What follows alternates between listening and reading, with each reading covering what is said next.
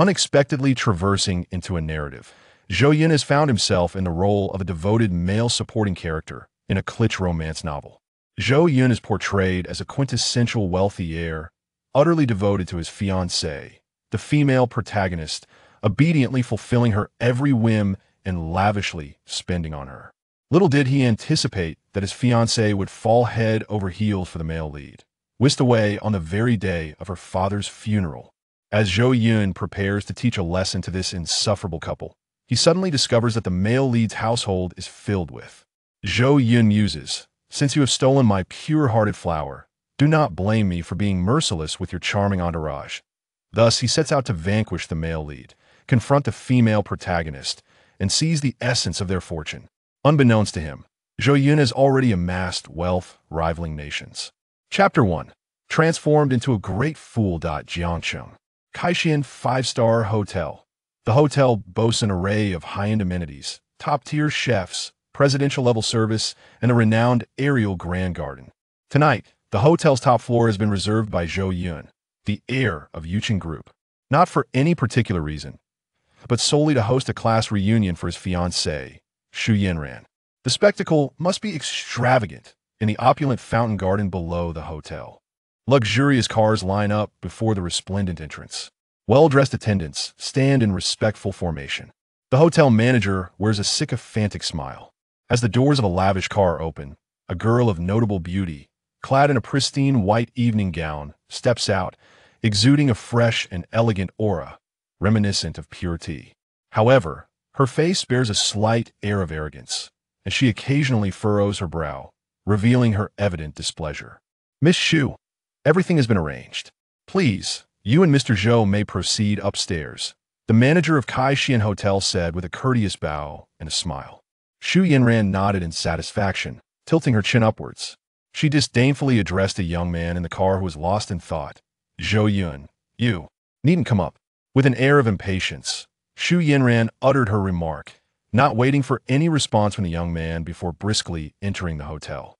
Upon encountering her close friends, the furrow in her brow instantly relaxed, replaced by a radiant smile as they chattered excitedly, basking in the warmth of springtime. Her friends expressed their envy and admiration, exclaiming, "Mr. Zhou is truly considerate toward you, to have reserved an entire floor of the Sky Garden. Millions spent without a second thought, solely to bring you joy. I'm so envious. I wish I had such a warm-hearted boyfriend." Boyfriend? They are already engaged. Yanran will soon be the future Mrs. of Yuchen Group. The entire corporation belongs to her. Xu Yanran retorted, "What are you all babbling about? Who would want to marry him?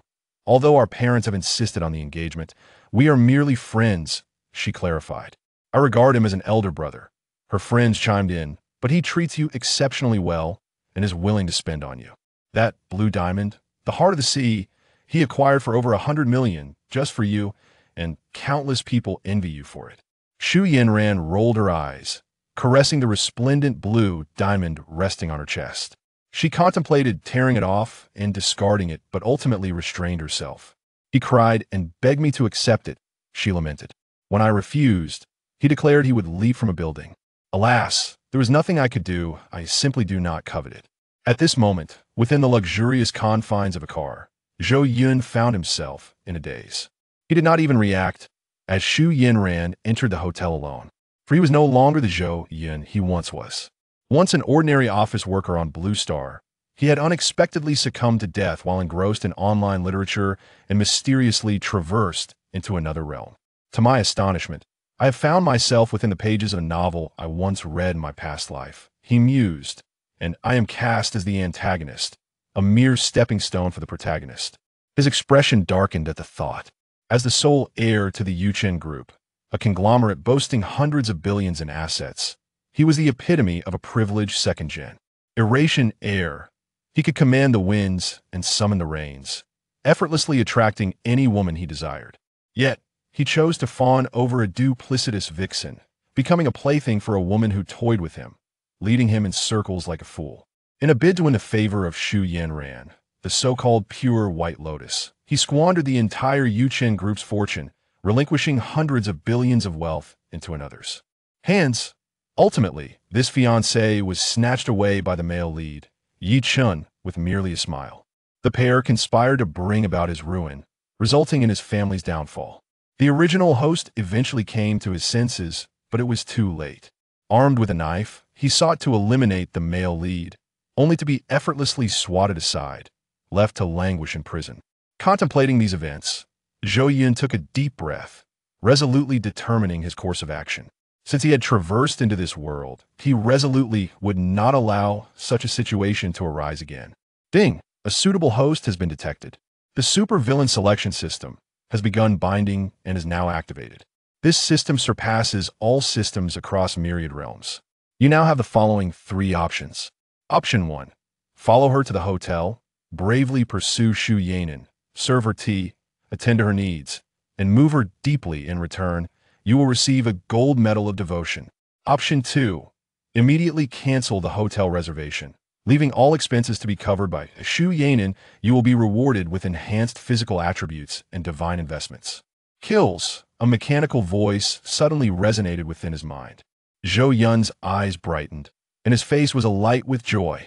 He was certain this was no mere illusion. The author truly did not deceive. All transmigrators possess a golden finger. This system is quite remarkable. Its functions are straightforward yet effective. The 3 options presented require no contemplation. I shall choose the 3rd option without hesitation. Zhou Yun's class reunion. What concern is that of mine? She may enjoy it on her own. Ding! Congratulations, master, on your choice.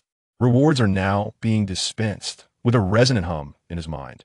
Zhou Yun suddenly felt a jolt through his entire being, as a warm current flowed from the crown of his head throughout his body. His cells began a frenzied metamorphosis, rejuvenating him. The once weary and frail state of his body vanished completely. He felt invigorated, brimming with an inexhaustible vitality. Simultaneously, a plethora of information surged into his mind, as if he had suddenly attained a profound understanding. His prior knowledge and skills regarding various business investments became remarkably adept, and he was imbued with a wealth of top-tier insights within the realm of investment. Akin to a lifelong familiarity effortlessly at his fingertips. Zhou Yun, feeling quite satisfied, glanced at the manager outside the vehicle, beckoning him with a wave and stating, "I have something to discuss with you." The manager bent down, his demeanor submissive, and replied, "What instructions do you have, young Master Zhou?" "I refuse to pay for any subsequent expenses regarding the rental of the rooftop garden and the arrangements for food and beverages for tonight's event," Zhou Yun declared with unwave. Ring composure. The manager's eyes widened in disbelief, questioning whether he had misheard. Could it be that Zhou Yun had lost his senses? This young master was notoriously known in Jiangsheng as an unparalleled sycophant. The reservation of the hotel's top floor was intended for a gathering to impress Zhou Yun, and just as she arrived, he was now refusing to foot the bill. Wouldn't she be utterly humiliated before her classmates upon learning this? It was entirely out of character for Zhou Yun. "Ah, are you certain you wish to cancel tonight's banquet, young Master Zhou?" The manager stammered, "We have prepared everything for you, and this seems somewhat against protocol. I suggest you discuss this matter with Miss Xu, as she appears to be unaware of the situation. Furthermore, should you proceed with cancellation, the 1 million deposit will be non-refundable." Zhou Yun let out a cold laugh, casting a sidelong glance at the manager. Am I to consult with a woman over a trivial decision? Chapter 2. If you seek money, go to her. I shall tell you this. Zhou Yun stretched lazily, resting his feet upon the luxurious leather furnishings of the opulent vehicle, exuding an air of indolence. "It is she, Zhou Yun, who wishes to organize the class reunion. I have neither consumed a grain of rice nor sipped a drop of water from your establishment. Why should I be compelled to pay? If you desire funds, seek out Zhou Yun. Her family has profited quite handsomely from the Yuchen Group over the years. A few tens of millions should be within their means. As for the 1 million deposit, consider it a reward for your hotel's efforts. There is no need for repayment. Is there anything else? If not, I shall take my leave." With that, Zhou Yun barely glanced at the hotel before his convoy departed in grand procession. He left behind a bewildered hotel manager and a group of attendants, all collectively stunned. Their mouths agape, their minds struggling to comprehend the situation. What on earth was happening?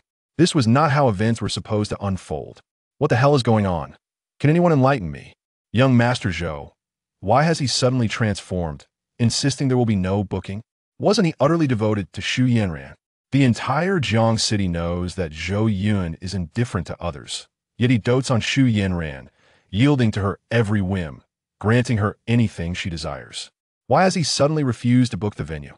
Could it be that Xu Yanran just refused to allow Zhou Yun to attend the class reunion, deeming it embarrassing, and that this wealthy heir has become furious out of shame? It is indeed a strong possibility were I in Zhou Yun's position, I would find it unbearable. After all, it was I who financed the event and secured the venue, yet I am denied entry. Wouldn't that be infuriating? Manager, what shall we do next? The hotel manager's complexion fluctuated between shades of green and white, finally uttering through gritted teeth, the finest ingredients have already been delivered, the symphony. Orchestra has been engaged. Everything is prepared, it cannot simply be cancelled. However, the Yuchen group is not one we can afford to provoke. Since young master, Zhou, refuses to settle the bill, let's approach his fiancée. Loading more content. Please hold on. I recall that the signed contract bore only Xu Yanran's name, correct? The manager instructed someone to bring the contract forth. Upon seeing Xu Yanran's prominent signature, he breathed a sigh of relief and wiped the cold sweat from his forehead. This certainly made matters far more manageable.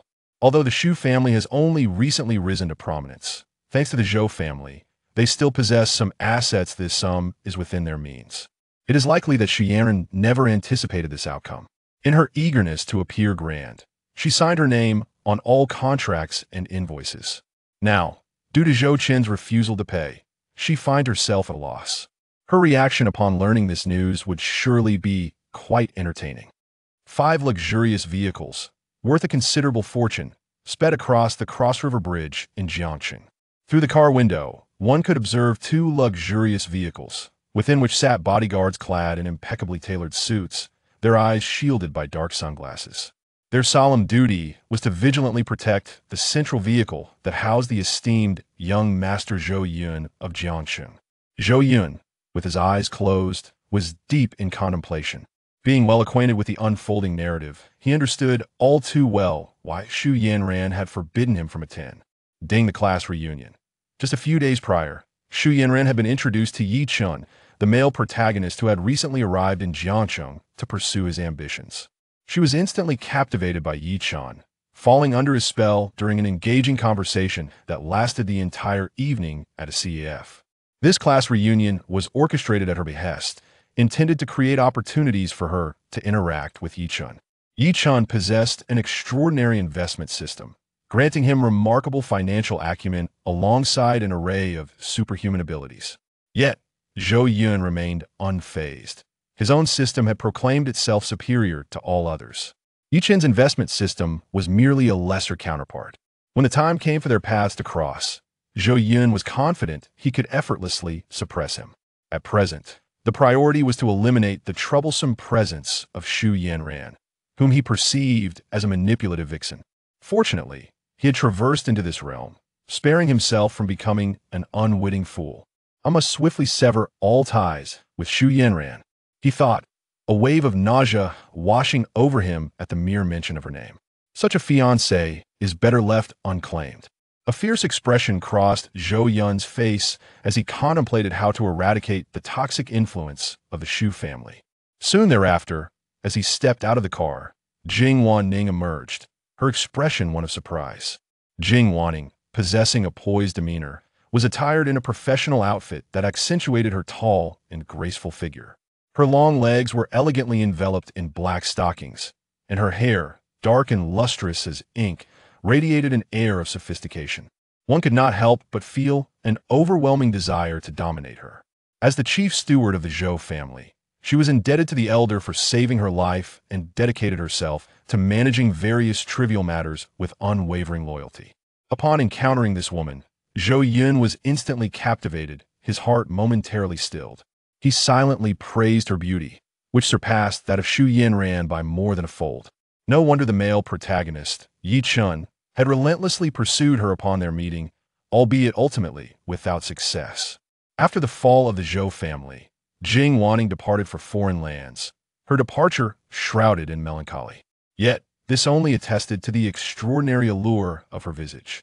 The original host's negligence towards such a stunning woman was truly bewildering. A fleeting glimmer of light sparkled in Zhou Yun's eyes as he nonchalantly remarked, "This ridiculous gathering is hardly worth attending. What is the condition of my father?" At these words, Jing Wanning's expression turned increasingly perplexed. Today, Zhou Yun seemed oddly different, though she could not quite articulate why. Previously, he had never inquired about the health of the old master. He had once wished for his grandfather's swift demise, to inherit the family fortune sooner and lavishly indulge. Zhu Yun ran. Moreover, he would never utter a disparaging word about her. Under normal circumstances, Zhou Yun would be delightfully proclaiming that he had already arranged everything for Zhu Yunran. The other party undoubtedly prefers the flattering words of a devoted admirer. "The situation is dire, we may not survive the night," Jing Wanning lamented sorrowfully. "I will go and see my father. First, do not disturb me for anything tonight." Zhou Yun, his expression fraught with anxiety, hurriedly entered the villa. Despite his complicated feelings towards this estranged father, Zhou Yun harbored a sense of admiration and sympathy for him. Starting from nothing, without any connections, he had built the Yuchen Group, amassing an empire worth hundreds of billions, laboring tirelessly throughout his life without a moment's respite. Even though Zhou Yun did not possess deep emotional ties to the old man, as his only son, he felt a profound obligation. The inheritance of such vast wealth mandated that the elder Zhou should be afforded a dignified end. In those final moments of life, it was only fitting that he accompany him. After Zhou Yun departed, Jing Wanning inquired with the bodyguard accompanying her about the situation at Kaixin Hotel. Upon learning that Zhou Yun had expended a considerable sum to reserve the venue for Zhu Yunran, only to find himself barred from attending a class reunion, the usually composed Ji Wanning could not suppress a surge of intense fury in her beautiful eyes. What a piece of work Zhu Yunran is. Does she think the Zhou family is an ATM? Summoned like a dog, only to be dismissed at will. If not for the young master's indulgence, what does she think she is? Fortunately, it seems that this incident has awakened him. Perhaps such occurrences will not repeat in the future. Chapter 3 Protagonist. I feel utterly humiliated. In the dead of night, the old patriarch Zhou has passed away. Zhou Yun sits by the bedside, gripping the cold hand of his late father with fervent intensity, his voice heavy with grief as he solemnly declares, "Father, please rest assured. I shall elevate the Yuchen Group to new heights, striving to transform it into a world-class enterprise. I will not allow your lifetime of dedication to be lost." Jing Wanning, standing nearby, hears these words and discreetly wipes away her tears, feeling a sense of solace within her heart. It appears that Zhou Yun is indeed beginning to change. Fate has smiled upon him, and it is not too late. Young master, during the time my family was in dire straits, the old patriarch extended his helping hand. I shall forever cherish this kindness. After his passing, I will devote myself entirely to supporting you. This was the old patriarch's final wish. A lawyer will arrive shortly for notarization, and before dawn, all assets will be transferred to your name. Henceforth, you shall no longer be merely the acting director of the Yuchen Group, but the true chairman. Amidst her sorrow, Jing Wanning does not forget her responsibilities. The old patriarch had always been concerned about his son. Thus, he had issued numerous instructions prior to his demise. Following his death, everything is proceeding smoothly and orderly, without a hint of chaos. Zhou Yun, with an inscrutable expression, does not lift his head as he replies, "Very well, you may proceed as you see fit." If there is one person he trusts implicitly, it is Jing Wanning. This woman is not only exceptionally capable but also unwaveringly loyal. In the face of numerous temptations from the male protagonist, she remains steadfast in her principles. Even when threatened and lured at the end, she would rather venture far away than betray the Zhou family. After Jing Wanning's departure, apart from the room she left behind, the villa was bustling with activity. Doctors were diligently moving medical equipment and writing reports, while servants busily transported furniture and cleaned the premises. With dawn approaching, they prepared to carry the elderly master to the lakeside funeral home for his final farewell, where a memorial service would be held. Hundreds of monks from the nearby Jinling temple followed suit, striking ceremonial instruments and chanting solemnly, creating a grand spectacle. Shareholders of the group and the elderly gentleman's former friends emerged from their slumber, hastily making their way to the Blue Mountain Villa area. The business community of Jiancheng was suddenly stirred, akin to a tranquil lake disrupted by a large stone, causing great ripples. The death of the elderly master rendered many unable to find rest at night. Meanwhile, at the five-star Kaixin Hotel, atop the Sky Garden, a vibrant symphony of music and dance filled the air as glasses clinked in celebration. Zhou Yun ran, clad in a white evening gown and with a rosy complexion from drink, remained blissfully unaware of the events unfolding at Blue Mountain Villa. Even if she were informed, it would matter little to her. Her gaze was entirely fixated on a young man named Yuchen, seated at the table before her, his striking features capturing her attention. There was an unmistakable hint of infatuation in her eyes, which she did not attempt to conceal. Her friends, equally intoxicated, lavished her with praise, exclaiming loudly, "Thank you, Shu, for your generous hospitality tonight. This has truly been the happiest evening of my life. I never imagined that in this lifetime I would ascend to the top floor of the Kaixin Hotel, strolling through the Sky Garden, gazing upon the nocturnal panorama of the city, as if reaching out to the stars. The content is still loading. Please wait. How fortunate is Zhou Yun and to marry Zhou Yun? This young heir of considerable wealth, such fortune is beyond the reach of many. To reserve the entire venue, with an international orchestra performing and renowned magicians showcasing their artistry up close, it is akin to a banquet worthy of celebrities. Among our cohort, the most accomplished is undoubtedly classmate Shu, whom others can scarcely aspire to match. During our university days, she was the belle of the campus, and now, adorned in an evening gown, she rivals the grace of a celestial being. Shu Yinran's heart swells with joy as she listens, feeling immensely gratified and utterly comfortable. Back in her university days, her father was merely a contractor managing a handful of workers, far from the affluence of today. At this moment, she confidently presents herself before her classmates, significantly satisfying her vanity. She appears both generous and strikingly beautiful. Money is of little concern, as it is not her own expenditure. Do not heed the sensational news. Zhou Yun and I are not even acquainted in that manner. I merely regard him as an older brother, and our family share some business dealings. As for engagement, when the time is ripe, I shall certainly clarify my feelings to him.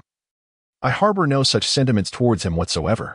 Zhou Yun delicately sipped her red wine, her gaze softening as it fell upon Yuchen, as if she were seeking to elucidate her position to him. Fearing he might misunderstand, Yuchen gently nodded and, seizing the opportunity, remarked, "The media these days revels in fabrications. We live in an era where marriage is predicated on freedom and equality. Parental commands should not be taken literally." Upon hearing this, Zhu Yinran's expression brightened, and she thought to herself, "Indeed, Yichun harbors feelings for me." At that moment, the two found a common bond and immediately engaged in lively conversation, their laughter echoing through the air. Observing this, their classmates refrained from further comments, quickly aligning themselves with the jovial atmosphere. The hotel manager, beaming with a smile, approached Zhu Yinran and stated, "Miss Shu, it is time to settle the outstanding balance." Under normal circumstances, a hotel of this magnitude would not demand payment in such a setting. However, without Zhou Yun's backing, the manager felt a sense of unease. As these words were spoken, the previously joyous ambience of the garden fell into an abrupt silence. Over 30 classmates, their spirits dampened, stared blankly at Zhu Yinran, their hearts filled with confusion. What was happening? Was it not said that the wealthy Zhou Yun had already settled the bill? The night air carried a crisp chill, causing a shiver to run through them. Zhu Yinran's complexion shifted from rosy to ashen in an instant. "Do you have any idea who I am? How dare you come to me for payment? Open your eyes and check your hotel's accounts. Zhou Yun has undoubtedly transferred the funds." Anger and embarrassment surged within her. She felt as though she had lost all face before her classmates. How could the hotel manager confront me about the bill, especially with Yuchun by my side? Is this not a blatant slap in the face? One might think I am unable to afford a few million. Chapter 4. It is utterly ridiculous. No one is stepping up to settle the account. The hotel manager, with a forced smile, said, "Miss Shu, please do not be angry with me. Upon your arrival at the hotel, Master Zhou explicitly stated that he does not intend to cover this bill, and the expenses will fall upon you, as you are the one who signed." "What did you say?" Zhu Yinran's complexion changed in an instant, as she thought she must have misheard. The surrounding classmates were equally taken aback and fell silent. If Master Zhou refuses to pay, does that mean they must shoulder this multi-million-dollar bill themselves? The mere thought of such a possibility drained the color from their faces, and anxiety began to creep into their hearts. Each person would have to contribute at least nearly $1 million. Many hailed from ordinary families and could not possibly come up with such an amount. They began to retreat, contemplating how to extricate themselves from this predicament. If Zhu Yinran also refused to cover the entire bill, they would be unable to pay. Even her closest friends were visibly anxious, their earlier air of carefree enjoyment evaporating. Zhu Yun remained in stunned silence for a considerable time before realization struck her. Zhou Yun actually dares to refuse payment? How audacious. Who gave him the audacity? I refuse to believe he has become so selfish. Does he not fear that I might sever ties with him forever? Zhu Yun felt a profound sense of humiliation, her anger boiling over. It was clearly agreed that Zhou Yun would reserve the hotel's rooftop garden for her. She reluctantly decided to engage in conversation with him. Yet now he audaciously reneged on their agreement.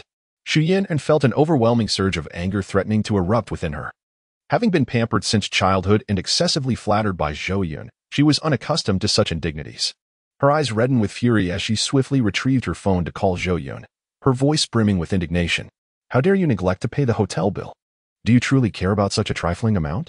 Are you even human? I must inform you that I am currently facing a significant embarrassment. If you do not remit the payment immediately, do not ever expect to speak to me again. I shall ignore you henceforth. Loading more content. Please hold on. Though she did not comprehend Zhou Yun's peculiar behavior, she surmised it was merely an attempt to garner her attention. She firmly believed that once Zhou Yun realized her anger, he would promptly settle the outstanding bill. Zhu Yun confidently assured the hotel manager, "Rest assured. The remaining balance will undoubtedly be transferred to your account within 3 minutes. I, Zhu Yun, would never default on such a paltry sum." The hotel manager smiled awkwardly, patiently awaiting the outcome. Her classmates, witnessing Zhu Yun's unwavering confidence, breathed a collective sigh of relief. After all, Zhu was magnanimous and pragmatic. They were astonished to discover Zhou Yun's pettiness. Indeed, a wealthy heir throwing a childish tantrum, Zhou Yun exhibited a complete lack of maturity. Had it not been for Miss Zhu's guidance, the Zhou family would face untold disgrace in the future. Zhu Yun reveled in this validation, proudly lifting her chin. In the past, this tactic had always proven effective. Zhou Yun would invariably acquiesce to her demands swiftly. In the aftermath, she would inevitably find herself weeping like a dog, pleading for her own forgiveness. She could already envision that scene. Her forehead creased, and her face flushed crimson, nearly forgetting that Yi-Chin was still beside her. She silently pondered whether she had truly lost her composure, potentially damaging her image. She wondered if Yi-Chin would even care. Stealing a glance at him, she immediately felt a wave of relief wash over her. His gaze was tender, filled with warmth as he looked at her. Comforted, Zhu Yun felt a delightful warmth in her heart. How embarrassing for Mr. Yi to witness such a display. She straightened her posture, adopting an air of gracefulness.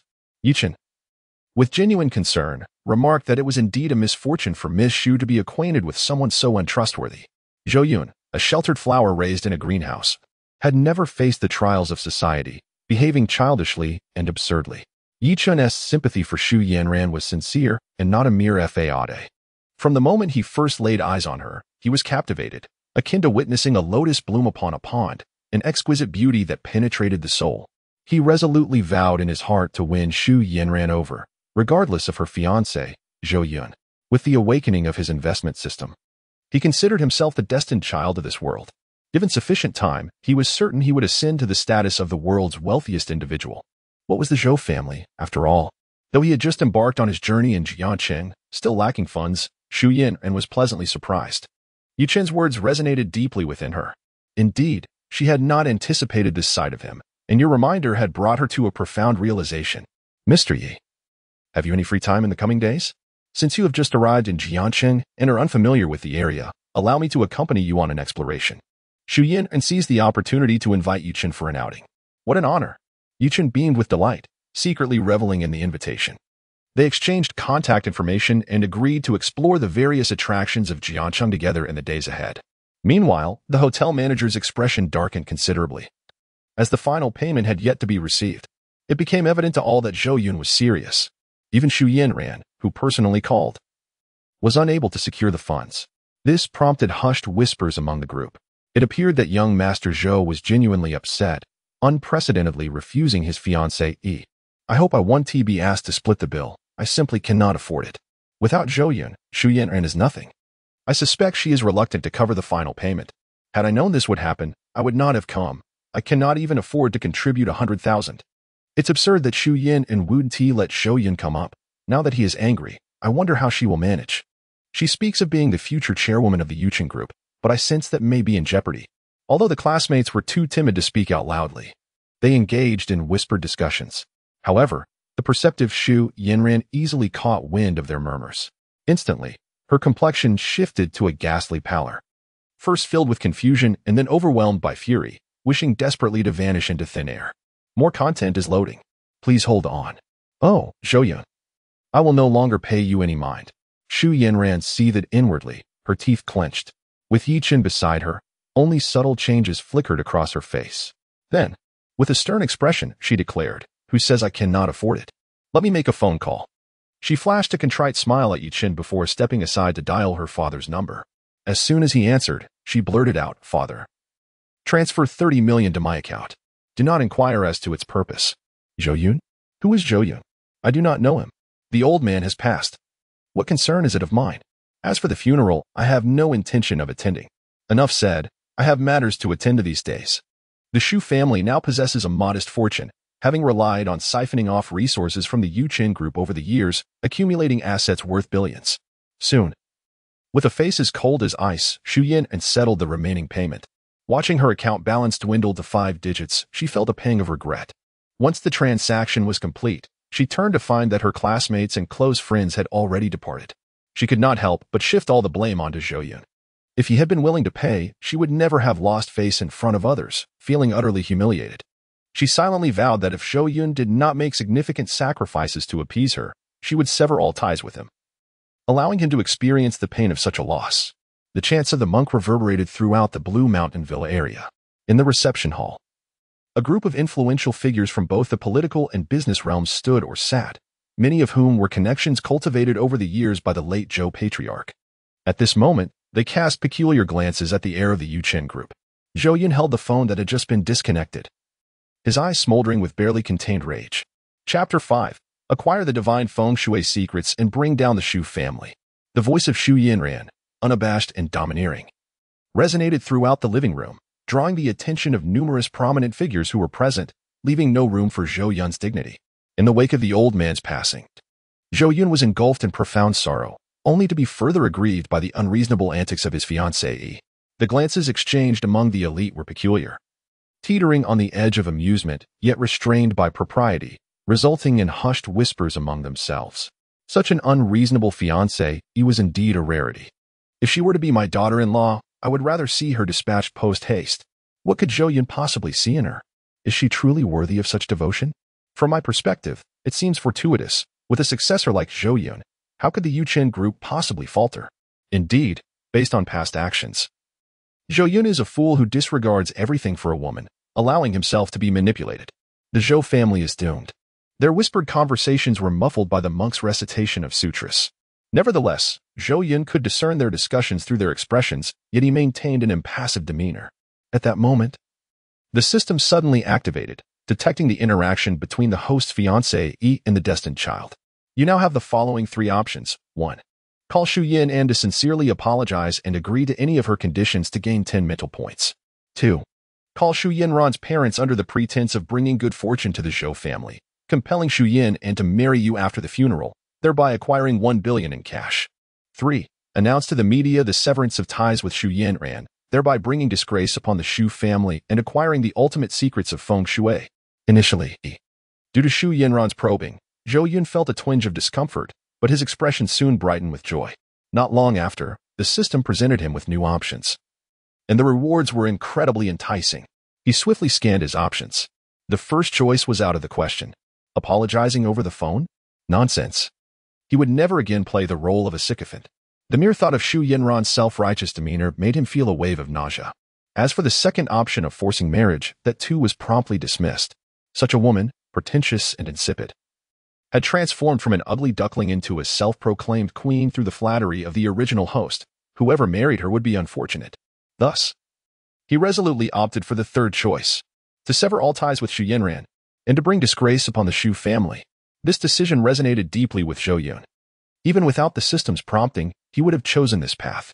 Nevertheless, he awaited a legitimate reason to dissolve his relationship with Zhou Yun. According to the original plot, during the old master's funeral, Zhou Yun did not attend. Instead, she chose to rendezvous with the male lead, Yi Chen. All he needed was to send someone to follow them, capturing a photograph of the two walking side by side. This evidence would serve as a valid justification for publicly announcing the dissolution of their engagement. when the time came. The fact that his future daughter-in-law neglected to mourn at her father-in-law's funeral while frolicking with another man would be enough to ruin her reputation. Zhou Yun contemplated this in his heart, gradually formulating a plan. As for bringing down the Zhou family and ensuring their bankruptcy, that would be even simpler.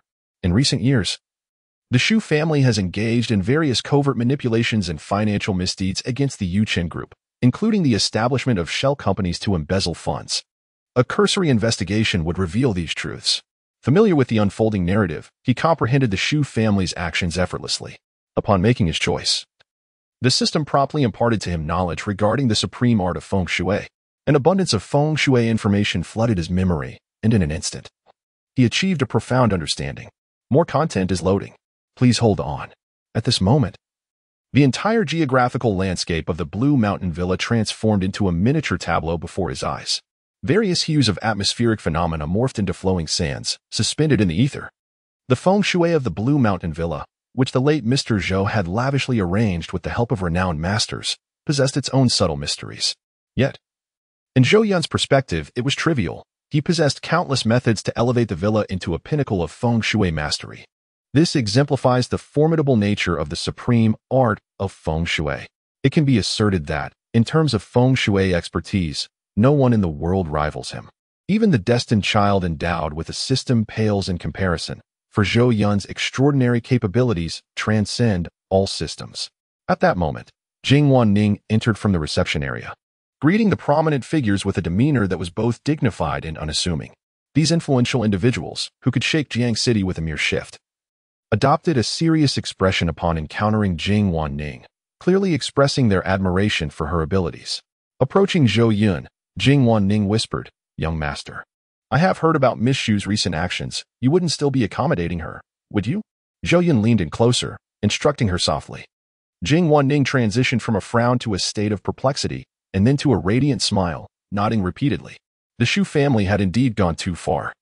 Such actions should have been taken long ago. "Young master, you may not be aware that the Yuchen Group is currently in disarray, tainted by the Zhou family's interference. There are numerous preconceived notions about you, both inside and outside the company. Once these matters are resolved, I am confident that others will share my genuine happiness." After Jing Wanning concluded her remarks, she hurriedly departed from the reception room. Shortly thereafter, the lawyer appointed by the old master Zhou arrived. Zhou Yun escorted them into the study, where they spent considerable time addressing inheritance matters. Upon completion, he officially inherited the family's entire fortune, becoming the largest shareholder of Yuchen Group with a 55% stake, along with numerous estates in Jiangqing and abroad, amounting to a staggering wealth exceeding 30 billion. When he and the lawyer exited the study, daylight had fully emerged. The old master Zhou had been placed in a luxurious coffin made of precious gold and silk Nama wood, ready to be transported to the lakeside funeral home. The prominent figures had already departed. Their visit was merely to verify the news and discuss upcoming plans with acquaintances. Zhou Yun donned mourning attire and, accompanied by Jing Wanning, went to the funeral home to receive condolences from visitors. The lakeside funeral home was bustling with activity, with numerous individuals, both connected and unconnected, in attendance, including some distant relatives of Zhou Yun. However, all those in mourning were astonished to find that before the portrait of the old master Zhou, there stood only Zhou Yun. Where was his fiancée? Though she has yet to cross the threshold as a bride, it stands to reason that Zhu Yin and could be considered a member of the Zhou family. In the solemnity of a funeral, one would expect at least a semblance of decorum, if not the traditional mourning attire. Yet, after a thorough search of the funeral home, not a trace of Zhu Yin could be found. This absence sparked a flurry of gossip. Some expressed confusion, others derision, and many cited disappointment. Jing Wanning observed for an extended period and confirmed what the young master had predicted. Zhu Yinran would indeed not make an appearance. Despite her mental preparations, the reality of the situation ignited a spark of indignation within her. As the future matron of Yuchen Group, her lack of propriety was utterly appalling and brazen. The Zhu family would surely come to regret this behavior. Gritting her teeth, Jing Wanning contemplated Zhou Yun's forthcoming actions and soon found her resolve restored. Before long, Zhu Yinran's parents arrived at the funeral home. Upon seeing them, Jing Wanning's demeanor shifted to one of aloofness. To her astonishment, Zhu's parents could not suppress their smiles. One might mistakenly believe they were attending a joyous celebration rather than a somber occasion. Upon recognizing their identities, some onlookers cast envious and resentful glances in their direction. It seemed the Shu family was poised to ascend to even greater heights. We toil and strive, yet we cannot compare to their fortune in producing such a fine daughter. Zhou Yun has inherited all the wealth. With his intellect, he is unlikely to retain it and may ultimately squander it, leaving the Shu family to benefit. Look at those two. Their smiles are nearly grotesque. If I were old Master Zhou, I would rather eliminate this spendthrift before my own demise, preferring to donate all my riches than allow them to serve as a wedding dowry. Truly, it would be a death unfulfilled. The fools remain envious, while the astute have already begun to forge connections. As the parents of Shu approached the entrance of the funeral home, they found themselves surrounded by a throng of social elites and luminaries, showering them with insincere flattery as if it were without cost. Shu's father wore a proud expression, his demeanor radiant, as those who had once been his rivals now bowed their heads in deference, praising him.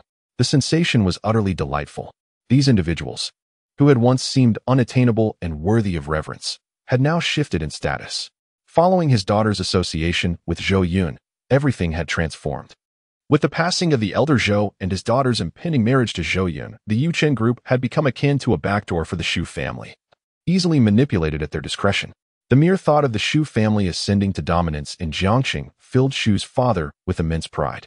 Shu's mother, equally haughty, merely nodded at the crowd, disdainful of uttering a single word. After feigning modesty for a brief moment, the Shu parents made their way to the mourning hall to pay their respects. Approaching Zhou Yun, they feigned sorrowful counsel, urging him not to grieve too deeply, for one must look forward. The elder Zhou had once expressed his desire to hold his grandchildren and witness the establishment of a family. Once the funeral proceedings concluded, they would choose an auspicious day for his marriage to Yanran, ensuring that the elder Zhou's spirit would be at peace. Furthermore, since he had assumed the role of director, he ought to address the stalled project in the South Street Commercial District, which had been mired in delays by the group. Shu's father spoke with a smile, as if engaging in casual conversation, yet his words cast a shadow of discontent in the hearts of those listening. The Commercial Street project was under stringent control from the Yu group. Many building material distributors are eager to collaborate with the Zhou family, aggressively slashing prices. A dozen merchants are in fierce competition. Most of these partners have also come to pay their respects, feeling quite indignant upon hearing this news. They are acutely aware that a lucrative opportunity is about to be seized by the Shu family, which leaves them exceedingly frustrated.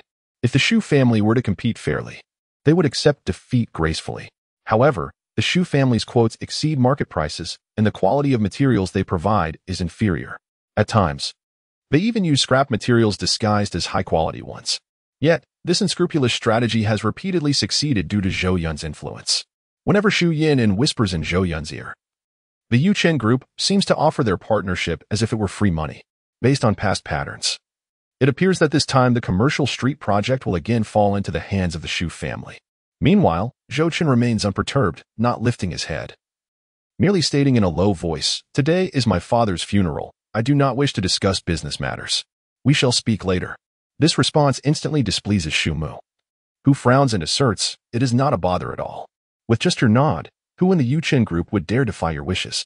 My Yanran is naturally beautiful, and suitors line up from Jiangcheng to Beijing. Marrying her would be a boon for you.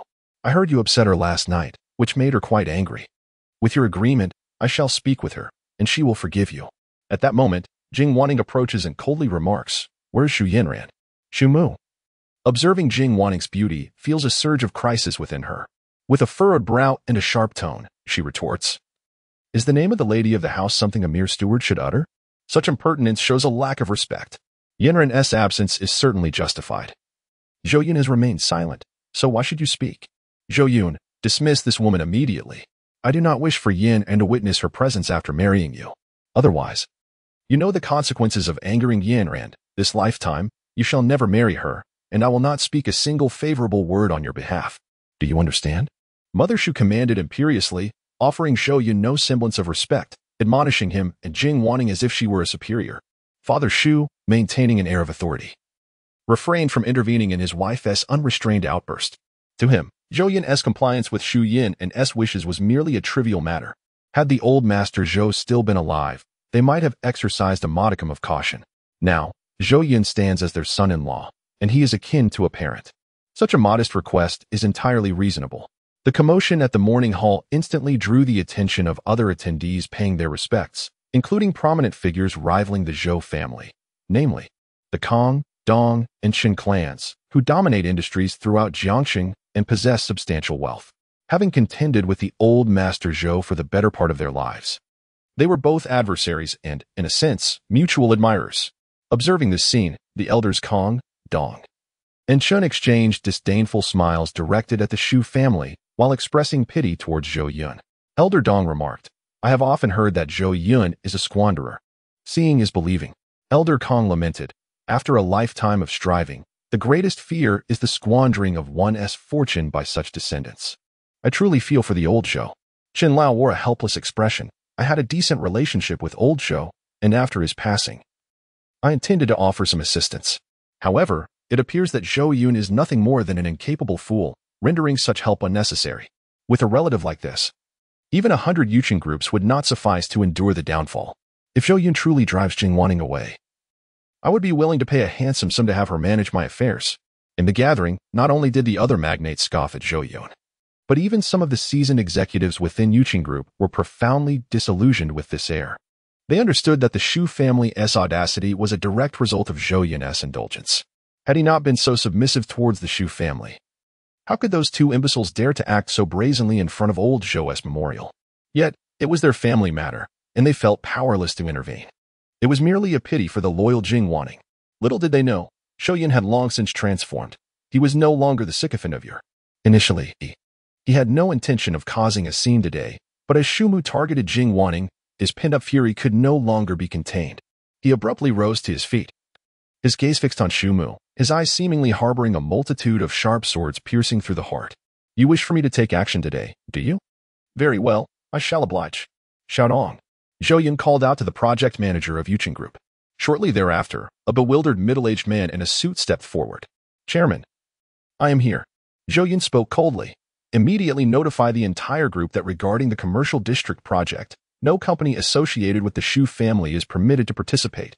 Furthermore, all collaborative projects with the Shu family company shall be suspended indefinitely, regardless of the cost, and alternative partners will be sought." Chapter 7. Do you believe you are worthy of dismissing Jing Wanning? Xiaodong's mind momentarily faltered, leaving him motionless, his mouth agape in astonishment. He was taken aback, questioning whether he had misheard. Could this truly be a decision made by Zhou Yun? It was common knowledge that since Zhou Yun had become acquainted with Shu Yanran, the Shu family had been granted unfettered access to projects within the Yuqin Group. Any unreasonable demands from the Shu family had been readily accepted by Zhou Yun, a fact that Xiaodong had grown accustomed to. He had previously voiced his strong objections, yet under the oppressive influence of Zhou Xiao, he had been compelled to acquiesce. Just moments ago, he had assumed that Zhou Yun would continue to yield to the Shu family as before. This unexpected turn of events set his heart racing, leaving him momentarily paralyzed, as if his very breath had been stolen. Zhou Yun's indifferent gaze fell upon him. "Is there a problem?" Xiaodong, jolted back to reality, straightened his posture and, brimming with excitement, declared loudly, "No problem at all. I assure you that I will fulfill the chairman's directives." His eyes glistened with unshed tears, nearly overwhelmed by emotion. After years of witnessing the Shu family leeching off the group, feeling utterly powerless, today he was finally liberated. His gaze towards Zhou Yun transformed, now suffused with a newfound determination. Simultaneously, the entire venue of the funeral home fell into a stunned silence due to Zhou Yun's sudden pronouncement. All the social elites ceased their idle chatter. Mr. and Mrs. Shu's hearts skipped a beat, their bodies rigid. The smug expressions on their faces froze, their lips quivering as though they had received a jolt of shock. Just moments ago, they had assumed that Zhou Yun would, as in the past, comply with any request made for the sake of Shu Yanran. The rapid transformation in Zhou Yun took both of them by surprise, leaving them momentarily at a loss for words. Shortly thereafter, Shu's mother felt an overwhelming pain in her liver. She extended a trembling finger towards Zhou Yun, her face contorted in anguish. "Zhou Yun, what nonsense are you spouting? Consider the consequences of your actions before you speak." Shu's father wore a grim expression. "Zhou Yun, with so many witnesses present, do not make a fool of yourself here." Zhou Yun stepped forward, locking eyes with the two, his gaze icy and unyielding. "Who is being foolish? Who dares to threaten me in front of my father? You think you can compel me to dismiss Jing Wanning? Do you believe you are worthy of such a demand? Even if she has erred, it is not for you to cast judgment. My patience is finite. You are not welcome here. Do yourselves a favor and leave this morning hall, lest you disturb my father's eternal rest. Otherwise, I shall not hesitate to have you removed." Boom. The entire funeral home erupted in a fervor, akin to water brought to a boil. The hundreds present began to murmur, exchanging glances filled with astonishment and uncertainty. Their expressions mirrored a newfound recognition of Zhou Yun. Could this truly be the infamous Zhou, the sycophant of Jiang City? Surely, I am not mistaken. I must be mishearing. For he shows no regard for the Zhou family. Was he not always submissive to them? Why this sudden display of unyielding resolve? Goodness, this has utterly reshaped my perception. Zhou Yun possesses a surprising fortitude. I once witnessed Zhou Yun bowing and scraping before Zhou Yun, a stark contrast to his current domineering demeanor. The present Zhou Yun appears somewhat handsome, resembling a tyrannical CEO from a novel. Indeed, it should be this way. It is truly gratifying. How could the heir of a 100 billion empire allow a couple of scoundrels to bully him? Now, he embodies the essence of the Zhou family scion. Well said. A small company that only profits by relying on the Yuchen group dares to dictate terms to its benefactor. They ought to receive a lesson. I have long found the Zhou family insufferable, relying on the Zhou family, their arrogance reaching the heavens. Now, Zhou Xiao has taken a stand, outright prohibiting the Zhou family from participating in the commercial street project collaboration and halting all partnerships. The Zhou family company is bound to suffer significant losses. Today, those two indeed overstepped, daring to act imperiously before the portrait of the late Zhou patriarch. It is intolerable for anyone. It appears Zhou Yun is not entirely lost. He is not weak to the core. His resolve remains intact. The distinguished onlookers around, filled with curiosity and mockery, fixated their gazes upon Mr. and Mrs. Zhou. As if observing a clown, the couple's faces turned ashen, their teeth gritted in fury, glaring at the unyielding Zhou Yun, wishing desperately to vanish into a crack in the ground. They understood that they had utterly lost face today. Each mocking remark pierced their hearts like needles, causing unbearable discomfort. Zhou's father was enraged, his eyes blazing with fury as he vehemently reproached Zhou Yun. How dare you speak to an elder in such a manner? You are utterly devoid of respect and disregard the principles of hierarchy. I cannot fathom how Yan and could possibly take a liking to you. Zhou's mother was on the verge of tears. My daughter has always harbored discontent towards you. If it weren't for my intercession on your behalf, how could she ever have agreed to this engagement? Yet, you display such ingratitude. Now that you have ascended to the position of chairman and bask in your newfound authority, you turn your back on us. Without my consent, you shall never wed my daughter. Both were acutely aware that Zhou Yun's greatest concern lay with Zhu Yinran. In their exasperation, they resorted to leveraging their daughter, compelling Zhou Yun to kneel and apologize. Had this been the Zhou Yun of yore, he would have undoubtedly hesitated. However, the present Zhou Yun merely exchanged a glance with his bodyguard. Instantly, four formidable men advanced towards Zhu's parents, their intentions clear. Zhu's father, now visibly panicked, lost all semblance of arrogance. He shot a resentful glare at Zhou Yun and hastily took Zhu's mother away. You, Zhou Yun, had best refrain from seeking Yinran. This matter will not simply be swept under the rug. With their heads bowed, the couple left the funeral home in a disheveled state. Those who had previously flattered them now scrambled to distance themselves, avoiding them as if they were a plague. The harsh realities of life were laid bare, revealing the opportunism of those around them. Once in the car, Zhu's father exhaled sharply, urging the driver to hasten their departure from that wretched place. Meanwhile, within the funeral home, Zhou Yun wore an expression of sincere remorse, offering his apologies to the assembled guests. I regret causing you to witness this spectacle. The guests' gazes towards him had shifted, now imbued with a different sentiment. Previously, it was a jest, but now it carries a touch of seriousness. The storm stirred in Jiangqing's business realm by a foolish heir and a clever successor is indeed different. They are also keenly flattering in their remarks. Zhou Xiao is formidable. These two have truly overstepped their bounds, and it is good that this has been resolved. The Zhou family is merely a small contractor, having earned a modest sum through the Zhou family, yet they increasingly disregard others. They ought to be shown their place to learn what respect truly means.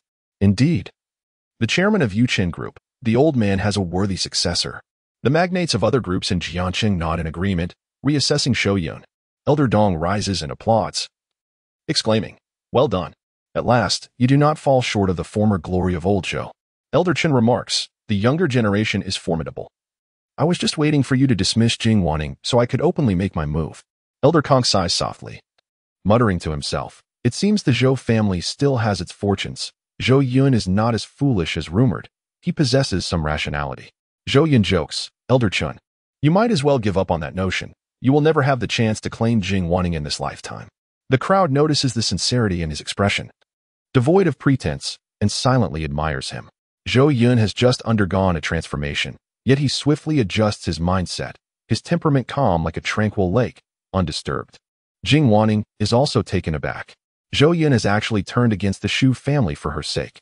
She feels an indescribable emotion swell within her heart. Believing that all her efforts for the Zhou family over the years have been worth it, she discreetly turned her head, wiping away the tears at the corner of her eyes, concealing her vulnerable side from others. In a soft voice, she murmured, "Thank you, young master." Chapter 8.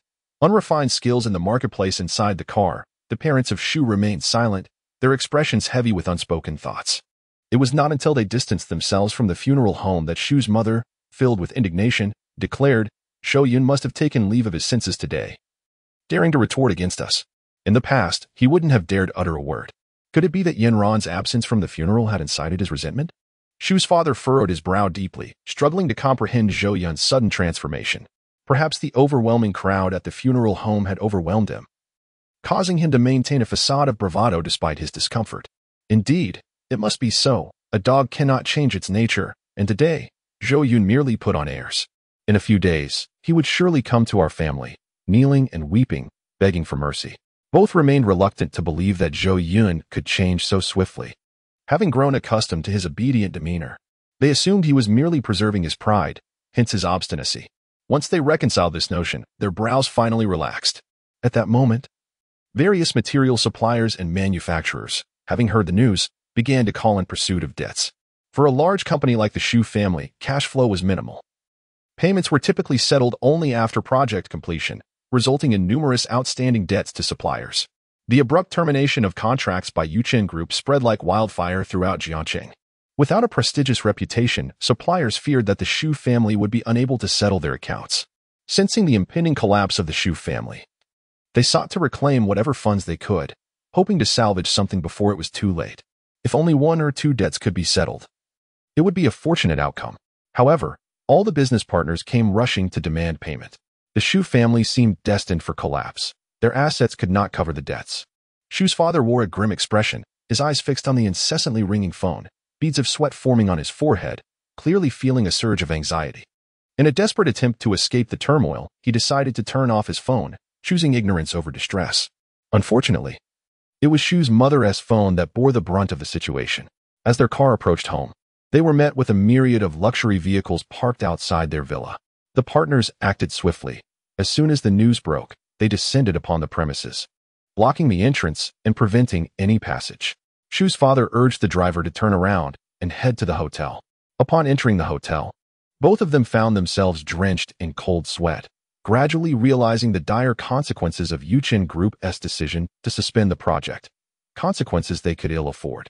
Zhou's mother, feeling increasingly uneasy, spoke with a trembling voice, "Surely we haven't overstepped? That brat Zhou Yun can't be this petty, can he?" Yet, as the creditors closed in, their resolve began to falter. Zhou's father, feeling the tension rise, remarked, "It's also unfortunate that our daughter isn't here. If she had accompanied us to the memorial, Zhou Yun wouldn't dare speak so boldly." Zhou's mother nodded in agreement, hastily suggesting, "Yes, we still have our daughter. Let us call her and see where that troublesome girl has wandered off to." She quickly grabbed the hotel phone and dialed Zhou Yanran's number. "Hello, my dear daughter. Where are you now? The world has turned upside down, and you still have the leisure to visit an amusement park? Woe is me. Are you aware of what Zhou Yun has done to us?" As she spoke, her voice trembled with an overwhelming sense of injustice. The exaggerated retelling of Zhou Yun's actions painted him as a villain of the utmost depravity, evoking tears from those who heard it. "Enough, my daughter," the father urged. "If Zhou Yun apologizes to you in the coming days, do not acquiesce easily. Bring him before us. He must kneel to atone for the disgrace he has brought upon our family today." He paced restlessly, as if only through this motion could he alleviate his inner turmoil. After hanging up the phone, they found themselves devoid of alternatives, placing their hopes entirely upon their daughter. At the Ditui amusement park, Zhu Yanran's expression was somber after the call, but it brightened instantly upon seeing Yichen, who was in the process of purchasing her ice cream. The shift in her demeanor was striking. Once he had procured the treat, Yichen perceptively sensed that something was amiss. "Yanran, do you have something on your mind?" "No.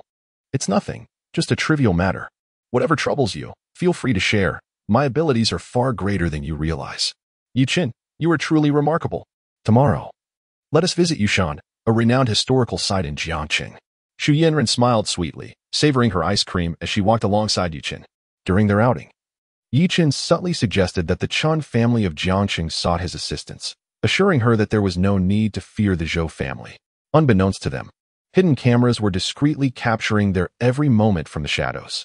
At the funeral of the old Master Zhou, aside from the incident involving the Shu family, everything else progressed smoothly. The following day, the coffin was transported to the picturesque Yu Mountain, located on the outskirts of Jiangqing. With its rich history, distinctive peaks, and enchanting scenery, Yu Mountain is an essential destination for visitors to Jiangqing. Acquiring a prime burial plot here requires not only wealth, but also connections and a substantial background. Many affluent merchants aspire to purchase such a site, yet their wealth often proves insufficient. Standing atop the mountain, a glimmer appeared in Zhou Yun's eyes as he perceived the intricate veins of feng shui coursing through Yu Mountain, shimmering like threads within his gaze. Streams of enigmatic energy flowed through every stone, blade of grass, tree, and flower, undulating around him like silk, chaotic yet harmonious. Possessing a supreme mastery of feng shui, Zhou Yun could discern that this burial site, while decent, was far from exceptional. He could not afford to be complacent, as it pertained to his own fortune and the prosperity of his descendants. Furrowing his brow slightly, he inquired of Jing Wanning, who accompanied him, who selected this tomb.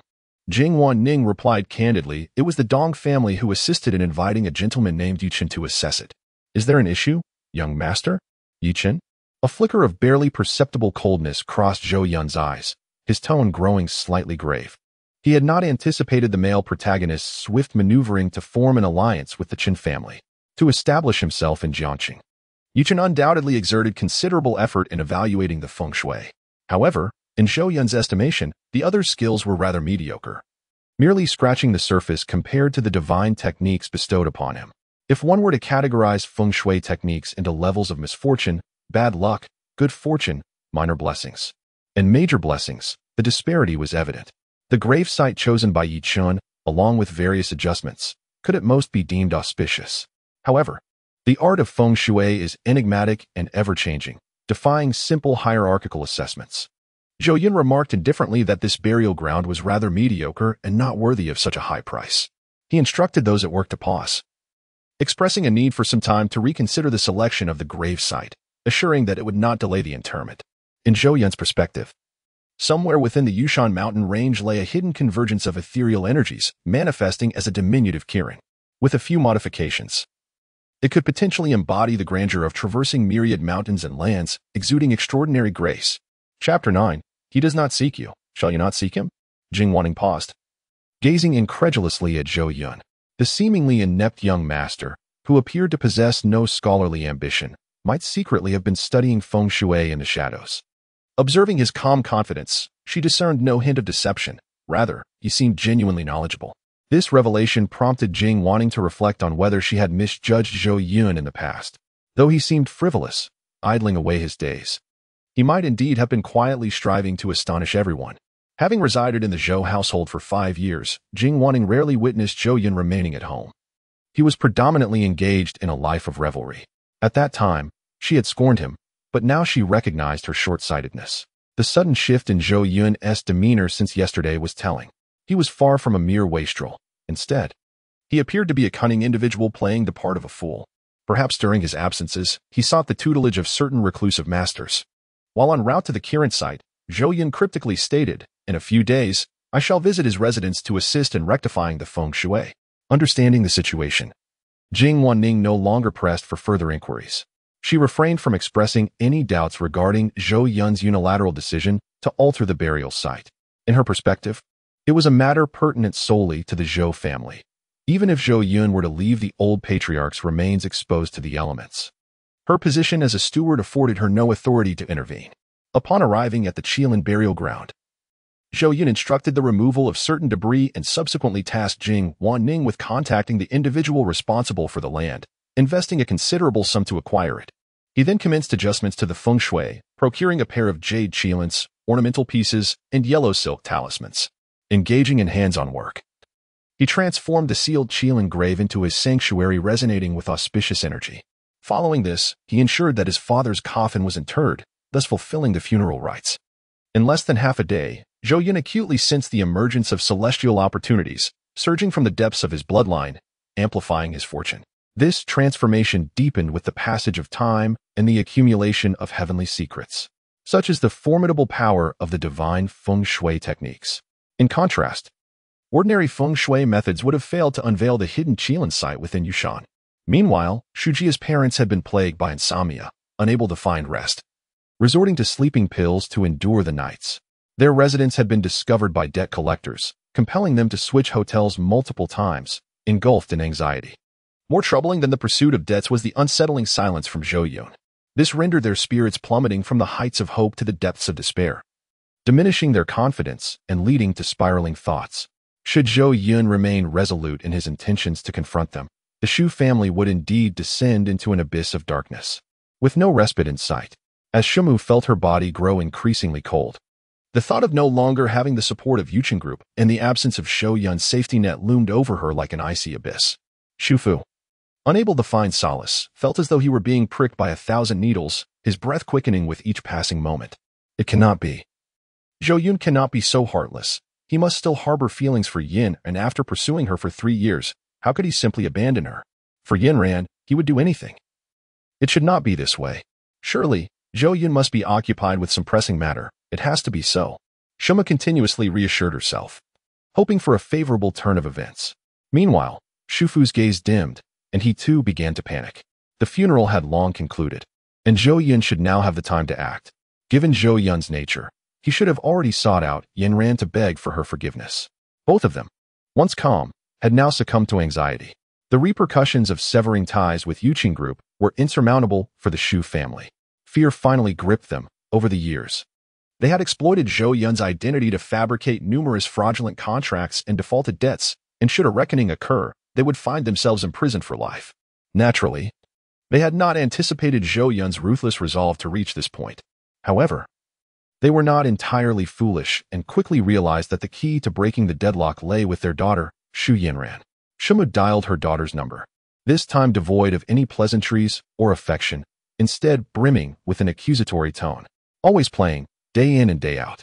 Zhou Yun hasn't sought you out. Won't you go find him? Indeed, go and inquire what exactly he desires. What? Are you too embarrassed to ask? Should we involve your parents? You must come immediately to the Maple River Resort. Your father and I are here. How dare you hang up on me? Listening to the beeping tone, Sue's mother felt a fury igniting within her. Sue's father was rendered speechless by their daughter's behavior. As time passed, an increasing number of influential figures confirmed that the Shu family had been forsaken by Zhou Yun. Those who once had dealings with the Shu family began to distance themselves. Former adversaries started to take advantage of their plight, seizing business opportunities.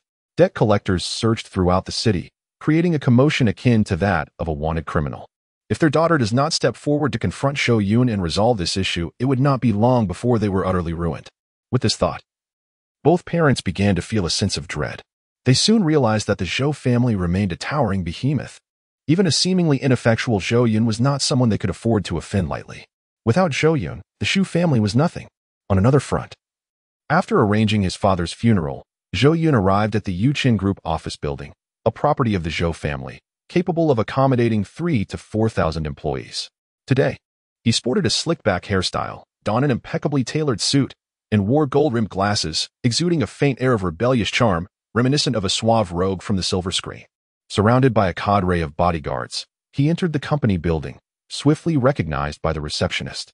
With a stoic expression, Zhou Yun commanded, "Gather all senior executives. We shall convene in the top-floor conference room in half an hour." The beautiful receptionist, not daring to be negligent, promptly informed the entire management team of the company. Meanwhile, Zhou Yun was the first to arrive at the conference room, seated at the lavish boardroom table worth millions, with his long, slender legs casually resting atop the surface, exuding an air of nonchalance. He waited in silence. After half an hour, the company's senior executives hurriedly entered the conference room. This was Zhou Yun's inaugural meeting. Although he had previously held the title of acting director, his role had been largely nominal, devoid of true responsibility. This time, however, as a new official ready to make his mark, the atmosphere was charged with anticipation about what measures he might take, leaving everyone in a state of anxious urgency. The last to arrive was the company's second-in-command, the corpulent Hu Wei, who held the second-largest stake in the company after Zhou Yun. Years ago, Zhou Yun had ventured forth alongside the elder patriarch to establish Yun Group. By virtue of their generational hierarchy, Zhou Yun ought to address him as uncle. However, Zhou Yun was acutely aware that this man, who once displayed diligence, had become increasingly avaricious and unscrupulous since Yun Group had emerged as the dominant force in Jiacheng. Akin to the Zhou family, exploiting his position to siphon company funds into his own pockets. Zhou Yun, unperturbed, arrived and immediately closed his eyes to rest. Addressing Zhou Yun in a condescending tone, "Xiao Yun, what is all this fuss about? There's no need to make such a grand display." Zhou Yun cast a cold glance in his direction, choosing not to respond, which rendered Zhou Yun quite uncomfortable and stiffened his posture. With an expression devoid of emotion, Zhou Yun surveyed the room and declared, "Now that everyone is present, I shall commence the meeting by announcing the company's latest decisions in my capacity as chairman." The first decision. Chen Liwen from the logistics department has been appointed as the chief executive officer. Kai Kongzong from the logistics department will take over as the general manager of the project department. Su Lihua from the marketing department has assumed the role of general manager of the finance department. Zhou Yun, with unwavering decisiveness, addressed the room directly, eschewing pleasantries. His words resonated like thunder, instantly igniting the atmosphere of the top floor conference room. In an electrifying moment, over a dozen individuals sprang to their feet, their faces alight with fervor. Those summoned were long-standing employees who had remained steadfastly loyal to the elder statesman. It can be said that the achievements of Yun Group today owe much to their dedication. However, since the elder's health declined and Zhou Yun took on the role of acting director, they had been marginalized, relegated from pivotal positions to the inconsequential logistics department, stripped of their authority. Now, they were both astonished and exhilarated. Zhou Yun had, against all odds, reinstated them to positions of power. This was an astonishing surprise they had never dared to envision, akin to a dream. Chapter 10. I beg you, spare me. Thank you, Chairman. I will exert my utmost capabilities. This is wonderful. I have awaited this day for far too long. The seasoned veterans found their eyes moist, their faces flushed with excitement. Yun Group had become a part of their very essence. Previously, they had regarded Zhou Yun as a prodigal, witnessing the once thriving enterprise descend into chaos, feeling helpless. They were certain the group would ultimately falter under his stewardship. Their outlook for the future of the group had been steeped in pessimism. Yet they found themselves reluctant to depart. One can only hope for the day when the clouds will part to reveal the light. That day has finally arrived with Zhou Yun officially assuming the position of director. At this very moment, they speculated that perhaps the passing of the old master had enlightened Zhou Yun, prompting a profound awakening and a resolute determination to embark on a new venture, to rejuvenate their endeavors. Regardless of the circumstances, they understood that from this day forward, the entire Yun Group would undergo a transformative rebirth. Now was the moment for the chairman to eradicate the malignant influences within the company. Reactions varied, with some rejoicing while others were engulfed in sorrow. The replaced former president, managers, and directors wore expressions of deep distress and profound frustration. Zhou Yun calmly nodded and stated, "Please, take your seats. Next, we shall address the company's second resolution." The former executive president, Xu Dakong, due to his gross abuse of power and pursuit of personal gain during his tenure, will be forcibly dismissed from his position, and legal action will be taken against him. The former project manager, Qin Yong, in collusion with the executive president, engaged in the theft of company documents for personal gain, resulting in his dismissal and subsequent legal accountability. The former human resources manager, Chen Jianjia, exploited his position to recruit incompetent individuals for critical roles. Misusing his power for personal benefit, he too will be dismissed and face legal repercussions. The former finance department. Subsequently, Zhou Yun enumerated a series of over 20 individuals holding significant positions, all of whom were connected to the Xu family. They had relied on Zhou Yun's former connections to infiltrate Yun Group, indulging in a life of ease while simultaneously aiding the Xu family in their unscrupulous pursuits. Their only notable talent lay in their insatiable greed for wealth and corruption. In the past, Zhou Yun could never have anticipated that arranging for the Xu family to join the company would ultimately lead to the collapse of the entire conglomerate, resulting in its swift demise. At that time, his sole intention was to appease Xu Yanran. The Xu family had prospered immensely over the years. Now, upon hearing their names mentioned, they felt a sudden jolt in their hearts, as if they were plummeting from a mountaintop, their vision darkening, and the world around them fading into obscurity. With a calm demeanor, Zhou Yun continued, "Of course, Any accomplices within the company, any related employees, will be systematically eliminated and handed over to the court. At this moment, everyone comprehended the gravity of the situation. Zhou Yun was not merely igniting a spark upon his ascension, he was poised to upheave the entire organization, invoking thunderous chaos. Simultaneously, their gazes were filled with uncertainty and disbelief. After all, they were members of the Shu family, relatives of Shu Yinran. Who was Zhou Yun to revoke his own position? Did he not fear the wrath of Shu Yinran? Moreover, what had caused such a dramatic transformation in Zhou Yun, rendering him almost unrecognizable? They were caught completely off guard. Was this bespectacled gentleman, adorned with golden frames, truly Zhou Yun? The former general manager, Shu Dakong, who was also Shu Yinran's cousin, rose in indignation and declared, "Chairman, I refuse to accept this. You possess no evidence and are falsely accusing me of embezzlement." The former project manager echoed his sentiment with indignation. "Indeed, we have contributed immensely to the company. If not for our merits, we have at least endured hardships. Upon your appointment, you label us as the bane of the company. Where is the justice in this? Your actions will dishearten the entire organization and plunge Yuchen Group into an irretrievable abyss." As more content loaded, anticipation filled the air, and dozens of individuals rose to their feet, their discontent palpable. They believed their actions to be subtle enough to evade scrutiny, and they possessed a certain confidence. After all, Zhou Yun was known to be a man easily swayed by his wife. As long as he held affection for Shu Yinran, they felt no trepidation. In the face of the crowd's fervor, Zhou Yun shifted his posture at the conference table, igniting a cigar and exhaling a plume of white smoke. "Rest assured, the evidence you seek will be delivered shortly. Do not rush. Relish the time you have to converse with me while you still can stand." To those present, he appeared to embody the very essence of a tyrannical sovereign, devoid of respect for anyone in the room.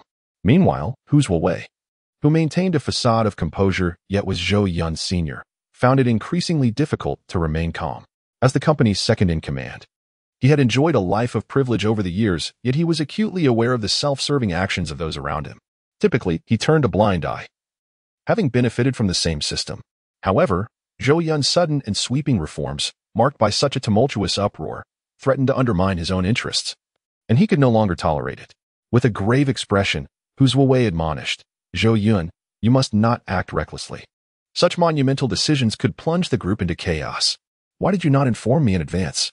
At the very least, a shareholders' meeting should have been convened. Furthermore, without evidence, arbitrarily dismissing senior executives will halt the company's operations and incur tremendous losses you cannot afford to bear." Zhou Yun's lips curled into a subtle smirk as he cast a meaningful glance at him. "Naturally, I will convene the shareholder meeting. Matters must be addressed accordingly. Furthermore, there is no need to notify you. As the chairman with the largest shareholding, I possess the decisive vote. As for the evidence, you shall soon discover it." Zhou Yun was well versed in the unfolding narrative. Uncovering evidence posed no challenge. Indeed, it was rather effortless. His ostentatious intent to deal with these individuals was driven by the desire to rejuvenate the Yuchen Group. He aspired to elevate the corporation to unprecedented heights, transcending the confines of Jiangcheng to conquer the nation and even the globe. Failing to eliminate the root of the problem promptly would only lead to greater complications in the future. He harbored no interest in profiting alongside these inept buffoons. This company was destined to be solely his. "You think to leverage your board authority against me? Your father would not have dared such audacity while he was alive." Zhou, seething with indignation, slammed the table and retorted, "When I managed this company, you were still in your infancy. I believe your father's decision to bequeath you his legacy was a grave error. You are but a reckless youth, oblivious to the gravity of the situation." Zhou Yun extinguished his cigar, his demeanor unruffled, akin to an ancient pine standing resolute against the wind. He appeared entirely unaffected by Zhou's outburst, exuding an aura of calm authority. His gaze towards Zhou resembled that of a spectator observing a jester. For, after he had resolved the internal matters of the company, he intended to swiftly address this assembly of shareholders, consolidating all shares into his possession. At that moment, he would undoubtedly deal with this treacherous individual. Just as the atmosphere grew tense and urgent, the door of the conference room chimed. Zhou Yun remarked, "Come in." The door opened, and Jing Wanjing, dressed in a sharp business attire and possessing a slender figure, entered with a smile. Following her were several assistants, each clutching a substantial stack of folders. Upon seeing the documents, everyone in the conference room immediately comprehended the gravity of the situation. These files were the incriminating evidence against all the employees Zhou Yun had named. Chapter 11. An emperor's aura. On that fateful night, when Zhu Yanran unabashedly called to demand money, Zhou Yun had a discreet conversation with Jing Wanjing at the villa. One of the matters they discussed was the collection of evidence against employees involved in internal corruption. If entrusted to others, this task might have proven arduous. However, in the presence of the well-informed Zhou Yun, the actions of these individuals could not remain concealed. He had instructed Jing Wanjing to conduct a thorough investigation. Within a matter of days, she meticulously unraveled the threads and uncovered the evidence against everyone involved. Jing Wanjing maintained a serious demeanor, resembling an iceberg that never smiles. Yet within her, turmoil brewed. She observed Zhou Yun, lounging in the boss's chair with his long legs casually draped over the conference table, exuding an air of nonchalance. In stark contrast to the dozens of anxious individuals standing in the room, each one tense, some with beads of cold sweat on their foreheads. Their eyes brimming with fear, Zhou Yun stood apart. He had transformed. This young man emanated an emperor's charisma that was undeniably captivating, causing Jing Wanjing's heart to flutter ever so slightly. However, if that were all, it would not suffice to stir her emotions. Zhou Yun's comprehensive knowledge of so many individuals was a testament to the fact that he had not been idly drifting through the years. Many have misjudged him. Though a myriad of thoughts swirled within, Jing Wanjing's exterior bore no sign of turmoil.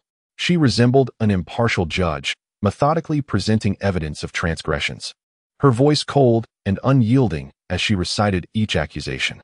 With every revelation, the pallor on the accused faces deepened. Some faltered, collapsing to the floor. An acute awareness swept through the room as the temperature seemed to plummet, akin to an abrupt descent into winter. Zhou Yun's cigar lingered unconsumed, its smoke curling languidly through the air, leaving only Jing Wanjing's voice echoing in the silence. "Stop, no more. I will leave. Is that not enough? I beseech you. Chairman Zhou, for the sake of our past acquaintance, refrain from suing me. If you can unearth these matters, I concede defeat. We are relatives. Both you and your fiancée, let this kinship soften your stance. I acknowledge my faults and am willing to amend my ways. Zhou Yun, grant me another chance." Their psychological defenses crumbled effortlessly, all secrets unearthed and laid bare upon the table. Should Zhou Yun choose to prosecute, the standing individuals could face a minimum of a decade behind bars. Amidst their trepidation, they cast glances at the composed Zhou Yun, who remained with eyes shut, feeling an unprecedented weight of pressure. This sensation was unlike anything they had previously encountered. Shudakang, Zhu Yanran's cousin, recalled the first time he met Zhou Yun. The young man had been eager to impress Zhu Yun and, ingratiating himself with exaggerated deference, fearing that he might fail to serve her well and incur Zhu Yanran's disdain. He was a far cry from his current harsh demeanor. The two were utterly incomparable. The aura surrounding him was overwhelmingly potent, rendering him breathless. Even the second shareholder, whose Wuzwa, found himself silenced by Zhou Yun's formidable presence, sitting awkwardly in his chair. Moments ago, he had intended to defend these individuals, yet confronted with the evidence, he felt as though his face had been ground into the ash of a cigar. His expression darkened as he cast a disdainful glance at the group, scoffing, incompetence. He then rose, leaving the conference room in disgrace. Jing Wanjing finally allowed a smile to grace her face, albeit one devoid of genuine emotion. "Shall I prepare a more detailed PowerPoint presentation for you to review?" she suggested. Shudakang replied, somewhat begrudgingly, "No need to trouble yourself with that. However, Zhou Yun, think carefully. Should you proceed with this course of action, be wary of my cousin's reaction. Haven't you always wished to marry her? Let us treat this matter as if it never happened, turning the page on the past. We promise to amend our ways and dedicate ourselves to our work henceforth. Moreover, we will persuade Yanran to heed your every command." The numerous relatives of the Shu family, who had been positioned within the Yuqing group by Zhou Yun, felt utterly defeated. They had succumbed, their minds too fraught to entertain any further arguments or schemes, only wishing to resolve the matter swiftly. The most expedient solution they could conceive was to leverage their connection to Zhu Yun and for clemency. For it was evident to all that Zhou Yun had a particular fondness for her. The current situation is undeniably formidable. Although it is widely believed that Zhou Yun intends to leverage their predicament to compel Zhu Yun and to fulfill her engagement, no one dares to voice this concern openly, as the pressure exerted by Zhou Yun is overwhelmingly intense. Zhou Yun gestured for Jing Wanjing to cease her remarks, then rose, straightened his white shirt, adjusted his gold-rimmed glasses, and addressed them. "These documents will be handed over to the police department this afternoon. Prepare yourselves accordingly." The relatives of the Zhou family were momentarily at a loss for words, bowing their heads in embarrassment, unable to linger any longer, and swiftly exited the conference room. Once they had departed, Zhou Yun turned to the remaining senior staff, a gentle smile gracing his face. From now on, Miss Jing Wanning will officially serve as the chairman's executive secretary. She will be responsible for the subsequent personnel changes and decisions. He continued, furthermore, aside from those previously mentioned, others who have jeopardized the interests of the group will also be managed by her. After speaking, Zhou Yun turned to Jing Wanning with a smile. Thank you for your efforts. It is my duty, Jing Wanning replied, filled with excitement. Young master, you truly have surpassed my expectations. Zhou Yun chuckled. There will be many more surprises ahead. You must learn to adapt. Jing Wanning replied earnestly, young master, I have faith in you. I have also completed the other task you assigned me.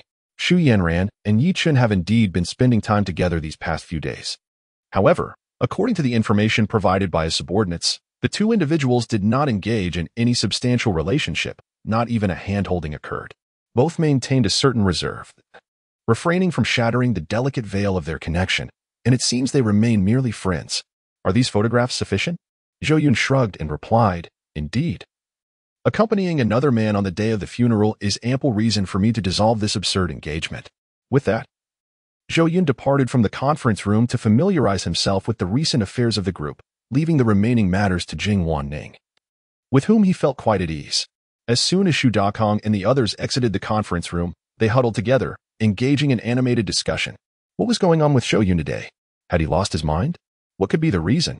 After the elder's demise, he was no longer constrained and was anxious about Xu Yanran. His blatant pressure on us was merely a ploy to hasten his marriage to Yanran, was it not? His cousin, too, was rather foolish, having kept someone hanging for so long. Now that the situation had become dire, we were all caught in the crossfire. If she had married Zhou Yun sooner, perhaps we would not be facing such turmoil. We should promptly call her to urge her to plead with Zhou Yun to secure a way out. Not only do I want to urge her, but I also wish to chastise her. What is the meaning of this? The group continued to chatter, ultimately concluding that the one who tied the knot must also be the one to untie it. Only Xu Yanran could resolve this predicament.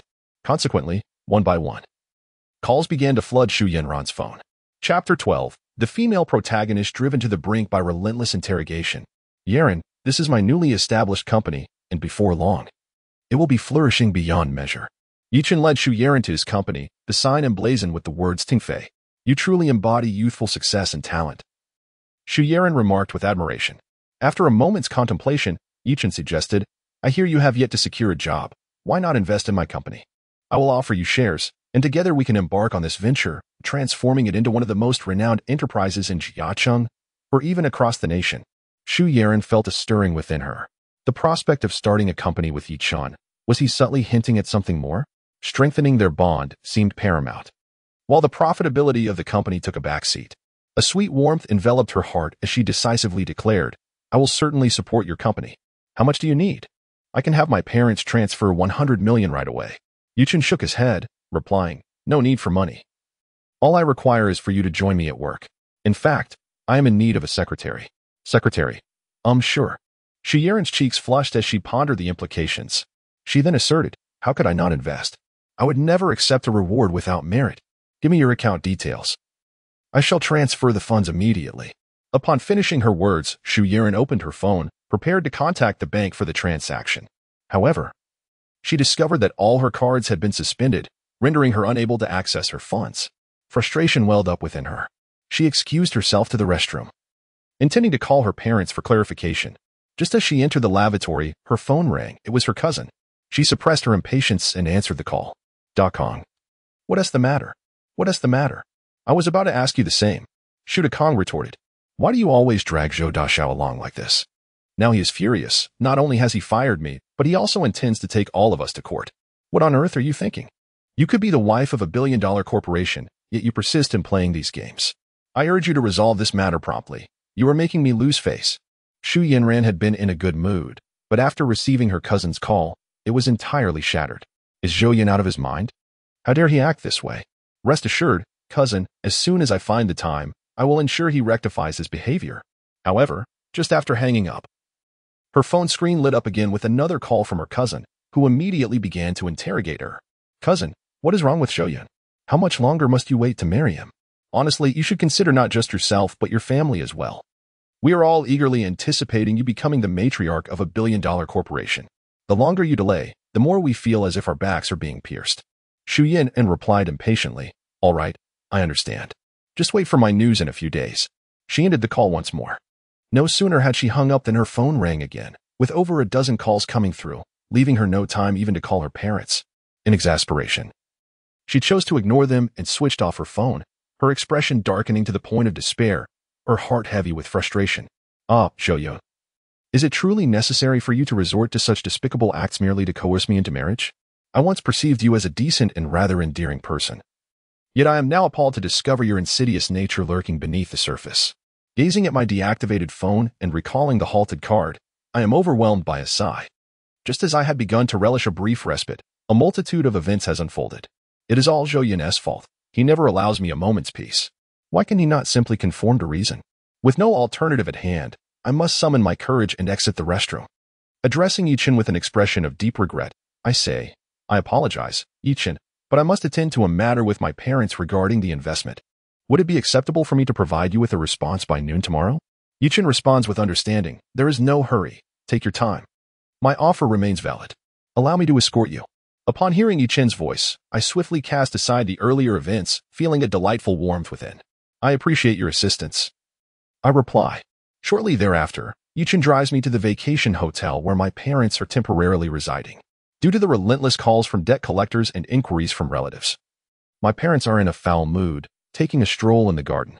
Just as they spot me disembarking from a stranger's vehicle, their eyes widen in alarm, and they rush over to seize me. "Who is this man? Why are you associating with such dubious company?" my mother demands furiously. I barely have a moment to speak to Yichin before I am unceremoniously dragged back into the hotel. Shufu coldly addressed Yichin, saying, "Young man, I care not for your identity, but you are to cease all contact with my daughter. She is destined to become the future matriarch of the Yichin group, the fiancée of the esteemed young master Zhou from the Zhou family in Jiangqing. You are not worthy of her concern. It would be wise for you to recognize your place." Leaning against the car door, Yichin smirked disdainfully and replied, "Uncle Shu, my name is Yichin. Perhaps you are unfamiliar with it. However, soon my name shall echo throughout the political and business circles of Jiangqing. The Zhou family is hardly worthy of my regard. As for Zhou Yun, he is but a spoiled scion. Allowing Yin and to marry him would be the gravest mistake." Shufu found this amusing, dismissing the notion that a mere youth could challenge the Zhou family. While youthful pride is commendable, it must not cross the line into arrogance. "Enough, be gone. You are a nuisance here." A cold smile graced Yichin's lips, his eyes sparkling with unshakable confidence as he gently grasped the car door. "The woman I desire shall not be taken from me. Shu Yanran is mine to claim. Call me arrogant, but soon you shall comprehend the meaning of a rising star and a fierce dragon crossing the river." As Yichin entered the car and started the engine, his phone rang. "Hello, old Chin. I hear someone has criticized the feng shui arrangement I set up at your home as rudimentary. Pay no heed to such nonsense. What I arranged is undoubtedly the finest. He knows nothing. Yes, I shall certainly make a visit." Hanging up the phone, Yichin's expression turned fierce. "You, Zhou Yun, dare to sabotage my endeavors? I haven't even sought you out, and yet you bring this trouble upon me. The Zhou family is merely a stepping stone for me. There will come a day when you kneel before me." Chapter 13. The scoundrel has blocked me. After pulling Zhou Yun into the room, Shu's mother anxiously inquired, "What is your relationship with this man?" "He is the one I admire," Zhou Yun replied defiantly. Observing her daughter's rebellious demeanor, Shu's mother clutched her chest, nearly gasping for breath. "You've lost your mind, truly lost your mind. You are already Zhou Yun's fiancée. How can you behave so recklessly? My dear, it is one thing to confide in me, but do not speak such things in front of outsiders." Seeing her mother's distress, Zhou Yun softened slightly. "Mom, I do not like Zhou Yun. I have never claimed I would marry him. I wish to pursue my own happiness." Shu's mother raised her voice. "Pursuing happiness? With no money, how can one find happiness? You would rather not marry the esteemed young master Zhou and instead fancy some mysterious individual? How have you become so foolish?" "My daughter?" Shu Yanran's eyes sparkled with sweetness as she replied, "Mom, Yichun is not some mysterious figure. He is far superior to Zhou Yun. He is young and accomplished, having just arrived in Jiangcheng, where he established a financial company. He is diligent, capable, and handsome." Shu's mother widened her eyes. staring at her daughter as if she were a fool. Is this all? Do not underestimate Yuchen. He is destined to achieve greatness and will undoubtedly surpass the Zhou family, Zhu Yanren asserted with conviction. The future? We cannot even be certain if there is a future for us. Just then, the door swung open, and her father stormed in, his face contorted with anger. He plopped down onto a chair, his icy gaze fixed on Zhu Yanren. Dad, what do you mean by that? Zhu Yanren frowned in confusion. Her father, filled with frustration, replied. My daughter, do you believe our family arrived at this glorious state by mere chance? If it were not for Zhou Yun's affections towards you, would we have flourished as we have? The food you consume, the clothes you wear, the cosmetics you use, all are renowned imported brands. A single handbag costs no less than several $100,000, and we even purchased a house to store your collection. You indulge in gourmet delicacies, ride in luxurious vehicles, possess an abundance of funds in your accounts, and reside in a mansion. Such a lifestyle does not come without cost. It is indeed easy to be carefree when one is not the provider. Zhu Yanren rolled her eyes in response. What does this have to do with Zhou Yun? It is clearly the result of our family's hard work. Her father's frustration was palpable, and he sighed deeply within himself, realizing his daughter was rather naive. Too innocent. Yet, he could not divulge this truth entirely, fearing it would tarnish his image in her eyes. He could only shake his head and say, our family's efforts are commendable. But without Zhou Yun's assistance, we would never have achieved such smooth progress. I never asked for his help. He clung to us like a stubborn leech, Zhu Yanren remarked. Stretching languidly, Shumu and Shufu exchanged a glance, seemingly resolute, their expression shifting to one of earnest seriousness. Daughter, regardless of your thoughts, henceforth you must heed your parents' wishes. I demand that you immediately go and apologize to Zhou Yunqing and expedite the arrangement of your wedding date. After all, you are destined to marry him eventually. It would be wiser to hasten the process and secure our family's connection to the Zhou clan's grand fortune. As for that Yi Chun, sever ties with him at once. A mere sparrow cannot contend with a great rock like the Zhou family. Why forego the bountiful advantages within reach to chase after a mere sesame seed? Our family is not foolish enough to make such a choice. Upon hearing these words, Zhu Yanren felt as though she were seeing her parents in a new light, and she immediately erupted in indignation, shouting, Why should I? I refuse to go. What is Zhou Yun to warrant my apology? Such delusional thinking. Shu Fu, infuriated, turned crimson, raising his hand, yet he ultimately refrained from striking her. With a tone of disappointment, he declared, Very well, I shall explain to you why. Your relatives must have called you by now. If you do not marry, they will be sent to prison by Zhou Yun. Without his intervention, those creditors would ensure our family's ruin. Do you truly believe that earning money is so simple? Without the backing of Yuchen Group and the connections to Zhou Yun, what prospects do we have? Presently, we would merely be laborers in the old factory district. At best, small subcontractors. Today, I must rouse you from this folly. You must go, whether you wish to or not. Do you truly intend to watch your parents perish before your very eyes without feeling remorse? In the end, Shu's father nearly shouted, his voice resounding with deafening intensity. Meanwhile, Shu's mother had long since been reduced to tears, her sobs cascading uncontrollably. Zhu Yanren stood frozen, as if struck by lightning, her entire being paralyzed. Akin to a marionette, numb all over. She never anticipated that her family harbored such secrets. Moreover, it had only been a mere few days since Zhou Yun's anger had erupted, and yet the situation had escalated to such a grave extent. How could this be? Why had it devolved into such chaos? Zhu Yanren's gaze was vacant. Was it because of you? If you had married Zhou Yun sooner, we wouldn't be in this predicament. Shu's father gritted his teeth, stating, if you hadn't kept him dangling, you would already be the chairwoman. Hasn't he lavished you with gifts? Rejecting them was an act of great folly on your part. The necklace worth billions that adorns your neck, was it not a gift from Zhou Yun? Why would you forsake such a man? Trust your parents. We would never steer you wrong. It is all for your benefit. Please, agree with us, won't you, my daughter? In the end, Shu's mother spoke with a pleading tone, earnestly imploring her. Zhu Yanren appeared as though her soul had departed, slumped on the sofa, her eyes devoid of spirit. She murmured to herself, this cannot be.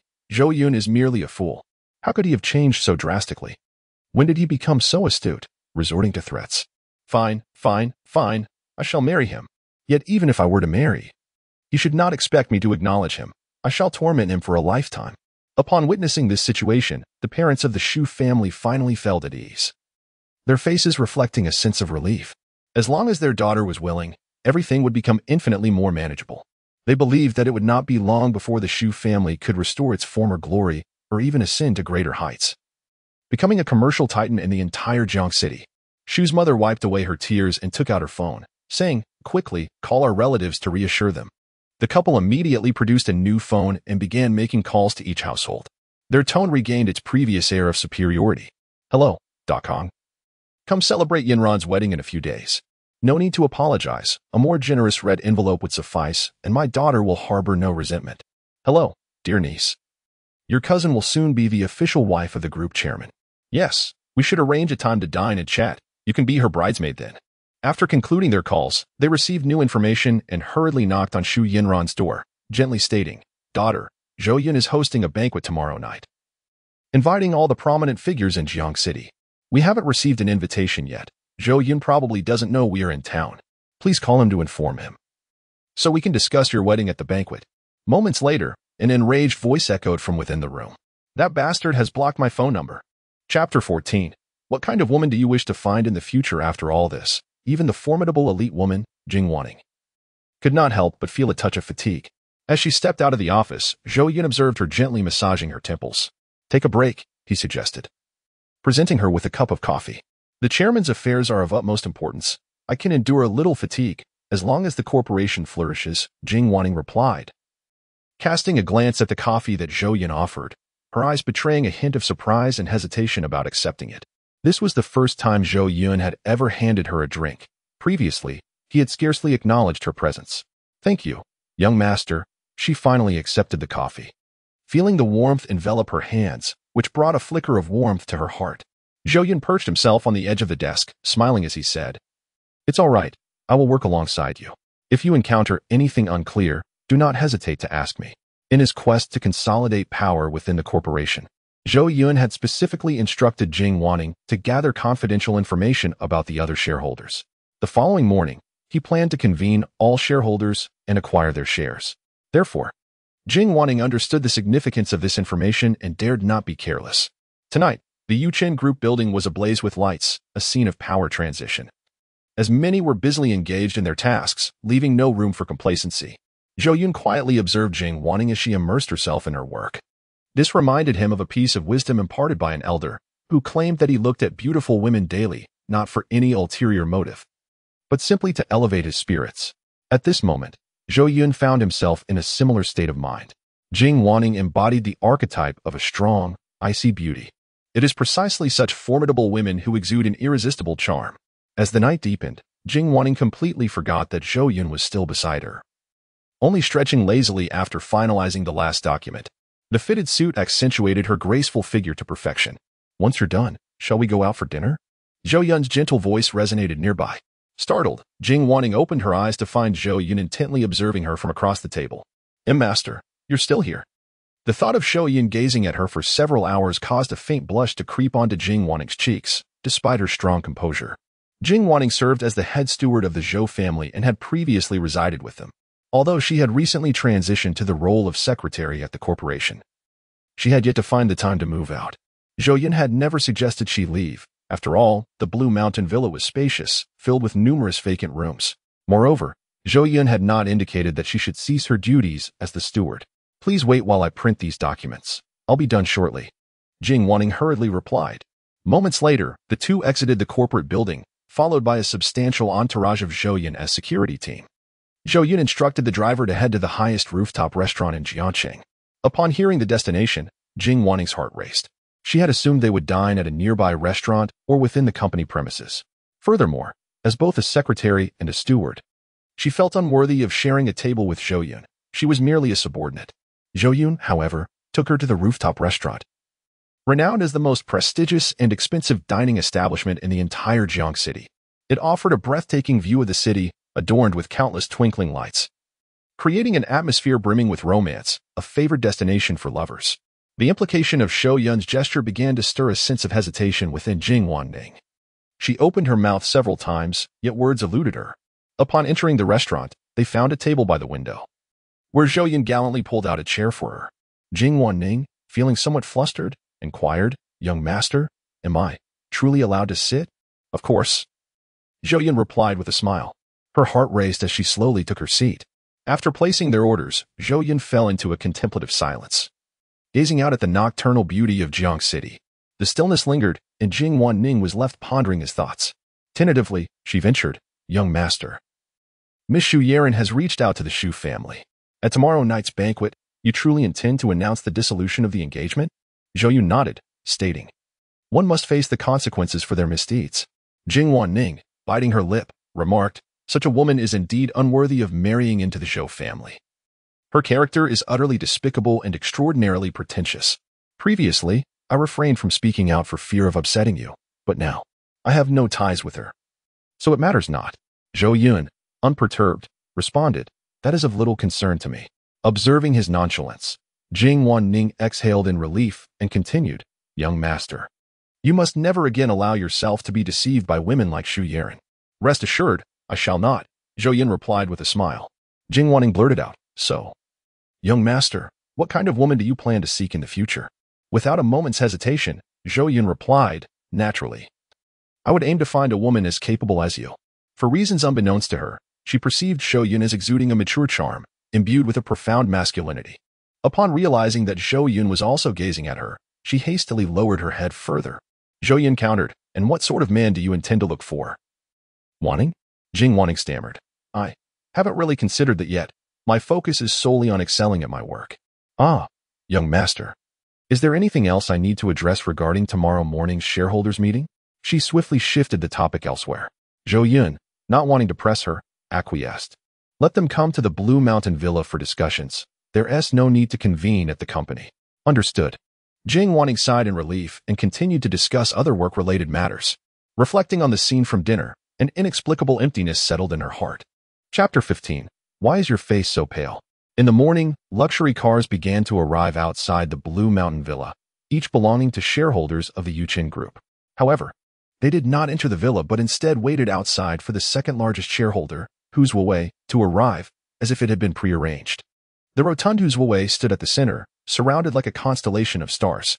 "Old Hu, what do you think Zhou Yun is up to, calling us here so early?" one inquired. "I heard he dismissed a large number of members from the Zhou family during the meeting. It all seems rather perplexing. I am utterly baffled. Yesterday, you were present, Old Hu. Perhaps you could offer us some guidance. Today, instead of convening at the group for the shareholders' meeting, we find ourselves at his residence. What could this signify for us?" The shareholders are plagued with anxiety, unsure of how to proceed. They have also heard about recent events, particularly concerning Zhou Yun, who has shed his previous frivolous demeanor and is now exhibiting a resolute and vigorous approach, entirely unlike the foolishness one might expect. This transformation has led them to believe that Zhou Yun has concealed his true capabilities, revealing that he is far from simple-minded. Consequently, they have become exceedingly cautious. For an individual shrouded in mystery is indeed the most formidable of all, who, with a sardonic chuckle, reassured everyone, "Fear not. Zhou Yun is incapable of stirring any significant upheaval. I have watched him grow up and possess a profound understanding of his character. I have inquired into his recent actions at Yuchen Group. They were merely attempts to coerce the daughter of the Zhou family into marriage. His invitation to us today is merely an effort to foster goodwill. Should he harbor any ulterior motives, we can simply reject his proposals en masse, demonstrating the strength we, as his uncles and elders, possess." Upon hearing Hu's words, the shareholders collectively exhaled in relief, their faces brightening with ease. With old Hu's explanation, I find solace. It appears this is merely a marriage coercion scheme. Zhou Yun truly embodies the notion of an inept heir. With such wealth, he could have any woman he desires. Yet he finds himself ensnared by this one. Let us proceed inside and discern what he wishes to convey. All the shareholders arrived in unison, entering in a steady stream, led by the servants to the spacious reception hall where they took their seats. After a prolonged wait, the absence of Zhou Yun began to incite impatience among the attendees. Hu, unable to contain himself, exclaimed loudly, "The younger generation today exhibits a profound lack of decorum. As the host, he ought to welcome his guests. Yet he shows nothing but neglect. I had previously advised old Zhou to discipline his son, but he chose to disregard my counsel. Look at the situation now." The other shareholders joined in the clamor, voicing their frustration as their patience wore thin. Soon after, Jing Wanning entered the reception hall. Observing the commotion, she calmly distributed a set of documents, stating, "The young master was quite fatigued last night. Any inquiries can wait until he awakens. Please peruse these materials in the meantime." As the shareholders each opened the documents, their expression shifted to one of bewilderment. The papers contained a share transfer agreement concerning all of their stakes. It then dawned upon them that Zhou Yun had summoned them so early to discuss the acquisition of Yuchen Group's shares. In an instant, the atmosphere became tense, and the shareholders scrutinized the contract with utmost seriousness. Eventually, one could no longer contain his outrage, exclaiming, "What does Zhou Yun mean by this? He believes he can purchase my shares for such a paltry sum? Absolutely not. Does he take me for a fool?" Soon, others reached the section detailing the acquisition price and discovered to their dismay that Zhou Yun had offered an amount significantly below market value, merely 20% of the worth. Suddenly, a surge of indignation erupted from the depths of their hearts. Wasn't this an outright display of contempt? If Zhou Yun were willing to offer a price several times above the market rate, they might have considered it. But for such a meager sum, it was utterly preposterous. He truly had an insatiable appetite, presuming us to be easy prey. Believing we would part with our shares for this paltry amount, I'd rather let them rot in my hands than sell. Having just inherited this position, he already harbored intentions to exploit us, revealing his wolfish ambitions. I would never acquiesce to his desires, even during the lifetime of the esteemed old Master Zhou. No one dared to act in such a manner. As a mere junior, disregarding kinship, he must not expect me to show him any leniency. I could see he was well aware that this contract was unattainable, which was likely why he hesitated to confront us. Numerous shareholders voiced their adamant refusal to sell their stakes. Although the Yuchen Group had suffered significant losses due to the Shu's interference over the years, there were still profits to be made, and the annual dividend payouts were substantial. Most present were investors, financial managers, or affluent individuals. Keeping their shares secured in a vault would incur no losses. There was simply no chance they would transfer their stakes to Zhou Yun for such a trifling amount. At that moment, Zhou felt a revelation dawning upon him. Zhou Yun's ambition was indeed vast, aiming to swallow even the shares. Was he attempting to establish a dictatorship? He recalled yesterday's meeting, Zhou Yun's calm demeanor and indifferent gaze directed at him, causing Zhou's temples to throb. He could faintly perceive the formidable and commanding presence of the old master from years past. Yet, he also harbored a sense of deep-seated resentment within. How could a junior dare to place himself above me? In the past, whenever we met, Zhou Yun would dutifully address me as Uncle Hu. Yet now, he gazes down upon me like an emperor. I cannot endure this shift in our roles. I boldly declared, with all shareholders present, I propose we convene an extraordinary shareholders meeting to revoke Zhou Yun's position as chairman. He is still too youthful and lacks sufficient experience in managing the group. He requires further refinement. Those in agreement, please raise your hands for a vote. With me at the helm, the shareholders responded en masse, unanimously consenting to the annulment of Zhou Yun's chairmanship. Meanwhile, Jing Wanning displayed no surprise on her face, as if she had anticipated such an outcome. Let us not forget. Young Master holds 55% of the shares, Jing Wanning remarked with a smile. Who coldly interjected, Zhou Yun possesses a casting vote, but only in specific decision-making situations. This impromptu meeting does not fall under that category. At this moment, his singular vote carries the weight of 10. Meanwhile, we hold 12 votes. His efforts are futile. As the crowd erupted in chaos, Zhou Yun, clad in a bathrobe and holding a glass of milk, descended the spiral staircase, still drowsy. It seemed he was oblivious to the commotion around him, as he nonchalantly settled onto the sofa to sip his milk. The shareholders looked at him in bewilderment, eager to discern what trick he intended to play. Only Zhou, feeling disgruntled, inquired, "Nephew, you must have heard of the decisions made at our shareholders meeting, correct? There is no need for you to return to the group. I shall arrange for a few mentors to guide you. When we deem your abilities sufficient to assume the role of chairman once more, we shall restore your position." Zhou Yun yawned, crossed his legs, and chuckled. "What is your hurry?" He snapped his fingers, and another document was promptly handed to him. Then, Zhou Yun beckoned Zhou to lean in closer. Perplexed, Zhou instinctively perked up his ears. Zhou Yun whispered a few words into his ear, under the highway bridge next to Laoqing village. The grass has grown over 3 meters high, tsk. In an instant, Zhou's complexion drained of color, turning as pale as a ghost. Chapter 16. Why did he flee in disarray? A single utterance from Zhou Yun struck Zhou like a bolt from the blue, leaving him frozen in place. Every hair on his body stood on end, and cold sweat poured down his brow. Why? How could Zhou Yun possibly know about this matter? Back then, he had taken great care to keep it hidden. Those in the know had either long since fled abroad or met untimely ends. There should be no third party privy to this information. Yet, Zhou Yun's words, though veiled, unmistakably indicated the location of the buried victim from years ago. Zhou was not originally from Jiangcheng. At that time, before he had even met Old Master Zhou, he was merely a small-time leader among social elements. He had received a directive from above to teach a young man a lesson. However, in the course of carrying out the task, he and his men inadvertently struck the young man dead. Subsequently, the entire city was abuzz with excitement. For this young man was the son of a notorious gang leader.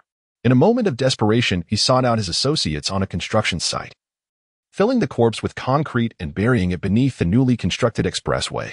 This deed was shrouded in secrecy. Even those who accompanied him met their demise at his hands, buried alongside the body. Others either fled abroad or met untimely ends. He, however, assumed a new identity and discreetly made his way to Jiangqing. There, he encountered the venerable elder Zhou, and through ruthless determination, he gradually clawed his way to prominence. Meanwhile, the gang leader who once mourned his lost son had transformed into a formidable titan in his own right.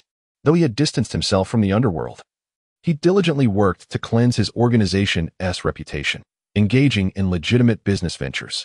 Yet, his influence was more formidable than ever, straddling both the shadows and the light, commanding unprecedented power.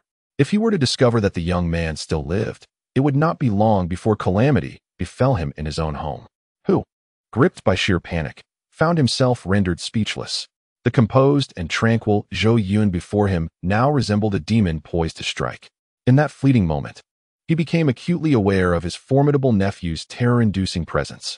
No longer brimming with arrogance, he was instead overwhelmed with dread, his voice reduced to a cautious whisper, fearful of inciting Zhou Yun's wrath. "Nephew, this matter is open to discussion, truly open to discussion. As long as you keep this under wraps, you may dictate the terms. I acknowledge my previous missteps and offer my sincerest apologies. I shall sign the share transfer agreement at once, immediately." Whose forehead glistened with beads of cold sweat. Fearing Zhou Yun's potential change of heart, he hastily grasped the pen and swiftly inscribed his name upon the contract. With a sycophantic smile, he remarked, "I am no longer a shareholder. The affairs of Yuchen Group no longer concern me, and I no longer possess voting rights." Zhou Yun nodded, subsequently tossing the document to Hu Zuowei. Like a man granted amnesty, Hu Zuowei fled the reception room, not sparing a glance at the other shareholders. As if he were a stranger to them, his disheveled appearance incited a stir among the onlookers. Zhou Yun's words had been cautiously spoken, yet all could discern that Hu Zuowei must have been ensnared by some damning evidence. Otherwise, he would not have departed in such haste. This revelation sent tremors of unease through the shareholders. It was well known that Hu Zuowei was a notoriously greedy old fox. Otherwise, he would not have ascended to his current position. Yet, here was a man of such stature, frightened into a hasty retreat by Zhou Yun. The low-price transfer of shares was signed with alarming swiftness, sending waves of anxiety rippling through the shareholders. However, despite Hu Zuowei's retreat, the remaining shareholders showed no inclination to yield. After all, this was a matter of money. How could they simply relinquish their stakes? To their astonishment, Hu was so feeble. Vacating so quickly, just moments ago, they had hoped he would take the lead. No, how could we allow a mere youth to dominate us? We must resolutely refuse to sell our shares. Mr. Li, you are now the second largest shareholder. You must not concede easily. Li Qingru, the general manager of Longxing Investment Company, possessed a keen eye and unique insights in investment, making him a prominent figure in Jiangcheng. He considers himself meticulous in his endeavors over the years, believing he has left no incriminating evidence for others to exploit, unlike Hu Zuowei, who is an insider. He has had little interaction with the Zhou family and remains unfamiliar with Zhou Yun.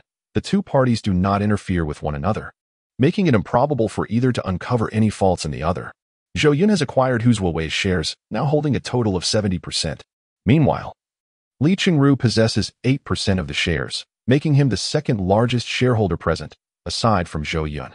I have never engaged in a loss-making venture over the years, so rest assured I will not sell my shares at a loss, Li Qingru remarked nonchalantly. As long as he withstands the pressure, others will naturally not yield.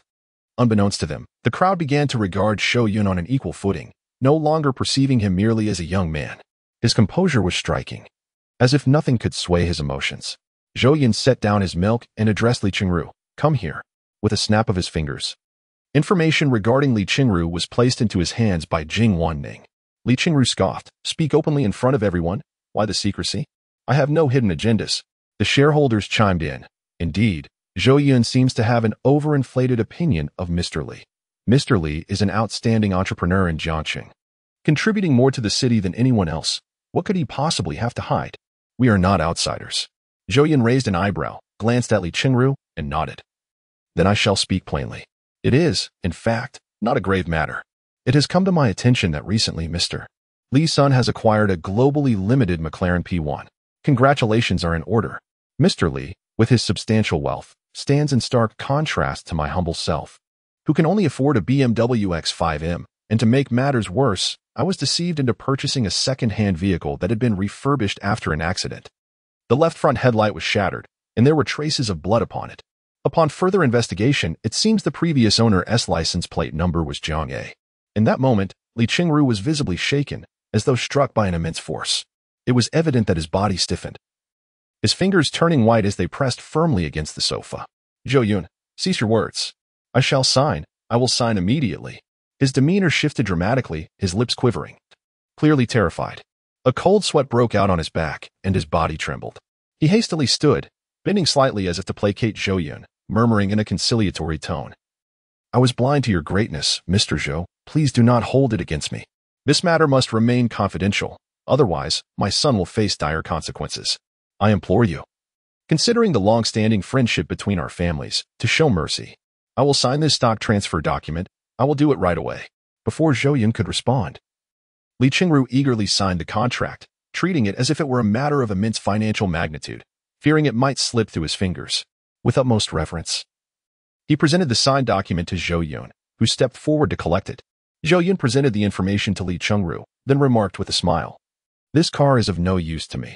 I shall gift it to our city's distinguished entrepreneurs. You wouldn't mind, would you? Not at all. Thank you, Chairman Zhou. Li Qingru responded earnestly.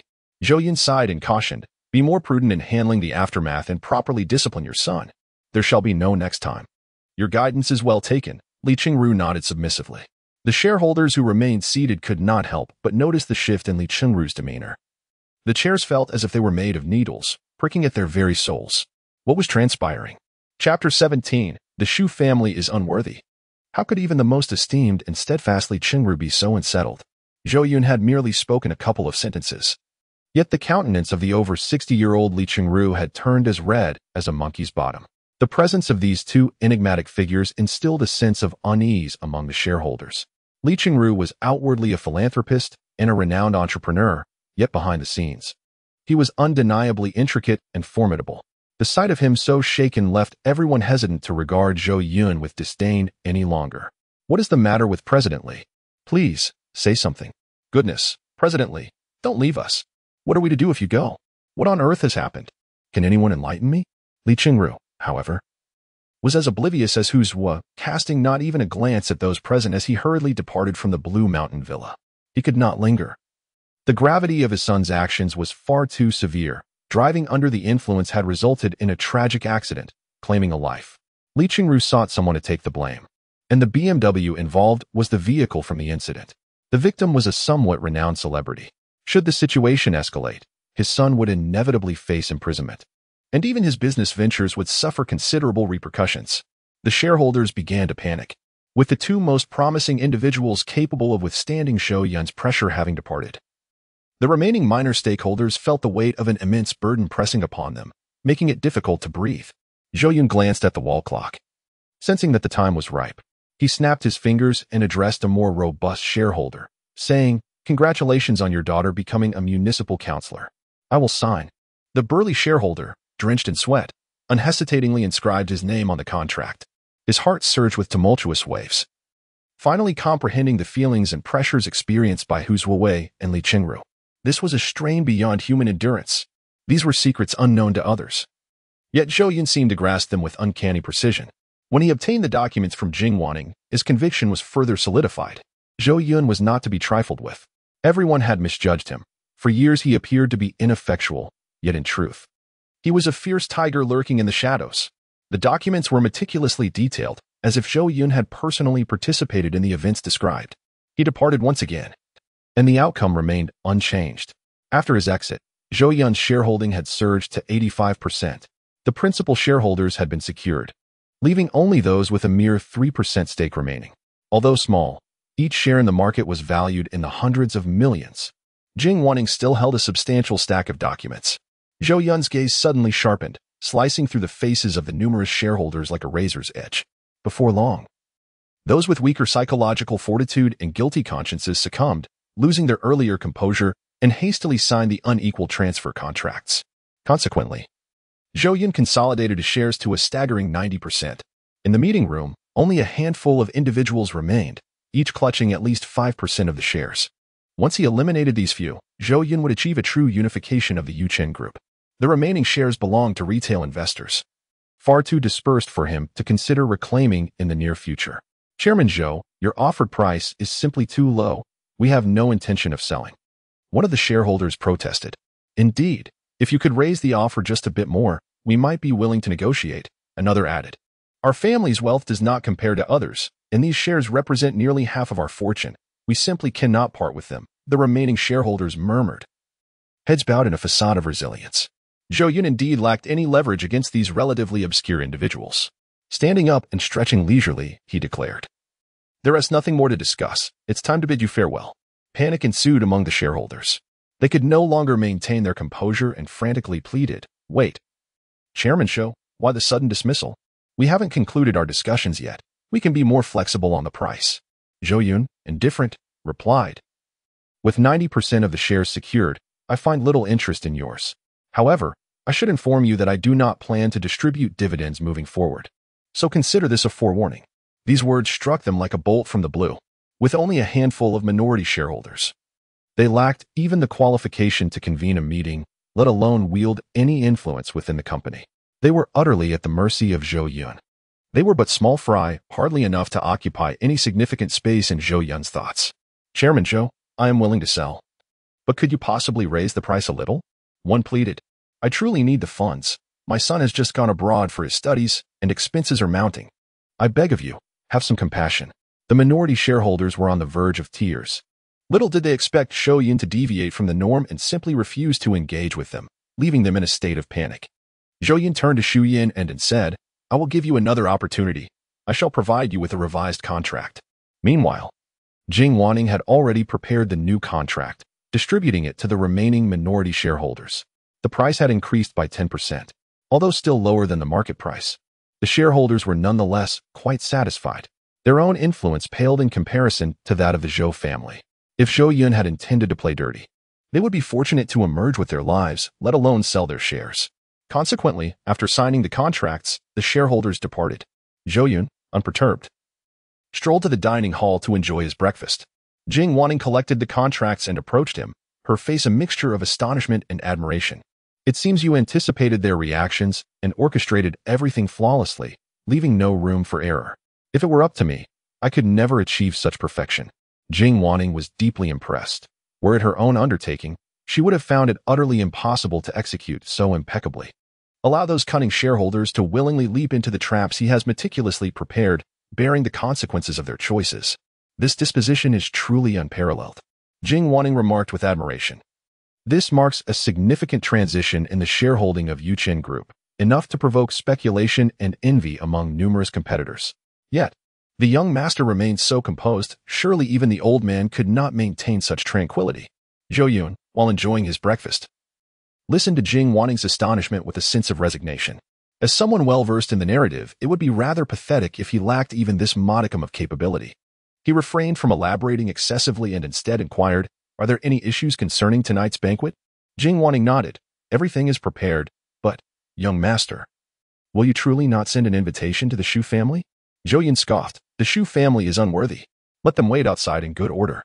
Chapter 18. A mixture of frustration and satisfaction. The banquet is to be held at the Jiangcheng Club. Recent events surrounding Yuchen Group have stirred quite a tempest throughout Jiangcheng. Almost everyone has sensed the shift. Initially, there was an internal purge, and once the news leaked, the stock price of Yuchen Group fluctuated wildly. The rise was attributed to the departure of corrupt senior management, breathing new life into the group, garnering optimism from many. However, the inexplicable dips were due to the prevailing skepticism regarding Zhou Yun, with many doubting his capability to manage the conglomerate. Fearing that his leadership could plunge the entire company into years of losses, those who received the invitation were eager to attend the banquet, seeking first-hand information. The Jiangxing Club was a gathering of distinguished individuals from various social circles, with numerous prominent figures arriving. While journalists lurked nearby, intent on capturing exclusive news. The Zhou family arrived in splendid attire, and the moment they appeared, they were recognized and swiftly surrounded by creditors who had come in droves. Zhou Yun, I've been looking for you for days. Repay me. Settle my account quickly. I am on the brink of despair. I almost thought you had fled. Return my money, or I will ensure the Zhou family faces dire consequences. The crowd was overwhelming, blocking the Zhou family in such a way that escape seemed impossible. Some attendees had no invitations, deliberately lurking to confront the Zhou family, while others, by chance, seized the opportunity to pursue their debts. Mr. Zhou was pushed around by the throng, his meticulously arranged attire becoming wrinkled. Observing the anger etched on their faces, he anxiously called out, "Everyone, please remain calm. The debts you owe will not be neglected by the Zhou family. But we must wait until the project concludes and Yuchen Group settles the payments before we can reimburse you. The project is not yet finished. What is your haste? Please, clear a path for me." However, the debt collectors were not fools, and they would not be swayed by his empty assurances. Who was unaware that the Zhou family's business dealings with the Zhou family had ceased? Where were there any ongoing projects? Zhou Yun, you are merely trying to swindle us. I don't care. If you do not repay me today, I will end my life right here. The Yuchen Group has announced that even enterprises associated with your family have ceased operations. Do not entertain the notion that the project has concluded. The financial situation remains precarious. The creditors have been informed and are utterly dismissive of your father's empty words. If no satisfactory explanation is provided today, they will not permit him to leave. Both your mother and sister, Zhu Yun, have been corralled, with the creditors ensuring their watchful presence, fearful of their escape. Zhu Yun never anticipated that she would one day be pursued for debts. She felt the scornful gazes of the affluent and influential lingering upon her, their derision palpable, igniting a fierce indignation within her. Once, she was the object of envy. Now, she was the subject of mockery. It was as though she could hear the snickers emanating from those clad in finery, tightening the tension in her scalp and filling her with a profound embarrassment, longing to disappear into the ground. Finally, unable to contain her frustration, Zhu Yun exclaimed, "What is all this noise? Have we not stated our refusal to repay? Such a trifling sum, and yet here we are, making a scene. How disgraceful. I assure you, whether it be tens of billions or even hundreds, the Zhou family is capable of settling our debts. Be wise and remove yourselves from my path." Her sudden outburst captured the attention of the creditors, and upon recognizing her, a hush fell over the crowd. After all, she was the fiancée of Zhou Yun. Despite their lack of formal marriage, her name was well known. Zhou Yun had lavished wealth upon her, willing to sacrifice anything for her. Loading more content. Please hold on. Although the reason remains unclear, Zhou Yun has abruptly ceased collaboration with the Zhou family. However, there has been no official declaration of a complete severance with Zhou Yun, leaving the future shrouded in uncertainty. Should Zhou Yun still harbor feelings for Zhou Yun, and if she were to become the mistress of Yuchen Group, they would think twice before offending her. Miss Zhou, it is not that we lack compassion, but the project has been halted, and to claim otherwise would be disingenuous. You must provide us with some clarity regarding your current relationship with Zhou Yun. Why did he suddenly terminate business dealings with the Zhou family and dismiss your kin? I heard that just a few days ago, he left you stranded at Jingxian Hotel, compelling you to settle a bill amounting to several tens of millions. The creditors directed their gazes towards Zhou Yun, their expressions betraying their indecision. They yearned for an answer. If the Zhou family could indeed forge a connection with Zhou Yun, their confidence would be restored. Zhou Yun, donning an air of haughty confidence, declared, "My family has come today to attend Zhou Yun's banquet. What do you think? Once I step inside, Zhou Yun will publicly apologize to my family. A few words from me, and he will settle your debts, believe it or not. Zhou Yun is quite obedient to me. The recent cessation of our collaboration was merely due to my absence." Zhou's mother stood alongside her, fervently echoing her daughter's assertions. Indeed. When the engagement was announced, the entire Jiangcheng was aware. Could my daughter possibly deceive you all? After my daughter has spoken with Zhou Yun, we shall settle your accounts. It was you who pushed the hardest just now, and from this point forward, the Zhou family shall no longer engage in partnership with you. The two of them, in perfect unison, stunned the debt collectors present, who dared not act out and retreated a few steps. Each merchant's face was now adorned with expressions of regret and forced smiles as they apologized, saying, "It was my folly. I did not foresee this. I sincerely apologize.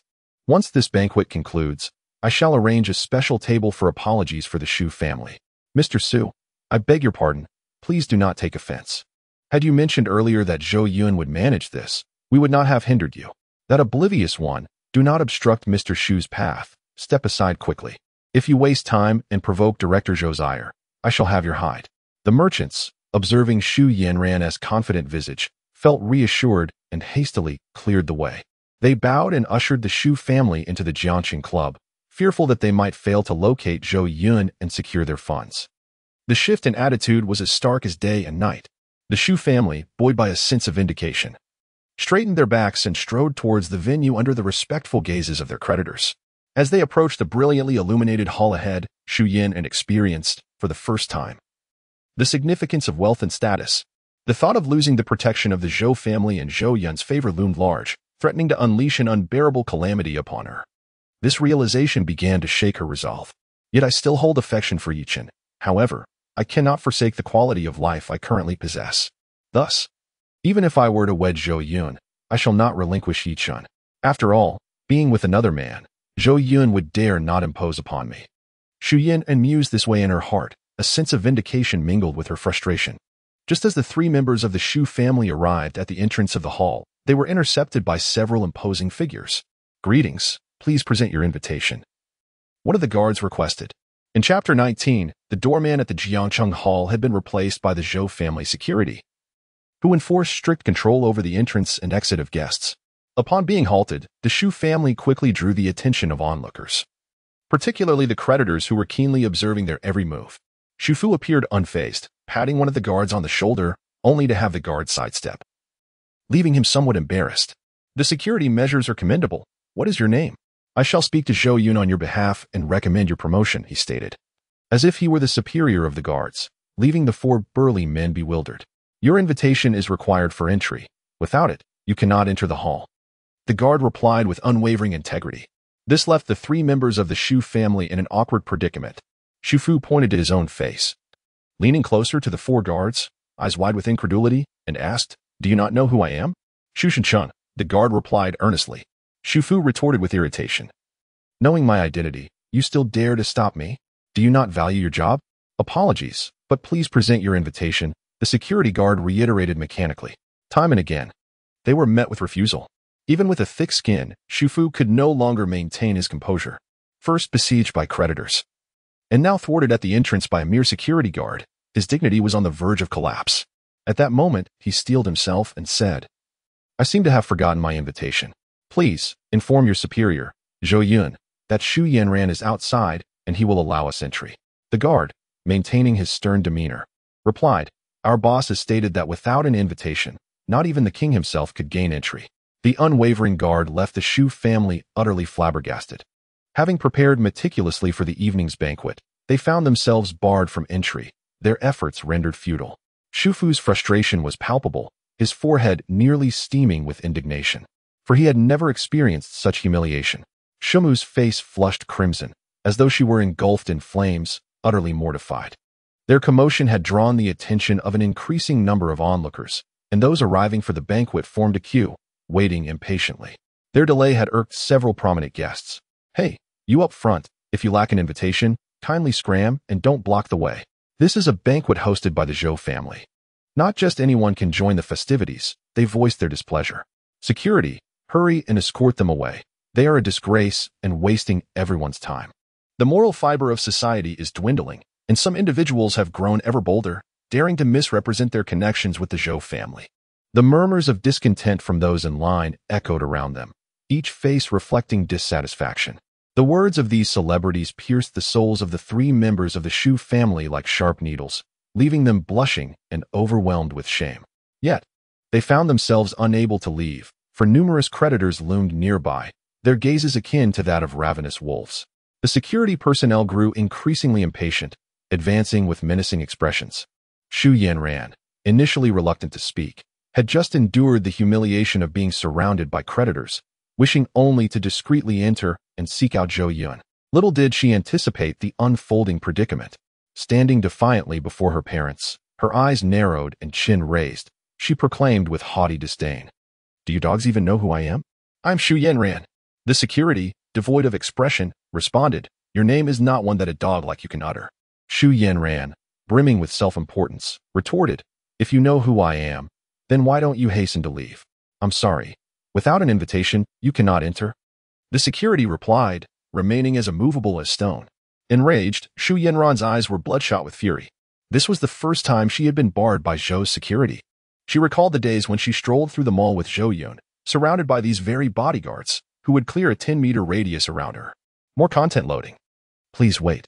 She had once been treated like royalty, but now she found herself obstructed by the very bodyguards she had once looked down upon. Zhu Yun felt as though her lungs might explode with indignation. You worthless dogs, the lot that Zhou Yun keeps. Have you all gone blind? I am Zhou Yun's fiancée. I am your mistress. How dare you obstruct your mistress?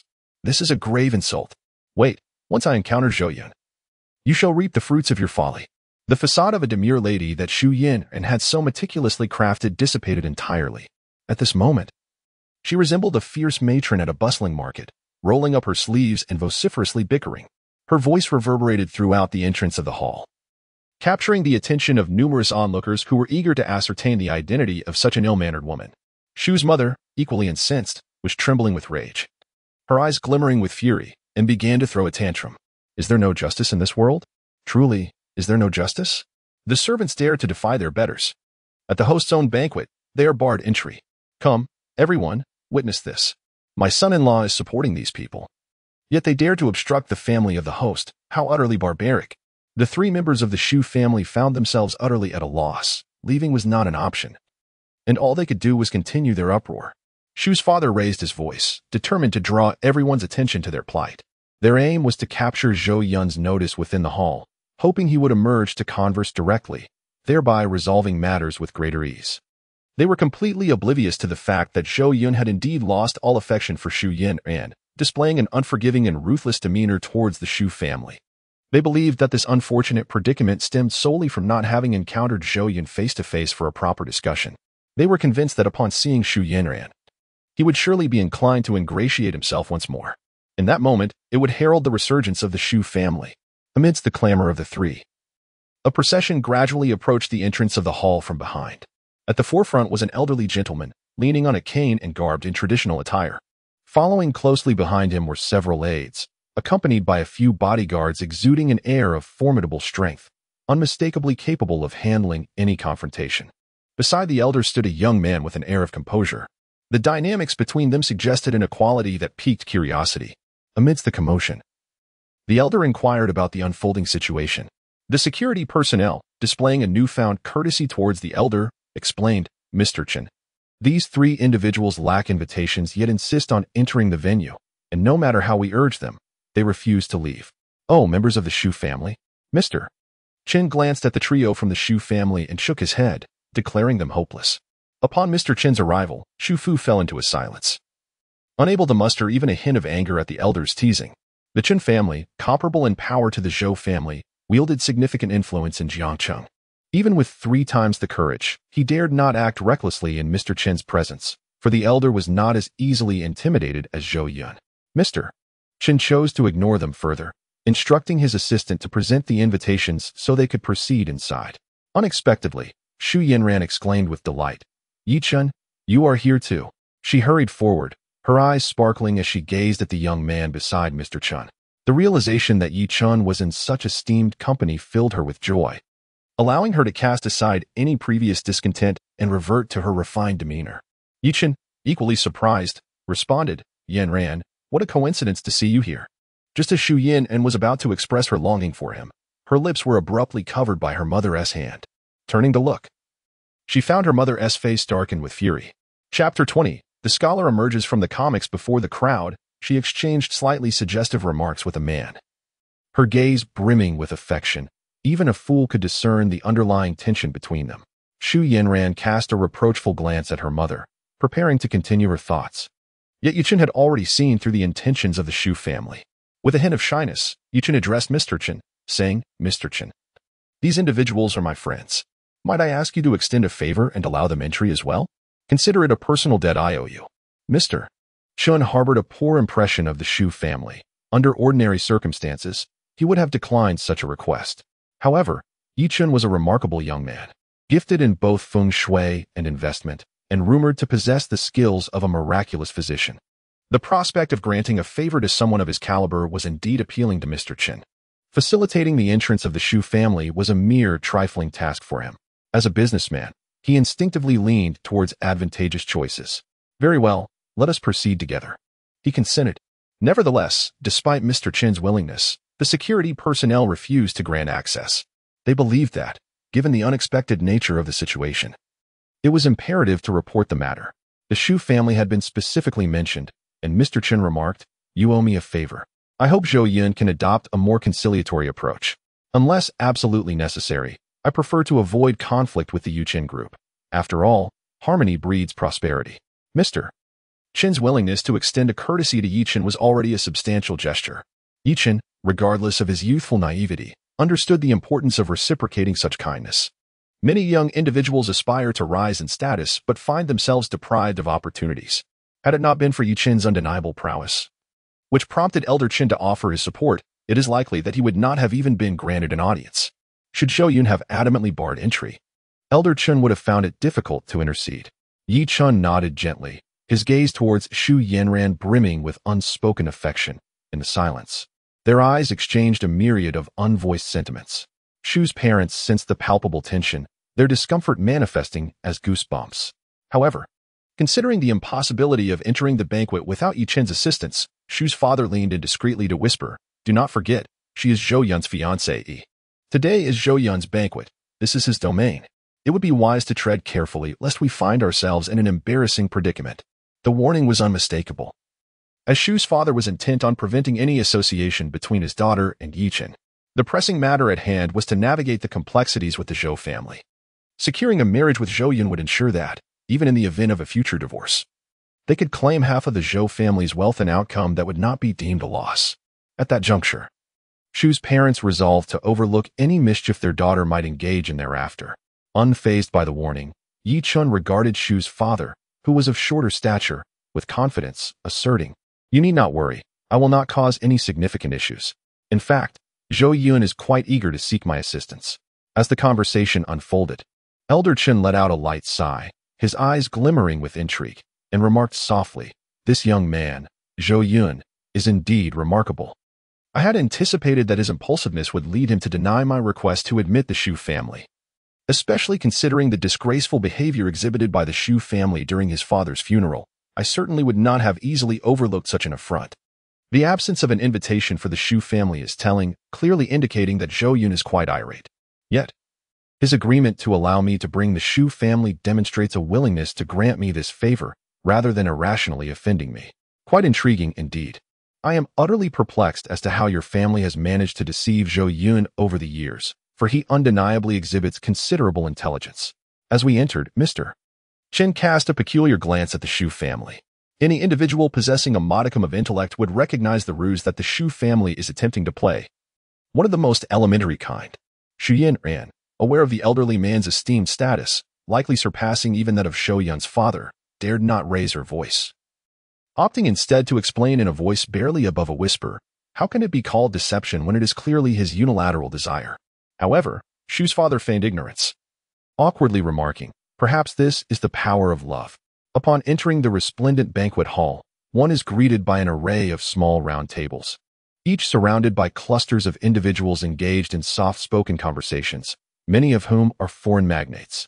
Attendants weave through the crowd, carrying trays laden with wine and delicate pastries, creating an ambience reminiscent of a Western-style gala. The attendance is substantial. A single invitation permits the entry of several guests, resulting in a gathering of over 100 influential figures, engaged in hushed exchanges. On the second floor of the banquet hall, private booths are available, one of which is vigilantly guarded by armed security personnel, their watchful eyes scanning the surroundings with utmost vigilance.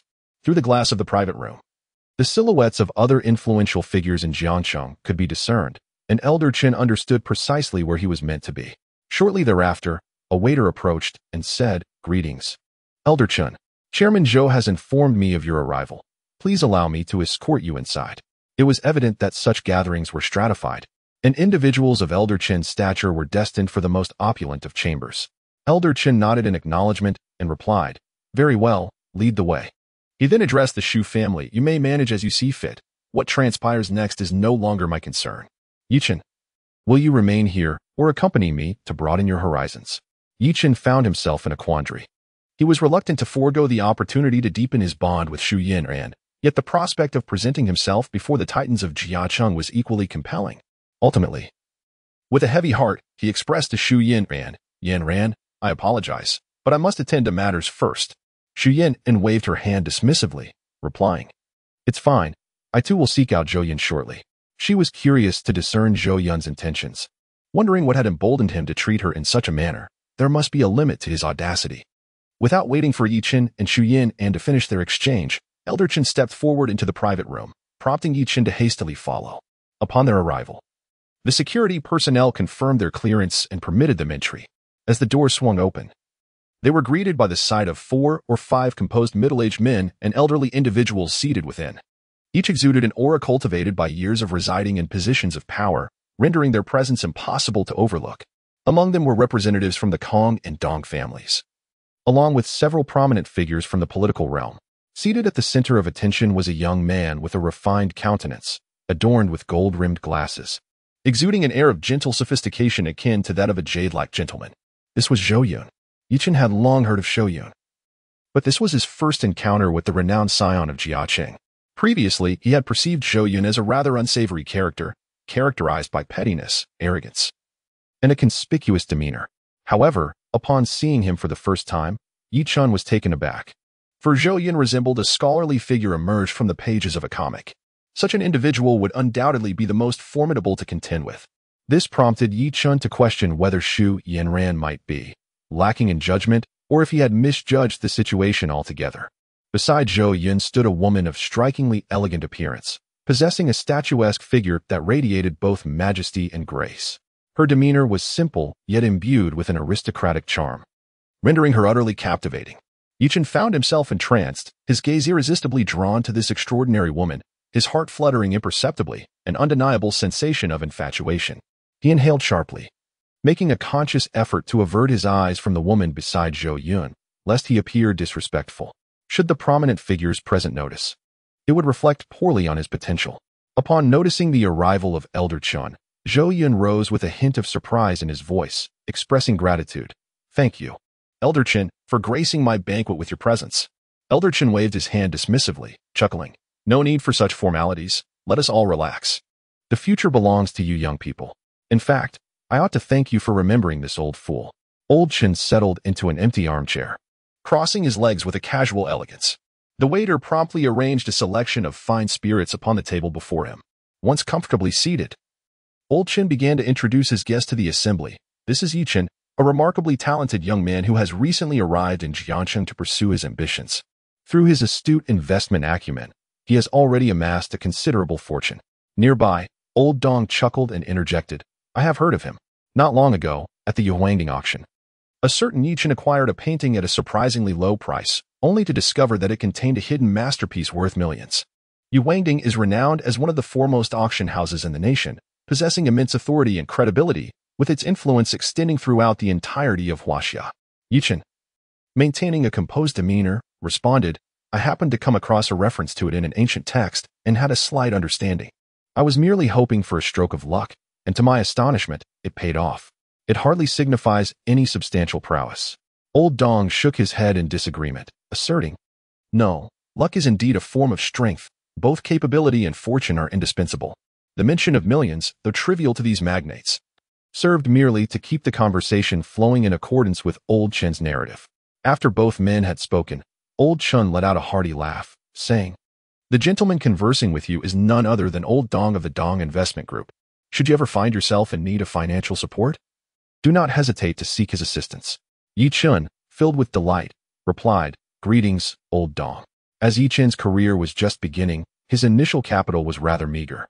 Eager to expedite the expansion of his enterprise and realize his ambition of establishing a company on par with the Zhou family within a year, he recognized the necessity of leveraging the financial resources of others. After all, although he possesses an investment system, opportunities to amass significant wealth are scarce, and the pace is exceedingly slow. Where is the swiftness of leveraging one's strengths? Gathering hundreds of thousands to millions, how long would it take to accumulate billions? He could not afford to wait. Thus, being able to connect with the investment group and secure funding from Elder Dong is indeed a fortuitous circumstance. Yichen realized he had made the right choice in coming here today. Elder Dong nodded and remarked, "I have great admiration for the youth, especially for talented individuals like Zhou Yun." Zhou Yun, observing silently from the side, smiled without uttering a word. Yet, Yichen felt a twinge of discomfort at being compared to Zhou Yun. However, he refrained from voicing his thoughts, confident that these prominent figures would eventually discern who truly possesses the greatest capability. Elder Chen continued his introduction. "This is Elder Kong, who oversees the entertainment industry in Jiangqing and its neighboring cities, including the bar industry and certain underground. Well, all under the auspices of the Kong family group." Elder Kong boasts an extensive network, with connections in both the legitimate and underworld realms, should you encounter difficulties. The implications were clear to all, revealing Elder Chen's high regard for Yichen. Nevertheless, like Elder Dong, he also holds young talents in great esteem, particularly those akin to Zhou Yun. Both gentlemen were mindful of who the host was today and felt compelled to show respect to Zhou Yun, hence their remarks. Yichen initially engaged in pleasantries with Elder Kong, but his heart sank. The undertones in their conversation suggested that he was deemed less significant than Zhou Yun. If Zhou Yun harbored any dissatisfaction towards him, it was certain that these two would distance themselves from him. Thus, the most formidable obstacle lay in this cultured individual. Old Chen began to introduce Zhou Yun. This individual is the youngest chairman of Yichen Group, the sole heir of the Zhou family, and undoubtedly the most capable and influential young man in the entire Jiangqing. Today's banquet is hosted by him. Yichen Group is a real estate company, possessing immense connections and strength. As young individuals, you should have plenty of topics to discuss and engage in further exchanges in the future. Yichen, with a smile that barely concealed his disdain, addressed Zhou Yun. "Hello, Chairman Zhou. How well are you?" Zhou Yun glanced at him with a nonchalant demeanor. It was his first encounter with the protagonist of the novel. Though not exceptionally handsome, Zhou possessed an inexplicable allure and approachability. However, Yichen's demeanor was overly composed, radiating confidence with a hint of arrogance, or perhaps a self-assured intellect. The atmosphere in the private room abruptly chilled, leaving only the sound of breathing. Several prominent figures leaned silently against their chairs, lips sealed, adopting a stance of passive observation. An odd tension unfurled inexplicably. Yichen was caught off guard by Zhou Yun's inquiry. He had assumed that someone of Zhou's stature would exhibit some restraint and not put him in such an awkward position so quickly. Why was this fellow not adhering to conventional norms? The resting place of old Master Zhou was indeed commendable. The old gentleman had previously sought his assistance in selecting a burial site, and he had fulfilled that request by finding an excellent location. Thus, under normal circumstances, the Zhou family should owe him a favor. The wealthier individuals become, the more they tend to regard the significance of feng shui and value the expertise of proficient feng shui masters. Zhou Yun chuckled and inquired, "Are you considering a refund?" Yichen appeared momentarily bewildered. How could one possibly return money that was already within reach? The sum was not substantial, merely 5 million, which was hardly enough to fill Zhou Yun's pockets. Yet, it seemed improper to ask for a refund. Yichen quickly recalibrated his thoughts, recognizing that he was not yet in a position to contest Zhou Yun and had no desire to create discord, especially since he still held a trump card. "I fail to grasp your meaning, but I have heard from Elder Chen that you were quite dissatisfied with the feng shui burial site I selected for your father, and you even chose a plot of your own. Furthermore, you have remarked upon my lack of skill. Forgive my candor, but there exists a significant divide between disciplines, Mr. Zhou. It would be prudent to maintain a modicum of reverence for feng shui. I am uncertain from whence your confidence derives, yet the burial site I selected, known as the Golden Carp Land, will undoubtedly ensure prosperity for the Zhou family." Yichen exuded confidence, his heart brimming with accomplishment. Zhou Yun discerned the source of his confidence. As the protagonist, Yichen undeniably possessed a unique advantage, a system referred to as investment, which afforded him various rewards. Upon Yichen's entrance into the banquet hall, Zhou Yun's formidable antagonist system immediately activated with a notification. Indeed, it was a notification, not an alarm. This signified that Zhou Yun's advantage surpassed Yichen's system. The system informed Zhou Yun of the discovery of Yichen's system and proceeded to assimilate all relevant information pertaining to its owner. In Zhou Yun's mind, every detail about Yichen lay bare. Yichen had already harnessed numerous abilities through his system, with his mastery of feng shui being among them. Zhou Yun possesses extraordinary feng shui mastery, not merely proficient but of a divine caliber, capable of altering the very fabric of reality. For instance, When Zhou Yun employs his feng shui techniques, he perceives and senses the ethereal currents of destiny wafting through the atmosphere, flowing gracefully like silk from myriad directions. He effortlessly modifies these currents to reshape the feng shui configurations. In contrast, Yi Chen lacks such extraordinary abilities. He can only identify and make minor adjustments, unable to enact profound transformations. Their skills are not comparable.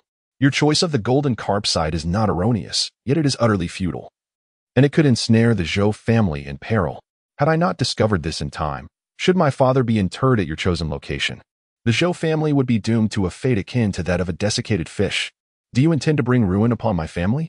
Zhou Yun's expression darkened, his gaze toward Yi Chen brimming with disdain. The atmosphere in the private room grew palpably tense, silence enveloping it.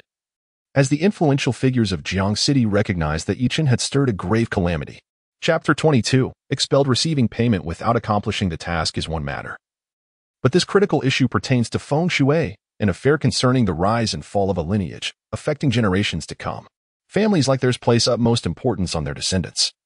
Any disruption to their roots is intolerable. To meddle with burial sites invites an irrevocable conflict. The elders present unanimously believed that if they were to be interred in a malevolent location, jeopardizing their progeny, the mere thought would send shivers down their spines. Such a possibility must be extinguished at its inception. Even old Chen's countenance paled, realizing the gravity of the situation, and he suddenly regretted bringing Yi Chen along. Should any misfortune arise, he would be unable to evade responsibility, as it was he who made the introduction. Yet, the current circumstances remain unclear. The veracity of Zhou Yun's statements is uncertain to those present. Furthermore, does Zhou Yun truly possess knowledge of feng shui? The elites harbor considerable skepticism. Thus, they have resolved to observe how the situation unfolds. Yi Chen, too, has come to recognize the gravity of the predicament. His breath quickens. Invisible veins emerge in his throat. Should the allegations prove true, and the burial site he selected be perilous, he would find himself devoid of the support of the powerful in Jiangcheng, rendering him utterly incapacitated. He cannot allow such a calamity to transpire. Nevertheless, he is imbued with confidence, for the feng shui secrets bestowed upon him by the system are infallible.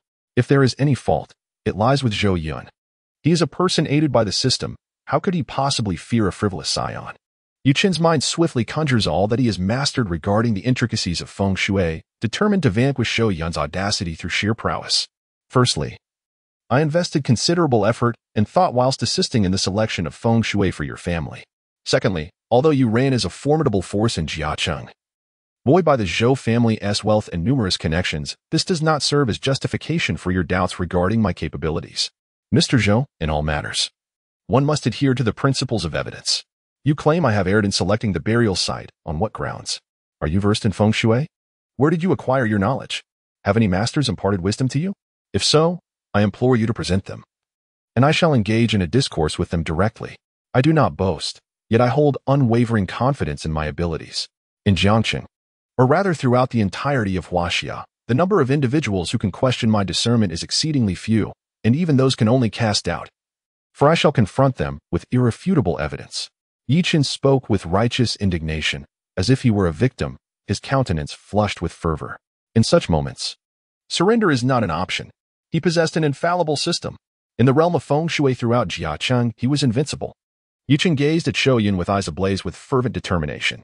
In his heart, he had already defined Zhou Yun. When one possesses the power, one must not let Zhou Yun slip away. The Zhou family shall ultimately serve as a stepping stone on his journey to becoming a global titan. A mere footnote of a minor antagonist in a decade's time. He was the protagonist of this world. The other magnates remained silent, observing the confrontation between the two, as they too sought to gauge Zhou Yun's true worth. Dong Lao, Chen Lao, and Kong Lao, while outwardly amicable, did so only under the pretense of equal strength. Should Zhou Yun prove to be a mere fool, a tempest of business turmoil would soon ensue.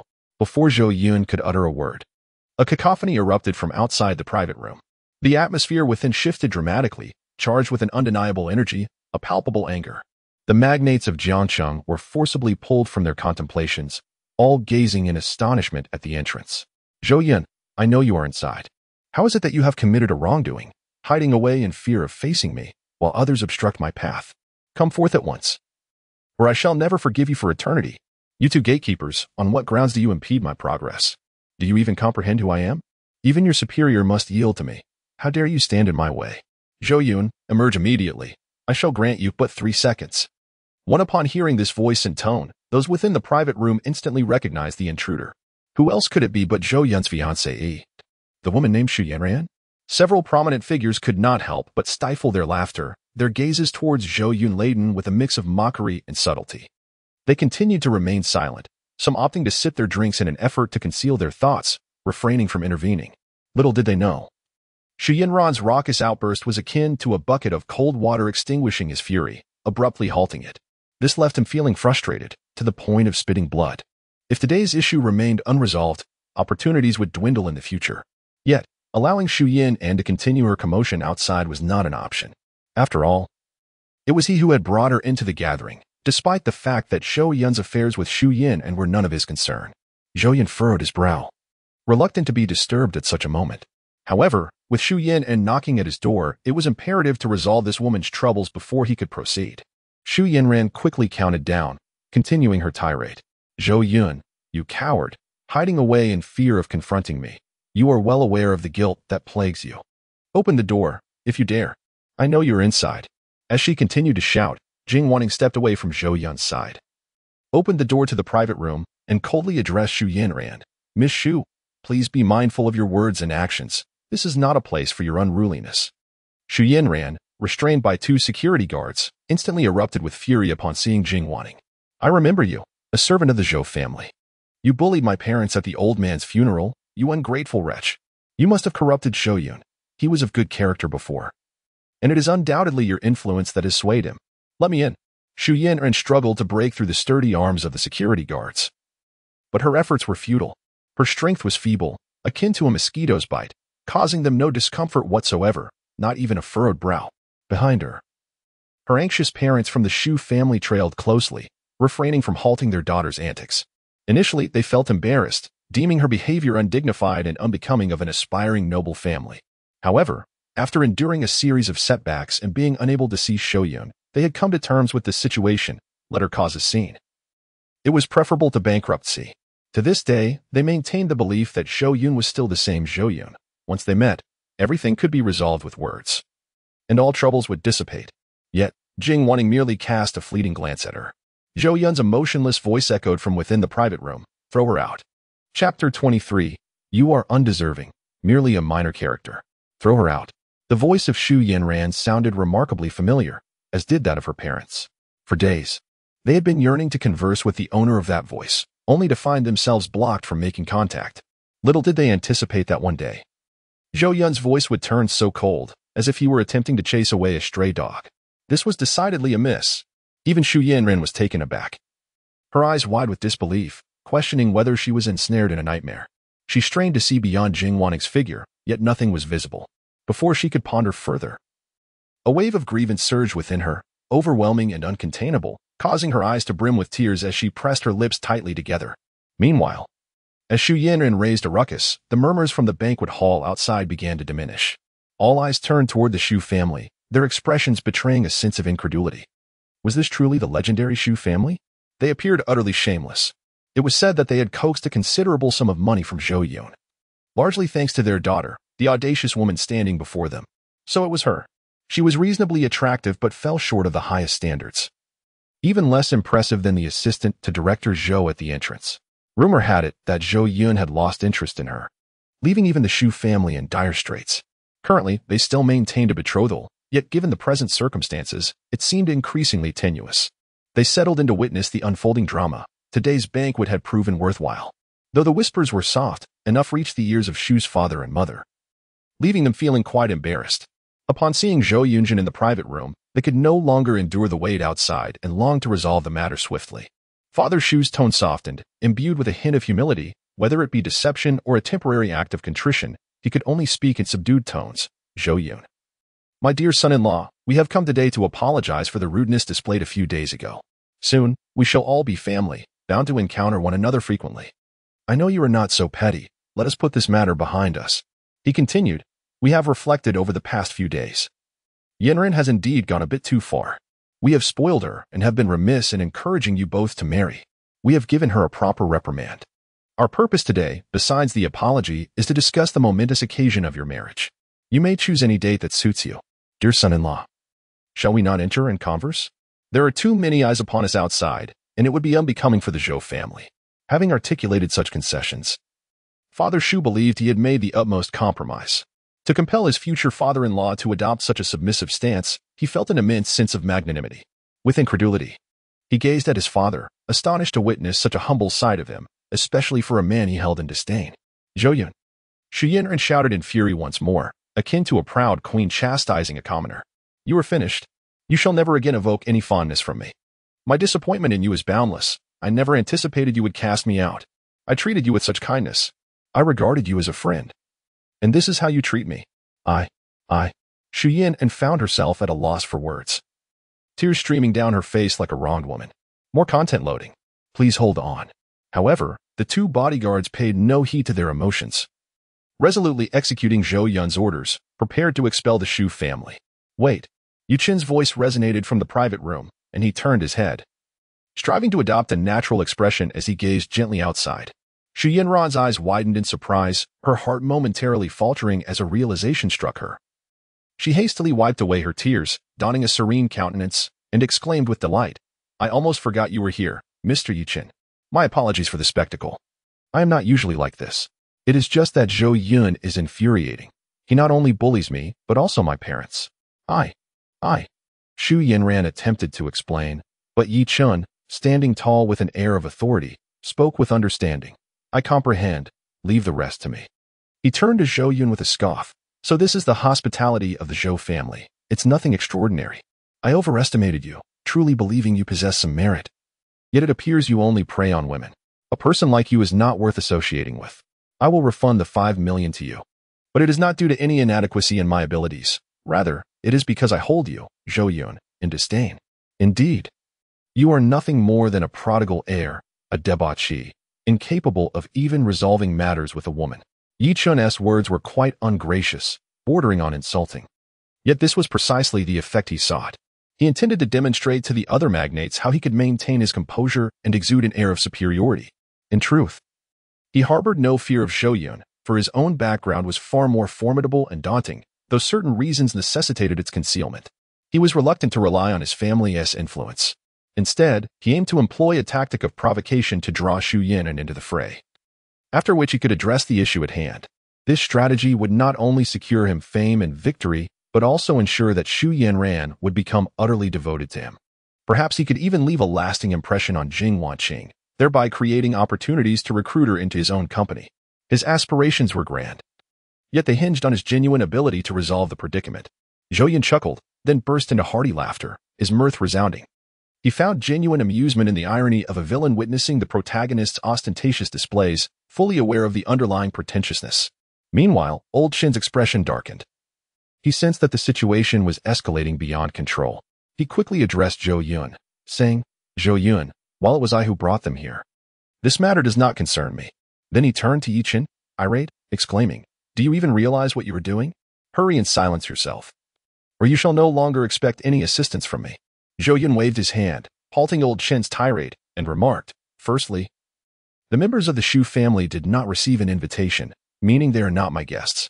Today marks the grand banquet I have orchestrated, and beneath your feet lies the asset of our Yuchen group.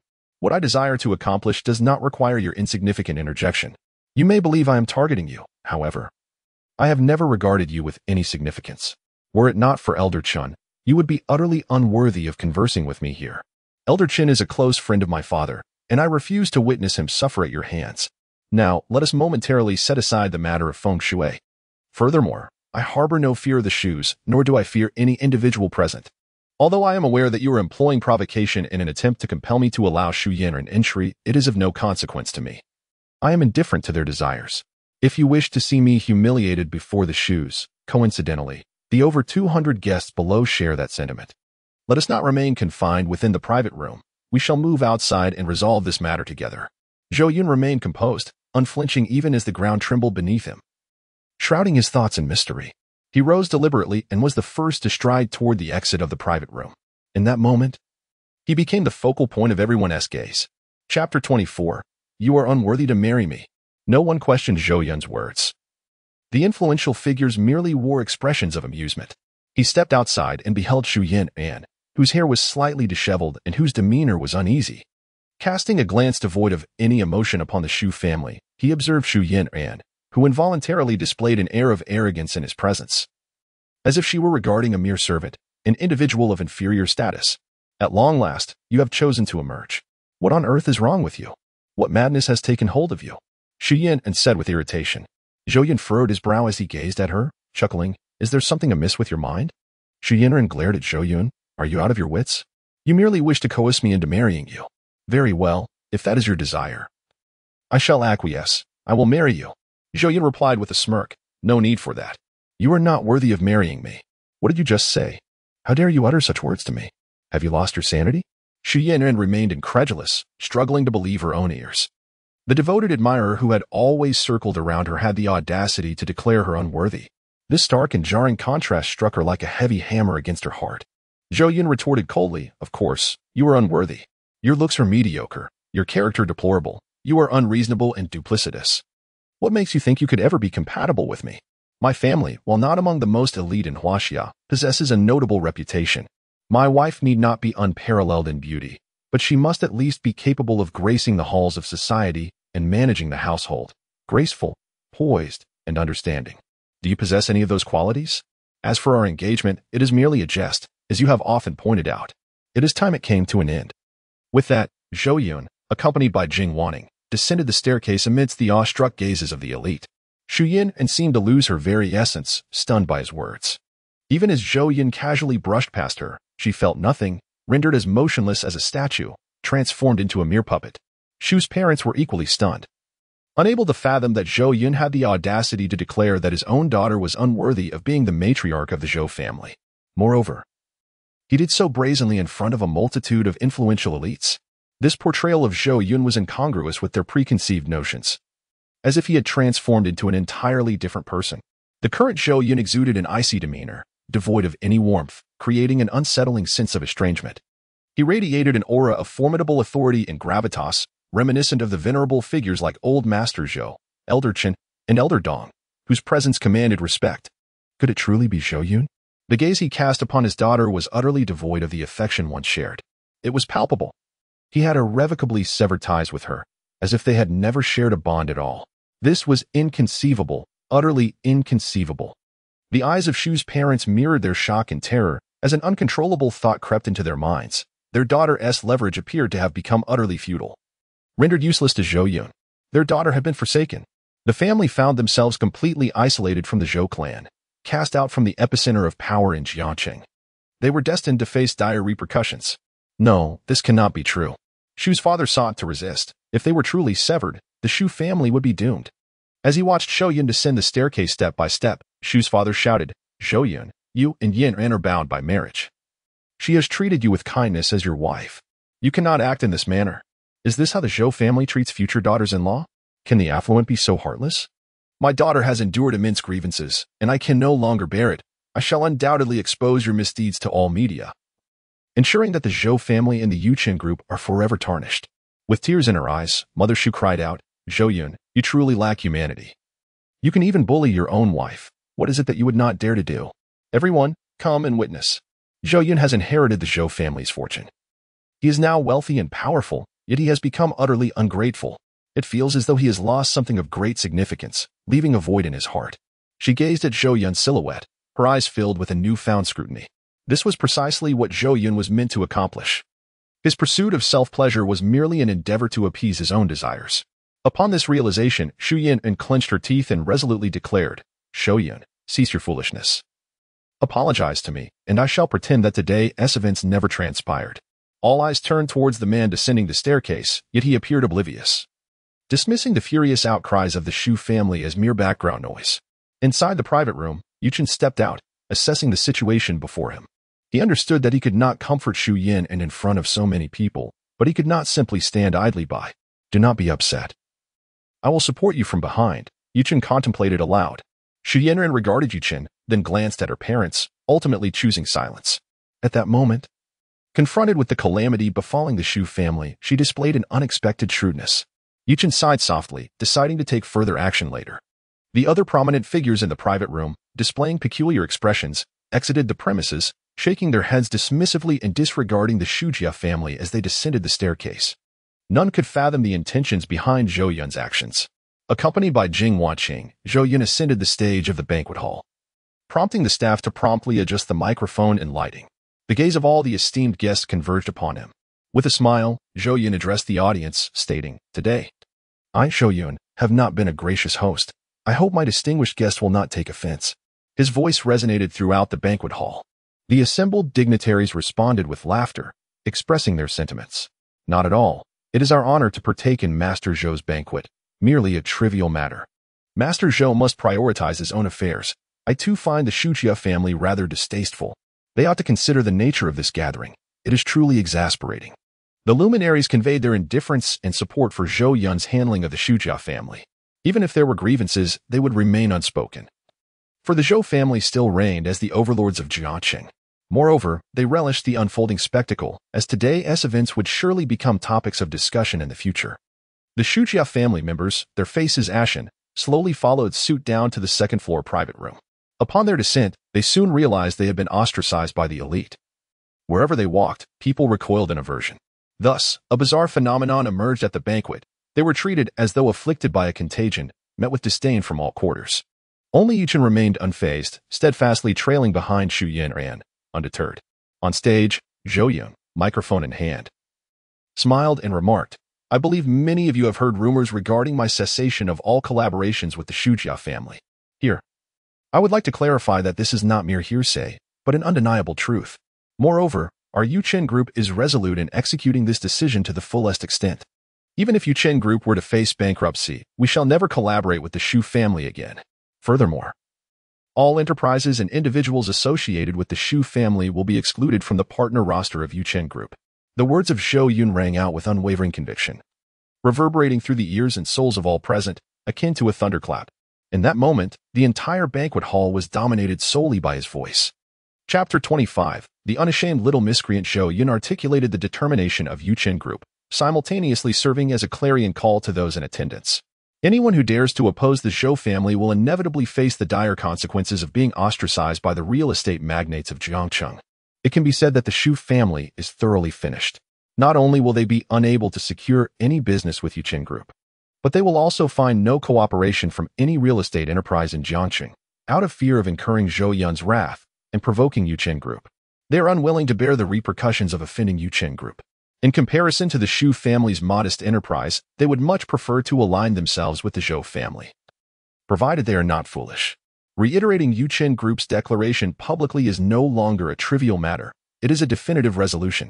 Even the waitstaff serving drinks circled around the three of them, wary of becoming embroiled in the fallout. The extent of disdain directed towards the Shu family is palpable, leading to their public judgment. They have been subjected to a public trial, and notably, it is at the hands of the son-in-law whom they had placed their hopes upon. Initially, they believed resolving the issue with Zhou Yun would be a straightforward endeavor. Little did they anticipate such despairing circumstances. Shu's father felt as though he had been struck by lightning, surrounded by the incessant echo of Zhou Yun's voice, as if the sky had collapsed upon him. Shu's mother, overwhelmed by a surge of emotions, became dizzy and collapsed to the ground, the sound of cicadas ringing in her ears. Zhu Yun hurried to support her mother, her breath quickening, her entire body flushed, her skin resembling that of one who had indulged in counterfeit wine. She glared angrily at Zhou Yun on the stage, as if she had been slapped, her face burning with humiliation. She wished to voice her thoughts, opening her mouth, yet no words emerged. Only Shu's father, regaining his composure, cried out in anguish, "Zhou Yun, have you lost your mind? My daughter is your fiancée, your wife. How could you treat us this way? Has the Zhou family truly sunk to such depths? Bullying even your own kin. Who would dare to collaborate with your Yuchen Group in the future? Shameless, utterly shameless. My daughter has done nothing wrong, nor has the Shu family. How can you so callously sever ties?" He resolved that, even at the cost of his own reputation, he would thrust the Zhou family into the tempest of public opinion. He aimed to unveil Zhou Yun's despicable true nature for all to see. Yuchen, not forgetting to ride the coattails of the Shu family, joined the fray against Zhou Yun. It seems Zhou Yun is but a morally bankrupt scion of wealth, not only ungrateful and treacherous, but also devoid of loyalty. The Shu family is, after all, your maternal family, and yet you treat them so disdainfully. I find myself pitying those who partner with the Yuchen Group. for their associates are unworthy of trust if they can betray their own kin.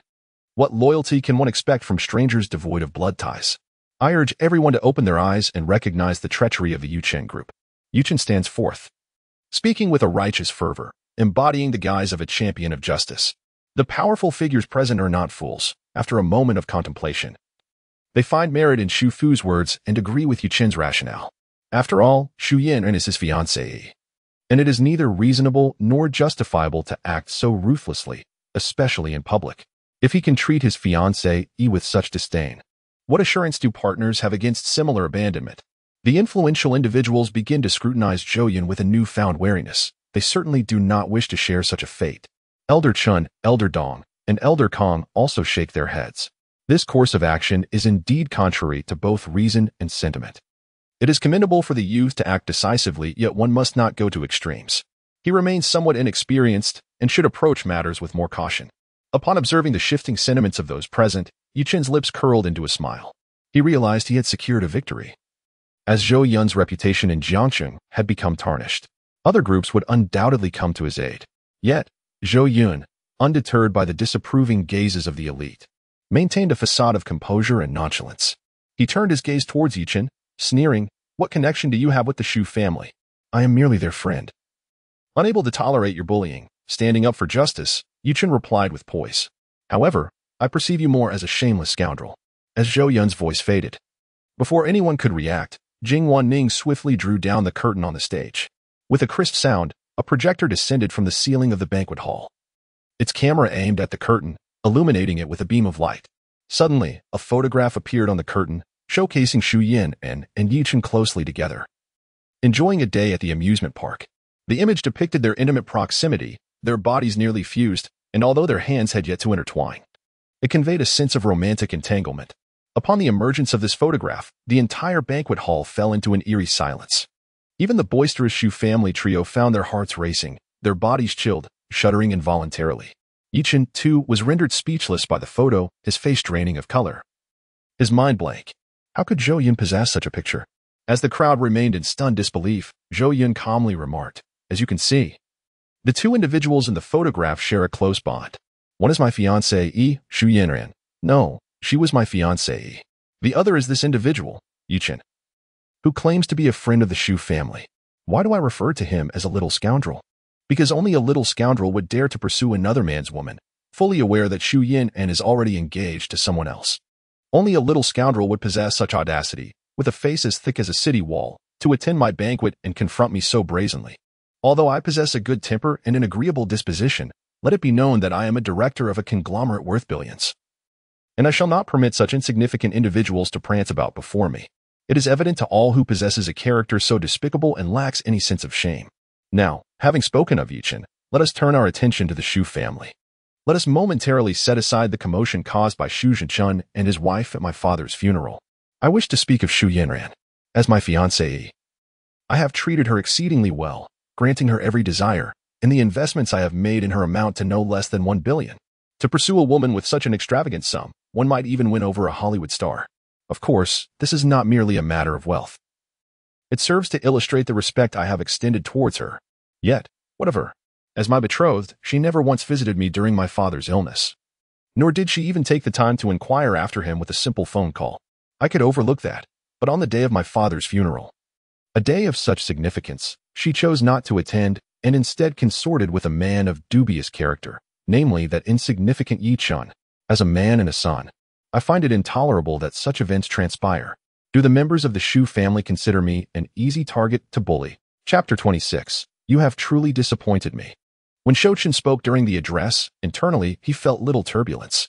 He merely found amusement in observing the dazed expressions of the male and female leads, quietly chuckling to himself.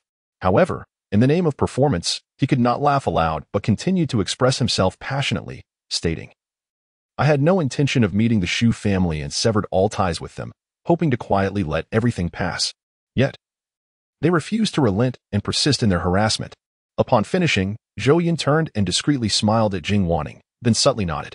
Jing Wanning, captivated by Zhou Yun's portrayal, found herself momentarily entranced. She recalled how composed Zhou Yun had been when expressing the desire to cut off ties with the Xu family. Were it not for her understanding of Zhou Yun's profound disappointment with the shoes, she might have genuinely believed Zhou Yun was in distress.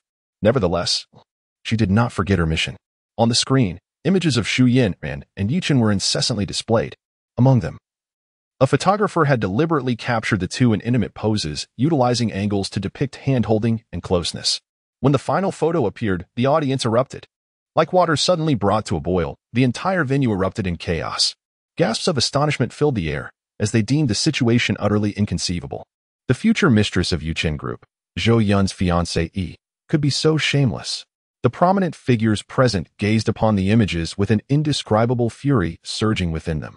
Truly, how shameless. Already engaged, yet seeking out another man. It turned out the Zhou family had such a demeanor. How foolish I was to have felt even a hint of sympathy for them earlier. It now appeared that Mr. Zhou was the one truly wronged. The audacity of those who indulge in depravity, seeking out Zhou Dong while putting on a facade of victimhood, is utterly revolting. How can such despicable individuals exist in this world? The future father-in-law lies ill, and as his fiancée, she does not even bother to pay a visit or make a simple phone call. Truly heartless and ungrateful, such women deserve nothing less than condemnation. I, for one, could never stoop to their level of cruelty. Zhou Yun is indeed disheartening, undoubtedly one of the most reprehensible women of the 21st century. Zhou Dong exhibits remarkable patience and tolerance. Had I been in his position, I would have long delivered a resounding slap and told her to keep her distance. The old master has passed away, yet she shuns the funeral to rendezvous with a paramour? Heaven above, the decay of morality has reached an unprecedented low. In ancient times, such women would have faced severe punishment. I must apologize to Zhou Dong, for I was misled by Zhou's family and this individual named Yi Chen, believing him to be truly indifferent. I too extend my apologies to Zhou Dong. These two are indeed masterful in their deception. The more I reflect upon it, the more chilling it becomes. Their hearts must be profoundly tainted. Despite their illicit affair, they dare to come before the rightful party with such arrogance. As if nothing were amiss. The cunning of Zhou Yun and Yi Chen is alarming. Their collusion is one thing, but to feign innocence is enough to send shivers down my spine. One must distance themselves from these two. They are wolves in sheep's clothing, terrifying beyond measure. Present were the most esteemed dignitaries of Jiang City, individuals of notable repute, whether they be the proprietors of major corporations, the elite of various industries, senior managers, or respected figures within the community. They were all profoundly shaken by the unfolding events, feeling as though their worldviews had been irrevocably altered.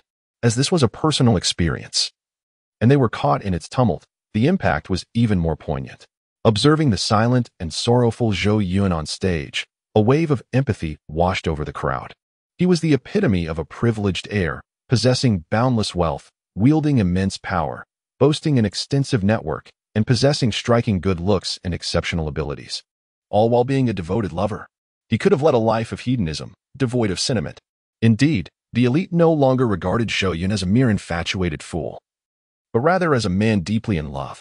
Such a man was willing to sacrifice everything for his fiancée, only for her to betray him, choosing infidelity instead.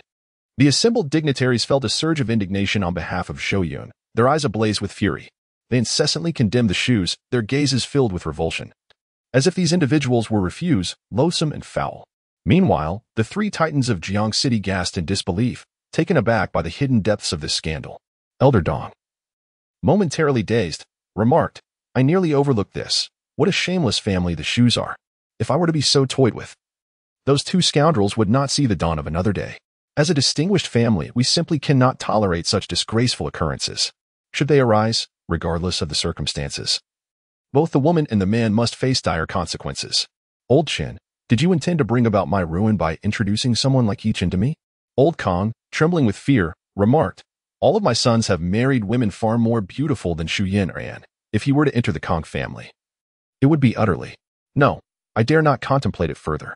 Just moments ago in the private room, I noticed that when Yi Chen first laid eyes on Jing Wanning, he exhibited a hint of peculiarity. I dismissed it at the time, but now it appears he harbors insidious intentions. Old Chen, you ought to be vigilant." Faced with the inquiries of these two titans, Old Chen found himself at a loss for words, feeling as though a weight had lodged in his chest, nearly depriving him of breath. He realized that his reputation had been utterly tarnished in front of the other dignitaries, leaving him utterly humiliated. From this day forth, the actions he has taken shall be a source of ridicule for these old fellows for all eternity. Yichen, whom he had once championed among these magnates, now stood accused of such scandalous behavior. This incident would surely elicit gales of laughter from them.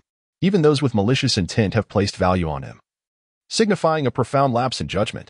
In truth, old Qin had initially intended to introduce his granddaughter to Yichen, but now he is filled with trepidation. To think of marrying her to such a wretch would render the Qin family a laughingstock for generations to come. Old Qin was nearly driven to the brink by indignation. Finding Yichen utterly detestable, simultaneously, one cannot help but feel a sense of pity for Zhou Yun and the Zhou family. Old Zhou devoted his entire life to his career, with the sole attachment being his son, Zhou Yun. Yet, it has come to light that such disgraceful events are intertwined with his own fate. Elder Qin felt as if he were on the brink of madness. His eyes blazed with a fiery rage as he fixed his glare upon Yichen, chastising him. Yichen, you have utterly disappointed me. It is a waste of my nurturing. Chapter 27. Regardless of the means employed, one must seek forgiveness. Under the scrutinizing gazes of all, Yichen felt a chilling sensation surge from the soles of his feet to the crown of his head. He never anticipated that a photograph of himself enjoying leisure time with Zhou Yun and would be captured by Zhou Yun and subsequently made public, branding him as an immoral scoundrel. Truly, it is a case of falling before the battle has even begun. To be candid, he never considered that someone would deliberately take photographs during those days. Moreover, he had never perceived any wrongdoing in his companionship with Zhou Yun.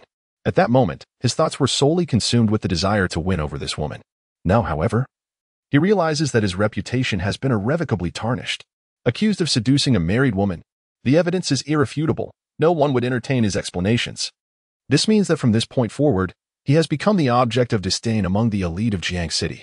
Just as he had instigated the powerful to condemn Zhou Yun, he was subsequently crushed under the weight of damning photographs. This left his mind in a state of turmoil. With all plans thoroughly disrupted, how ruthless this individual on stage, adorned with gold-rimmed spectacles and of a similar age, has proven to be. He found himself utterly unable to refute the accusations, powerless to defend himself. Faced with Elder Qin's interrogative glare, Yichen could only muster the courage to explain, Elder Qin, this is undoubtedly a misunderstanding. The situation is not as you perceive. Yin Ran and I are merely friends who went out for leisure together. Our relationship has not escalated to that level. These photographs are all taken from misleading angles. He desperately attempted to clarify. However, Elder Qin would no longer be deceived. His gaze rife with menace as he fixed it upon Yichen. Do you truly believe me to be a fool?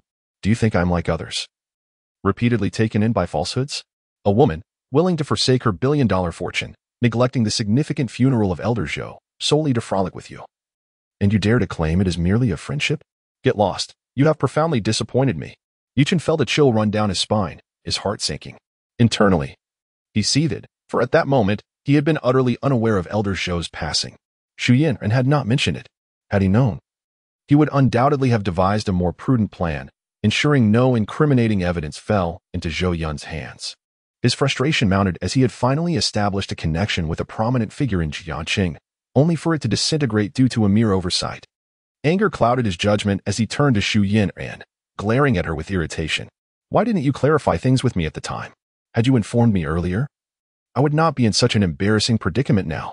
Zhou Yun, upon seeing the photographs on the screen and hearing Zhou Yun's speech, appeared dazed, as though her very soul had departed.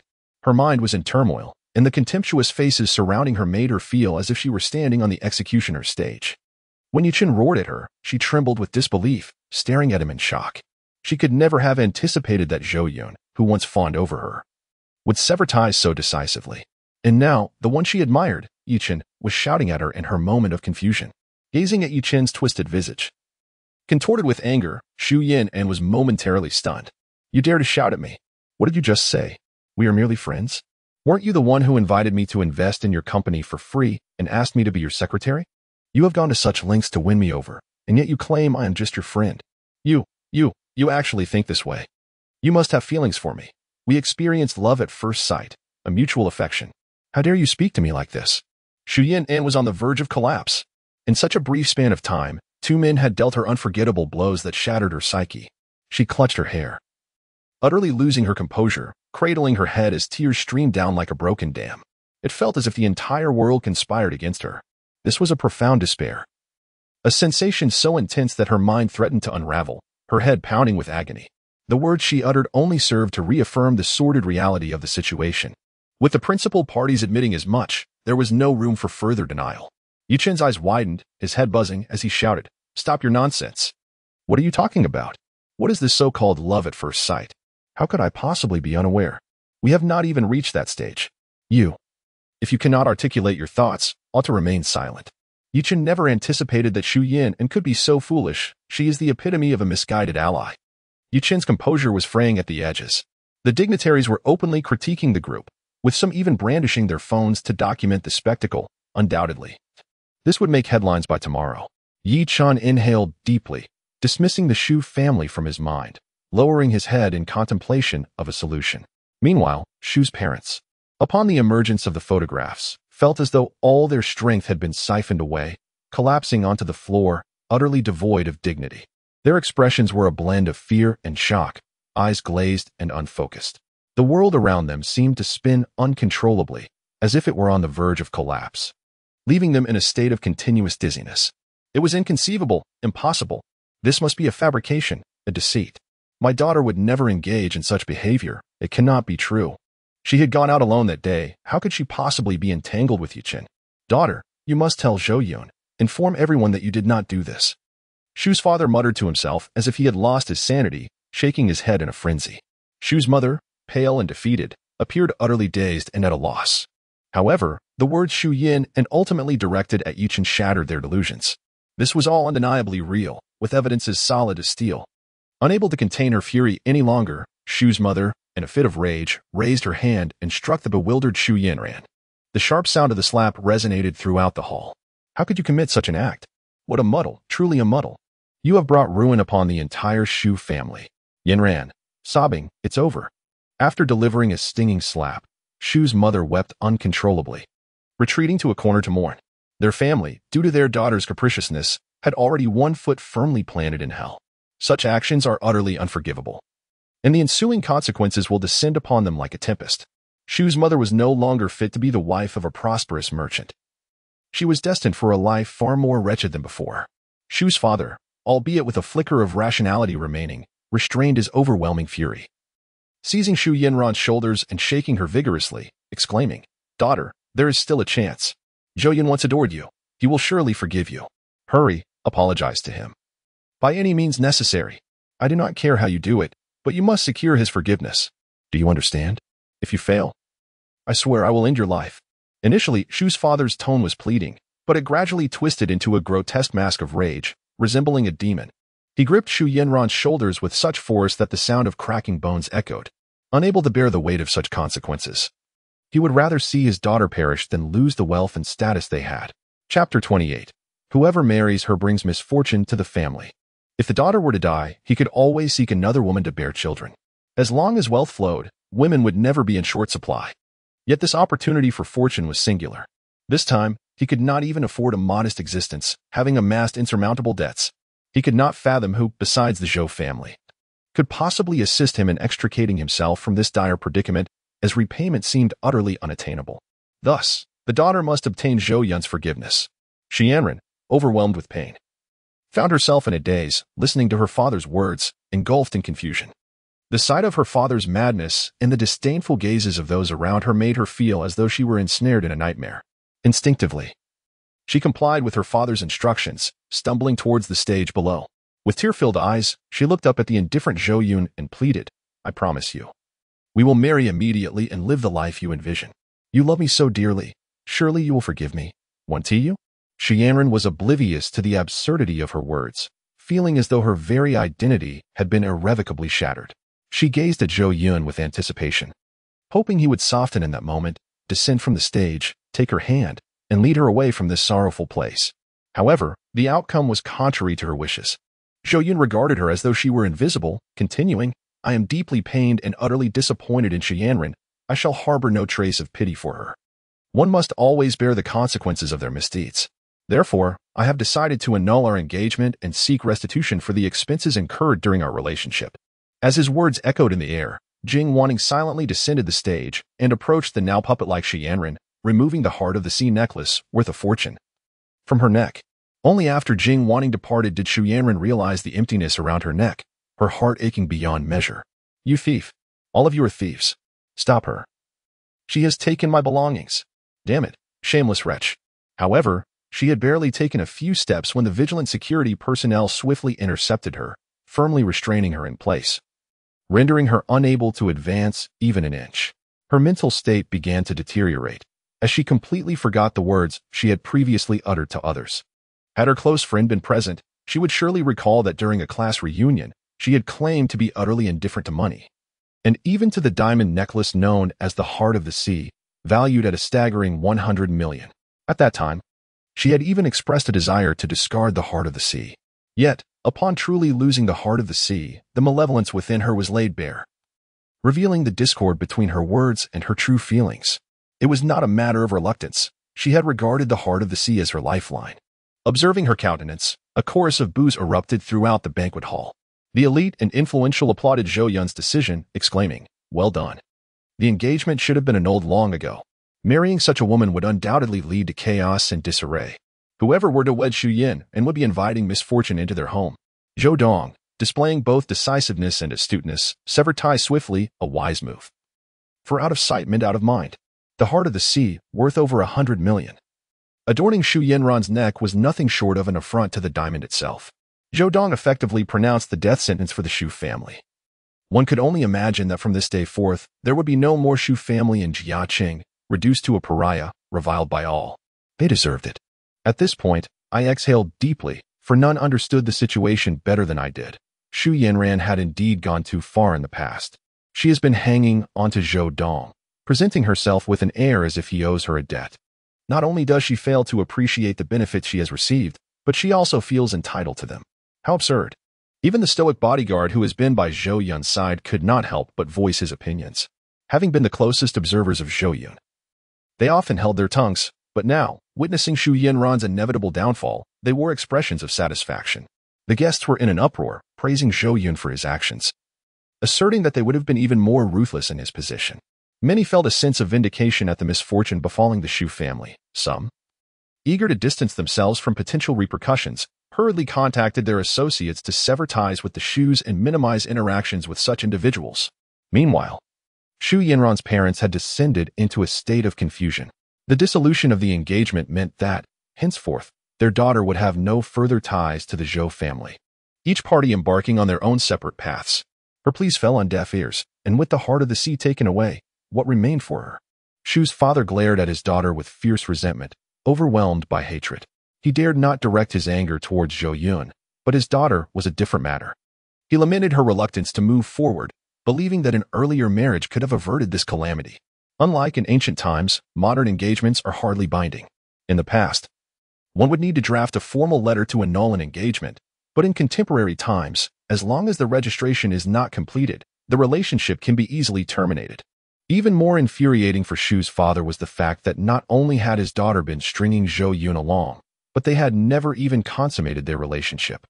If two individuals have transformed raw rice into cooked rice, he may still pose a threat, yet Zhu Yun remains untouched in her innocence.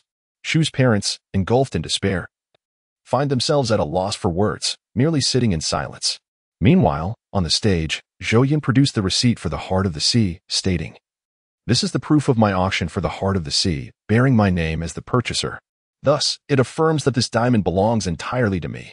After declaring the dissolution of his marital ties with Zhu Yunran, Zhou Yun remarked nonchalantly, "Naturally, I will not allow personal grievances to interfere with the normal operation and decision-making of the company. Our firm treats all partners equally, even upon discovering Zhu Yun's infidelity. I never contemplated it as a reason to affect our collaboration with the Shu family. The motivation behind this decision stems from my realization that during our partnership, the Shu family employed fraudulent contracts to deceive the group, covertly transferring funds through shell companies, delivering substandard materials to construction sites, and engaging in falsified accounts with company employees, all while compromising the quality of materials. This malpractice has directly resulted in significant safety hazards post-construction, including peeling walls, slanted floors, and collapsed ceilings, incurring substantial losses for Yuchen Group. In light of such egregious conduct, Yuchen Group has announced the termination of all collaborations with the Shu family, a matter entirely separate from my personal affairs. Now, Shu Shenchun, refrain from rushing to defend yourself. My assistant, Miss Jing, will now present all evidence of the Shu family's misdeeds on the big screen." Chapter 29. The creditor has gone mad. Jing Wanning meticulously placed the heart of the sea god in its designated position and pressed the button, causing the images on the curtain to vanish. Instantly, a series of documents appeared, adorned with photographs of materials sent by the Zhou family, images depicting architectural safety hazards, and various audio recordings. Within the recordings, conversations between Zhou's father and staff from Yuchen Group unfolded, revealing their collusion regarding the distribution of illicit funds. With both testimonial and physical evidence at hand, the Zhou family had no recourse for denial. Once submitted to the court, victory was assured. Zhou Yun observed the increasingly pallid expressions of the Zhou family, devoid of emotion, and continued, "Our company shall refuse to disperse any payments to Zhou Corporation and will demand compensation for our losses." This documentation has already been submitted to the court this afternoon. Thus, it became evident that the Zhou family would no longer receive a single penny from Yuchen Group. All initial investments had been utterly lost, and they now owed Yuchen Group a staggering compensation. A cursory calculation revealed losses of no less than several billion, compounded by external debts of a similar magnitude. The Zhou family's cash flow barely reached 2 to 3 billion, already depleted in the Nanjie commercial district, leaving them with scant liquidity. Furthermore, the court had undoubtedly accepted the case. Given the Zhou family's influence, all of the Zhou family's bank accounts had been frozen. The 3 members of the Zhou family, preoccupied with preparations for a banquet, remained oblivious to their impending doom. Their fate was sealed. Bankruptcy was imminent, alongside the specter of imprisonment. Meanwhile, the elite and influential, upon hearing this revelation, were instantly captivated, their eyes gleaming with astonishment. Truly, the chairman of a $100 billion conglomerate exemplified the essence of business, absolute professionalism, devoid of any personal sentiment. In this light, the Zhou family indeed faced a demise of their own making. Using inferior materials to create superior products poses a grave risk, potentially endangering countless innocent lives. The Zhous display a ruthless disregard for human life, treating it as mere fodder. Their malevolence is truly abhorrent. Fortunately, Lord Zhou detected the issue in time. Otherwise, even the largest enterprises could fall victim to the parasitic nature of the Zhou family. This time, the Zhou family is utterly doomed. Once the scandal is unveiled, their chances of redemption are non-existent. The authorities will impose travel restrictions upon them, rendering escape from Jiangqing nearly impossible. Speak of the devil, the court officials have arrived. And judging by their demeanor, they must bear subpoenas. How swift their arrival! Just then, several court personnel entered the banquet hall, inquiring of the attendants about the individuals associated with the Zhou family, before promptly advancing toward them. The elite and influential parted to create a path. Indeed, they were there to serve subpoenas, delivering a few words to the dazed Su Zhenchun before presenting him with several documents for his signature.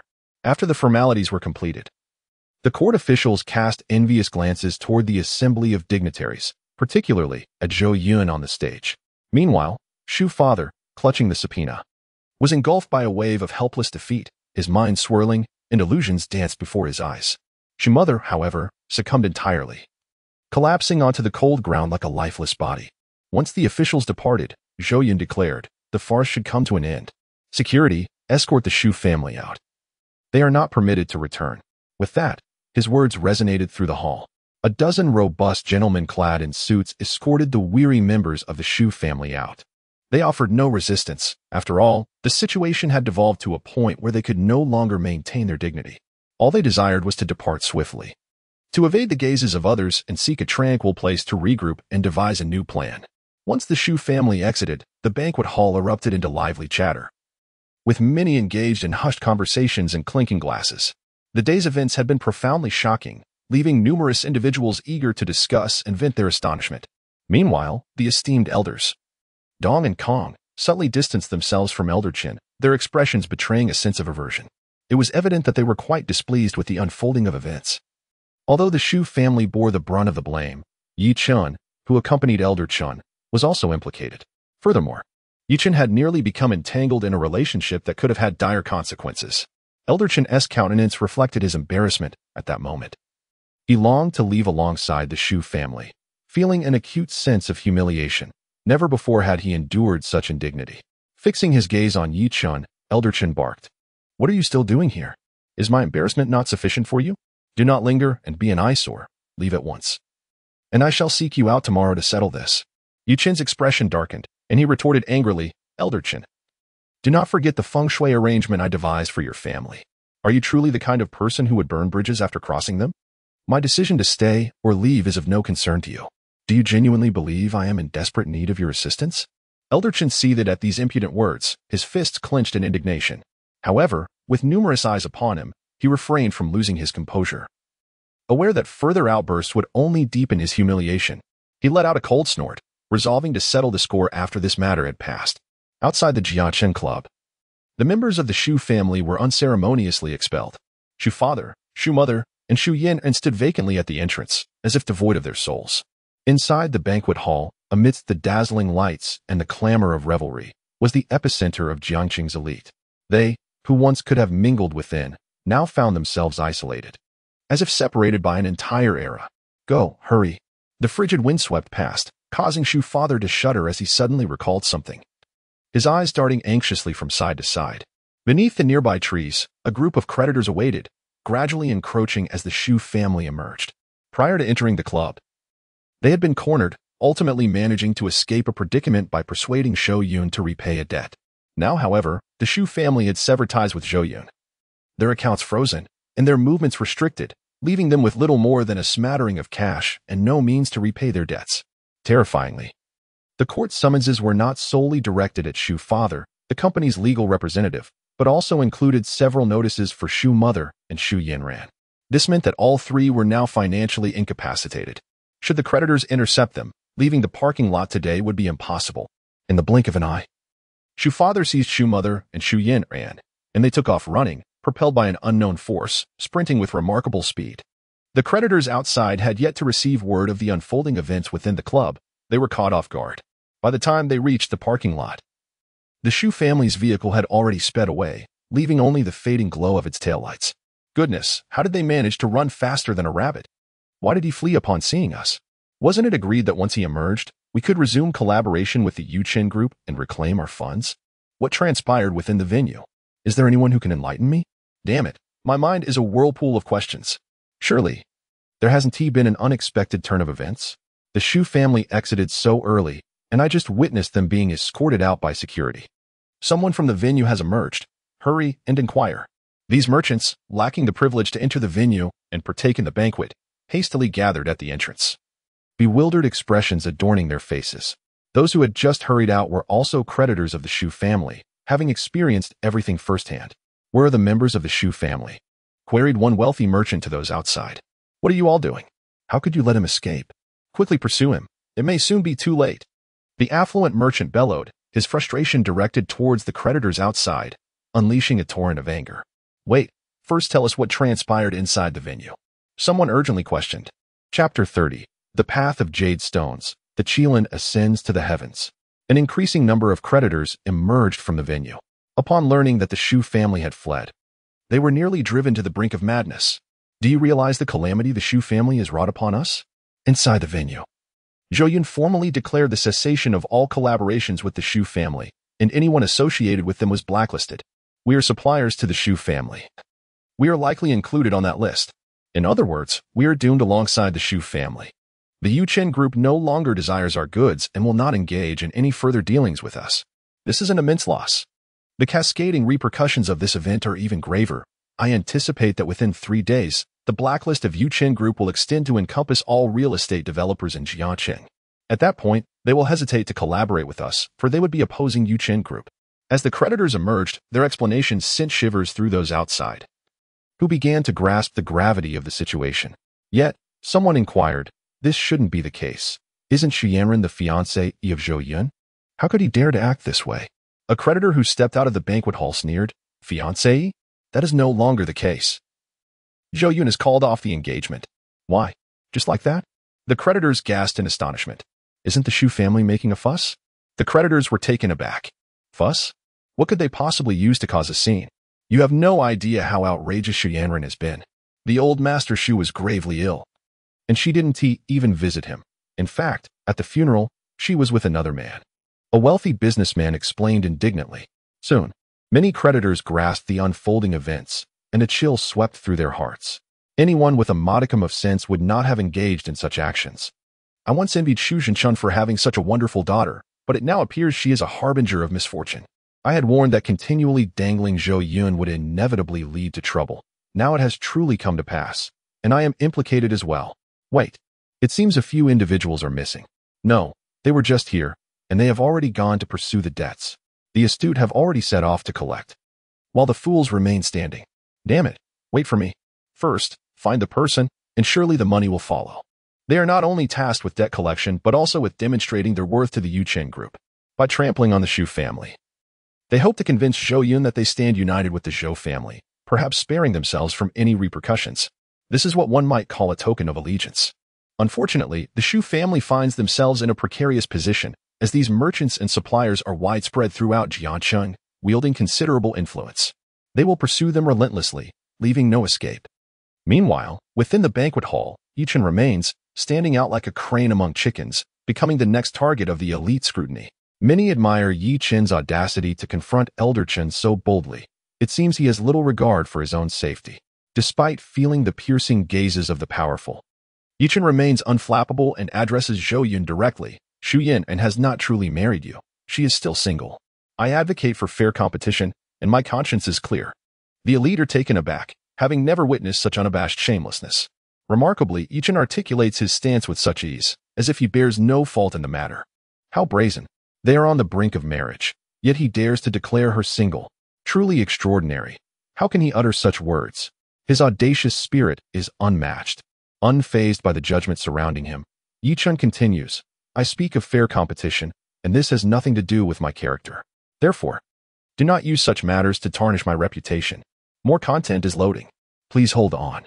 You claim that my golden carp land is flawed. How foolish. After all, the secrets of feng shui are bestowed by the system and are infallible. He is exceedingly confident. Are you not using Zhu Yun to tarnish my reputation, Zhou Yun? Then I shall retaliate with your own arrogance. Old Chen remained silent, acknowledging that Yi Chen indeed possessed remarkable skills in feng shui. Thus, he quietly observed, refraining from intervening, merely biding his time to settle the score with Yi Chen later. In light of this, I shall make you comprehend the extent of your incompetence. The burial site you selected is indeed Golden Carp Land. However, concealed nearby lies a piece of Qilin land, where all the earthly energies have been entirely consumed by the Qilin. The Qilin reigns as the king of terrestrial beasts, while the golden carp, a creature of water, cannot withstand the might of the Qilin.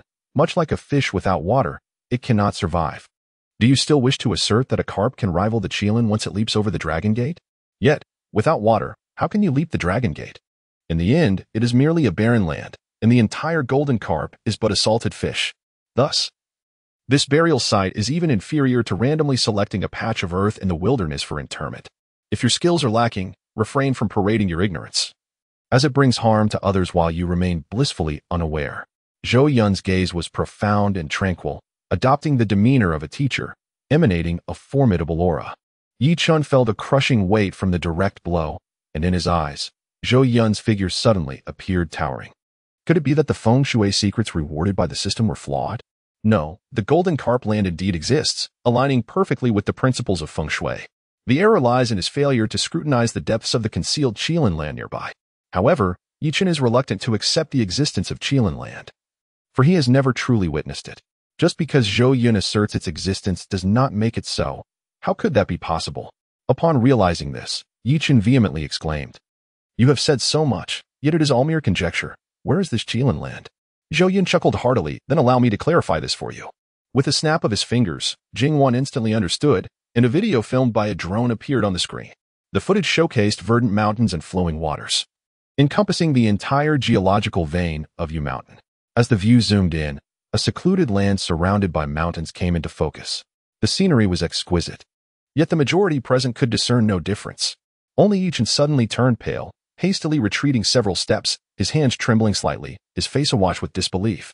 The onlookers, witnessing his reaction, instantly comprehended the truth. There truly existed a piece of Qilin land.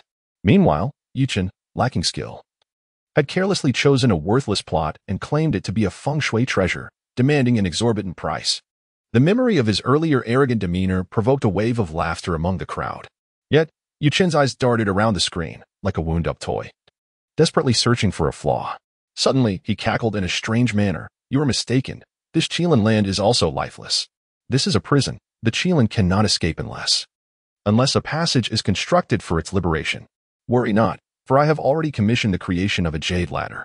Zhou Yun preemptively elucidated for Yichen. 1,000 meters of jade pave the way, guiding the Qilin forth to roam freely across the seas and lands. The cost is exorbitant, generally.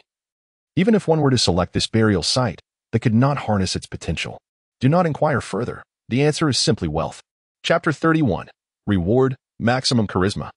Directly constructing a jade path to the mountaintop exemplifies such grandiosity. The entire banquet hall trembled, a display of opulence unparalleled, akin to the tombs of ancient nobility. Zhou Dong's reputation is indeed deserved. It appears Zhou Dong's words ring true, for the man who contradicted him now pales in complexion. Remarkable. Who would have thought Zhou Dong possessed such knowledge of feng shui? One cannot help but admire, for he is both affluent and diligent. When he chooses to act, he does so with overwhelming force. The jade pathway of Yushan is destined to become a renowned attraction. This individual, named Yichen, attempting to showcase his wit before Zhou Dong, did not anticipate encountering a master. I find such self-important individuals intolerable. They deserve a harsh lesson. Merely pointing out a worthless piece of land can garner 5 million. I could do that as well. Look, Yichen's face is darkened. He still harbors thoughts of retaliation. With Zhou Yun's explanation, the audience was left in awe. Naturally, Yichen, esteemed by old Qin, possesses considerable skill. However, before Zhou Yun, he remains insufficient.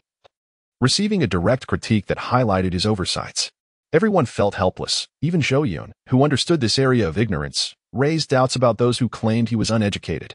Influential figures like Dong Lao and Kong Lao secretly elevated Zhou Yun's significance, subtly recognizing him as an equal competitor. Meanwhile, Chen Lao was left utterly astonished. Previously, Jing Wanning had warned him to be cautious of Yichen, suggesting that his skills were lacking and his feng shui questionable. At the time, Chen Lao dismissed it. But now, as Zhou Yun revealed a flaw, he realized Zhou Yun was not jesting. Could it be that the feng shui layout devised by Yichen was flawed as well? Chen Lao inhaled sharply, recalling Zhou Yun's warning. The more he pondered, the more a chilling dread enveloped him, accompanied by a terrifying aura that emanated from his being. If Yichen truly posed a threat, he would ensure that he would not see the dawn of another day. Chen Lao's gaze darkened, fixating on Yichen as if he were staring at a corpse. Yichen, under the weight of that lethal stare, could not suppress the cold sweat pouring down his brow. Upon reviewing the feng shui secrets provided by the system, he discovered that Zhou Yun's assertions were entirely accurate, without a single flaw. For the first time, he felt his confidence severely shaken. How could the system's feng shui techniques pale in comparison to this individual? Was he some kind of monster? He admitted that he had not thoroughly examined Yu Mountain. He had merely scratched the surface, earning a little extra. Now, he regretted not recognizing the Qilin land earlier.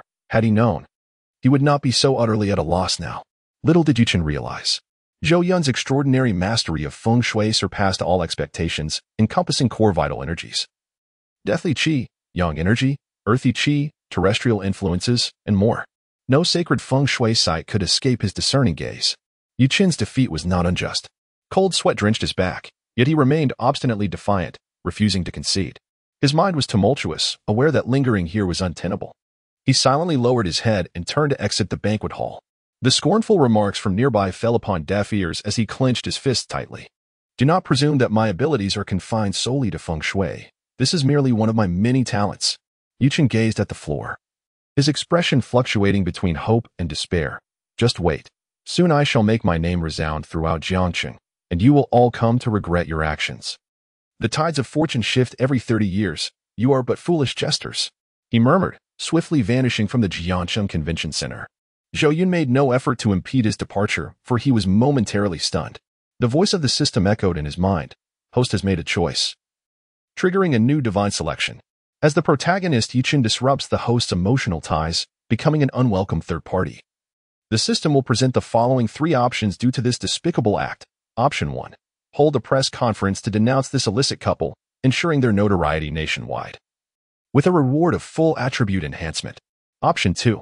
In the spirit of reciprocity, pursue and conquer the women associated with Yichen, stripping him of all he holds dear, thus allowing him to experience the dread of your retaliatory vengeance, with a reward of maximum charm. Choose 3. Expel Yichen from Jiaqing and seize all his businesses there, with a reward of 2 billion in cash. On stage, Zhou Yun was momentarily taken aback, yet the choices within his mind filled him with immense joy. He had not anticipated such unexpected gains today. The system's options were automatically triggered. Only upon activating a choice could one receive a reward. He realized that Yichin possessed some utility, as he was able to awaken the previously tranquil system. Without regard for the festivity resuming in the banquet hall, he hastily examined the three options. The first choice required him to hold a press conference, and, while feigning deep sorrow, vehemently accused the male and female protagonists.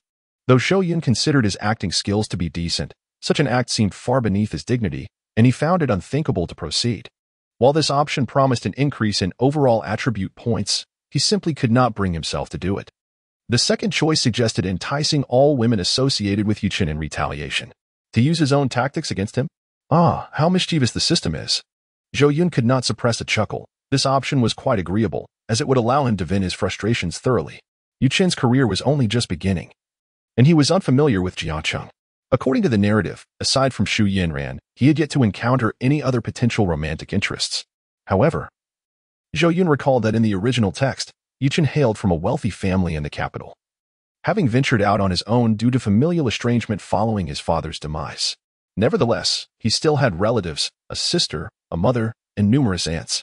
Yet, there were scant descriptions of these women, leaving Zhou Yun unaware of their appearances or personalities. Let this be considered a backup option. Should the third choice fail to meet expectations, there shall be no hesitation. Zhou Yun contemplated this as he turned his attention to the third option, expelling Yichin from Jiang City and seizing all his assets. This choice was rather appealing. Even without the system's prompt, he would eventually take action against the male lead. As a villain, he had already forged an enmity with the protagonist that could only culminate in a bitter end. Annihilating him was, therefore, a reasonable course of action. However, the reward for the third option was rather paltry, merely 2 billion in cash. Zhou Yun was not in need of money, rather. He sought various rewards that could not be purchased with wealth, such as skills and attribute enhancements. Earning money was sufficiently covered by his divine investment skill, albeit requiring a bit more time. Additionally, the conditions for triggering the system's choices were excessively stringent, and it was possible that the next opportunity would not arise for quite some time. Thus, he could not afford to squander this chance. Without a moment's hesitation, Zhou Yun resolved to embrace the second option, to take the woman beside the male lead for himself, with the reward of maximum charm. Chapter 32. The tingling charm and Elder Qin's request. The system's reward was promptly bestowed. No one noticed the faint glow emanating from Zhou Yun. Even those with keen eyes merely attributed it to the stage lighting effects. In an instant, he transformed into something extraordinary. The skin concealed beneath his clothing became smooth, imbued with an inexplicable allure, radiating an exceedingly captivating aura. A tingling sensation enveloped his body and face, as the full value of his charm subtly fine-tuned his entire being, rendering him extraordinarily perfect. When he raised his head again, an invisible charm instantly permeated the entire venue, akin to the radiance of a luminous pearl. The fleeting glimpse from someone's peripheral vision was enough to captivate their attention utterly.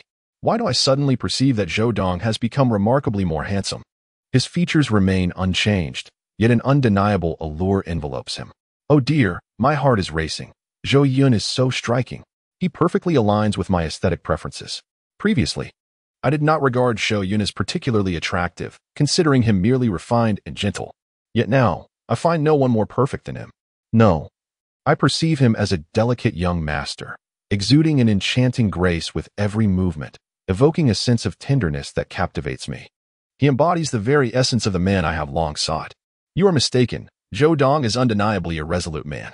To me, he radiates a robust masculine aura, evoking an irresistible urge to lean against his chest and listen to the powerful rhythm of his heartbeat. Why do my observations differ so starkly from yours? Previously, I was indifferent to Zhou Dong, only drawn to his wealth, but now I find myself genuinely enamored with him. Oh yes, Zhou Dong is currently single, exceptionally handsome and affluent. The thought of spending a delightful evening with him is almost too much to fathom. I admit, my fondness for Zhou Dong is growing increasingly profound. Please do not contest this with me. TSK, do take a moment to reflect on your own worth. Your appearance pales in comparison to that of Zhu Yun. So what makes you think he would notice you? In my opinion, Zhou Yun should belong to me. After fully manifesting his charm, he is truly mesmerizing. All the women in the banquet hall gaze at him with starry eyes, shimmering and unblinking as they fixate on Zhou Yun on stage. Most of them are the companions, lovers, or daughters of wealthy merchants who were invited, regardless of their age. From mature women to young girls, Zhou Yun captivates them all. They simply cannot divert their gaze, their eyes gradually becoming dreamy, lost in their own fantasies. The atmosphere within the hall is thick with flirtation. Many women whisper to one another, some feeling their hearts race as love swiftly occupies their thoughts. A few cannot restrain themselves and approach the stage, eager to strike up a conversation with Zhou Yun. More and more women follow suit. Even Jing Wan-ning stands entranced, her eyes seemingly magnetized to her boss. Zhou, young master, you seem different somehow. How peculiar. He appears just as he always has. Yet there is an indescribable aura about him now. At this moment, my heart feels as if a piece is missing, and that void can only be filled by you. Jing Wan-ning finds herself speaking involuntarily, but within mere seconds, her face flushes crimson, resembling an apple. As her fingers tightly clutch her clothing, overwhelmed by embarrassment, she has never uttered such bashful words in her life. This is her first time. And directed at a man no less. How could I have expressed such sentiments? This isn't like me. Jing Wan-ning silently chastises herself. Yet, she cannot help but steal glances at Zhou Yun. Suddenly, I recalled the night a few days ago when I had dinner while working overtime with Zhou Yun. I wondered if it hinted at something deeper. At that moment, I found myself hesitating, but now I feel a tinge of regret. Zhou Yun appeared calm on the surface. Yet internally, he was overwhelmed, acutely aware of the intense and fiery gazes directed towards him, as if they sought to consume him whole. His eyes wandered to the women in the hall, sending a shiver down his spine. It was a novel experience that left his heart racing. Women had already begun to gather at the entrance of the stage, and he knew that once he descended, he would undoubtedly be inundated with requests for contact information. Thus, lingering here was not advisable. Zhou Yun mused quietly before turning to Jing Wan-ning and saying, "Perhaps it's simply that we've spent more time together recently, deepening our bond, which has naturally altered your perceptions. There's no need to overthink it." Zhou Yun yawned and resumed addressing the distinguished guests, discussing his recent appointment as a director, the latest decisions of Yuchen Group, and significant strategic directions, including project adjustments and future planning. Naturally, he refrained from divulging any commercial secrets. This elicited a round of applause from the attendees, who praised the Yuchen Group, confident that with Zhou Yun at the helm, it would flourish and reach great heights. Once he concluded his speech, he noted that it was getting late and that remaining in the banquet hall served little purpose. Zhou Yun was the first to descend from the stage, while Jing Wan-ning instructed someone to turn off the stage lights and projector, closely following behind him. He politely expressed his apologies to all the guests before intending to exit through the back door. After he left the banquet hall, Old Chen, perceptive as ever, followed discreetly until they reached a secluded spot, where he finally called out to Zhou Yun. "Zhou Yun," Chun Lao said with a tone filled with regret. "I truly had no knowledge of the recent events, so please do not take it to heart." Zhou Yun paused, smiling gently. "It is of no consequence. You were merely deceived by a scoundrel, which is quite understandable. It is best that you think this way. From now on, I shall no longer assist you, Chen. So rest assured." Chen Lao rubbed his hands together. "It matters little. He is merely a minor character, and I shall not pay him much heed." Zhou Yun shrugged lightly. "However, I have a request. Today, upon observing the comparison of your and Yi Chen's feng shui, I recalled what you mentioned before about the issues with the feng shui arrangement at my residence. Would it be possible?" Chen Lao hesitated, finding it somewhat difficult to voice his request. Were it not for the pressing circumstances, he would not dare to speak up. After all, Yi Chun was the one he had introduced to the Jiangqing Club, yet this young man had caused disturbances and angered the master, thus embroiling himself in trouble. Were it anyone else, they would certainly have regarded him with disdain. Now, he found himself awkwardly seeking Zhou Yun's assistance with feng shui matters. However, as the implications of feng shui could affect his entire family, he could not simply seek out anyone else. Zhou Yun was regarded as a revered figure in the realm of feng shui, thus he had no choice but to muster the courage to ask for help. "Once the matter is resolved, I shall present you with a substantial gift that will undoubtedly satisfy you. Given the long-standing friendship between you and my father, I implore you to assist. Let us postpone this matter for a while," Zhou Yun replied with a hint of embarrassment. "You know, I have just taken over my father's responsibilities and have been quite busy." "Very well, attend to your affairs. Feel free to come by whenever you find the time." Old Chen dared not to expect too much, and his demeanor had become modest. Having said nothing further, he departed from the hall. Within the villa, Jing Wan-ning appeared fatigued yet retained a spirited essence. Throughout the journey, she occasionally stole glances at Zhou Yun, a habit that had become second nature. In the study, holding the Heart of Poseidon necklace, Jing Wan-ning inquired, "Young master, how shall we handle this necklace? I suggest we auction it again. I believe many would be interested, Zhou Yun replied, organizing his thoughts. Upon hearing her question, he answered without a trace of hesitation. It's a gift for you. It serves little purpose for me. 100 million is merely a trifling sum. A gift for me? Jing Wanning was taken aback, utterly astonished. After all, this was a sum of 100 million. Having diligently worked for many years, she had managed to save only a few million. In comparison to many ordinary individuals, she was already quite affluent, yet she had never possessed such a grand amount. Moreover, what did Zhou Yun mean by this? Such a necklace was typically bestowed upon a beloved, just as he had once given to Zhu Yun. Could it be that Zhou Yun wished for her to assume the role of his lady? The mere thought sent her heart racing. In the past, she would have undoubtedly declined without a second thought, for she was a woman of strong principles. Yet now, she found herself realizing that she had developed feelings for Zhou Yun. The notion of becoming this man's wife seemed rather appealing. Zhou Yun looked up, puzzled by Jing Wanning's distracted demeanor, and inquired, "What is it?" "In nothing, thank you," Jing Wanning stammered, her cheeks flushed with delight. Zhou Yun, oblivious to the fact that he had stirred emotions within her, thought little of the exchange. In the original narrative, Jing Wanning is portrayed almost as a stone-hearted woman, impervious to the charms of any man. Throughout the story, she embodies the image of a strong, independent woman. Thus, in his pursuit of her affection, Zhou Yun has braced himself for a protracted battle. Having just acquired a full measure of charisma, he remains oblivious to any irregularities. The reason he bestowed upon Jing Wanning the heart of the sea god is that he is preparing to embark on a monumental project, one that could propel his assets from several billion to a staggering trillion. Recently, the government has announced its intention to sell a vast expanse of land in the northwest of Jiangxing, comprising over 20,000 acres. The location, size, and potential of this parcel are all exceptional, almost sufficient to construct a grand metropolis.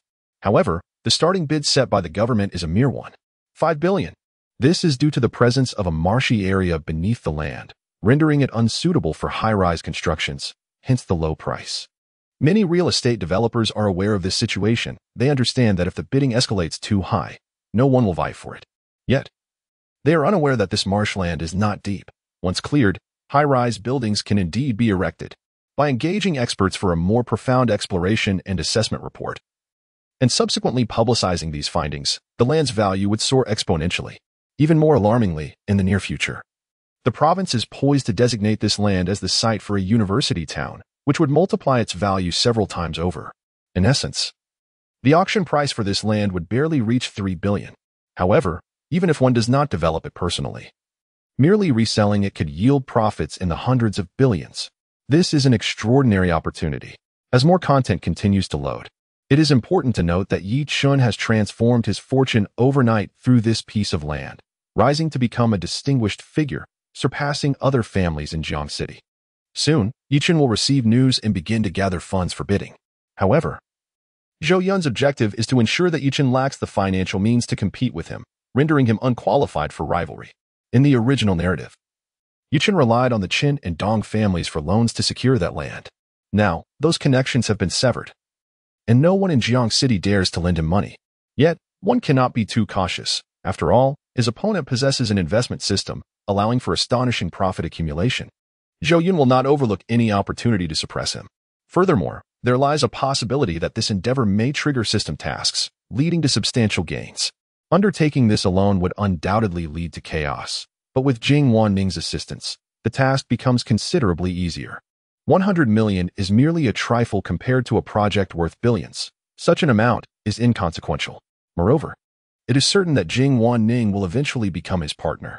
Her possessions would ultimately be his. Zhou Yun is confident in this regard.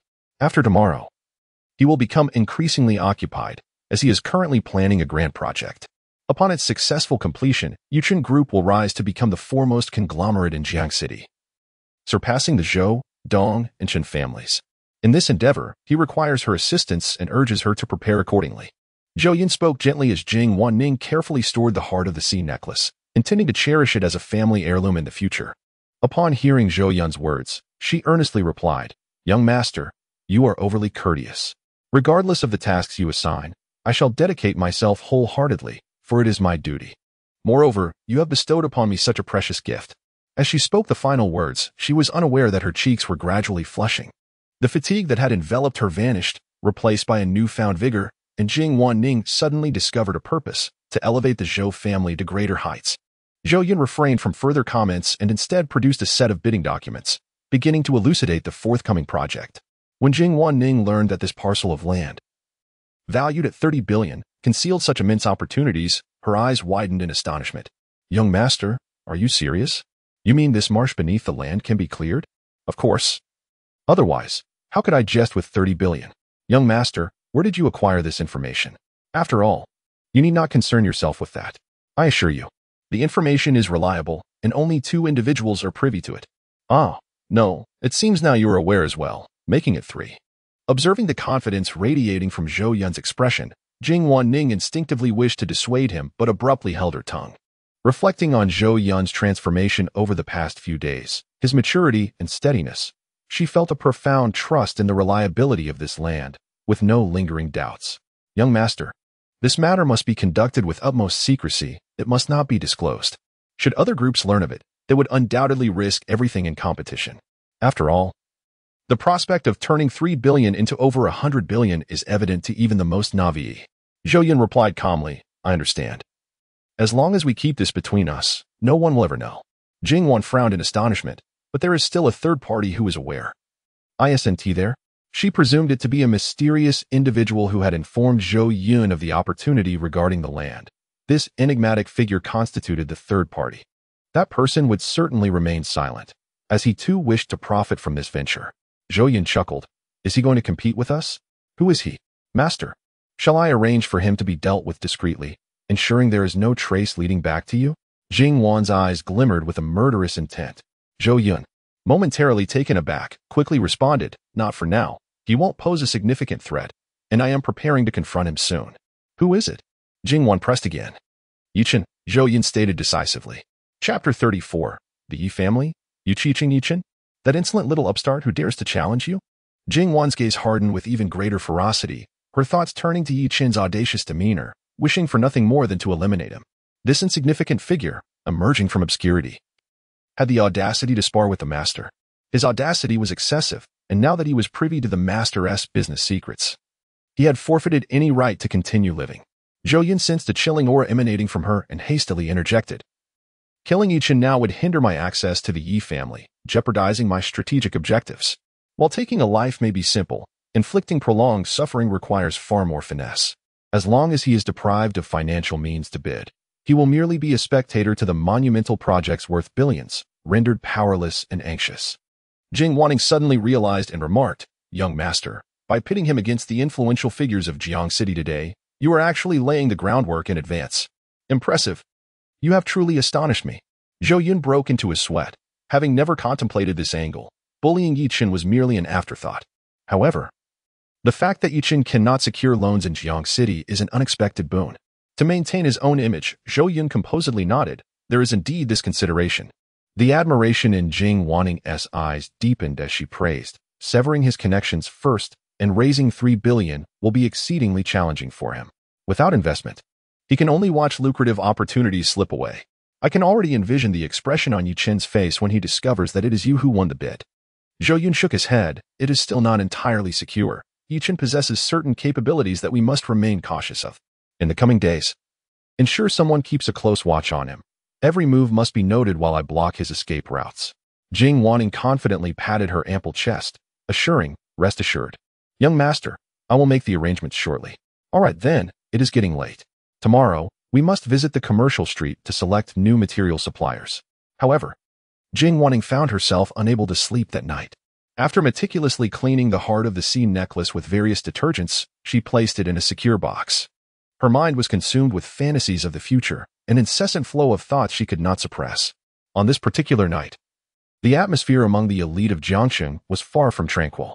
The downfall of the Shu family had left the Yuchen group in search of new partners. The void created was sufficient to forge several billionaires. Many cast envious glances, eager to partake in this opportunity. Consequently, numerous suppliers hastily devised a cooperation proposal overnight, intent on presenting it to the Yuchen group the following day in hopes of securing a contract. However, having witnessed Zhou Yun's formidable prowess, this collaboration plan was meticulously crafted, devoid of the glaring flaws that characterized the previous dealings with the Shu family. None possessed a daughter capable of winning Zhou Yun's favor. The agreements were fundamentally sound, laden with various concessions. Some even aimed at participating in the commercial street project without the prospect of immediate profit. The rationale was clear. Future collaborations with other companies would be bolstered by this affiliation with a major corporation, serving as a testament to their credentials and facilitating long-term growth. Amidst these minor merchants and power brokers, one of Jiangcheng's titans, the Chen family, was engulfed in a dark mood. The patriarch, his countenance grim, turned to a middle-aged assistant and inquired, "What is your perspective on Yi Chen's situation?" The assistant pondered briefly before responding, "Currently, we are dependent on Zhou Yun. To maintain a favorable relationship, we cannot overlook Yi Chen." Old Chen abruptly drained his cup of tea, his voice laced with menace as he declared, "He must perish. Today." He dared to retort in front of everyone, "He cannot be allowed to live." The assistant replied, "I will arrange for it immediately." Understanding his employer's intent, the assistant promptly took out his phone, preparing to inform the underground enforcers who had long been in the Chen family's employ to orchestrate an accident for Yi Chen. Before the call was made, a servant approached and said, "Master, there is a woman outside who requests an audience." Mr. Chen furrowed his brow and replied, "What woman could possibly be here at this late hour? Whom does she wish to see?" "You, sir," the servant answered candidly. "Me? What is her background?" Mr. Chen inquired. Puzzled, "The Yi family from the capital," came the response. A sharp intake of breath followed. Any family capable of establishing a foothold in the capital is not to be taken lightly, and the Yi family is among the most illustrious of the financial magnates, with enterprises spanning numerous sectors. Their influence is felt in every province and city across Huaxia, and even in military supply chains. One can discern the shadow of the Yi family. With thousands of branches, they stand as an imposing presence akin to a towering tree. Their publicly acknowledged assets alone reach trillions, dwarfing even the prestigious Yuangding auction house. They are in a league far beyond the groups in Jiangcheng, a disparity akin to that between an ant and an elephant. Should the Yi family stamp their foot, Mr. Chen's business in Jiangcheng would be doomed, rendering him unqualified even to be considered a rival. In the shadow of the Yi family, the Chen family appears as nothing more than a street vendor. Realizing the significance of the woman awaiting him, he hastened to rise and personally greet her. Approaching the grand entrance, crafted in antique copper to resemble the palatial residences of ancient nobility, he beheld a woman standing outside. She was clad in a white t-shirt, denim jeans, and flat shoes, topped off with a baseball cap.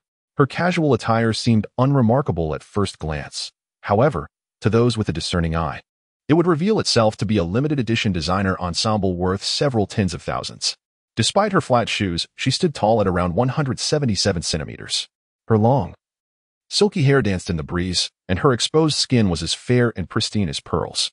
Her arms resembled tender lotus stalks, evoking an irresistible desire to hold them in one's hands. Moreover, what is truly striking is the slenderness of the woman's waist, which exudes both grace and resilience.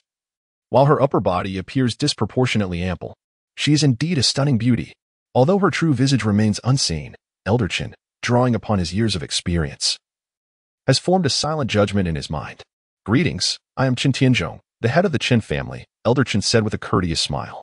Yi Qiqing raised her head, revealing her flawless features and captivating eyes, and softly replied, "Hello, Elder Chen.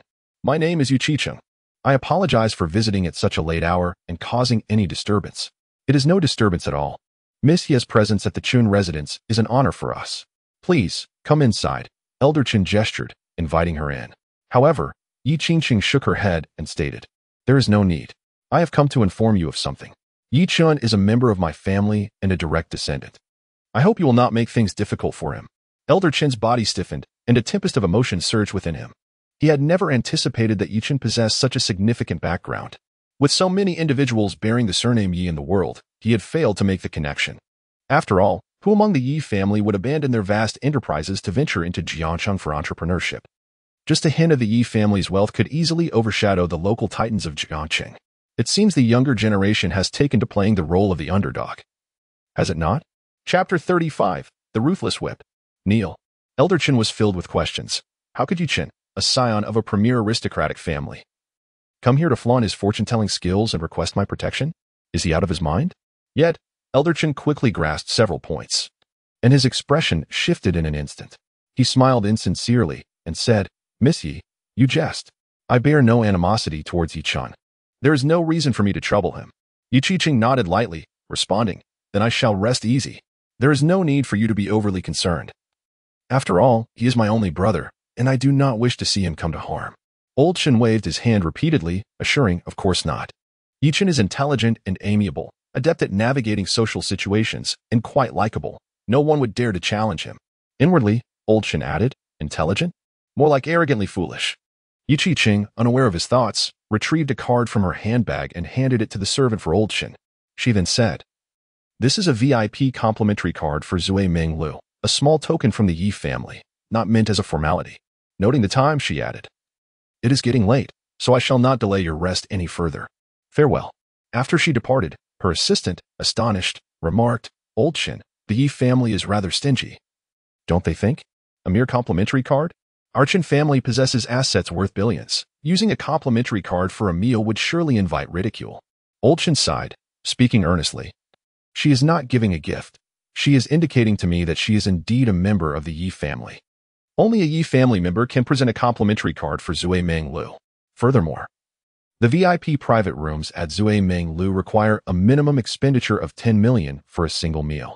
The assistant's eyes widened in disbelief, instinctively exclaiming, goodness, is the food made of dragon meat?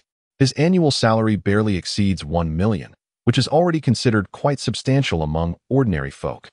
Dining at the Drunken Dream Pavilion feels like a futile endeavor after half a lifetime of toil. Old Chen, accustomed to the peculiarities of life, remarked, the ingredients are undoubtedly of the finest quality, and the services are beyond imagination. Moreover, where else can one behold the imperial palace? However, the most exorbitant cost is not the meal itself, but the privilege to enter the Yi family circle. His assistant sighed, questioning, but why does a member of the illustrious Yi family arrive on foot? Where is her car? I recall that our Chun family possesses a parking lot. Old Chen pondered for a moment before responding, perhaps, like her brother, she may be a bit lacking in common sense. Let us not dwell on that. The matter of eliminating Yi Chen must remain a secret. Refrain from mentioning it again. Old Chen cautioned his assistant. The assistant nodded vigorously, affirming, I understand the gravity of the situation. After a brief contemplation, Old Chen retrieved his phone and dialed Zhou Yun. Hello, Zhou Yun. This is your Uncle Chen. I have something to discuss. This Yi Chen is of considerable significance. He hails from the esteemed Yi family in the capital. Old Chen did not withhold information, divulging Yi Qiqing's intentions to Zhou Yun. To his astonishment, Zhou Yun remained remarkably composed, as if he had anticipated this revelation. This left Old Chen perplexed. Was Zhou Yun unafraid? Why did he exude such confidence? Yet, he dismissed such thoughts, notifying Zhou Yun was merely a matter of extending a favor. As the long night stretched on, the Shu's, pursued by their creditors, hastily arrived at a rural resort on the outskirts of Jiangqing. The Shu's had fallen from grace. Jiangqing was no longer a safe haven for them. Just moments ago, several creditors cornered them, nearly blocking their way. With desperation, Father Shu drove recklessly, running several red lights. On one occasion, he narrowly escaped a collision with a large truck, managing to shake off his pursuers. He hurriedly left Jiang City and sought refuge in this humble farmhouse. Their cash reserves dwindled to a mere 20 to 30,000, rendering them unable to afford a hotel, thus compelling them to find a modest farmhouse to hide away. Damn it, damn it, damn it. Inside the vehicle, Father Shu pounded the steering wheel in fury, nearly triggering the airbag. Those scoundrels. When they initially sought my cooperation, they called me Brother Shu. Now that I am in trouble, they all revel in my misfortune. Damn it. With a fierce curse, Father Shu exited the car, glaring at the mother and daughter who were still lost in their thoughts inside the vehicle. What are you two still doing in there? Thinking you are queens. Should I carry you both out? His harsh reprimand jolted Mother Shu, and Shu Yen ran into action.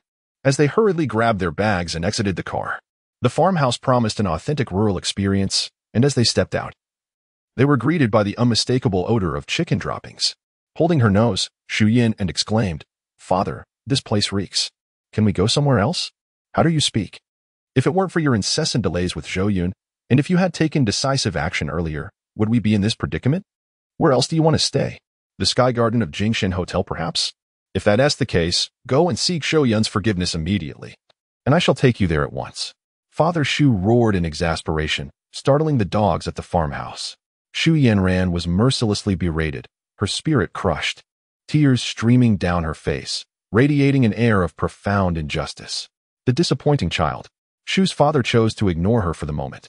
His voice caught the attention of the owner of the farmhouse, who quickly emerged. After negotiating a price, Shu's father secured 2 rooms, and the family settled into the rustic lodging. The rooms were relatively clean, equipped with air conditioning and hot water, though the quality was vastly inferior compared to that of a hotel or their home.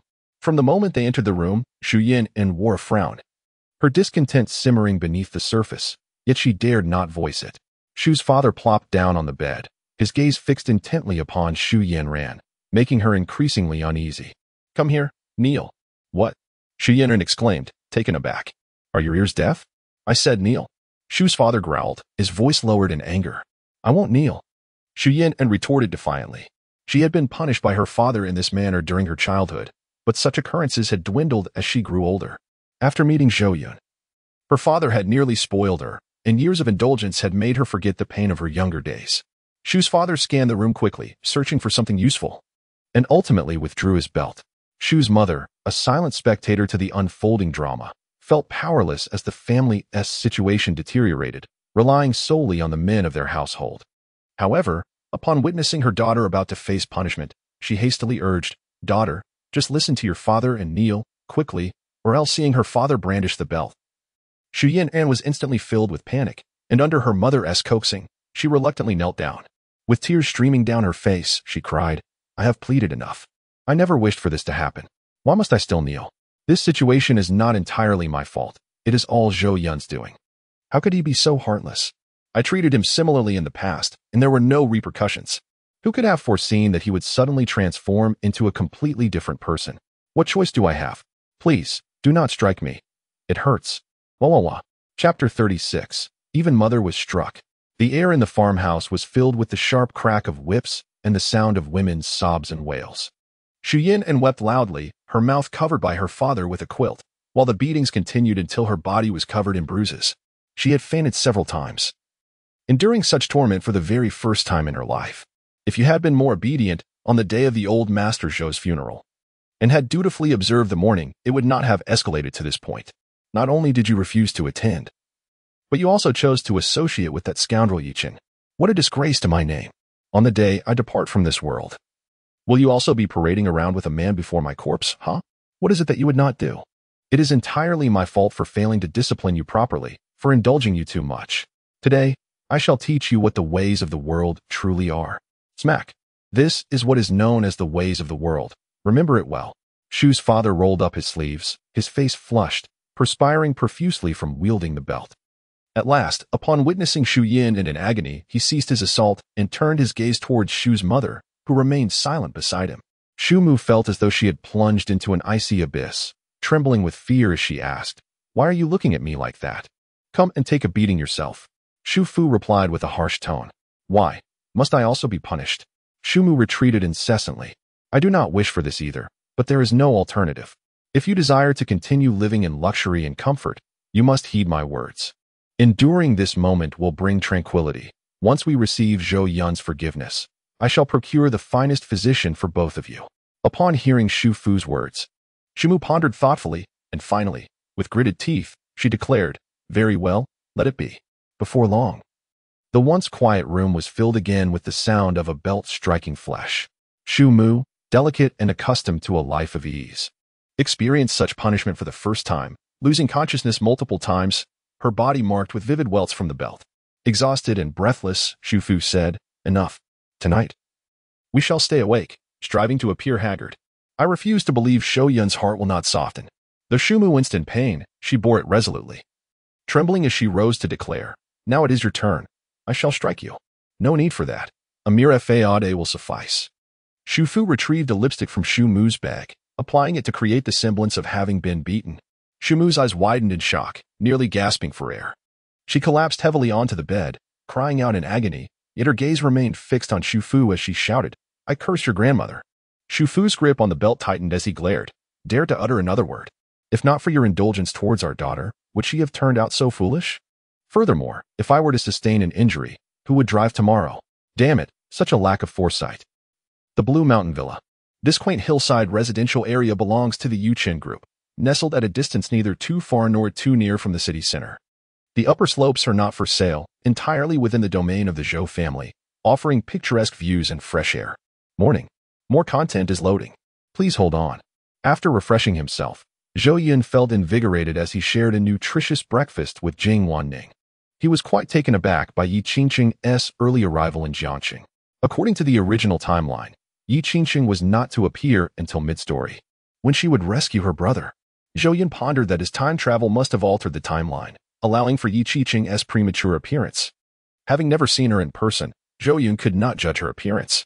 After all, the female protagonist, Zhu Yun, had numerous opportunities to showcase herself.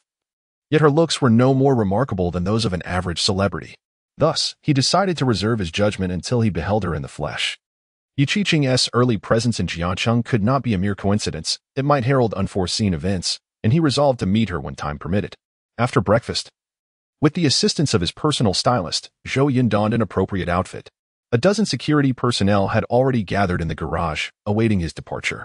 Jing Wanning was also prepared, holding the necessary documents, ready to head to the under-construction commercial district for an inspection. Just as they were about to exit the villa, a guard approached with a report. 3 individuals were kneeling outside, weeping profusely, insisting on a meeting with Zhou Yun. After clarifying the situation, Jing Wanning found herself in a state of helpless amusement. The Zhou family of 3 bore numerous red marks and wounds on their bodies, their eyes dim and frail, resembling individuals who had been imprisoned for over 10 days, a truly pitiful sight. She instructed the gatekeeper to inform Zhou Yun, then ventured outside to observe the circumstances. She noticed that the path down the mountain was obstructed by the 3 individuals, preventing the convoy from departing. Their tattered clothing shivered in the brisk morning breeze, evoking sympathy. However, Jing Wanning felt no compassion whatsoever. Being a strong woman herself, her temperament was forged with unwavering resolve, and she regarded them with disdain. Zhu Yun and her mother wept profusely, their eyes glazed over, seemingly oblivious to their actions, akin to individuals suffering from hysteria, lost in a daze.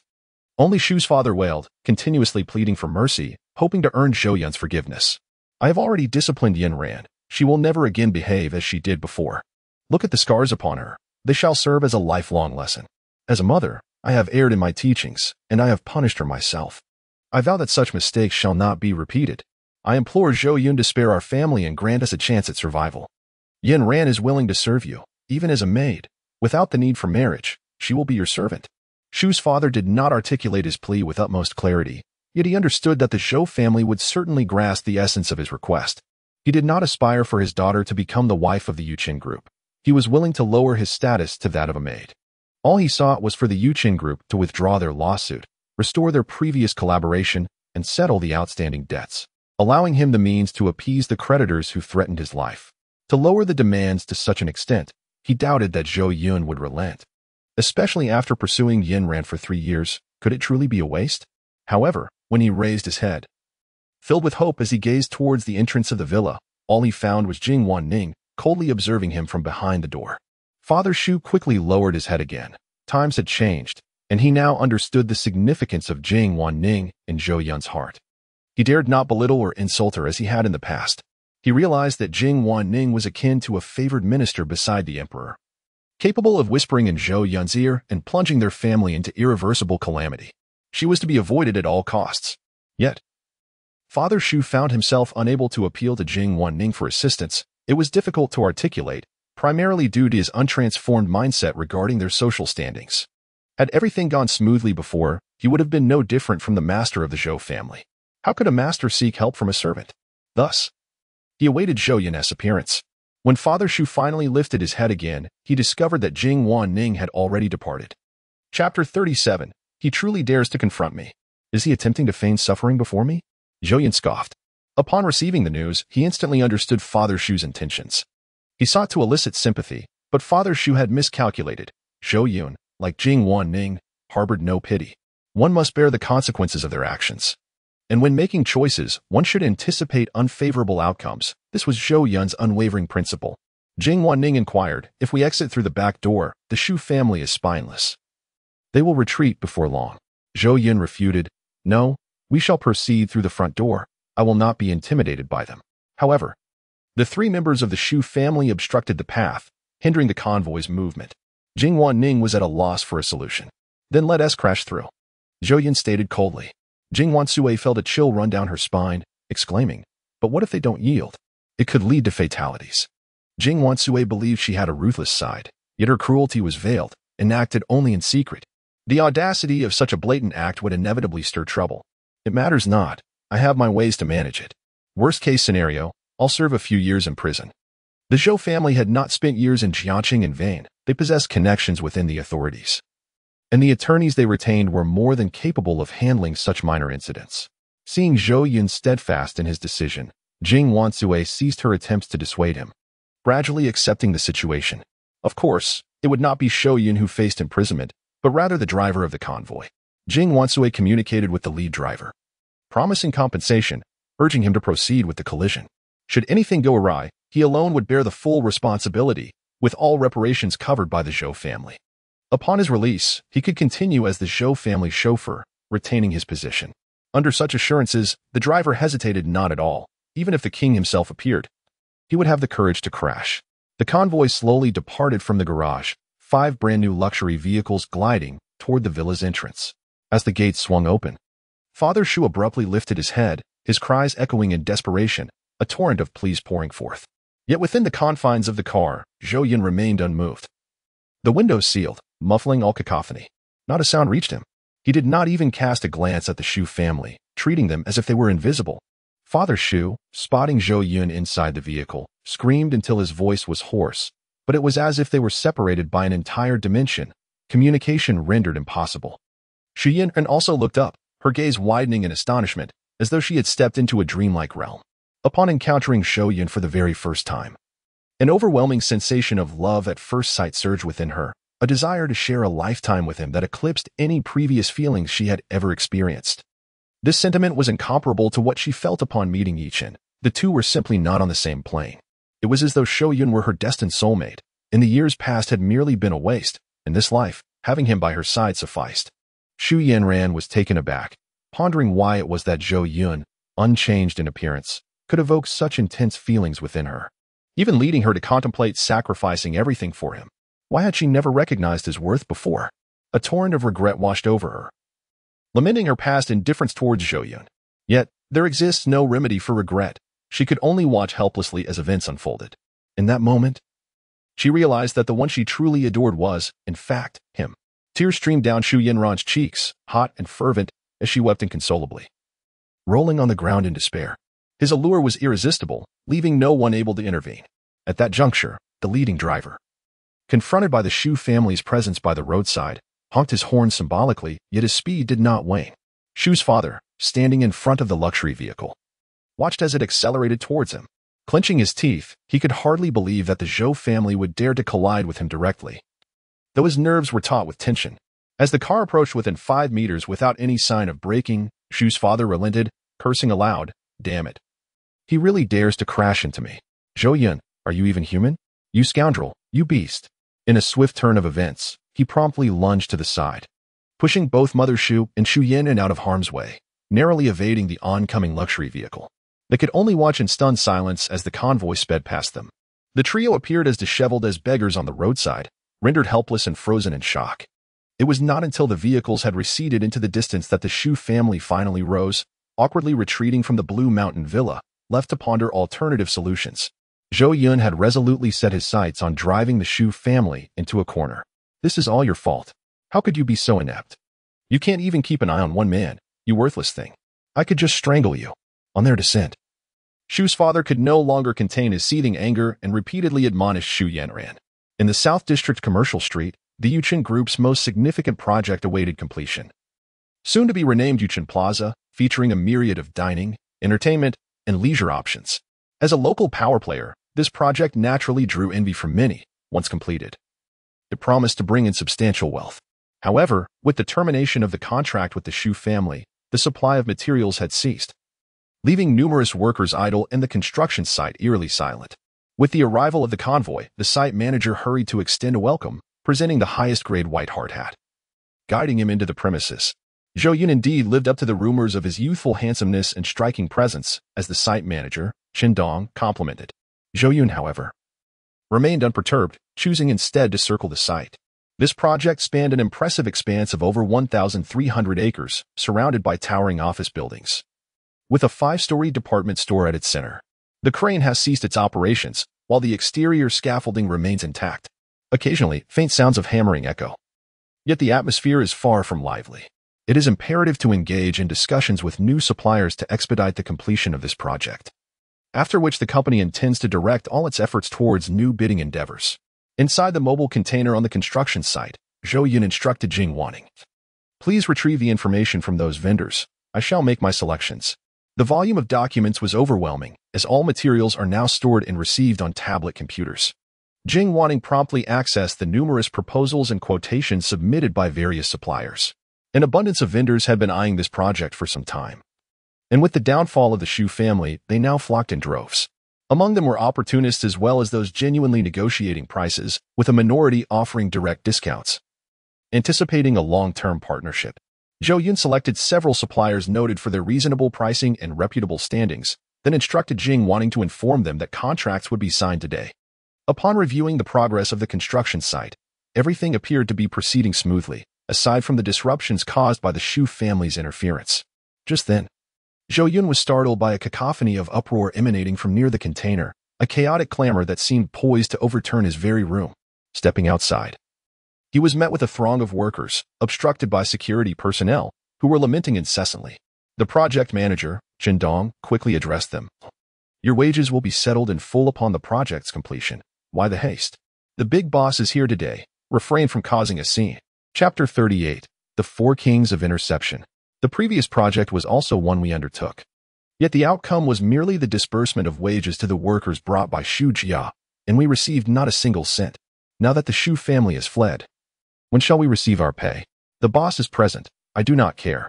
If I am not compensated today, I will throw myself in front of the boss's car. I no longer wish to live. I implore you to show me some compassion. My child is merely a year and a half old, in dire need of nourishment, yet I find myself powerless. Do you comprehend the extent of my stress? The workers grew increasingly agitated, on the verge of taking action, while the sturdy security personnel struggled to maintain order. Chen Dong's expression darkened, resembling a soot-covered pot. Today, with Zhou Yun in attendance, the workers were causing a ruckus without regard for decorum. Once Zhou Yun departs, he vowed to teach them a lesson. As Chen Dong's gaze swept across the crowd, he spotted a towering figure among the workers, a man named Cheng Dama, who stood nearly 2 meters tall and possessed a physique akin to that of an ox, yet wore a countenance of innocence and meekness. His eyes sparked with realization as he identified an ideal target to intimidate. Sensing Zhou Yun had exited through the iron door, he straightened his posture and called out, "You there, Cheng Dama, come here immediately." The burly worker, Cheng Dama, scanned the crowd in a state of confusion. Upon confirming he was the one being summoned, an impulse to flee surged within him. However, under the watchful eyes of his fellow workers, he could not escape and reluctantly approached the front. With a tone of grievance, Cheng Dama implored, "Leader, please just give us the money. We are truly on the brink of starvation. You, of all people, still wish for money? You eat the most in the cafeteria, single-handedly consuming enough for 10. Chen Dongyi, seeking to assert his managerial authority in front of Zhou Yun, declared, "It's already generous of me not to demand money from you, yet you dare to stir trouble with them. Starting tomorrow, you need not return. Pack your things and leave at once. No, you must go now." In that moment, Chen Dong reveled in a sense of undeniable superiority. As a formidable figure, he felt as though he held the reins of fate in his hands, a sensation that left him elated. When reprimanding Cheng Dama, the surrounding workers fell silent, their defiance extinguished, resembling defeated roosters. Though they harbored resentment, they felt powerless. Some wished to stand up for Cheng Dama, yet thoughts of their families quelled their courage. Cheng Dama's eyes ignited with fury, his face flushed with rage, and his fists clenched tightly, veins bulging ominously. However, as if recalling something, he subdued his anger, hanging his head in dejection, saying nothing. Chen Dong, taken aback, realized that a blow from Cheng Dama could be devastating. Fortunately, as expected, Cheng Dama, the most easily intimidated worker on the site, capitulated. Meanwhile, Zhou Yun observed the unfolding scene with a heavy heart.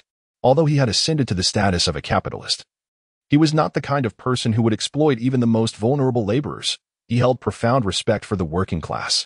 Wealth should not be amassed at the expense of societal stability. Therefore, witnessing the tattered and weary faces of these migrant workers ignited a fire of indignation within him, leaving him deeply dissatisfied with Chen Dong's actions. As more content loaded, Chen Dong once again resorted to a despicable act. He resorted to the cruel tactic of killing the chicken to frighten the monkey. As a member of the management, not only did he neglect to address the issues at hand, but he also suppressed his subordinates. Such a character is simply intolerable. However, to his surprise, the chicken that was slaughtered bore a striking familiarity. After a moment of contemplation, he recalled something that made a smile of delight cross his face. Chengdama, one of the formidable subordinates of Yi Chen in the original tale, known as one of the four kings famed for his martial prowess. His combat abilities were extraordinary, capable of taking on dozens of special forces soldiers single-handedly, shielding Yi Chen from blades and bullets, and surviving several near-death encounters, much like a cockroach. Possessing an incredibly tenacious vitality, he had aided Yi Chen in numerous dark endeavors, and could be considered one of the key figures in his later commercial empire. The unexpected encounter with Chengdama, who had not yet become one of Yi Chen's subordinates, filled Zhou Yun with joy. If he could recruit him and have him work willingly under his command, it would provide immense security. Indeed, Chengdama's worth surpassed that of an entire security team.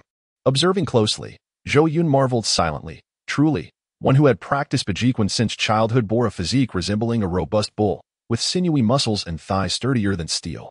Anyone who crossed his path would instinctively lower their heads and avoid confrontation, such was his formidable presence. Qin Dong immediately scurried over, bowing and scraping, and ingratiatingly remarked, "Director Zhou, these are just unruly workers. The project isn't even finished yet, and they are already clamoring for their wages." Zhou Yun, displeased, retorted, "Then why did I hear that the previous crew did not receive payment, while the workers brought in by the Shu family were compensated? All the workers of the Shu family have been dismissed by Jing Wanning. This construction site has effectively been purged of anyone associated with the Shu family." Qin Dong, clutching his ears, stammered, "Speak." Zhou Yun glared fiercely, reprimanding him. "Because the Shu family took all the money. I have no funds to distribute here, so," Qin Dong lamented. Zhou Yun coldly replied, "So, you were tempted by the Shu family, suppressing the matter without reporting it to the group, and thus withholding the workers' wages." Qin Dong was instantly drenched in cold sweat, despite Zhou Yun's youth. It felt as if she could see right through him. "Zhou, it was the Shu family who coerced me. I had no choice," Qin Dong pleaded desperately. However, Zhou Yun was no longer interested in his excuses. Instead, she addressed the arriving Jing Wanning.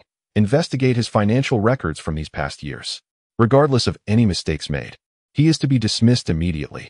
If there are any signs of embezzlement or bribery, refer the case to the court and hold him accountable. I do not wish to see him employed at Yu Chen Group any longer." Jing Wanning's delicate face was shrouded in frost as she nodded. "I will act promptly." Qin Dong, petrified, sat down on the ground, utterly dazed. As the site manager, he knew that his records were anything but pristine. An investigation would surely expose everything. He realized his fate was sealed, and the world around him dimmed, as if he were about to faint. Zhou Yun, however, disregarded him and called out to the despondent Chengdama, who was about to leave, "Please wait." Chapter 39. How can 3,000 suffice when a monthly salary is 1,000,000? Chengdama turned around in confusion, eyeing the refined young man before him, feeling a knot of anxiety in his heart. Zhou Yun was clad in a fitted white shirt and tailored trousers, impeccably clean, which clearly indicated he was not a laborer engaged in menial tasks. His attire bespoke affluence. "Did you call for me?"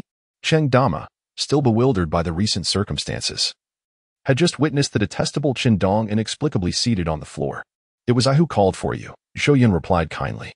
"Greetings, I am Zhou Yun, the chairman of Yu Chen Group, essentially, your employer."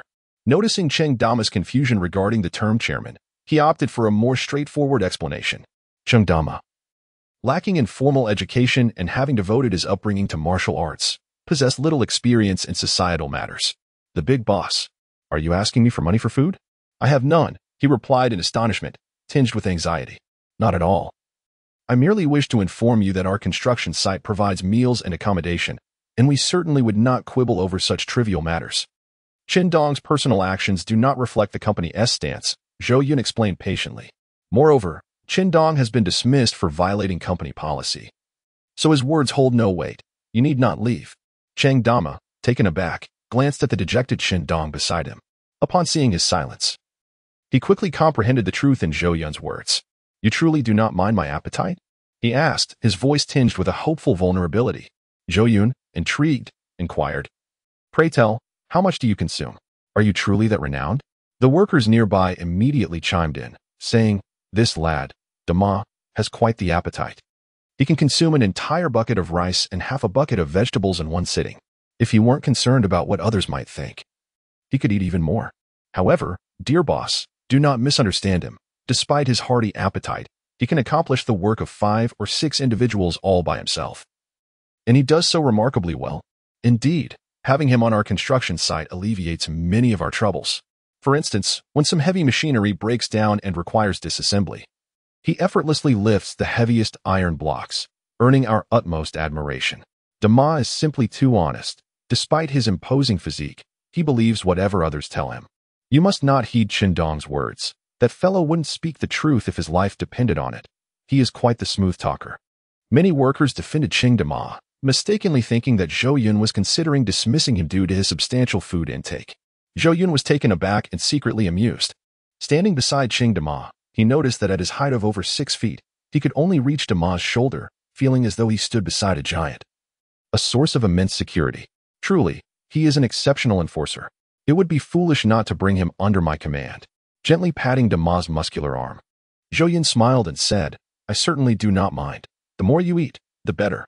Dama, I have high hopes for you. With your remarkable abilities. Why are you so naive? Qingdong just bullied you, and you should have given him a punch. Zhou Yun laughed heartily, while Qingdong, overhearing this, nearly lost his composure in fright. Qingdong, feeling somewhat embarrassed, scratched his head and said, Boss, you may not be aware, but I practice authentic Baji Quan. And my strength is so great that my strikes can indeed cause harm.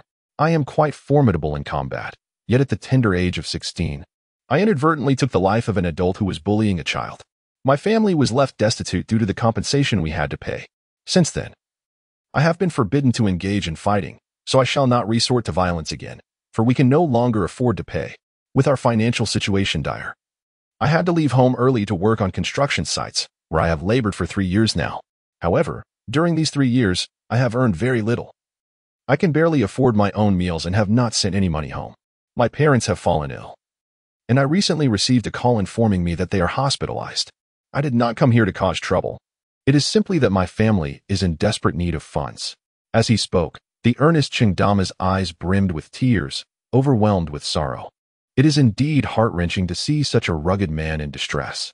A man may not bow to the trifles of wealth, yet he would do anything for his family. Even Jing Wan, who listened intently to Dama's plight, felt a profound sympathy and a desire to assist, recognizing the similarities to her own past struggles. Had she not encountered the Zhou family, her parents might have perished, leaving her an orphan long ago. Young master, let us offer him our help, she implored. Zhou Yun responded with a smile. There is no need for assistance. He possesses the ability to strive for himself. Zhou Yun regarded Qingdong with a grave expression, exuding an air of authority that silenced the crowd. Being capable is commendable, but one must also possess intellect. Brute force alone is insufficient. In this world, one must rely on connections and influence, Zhou Yun stated bluntly. Qingdong was momentarily taken aback, suddenly perceiving the young man before him as a mentor imparting wisdom. I apologize, boss, Qingdong stammered, feeling at a loss for words, his voice tinged with a sense of injustice. However, Zhou Yun's tone shifted as he smiled and continued. Join me, and you shall acquire both connections and influence. From this moment forth, liberate yourself from constraints. I will ensure your safety. Qingdong remained rooted in place, his mind struggling to grasp the implications of Zhou Yun's words. His fellow workers, anxious for him, urged him on. Dama, what are you hesitating for? This is an extraordinary opportunity. You must agree. If the boss has taken notice of you, fortune is on your horizon. If I were you, I would kneel right away. Fool, you truly are a fool, still standing there. I'm worried for you. Gradually, Qingdong came to a realization, yet he still humbly replied, Boss, all I possess is strength and a modicum of martial skill. What can I possibly do for you? Zhou Yun responded, become my bodyguard. Safeguard my safety. Remaining by my side at all times, never straying more than 3 steps away. In the face of any danger, you must shield me. Moreover, you are to obey my every command. If I instruct you to go east, you shall not venture west. This will be your duty and your role. Dama gazed with wide, expressive eyes. Is it truly that simple? My expectations are modest. I merely seek enough to sustain myself. A monthly salary of 3,000 will suffice. Dama perceived this task as exceedingly straightforward. He was accustomed to obeying commands. Having listened to his parents and mentors back home, and now following the foreman on the construction site, Zhou Yun chuckled. Feel free to indulge yourself. Eat to your heart's content. 3,000 is far too little. As my personal bodyguard, your salary will commence at 1 million per month. Should you excel in your duties, a raise will certainly follow. Today, I shall arrange for your ailing parents to be brought to Jiacheng, where they will receive treatment at the finest hospital, with all expenses covered by me. This proclamation astounded all the workers present, their eyes glistening with envy, wishing fervently to be in Dema's position. This foolish lad had struck it rich, and many of his former companions felt a pang of bitterness, unable to shake off the discomfort of seeing an old friend thrive while they struggled. An annual salary in the millions. How incredible! Dema has truly made it big. Let not forget me. I was there with you, carrying bricks. They were consumed with envy, their teeth nearly grinding with frustration. Truly, he was a magnate of remarkable generosity, his lavishness almost beyond comprehension. Yet, Dema undoubtedly merited such compensation. Until now, he had simply not been recognized for his potential. Chapter 40. Such fortunate circumstances? A monthly salary in the millions is significant, yet even more crucial is Zhou Yun's arrangement to bring Dema's parents to Jiacheng for medical care. This kindness could bring him to tears. Rest assured, my esteemed employer, should anyone wish to harm you in the future, they must first step over my lifeless body. As long as I draw breath, no one shall lay a finger on you. I shall risk my life to ensure your safety. Trust me, though I may lack intelligence. I am deeply loyal, proclaimed Cheng Dema with fervent determination, his gaze exhibiting an unprecedented seriousness. With that, he rolled up his sleeves, declaring, "Boss, allow me to demonstrate my prowess. If you truly believe I am worth 1 million monthly salary, you may decide afterward." He then strode towards an excavator ahead. Zhou Yun watched him with curiosity, as did everyone around. Cheng Dema approached the excavator, stepped forward with his right foot, bent his legs into a horse stance, and placed his fist against his chest, mimicking the stance of a bearer of burdens. With a mighty roar, he thrust his weight down, causing the ground beneath him to sink half an inch, dust billowing around him. His elbow collided forcefully with the excavator, propelling the massive machine back 5 meters before it crashed down with a thunderous sound, eliciting gasps of astonishment from the workers. This is nothing short of a monster. A human-shaped dinosaur. If such a force were to strike a person, it would be akin to being hit by a speeding vehicle, sending them flying several meters away. The onlookers were left in awe, having previously thought Cheng Dema was merely strong, only to discover the extent of his formidable prowess. Zhou Yun smiled with satisfaction, remarking, "Impressive indeed." Internally, he was equally astonished. He had known Dema was powerful, yet he had not anticipated such extraordinary might. It seemed reminiscent of the generals of a Dragon King in a novel, figures who expanded territories and dominated realms in ancient times. What a fortunate gain this was. With delight swelling in his heart, Zhou Yun continued, "I wonder what the scene would be like if he were to strike a person. Go and execute Chun Dong's command of the Iron Mountain.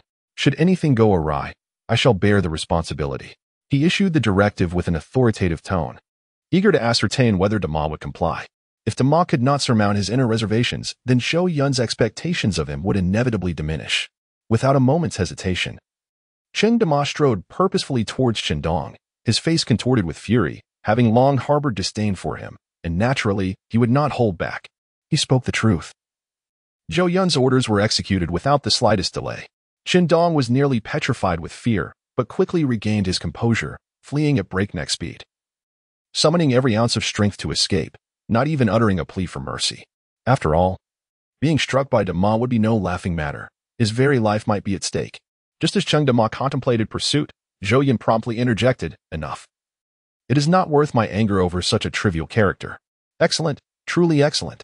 Dema, you are indeed deserving of a salary in the millions. Please retrieve your luggage and place it in my convoy. Discard any superfluous clothing, shortly.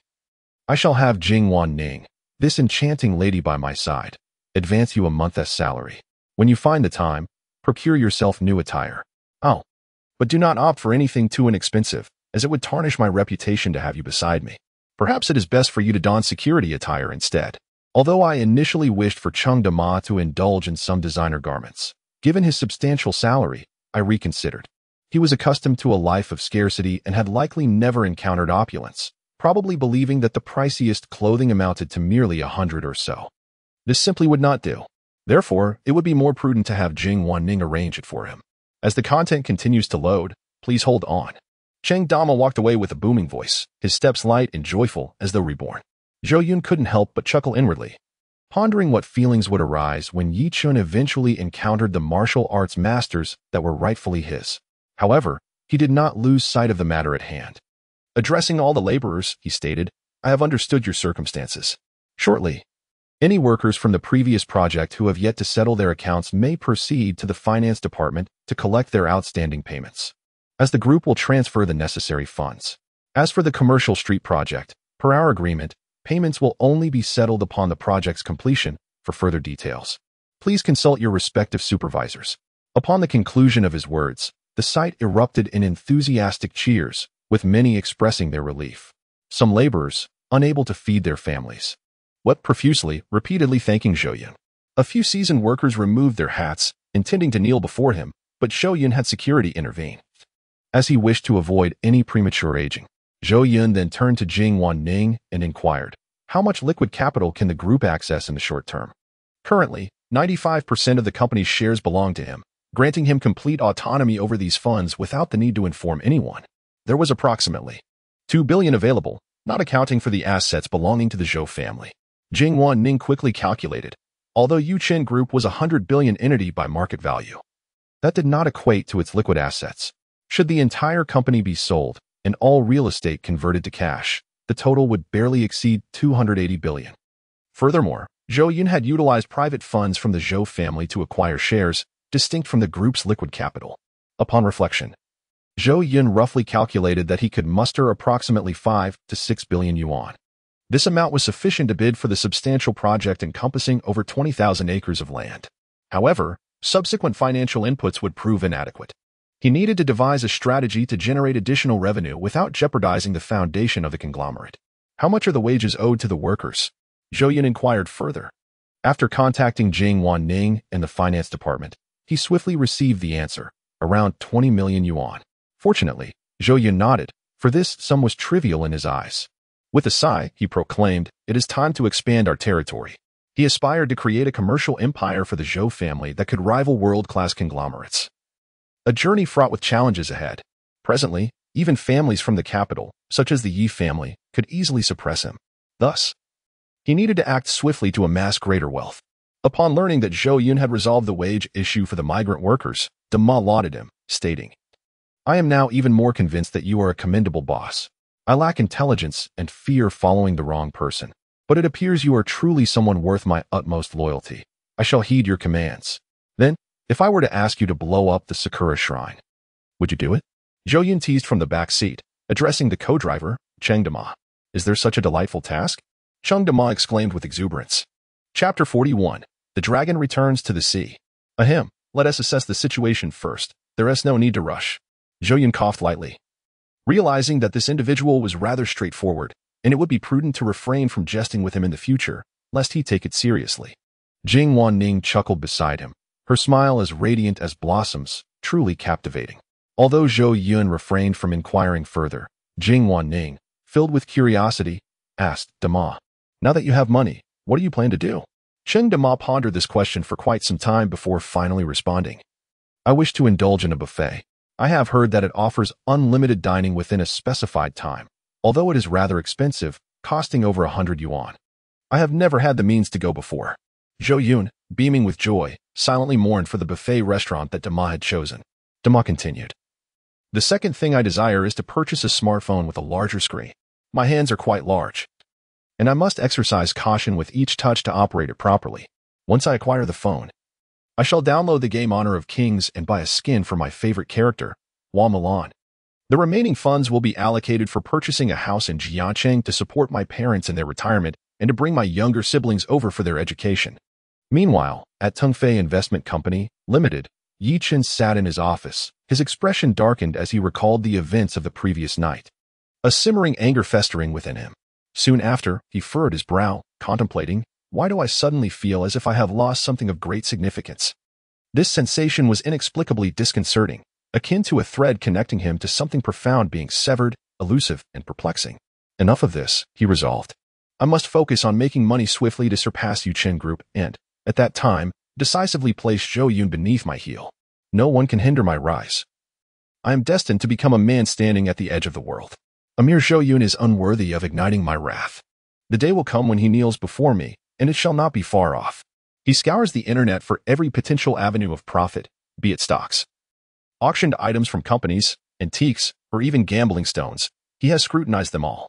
This relentless pursuit is the source of his confidence. Ultimately, he stumbles upon something intriguing, the bidding proposal published by the government on the Jiangcheng official website. However, before he can delve into the details, the door bursts open with a bang, and a stunning woman, clad in casual attire and a duckbill cap, strides in. A flustered receptionist, who had chased after her, exclaims, "I'm sorry, General Yi, I couldn't stop her." The door closes, revealing that the enchanting figure is none other than Yi Chen's sister, Yi Qiqing. Without a word, Yi Qiqing boldly takes a seat opposite Yi Chen, her cap obscuring half of her exquisite face, her long legs elegantly resting on the desk. More content is loading. Please wait. Yi Qiqing, seemingly exasperated, clearly finds herself at a loss with her brother and can only offer him gentle persuasion. To her, Yi Chen is merely dabbling in the investment firm, treating it like a toy that can be discarded at any moment, which she finds utterly absurd. Our father has passed away, and I seek vengeance for him, yet you all thwart my efforts in every possible way. My uncle, who should have perished, now lives in comfort, while everyone remains indifferent to this matter, including you, mother, and many others close to me. Your coldness and insensitivity have deeply wounded me. By what right can they summon me at will, only to dismiss me just as easily? I have endured enough of such a life. I yearn to carve my own path. Departing from the Yi family feels akin to a dragon returning to the sea, soaring freely and unrestrained. This cage can no longer confine me. Yi Chen growled, gripping the table's edge with fervor, his eyes ablaze with madness and defiance. He resembled a trapped beast, struggling valiantly, exuding an overwhelming aura.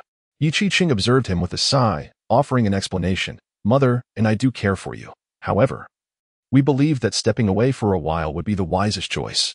In such circumstances, if you persist in harboring anger and lack the patience to endure, you may easily fall victim to Uncle's machinations, which could pose a threat to your life. Our attempts to dissuade you were for your own good. Uncle is now the head of the family, and he possesses numerous methods to eliminate you, even if we are aware that he orchestrated Father's demise. What evidence do we possess? None whatsoever. Without Father's protection, what can Mother and I wield against him? How can we safeguard you? Therefore, despite your anger, you must bear it and refrain from causing unnecessary turmoil. Thus, when you chose to leave home, we did not attempt to stop you. In fact, we secretly hoped you would go. Yi Qiqing explained her intentions, hoping that her stubborn brother would grasp their mother's heartfelt concerns. At times, he truly lacks foresight. Yet he remains the sole man of the second branch, bearing the weight of all responsibilities upon his shoulders. However, Yi Chen disdainfully remarked, "Once again, such excuses, attempting to deceive me. My ears have grown calloused from hearing them. Uncle is gravely ill. What a pity, my time is too limited to eliminate him personally. I hope he can endure a little longer, until I rise on my own merit, so that he may witness my strength rivaling the grandeur of the Yi family. I am truly eager to see his expression then. Leave my company at once. You are not welcome here, nor should you seek me out again." Yi Chen's voice bore no emotion, maintaining a profound estrangement from his sister. Such a demeanor deeply wounded Yi Qiqing. She had anticipated her brother's reaction would be this way, yet facing it in reality brought her immense sorrow. "Yi Chen, you mustn't. Depart from my company. I do not wish to repeat myself." Yi Qiqing gazed at her resolute brother, resigned to rise and attempt to persuade him slowly, unwilling to rush. "If any troubles arise, you may seek my assistance. I will do my utmost to help. By the way, I have settled matters with the Chen family. They will no longer trouble you. Take care of yourself."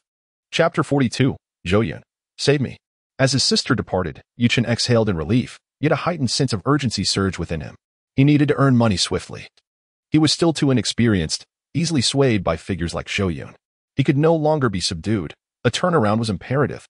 He must grow stronger. And it had to be accomplished in a remarkably brief period.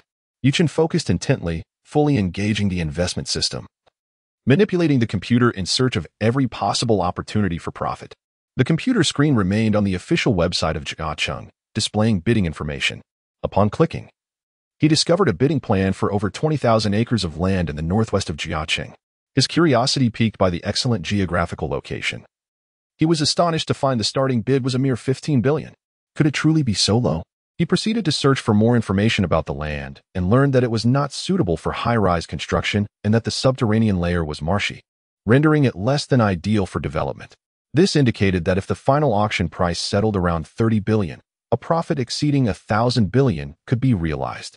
Yi Chun felt a surge of excitement. His blood raced as he perceived a golden opportunity for immense wealth unfolding before him. He harbored no doubts about the system's accuracy. Through countless trials, the investment system had never faltered. This implied that the actual condition of the land was questionable. Should he succeed in acquiring it, he would eclipse the Zhou family in wealth, ascending to become the most formidable tycoon in Jiangcheng. At that point, figures like Zhou Yun and the three prominent families of Jiangcheng would be rendered insignificant. Yi Chun couldn't help but burst into laughter. Feeling a wave of euphoria wash away all his previous frustrations, illuminating a path filled with promise, the visions of his dreams were drawing near to reality. The exhilaration was intoxicating, and he could hardly contain his delight at picturing Zhou Yun's disheartened expression. Indeed, I am the vessel riding the winds of this era. In all of Jiangcheng, no one else was privy to this secret, only I, the sole possessor. Yi Chun gradually lost his composure, dancing around the office, proclaiming grandiose aspirations. However, he soon regained his calm, slipping into a contemplative daze. At present, I possess merely over 20 million in liquid assets, insufficient to secure the land in question. I must amass approximately 3 billion before the official bidding commences to qualify for participation. Cursed be the day, if it were not for Zhou Yun. I would have already been able to borrow from the Qin and Dong families among other influential entities. His actions have thwarted my plans entirely. Is this fellow my nemesis? Every encounter brings misfortune.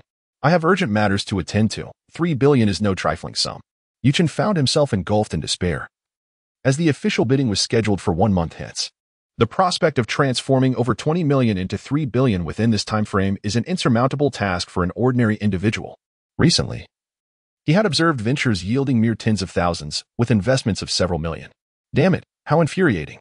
Regardless, I shall employ every conceivable means to maximize my earnings. Fortunately, an auction is approaching, and I intend to seize opportunities therein. I have spotted a few promising items on their website that should fetch a handsome price. Additionally, it is imperative to cultivate a larger pool of investors to fortify the company's financial resources. It is worth noting that participation in the official bidding is not open to just anyone. One must possess adequate industry qualifications. I must first address this issue. I am unfamiliar with other families in Jiangcheng, and their fear of the Zhou clan renders them uncooperative. However, the Shu family harbors animosity towards the Zhou family, and they are currently under pressure from creditors. Should I extend a helping hand, they would undoubtedly agree to collaborate with me. Their debts amount to at most a few billion, a trivial sum compared to the potential earnings of hundreds of billions that lie ahead. Yi Chun, resolute in his decision, invested in a selection of short-term stocks poised for imminent growth before promptly departing from the company. He dialed Xu Yanran's number. At the Qin family courtyard, Zhou Yun seized a moment to visit Old Man Qin, intending to address the family's feng shui concerns. Old Man Qin greeted him with utmost courtesy, entirely devoid of any pretentious airs typical of his generation, welcoming him into the Chun family courtyard. Your companion here is quite impressive, judging by his physique. He must be quite formidable, remarked Old Man Qin, observing the imposing figure of Chang Dama beside Zhou Yun, slightly awestruck as if a wild beast had entered his home. Zhou Yun humbly replied, despite his towering stature, he is rather average, not comparable to the Qin family's enforcers. After exchanging a few polite remarks, Zhou Yun circled around the Chun residence, identifying the source of the issue before stating, have you noticed a recent streak of good fortune? Old Man Qin nodded in affirmation. Indeed, ever since Yi Chun arranged the feng shui, our business has gradually improved, and stability has returned.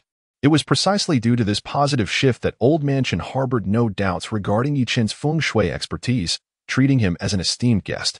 Zhou Yun, with a discerning gaze, remarked, now, observe your lower abdomen. Is there not a gray mark? Have you been feeling increasingly fatigued, and does your family seem somewhat listless? Old Man Qin, taken aback, was astonished by Zhou Yun's uncanny insight, having not even laid eyes on him yet accurately pinpointing the issue. He lifted his shirt to reveal a mark on his lower abdomen, which indeed had grown darker. Realizing the gravity of the situation, Old Man Qin began to feel a sense of dread. Zhou Yun coldly chuckled, Yi Chun's mastery is superficial, he merely knows how to arrange formations, which has indeed elevated your family's vitality significantly. However, he allows the stagnant energy to boil over, sacrificing the foundation in a misguided attempt at rapid growth. Consequently, the members of your Chun family resemble individuals afflicted by a slow-acting poison. If this continues, they shall not endure for many years. Elder Chen's eyes widened in terror. If Zhou Yun spoke the truth, it was truly horrifying. To witness the demise of his entire family within 3 years rendered any wealth gained utterly meaningless. A mere embellishment for others. If such a dreadful price were to be paid for success, he would rather forego it entirely. What infuriated him further was that Yu Chen, while setting up the feng shui array, had sworn with utmost confidence that nothing would go awry, yet failed to disclose the potential repercussions. This man was indeed ambitious and nefarious, not to be trusted. Had he been unaware, it would have been one matter, but if he had deliberately concealed such information, it suggested a chilling depth of cunning. Elder Chen was drenched in cold sweat, nearly bringing doom upon his entire family. Everything he held dear seemed to slip away, including his young grandson, who would also meet a tragic fate. That scoundrel, you must never fall into my hands, or else. Elder Chen gritted his teeth, trembling with rage. Yet, he ultimately restrained himself, recalling Yi Chen's formidable background, and resignedly fell silent. The Yi family in the capital was not a force he could contend with. Observing the composed and unruffled Zhou Yun, he realized that the latter must possess a solution. He quickly ingratiated himself, pleading, "Zhou Yun, save me. Whatever you desire, I will gladly offer, as long as it aids the Qin family in overcoming this crisis. I am willing to pay any price. Last time, I promised to bestow upon you a grand gift, and you inquired what it might be." Mr. Qin's face bore a sorrowful expression, reminiscent of a waning elder. For him, nothing held greater significance than his family and descendants. The thought of severing the bloodline was an unforgivable sin he could not absolve himself of, even in death. Mr. Qin braced himself for the possibility of being extorted by Zhou Yun, accepting that he might pay a grievous price for it. Alas, he lamented his misfortune in choosing the wrong company. Zhou Yun stated directly, "I desire your family's venture capital company. Are you willing to part with it?" Mr. Qin fell into a profound silence, opening his mouth yet failing to respond immediately. The Qin family's venture capital firm, while neither excessively large nor insignificantly small, managed operational client funds exceeding 2 billion. These funds served as a financial lifeline for the Qin family's primary enterprises, functioning as a crucial safety net. Relinquishing it to Zhou Yun was a thought that pained Mr. Qin deeply, for he had invested considerable effort to establish it. Rebuilding such a venture capital company would demand countless resources and might not even reach its current scale. Yet, how could this possibly compare to the lives of his entire family? After a brief hesitation, Mr. Qin came to a resolution, sorrowfully declaring, "If you desire it, take it. However, I will withdraw the profits and personnel that rightfully belong to the Qin family." Zhou Yun nodded in agreement, contentedly responding, "Then it is settled." The essence of a venture capital group lies in its clientele and reputation. Everything else can be supplemented, and the Qin family had excelled in this regard. Zhou Yun had previously contemplated establishing an investment firm, particularly as the upcoming Northwest project demanded substantial financial investment. With the current financial resources of the Yu Qin Group, it seems rather challenging to secure full ownership. Of course, there exists an alternative route, obtaining a loan from the bank. The bank would undoubtedly be inclined to assist, for they are not foolish. Once the value of the land is revealed, it would become a guaranteed profit, and they would be willing to lend any amount. However, Zhou Yun is reluctant to resort to bank loans unless absolutely necessary. He would prefer to utilize his own funds to acquire the entire project, thereby circumventing numerous complications. A venture capital company would serve as an excellent option, capable of raising funds and managing them entirely, which would also benefit the future development of the Yu Qin Group. Zhou Yun has contemplated establishing a financial company anew, but the time required to attract clients is excessively lengthy. It would be more prudent to pursue an existing opportunity. Jing Wanling did not accompany him today, as she was attending to other matters at the company. After Zhou Yun personally negotiated with Elder Qin, the middle-aged assistant proceeded to coordinate with Jing Wanling at the group. They finally resolved the feng shui issue. Elder Qin felt a surge of vitality, as the gloomy weight pressing upon his heart inexplicably vanished, leaving him invigorated and perceiving everything in a favorable light. "I find you increasingly enigmatic, Zhou Yun. Previously, I held the belief that you were, well, lacking in knowledge and skill, but now it appears I have truly misjudged you. I have consulted numerous feng shui masters in the past, yet their effects were negligible. In comparison, your prowess is akin to the moon beside a firefly. Alas, it seems I am no longer suited for this position. After a while, I shall announce my retirement and make way for the younger generation. At that time, I will introduce him to you, so that you may assist one another in the future, Elder Chen remarked with profound admiration. As more content continued to load, Zhou Yun smiled and remarked, there are always greater talents beyond oneself. I am unworthy of such praise. He advised that while the feng shui of her home had been resolved, it would be prudent for her family to procure some high-quality liver tonic herbal medicine to aid in the restoration of their depleted liver energy. If there is nothing further, I shall take my leave. I have just assumed my father's duties and am quite busy these days. Old Chen listened intently, expressing profound gratitude. Despite his repeated invitations for Zhou Yun to stay for a meal, which were consistently declined, he eventually relented and escorted Zhou Yun to the entrance. The security personnel of the Zhou family swiftly surrounded him, ensuring his safe passage to the parking lot. Cheng, never straying from Zhou Yun's side, scanned the surroundings with the vigilance of a hawk, ever watchful for any unforeseen events. Upon reaching the parking area, they encountered a woman adorned with a baseball cap, waiting with an air of anticipation. Her figure was striking, and though clad in casual attire, she exuded an extraordinary grace that was utterly unforgettable. As she lifted her gaze towards the encircled Zhou Yun, a spark of intrigue flickered in her eyes. With enchanting peach blossom eyes that shimmered with a spring-like allure, she was undeniably captivating. Could this be the Zhou Yun who opposed my brother? Surely not. How could he evoke such an irresistible sensation within me? A tender part of my heart was stirred, as if I had discovered another purpose in life, one that revolved around being with him. I had encountered numerous top-tier male celebrities and had attended various international fashion weeks, having seen countless models, yet none had ever stirred such emotions within me. A man who could elicit such feelings must surely possess a kind heart. Between him and his younger brother, there must be some misunderstanding. Upon her first glance at Zhou Yun, Yu Qi-Ching was utterly captivated, her mind immediately forming the conviction that this man was anything but a villain. Perhaps it stemmed from a woman's sixth sense, yet she held unwavering faith in her intuition. Her previously aloof demeanor softened imperceptibly, leaving Yi Qingqing feeling flustered. As Zhou Yun drew closer, she could almost hear the rapid beating of her own heart. However, it was not Zhou Yun who approached her first, but rather the towering figure of Cheng Dama, who positioned himself in front of her. Hello, please leave this place. This is my boss's vehicle, Cheng Dama stated. His gaze filled with vigilance, completely disregarding the beauty before him, his words exceedingly brusque. Yi Qi-Ching stiffened, her expression slightly awkward, yet in an effort to maintain her composure. She managed a strained smile. I am here specifically to see your boss, Zhou Yun. Upon hearing this, Cheng Dama immediately turned to Zhou Yun and called out, Boss, this woman is waiting here for you. Should I drive her away? Zhou Yun pinched the bridge of his nose, bemused by Cheng Dama's bluntness. He pondered the audacity of someone waiting in front of a luxury car for him, especially one so strikingly beautiful. She was either a lady of the night or seeking the favor of a wealthy man. These women possessed a keen eye. They could discern wealth at a glance. Zhou Yun instructed Cheng Dama to step aside, and as he regarded Yu Qi-Ching, he felt a subtle surprise within.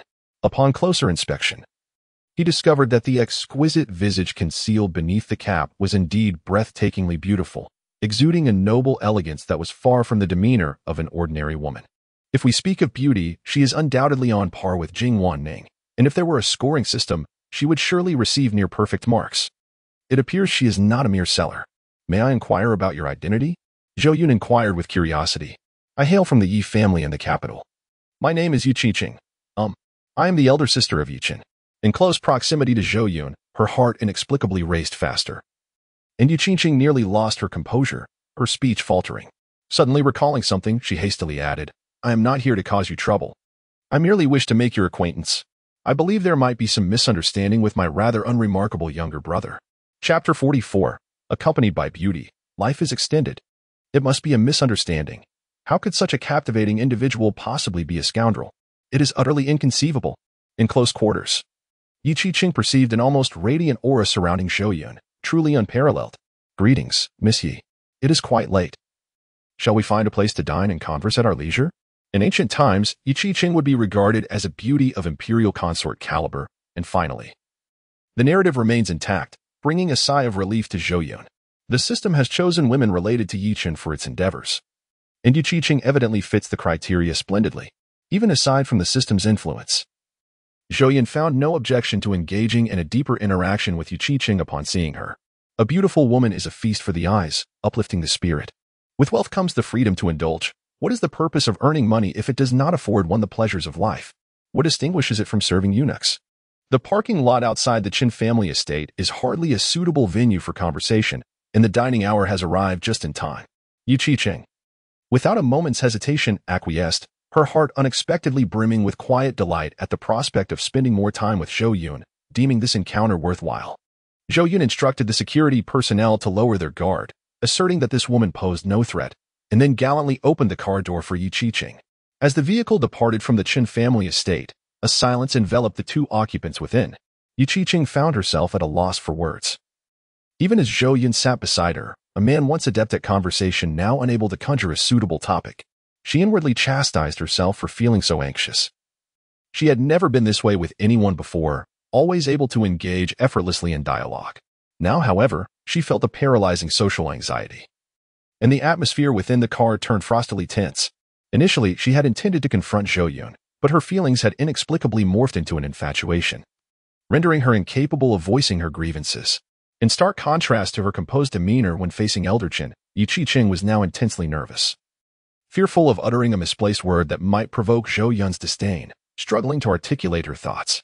Ultimately, it was Zhou Yun who broke the silence, saying, "Miss Yi, I am not well acquainted with your brother. We have merely met once, and there is no misunderstanding between us. You need not have gone out of your way to seek clarification." Yu Qiqing followed suit in the conversation, replying, "No, it is indeed necessary to explain. I have heard about the events of the banquet a few nights ago. My brother can be quite reckless. He has been spoiled since childhood and can be rather unruly." In truth, Yu Qiqing had no obligation to delve so deeply into explanations with Zhou Yun.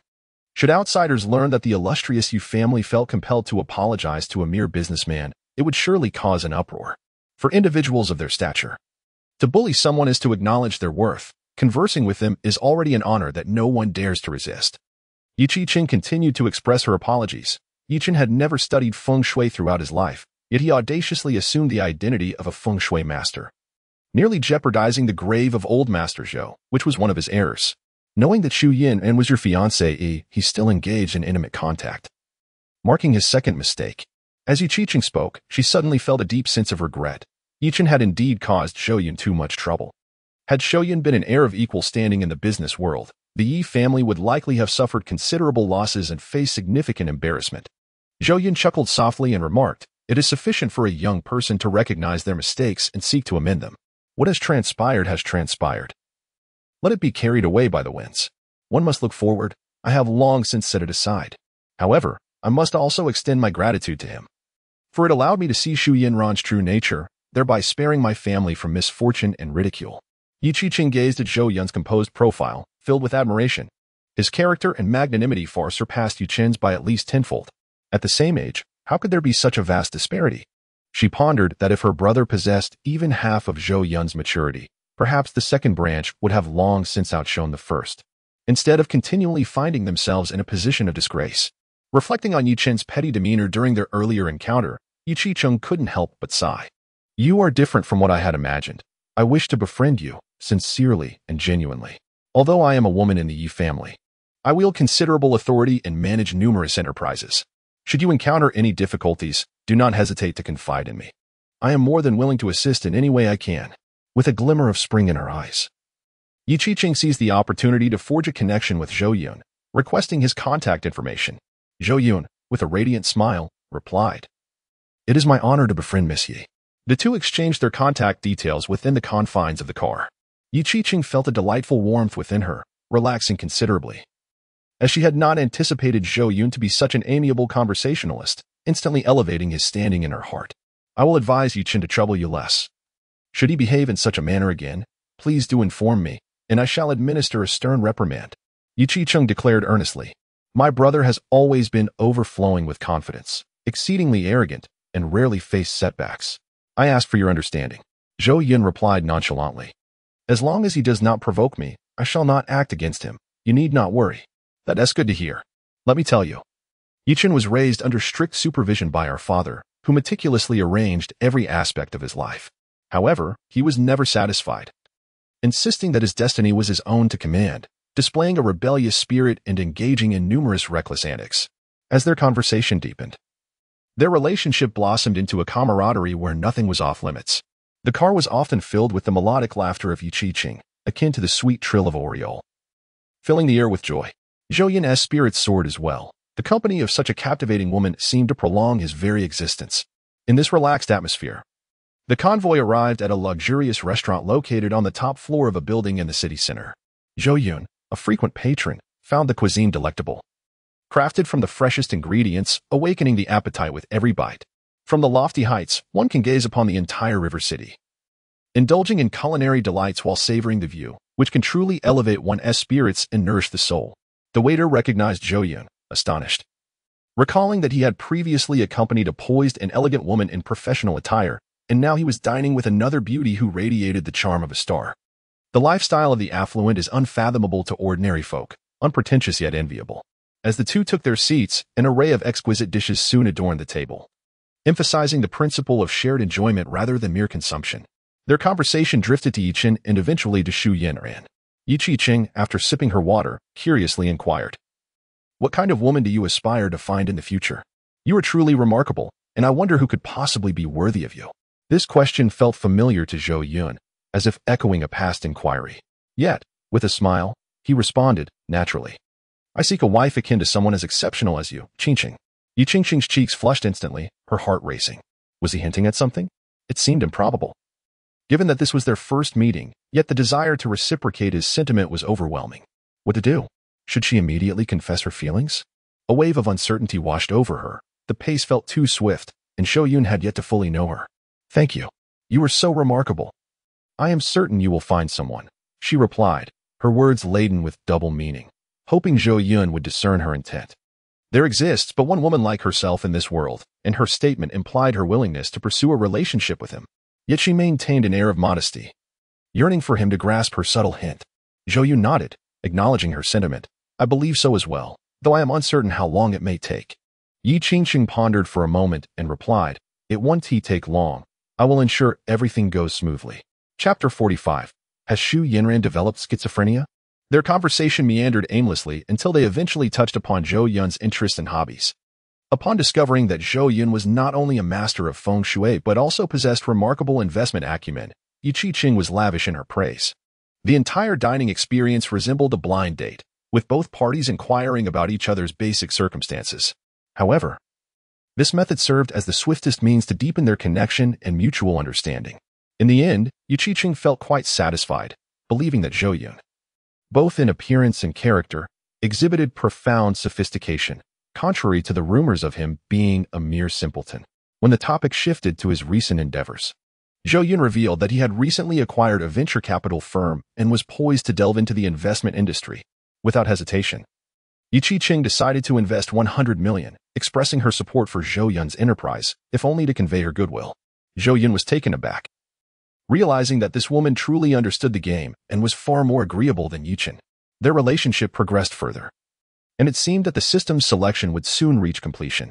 As their conversation drew to a close, Zhou Yun invited Yi Qiqing to attend the auction at Yuanding together. She readily accepted, both eager to advance their relationship. After finishing dinner, Zhou Yun offered, "Allow me to see you off." "No need. My chauffeur is already waiting downstairs." "I shall see you at the auction," Yi Qiqing replied with a sweet smile, feeling quite content with her afternoon. She reflected that she had ample time to remain in Jiancheng. With numerous opportunities for interaction, there was no rush. Moving too swiftly might lead him to perceive her as a frivolous woman, and that was a notion she wished to avoid. "My recent visit to Jiancheng has proven to be immensely rewarding. I have an inexplicable feeling that Zhou Yun is destined to be my true soulmate." Even in silence, the memories we share linger indelibly. Yi Qiqing, her heart in turmoil, finds herself smiling to herself, lost in a daydream. If Yichen were to uncover her current thoughts and sentiments, he would likely be consumed by rage on the spot. Meanwhile, at a rustic retreat on the outskirts of Jiancheng, Yichen arrives, accompanied by a few newly hired bodyguards. It is imperative to have protection. He has become a prominent adversary in Jiancheng and has provoked Zhou Yun. One can never predict when he might unleash his wrath. Thus it is wise to err on the side of caution. To his astonishment, the Zhou family has fallen to such dire straits, driven to this level of desperation. "This is advantageous for me. Their downfall only serves to bolster my position." Yichen cast a disdainful glance across the rural landscape. Shortly thereafter, the three members of the Zhou family emerge, their gazes fixed on Yichen, seething with indignation. "You scoundrel! How dare you come here? Is it not enough that you have already brought ruin upon the Zhou family? Upon seeing Yichin, Shu's father erupts with fury, brandishing his belt with the intent to strike this despicable wretch. Were it not for his seduction of my daughter, the Shu family would not have been reduced to such a pitiful state. They are now entwined with the Yuchen group, the foremost family beneath the Jianqing overlord. Who would not harbor hatred upon losing their wealth and prestige? Shu's mother, too, glares at Yichin, her anger palpable. Yet, she is still recovering from the pain inflicted by the belt the previous night, her skin bruised and tender, leaving her with no choice but to remain silent. Upon the arrival of Yichin, she felt no joy. Her thoughts had long since drifted away from this man, like flowers that wilt the following day. Yichin had already been cast aside in her heart. Yet, unbeknownst to him, in just a few days, Zhou Yun had once again changed her affections. Observing the dazed Zhou Yun, he felt an inexplicable pang of sorrow, particularly as he noticed the myriad of belt marks adorning her body. As if the blows were inflicted upon himself, he still held a deep fondness for this woman. At times she might be a bit foolish, yet she possessed an inexplicable allure. What has happened to Uncle Shu, Auntie, and Yinran? Why are they so gravely injured? And yet they have not been taken to the hospital? Yichin inquired, his brow furrowed in confusion. How can you even ask that? If it weren't for you, they would not have endured such suffering, Shu father retorted with exasperation. Shu father wished to take them to the hospital as well. However, a visit would necessitate registration, and hospitalization might ensue. It wouldn't be long before the creditors discovered their whereabouts, and they could very well end up as mere corpses in a morgue. Thus, they could only hastily apply some ointment and take anti-inflammatory medication, hoping to endure this trying period. Yichin was taken aback. Never mind. I shall not pry further. Today, I merely wish to apologize. Then, he gazed earnestly and affectionately at Zhou Yun. I sincerely apologize for my outburst at the Jiancheng Club. That day was not my intention. It was all Zhou Yun's doing, sowing discord between us. You need not concern yourself with such a man. Parting ways would be for the best. I assure you, I will eventually surpass the Zhou family, and you have promised to believe in me. You deserve someone far better than what you have known, and I am that person. Yichin initially offered an apology, subsequently belittled Zhou Yun, and then extolled Zhou Yun. Deftly playing his cards, he retrieved a box from the hands of a bodyguard, containing an exquisite watch valued at over 300,000. With a smile, he proclaimed, "This is a token of my apology, merely the beginning. In the future, I shall bestow upon you gifts more precious than the heart of the ocean." The watch gleamed with a metallic luster under the illumination. Zhou Yun paused, gazing at the watch presented before her, along with Yichin's self-satisfied visage, and inexplicably felt a surge of aversion. This sensation mirrored her previous encounters with Zhou Yun. Coldly, she extended her hand and forcefully swatted the gift box aside, declaring, "I do not require your gifts, nor do I accept your apology. Now, unless there is something of importance, do not disturb my family. Leave." Yichin was left utterly dumbfounded, as if struck by a divine thunderbolt, standing frozen in place, his mind rendered incapable of coherent thought.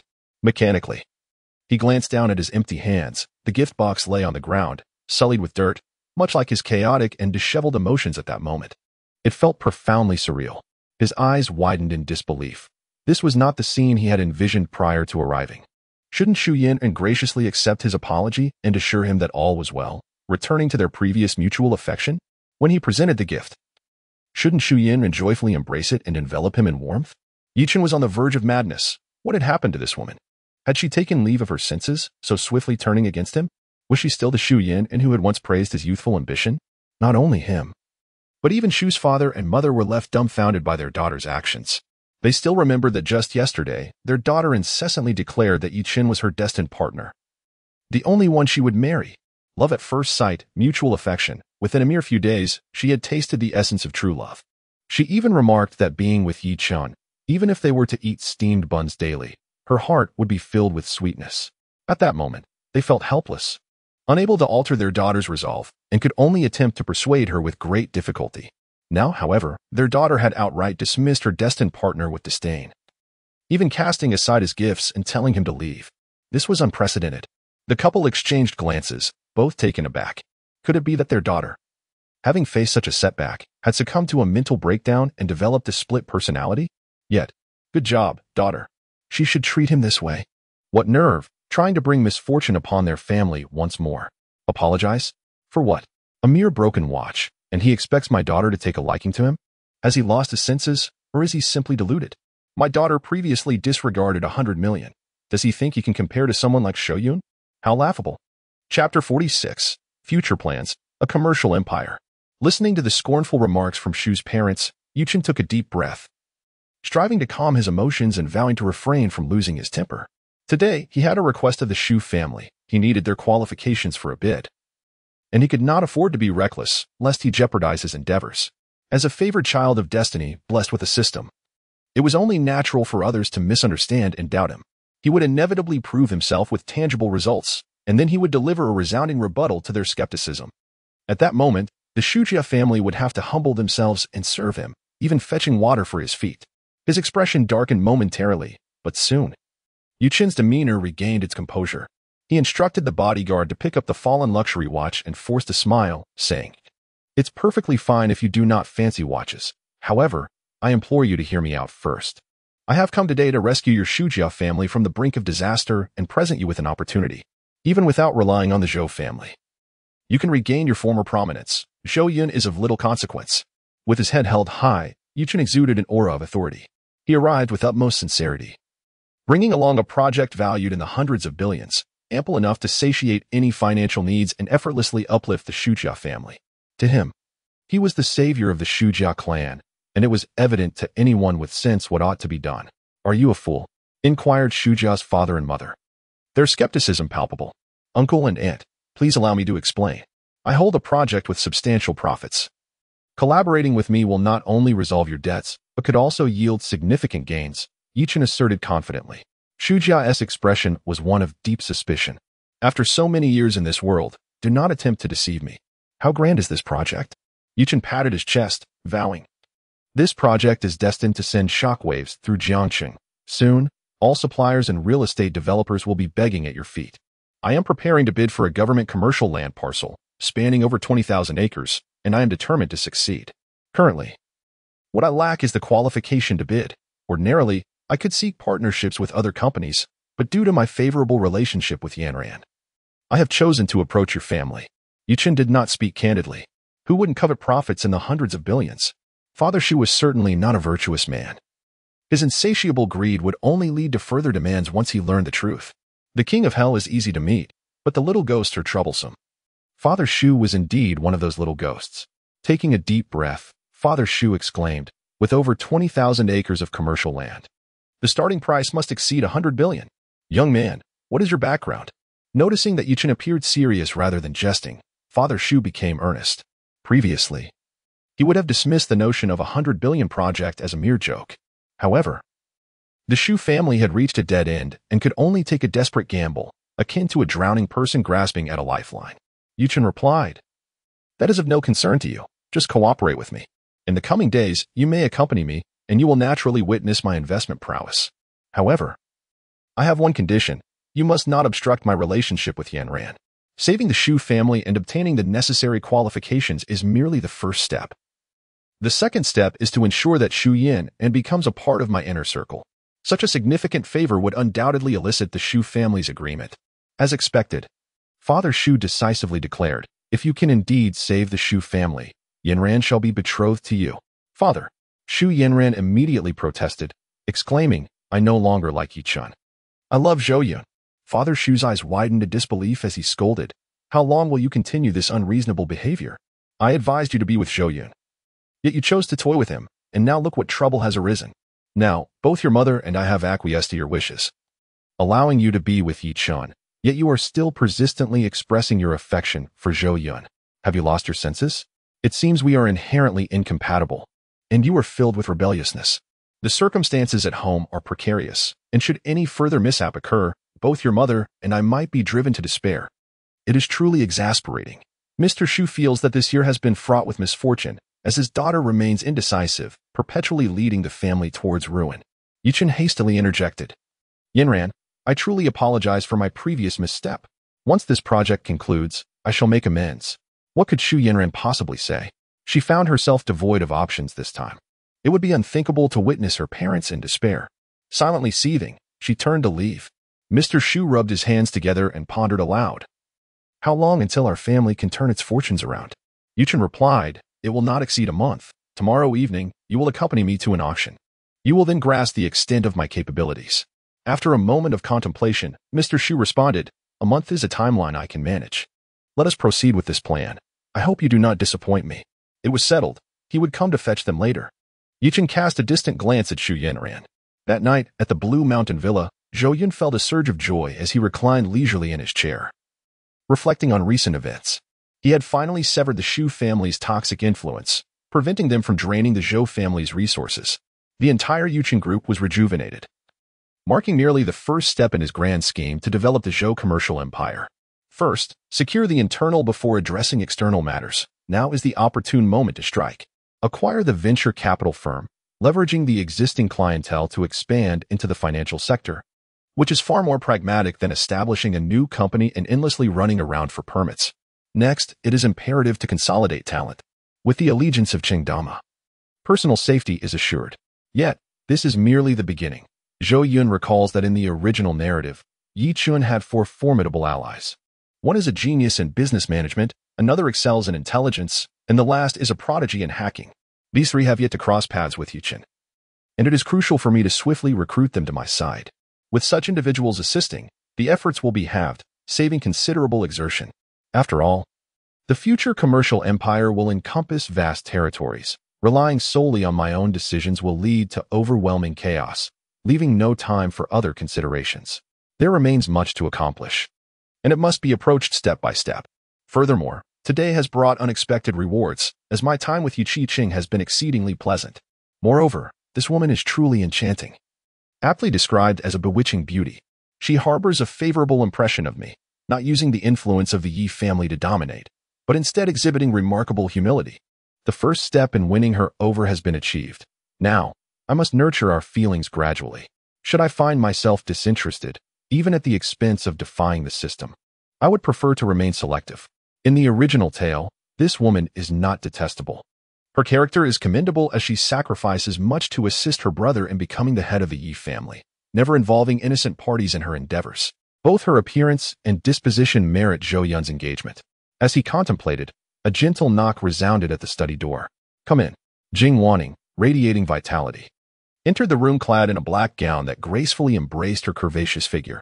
Below, her long, slender legs adorned with elegant black stockings were complemented by high-heeled shoes. A refreshing fragrance wafted towards him from her presence. "Young master, this is an important document for today. I am unable to make a decision. I kindly ask for your review." Chapter 47. The Arrival of Luxury Cars. Influencers Go Wild. Zhou Yun relinquished authority. Many matters within the corporation were managed by Jing Wanning along with a few loyal senior employees. It was only in the face of substantial decisions that they would present the documents to Zhou Yun for his consideration. After glancing through the material, he affixed his signature. Once Jing Wanning had organized the documents, she remarked, "I have just received news that Yichen has approached the Zhou family for collaboration. They will attend the auction at Yuanding tomorrow evening." An auction? Zhou Yun found it intriguing. As fate would have it, he too had received an invitation.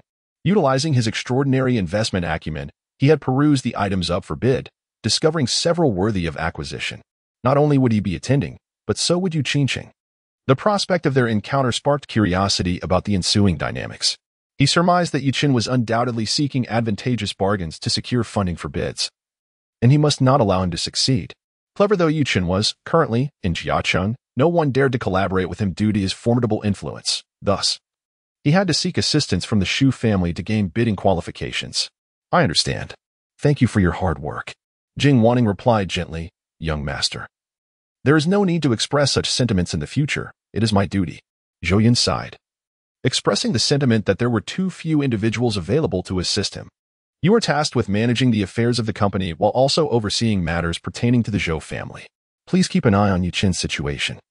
Being a woman is indeed no easy feat, however. This is merely a temporary circumstance. Soon, I shall recruit numerous talents, and at that time, you will not be so burdened." Jing Wan felt an overwhelming warmth in her heart, filled with sweetness, and replied, "Thank you for your concern, young master." The following day, as the moon ascended in the night sky, the Yuanding Auction Company was bustling with activity. Luxury vehicles filled the parking lot, sufficient to host an exhibition. Those in attendance were the affluent elite of Jiacheng, alongside numerous out-of-town magnates, accompanied by their partners, all adorned in splendid attire, vying for attention and admiration. The event also attracted a multitude of streamers and influencers, including prominent female internet personalities. although they lacked the credentials to enter the auction venue. They seized the opportunity to capture images of the esteemed guests outside, satisfying their curiosity while simultaneously riding the wave of popularity and traffic. Typically, female influencers traveled with the team, wandering the parking lot. Upon spotting the owners of luxury cars departing, they would eagerly rush to the front of the vehicles, striking sultry poses for photographs.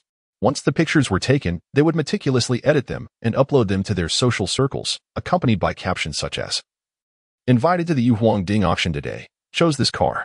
Uninformed netizens eagerly liked the posts, commenting on the beauty of the influencer, expressing envy and admiration for her wealth and looks.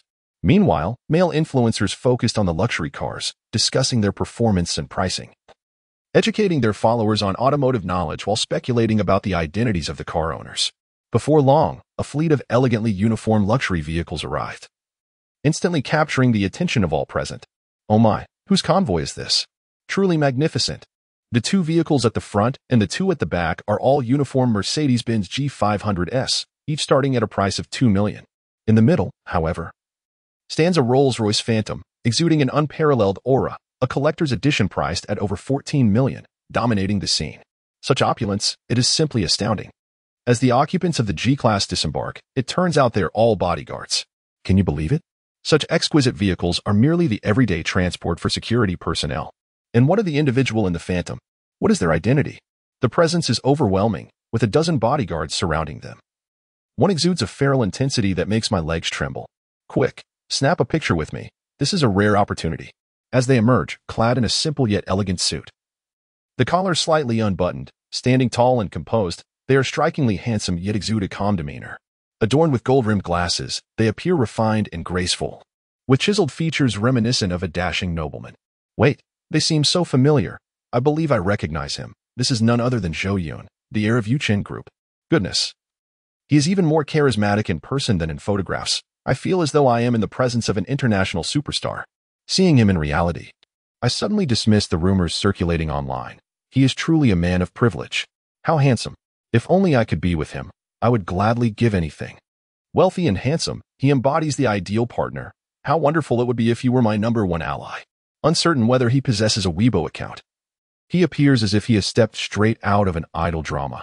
Exuding the charm of a domineering CEO, I must follow him. With the arrival of the convoy, the crowd of streamers and internet celebrities erupted in excitement, their gazes fixed upon the commanding entrance of Zhou Yun. The influencers were all aflame with enthusiasm. The male streamers were captivated by the cars, while the female influencers aspired to secure a wealthy partner. Yet, ultimately, none dared to approach, merely directing their cameras toward Zhou Yun as he alighted from the vehicle. The live stream was instantly inundated with comments, all marveling at the opulence befitting a rich heir. Upon disembarking, Zhou Yun regarded the throng with confusion, and after grasping the situation, he found himself both amused and exasperated. He instructed a few onlookers to maintain their distance from the vehicle, and with that, he strode away confidently, flanked by security. As he reached the entrance, numerous socialites paused to greet him. Yu Qicheng had discarded her casual attire from earlier in the day, donning a resplendent red evening gown that radiated an unspoken nobility and elegance, captivating all who beheld her. Unlike Jing Wanning, Yu Qicheng embodied a regal beauty that was not aloof. She possessed an intoxicating aura that drew others in. In her presence, the elite around her seemed to fade into the background. Akin to the contrast between lush greenery and blossoming flowers, she was simply ethereal. She approached with grace, her smile radiant and open, enchanting not only Zhou Yun but every man present. Who is she? Such a figure has never graced Jiacheng before. Which esteemed family does she belong to? She is truly stunning. We must inquire about her.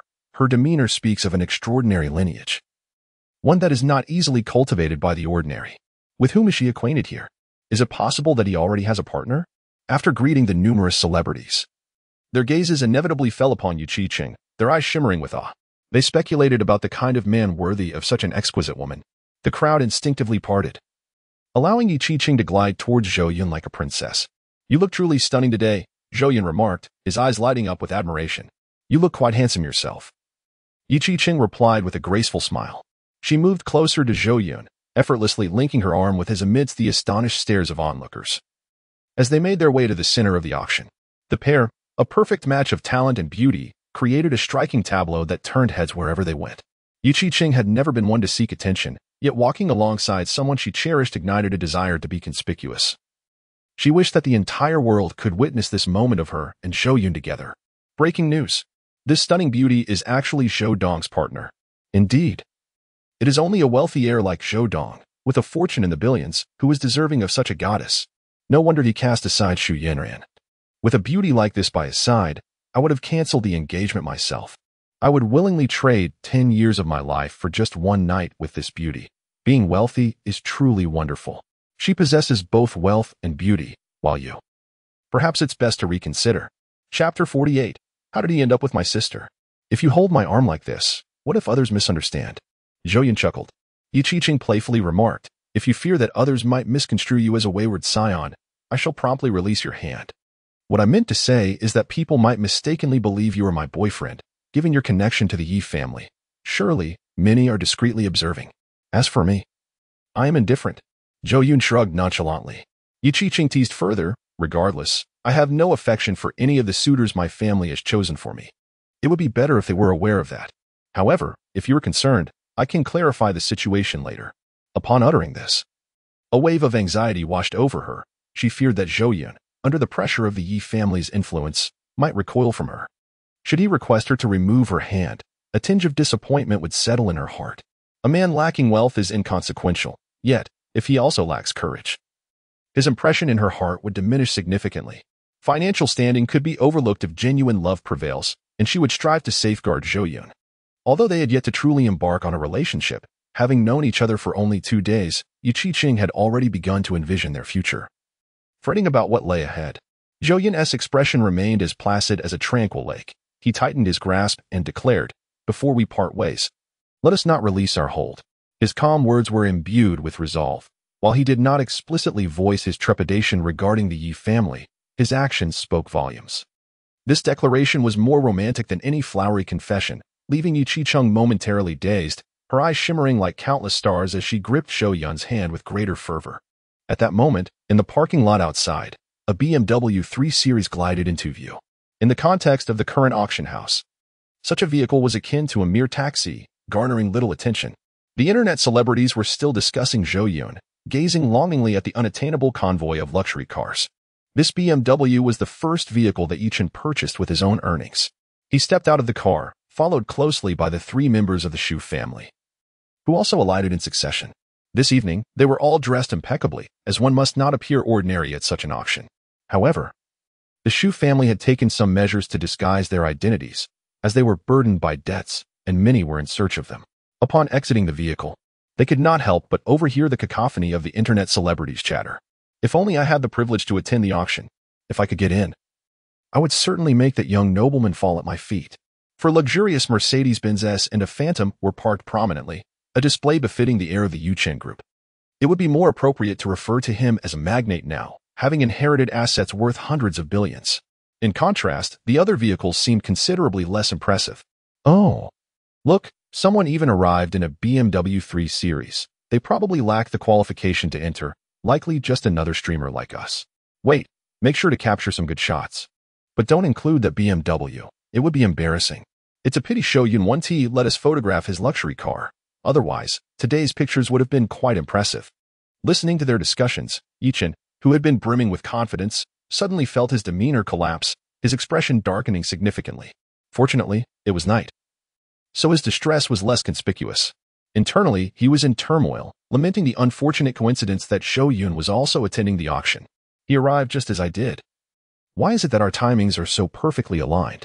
He acknowledged that his car was indeed rather ordinary, yet it hardly warranted such disparagement.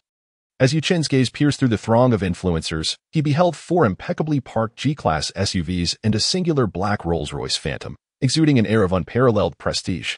The metallic sheen of the vehicle nearly blinded him. Its exquisite contours and unique emblem radiated an opulent grandeur, mercilessly overshadowing his own car. The sting of humiliation struck him hard, compounded by the incessant comparisons made by the influencers, delivering blow after blow to his pride. A wave of indescribable humiliation surged within him. They flaunted their wealth, a privilege he could not claim, as he had forged his own path through relentless effort. Yi Qiqing scoffed softly, striving to avert his gaze from the luxurious automobiles, suppressing the discontent brewing within. Even though Zhou Yun's bodyguard possessed a vehicle far superior to his own, The thought of the monumental project he was undertaking filled him with immense pride. Soon, he mused, he would be able to purchase not just a phantom, but even a Rolls-Royce silver ghost. This was a secret he alone held. Zhu Yun's eyes, once devoid of life, flickered with a spark upon learning that Zhou Yun was also present at the auction. She turned her gaze towards the Zhou family's convoy, confirming it was indeed Zhou Yun's car, which elicited a flicker of surprise within her. She had once been dismissive of these vehicles, having ridden in them numerous times. But now they felt out of her reach, a stark reminder of how things had changed. This meant that she might encounter Zhou Yun at the auction, presenting her with an opportunity to seek forgiveness and perhaps to alter her current predicament. Yet now, she finds herself unable to voice her thoughts. Fear of her parents has reached its zenith, rendering her less willful than before. Knowing that Zhou Yun would also attend the auction, Mr. and Mrs. Zhu felt a pang of discomfort. As they gazed at the luxury cars, a wave of regret washed over them. In moments like this, basked in admiration from the crowd. They ought to have been present as well. Instead, they were relegated to a dilapidated BMW. Their own vehicle surpassed Yuchen's in quality. Yet they dared not drive it into the city for fear of being tracked down by creditors, leaving them with no choice but to endure this shabby ride. However, upon disembarking, their spirits plummeted. Are you truly confident in making money? Mr. Zhu still harbored doubts about Yuchen. Tonight is merely a small demonstration. Earning millions will be effortless, Yuchen replied with unwavering confidence. Mrs. Zhu urged, then what are we waiting for? Let's hurry inside and avoid further embarrassment. Standing beside the car, Mrs. Zhu felt a profound discomfort, as if surrounded by mocking gazes. Yuchen nodded and led the Zhu family toward the auction house. As they exited the parking lot, they beheld a throng of affluent businessmen gathered at the entrance, marveling at a couple with awe and envy. Yuchen suddenly halted, his eyes widening in disbelief, as if he had been frozen in place, overwhelmed with astonishment. The Zhu family, trailing behind with heads bowed, also paused in their tracks. What are you staring at? Keep moving, someone chided. Did you see our creditor approaching? How could that be so coincidental? Those individuals seldom attend auctions. They are all here to profit. Mr. and Mrs. Zhu exchanged glances, their suspicion palpable. He could never have anticipated that these two individuals would end up together, appearing so intimately connected. Yuchen's heart raged and screamed in turmoil. His own sister had allied herself with the enemy, strolling hand in hand, engaged in cheerful conversation. The scene before him was profoundly shocking. His eyes instantly veined with blood, an overwhelming sense of suffocation spreading through his heart. Chapter 49. A return rate exceeding 20-fold. He stood there, petrified, unable to believe his eyes. After a moment of stunned silence, he felt the urge to vomit blood. Nearly succumbing to the fury that surged within him, a sensation akin to swelling in his chest, ignited by his anger. The impact of this image was staggering, turning his world upside down. Although he had never been particularly fond of his sister, the bond they shared as the closest of kin, having grown up together, rendered it impossible to claim there were no feelings involved. In this moment, his sister's companionship with Zhou Yun felt like the most excruciating betrayal. How could she do this? It is inconceivable. It must be a fallacy. How could Zhou Yun possibly know my sister? Yuchen screamed internally, his exterior betraying his struggle as veins bulged from his temples, exerting all his strength to maintain composure. Otherwise, it would be utterly humiliating, especially with the Zhu family observing. He could not afford to lose control. The sight of them together, laughing and chatting, was enough to breach his defenses. Perhaps she remains unaware of my connection with Zhou Yun. Once I enter the auction hall, I shall find an opportunity to speak with her privately, ensuring such a situation does not arise again. Yuchen reassured himself internally. With her eyes closed, she made a concerted effort to calm her emotions before uttering, "It's nothing. I merely recalled an unpleasant memory. Let us proceed." After speaking, she took the lead towards the auction house. However, Xianren remained motionless. Zhu Yun's parents promptly pulled Yuchen aside, and all three turned their gazes towards her. What is going on? Why are both of you acting as if possessed, one after another, and yet still hesitating to leave? Holding hands right in front of me, it is utterly incomprehensible. Zhou Yun is mine. No one shall take him away. Especially that wretched woman. It must be because of her that Zhou Yun is behaving so strangely towards me. How could it be that in just a few days he has found a new affection? The one who should be holding Zhou Yun's hand is me. Xianren began to lose her composure, her voice sharp and loud, drawing the attention of those nearby. Xian's father felt a surge of alarm. He did not wish to attract attention. If recognized, it would spell trouble. He hurriedly stepped forward and forcibly restrained his daughter, urging her to regain her composure.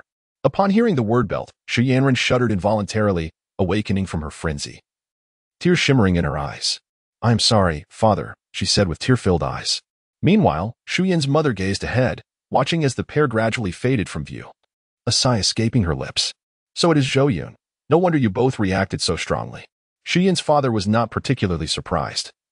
He had already known Zhou Yun was present when they were in the parking lot.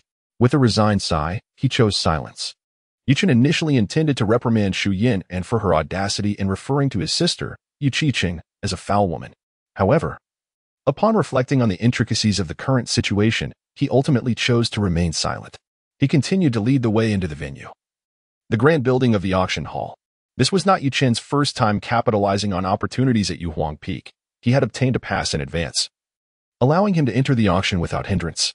After securing his seat number and bidding paddle, they settled into the last row, regrettably, giving Yichen's current financial standing. He was at the lowest echelon among the affluent attendees, lacking the privilege to occupy a seat at the front. In stark contrast, Zhou Yun and Yu Qiqing occupied the prime seats in the front row, positioned in the best vantage point. Their group appeared as mere shadows, highlighting the brilliance of Zhou Yun under the spotlight. Yichen felt an unbearable twist in his heart as he gazed at the two figures, consumed by a desire to forcibly separate them.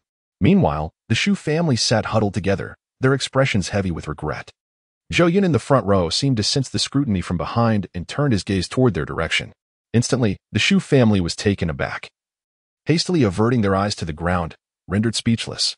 Zhou Yun, being their most significant creditor, loomed over them. Once the court's verdict was delivered, they would owe an unimaginable sum to the Zhou family. Thus, they dared not meet Zhou Yun's gaze.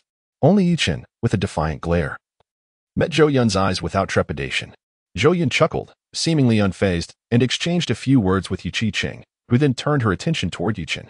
At that moment, it was Yichen's turn to react. He quickly buried his head into his seat. Awkwardness, an overwhelming sense of embarrassment. Though he yearned to confront his sister about her association with Zhou Yun while outside, he found himself faltering when faced with her in person.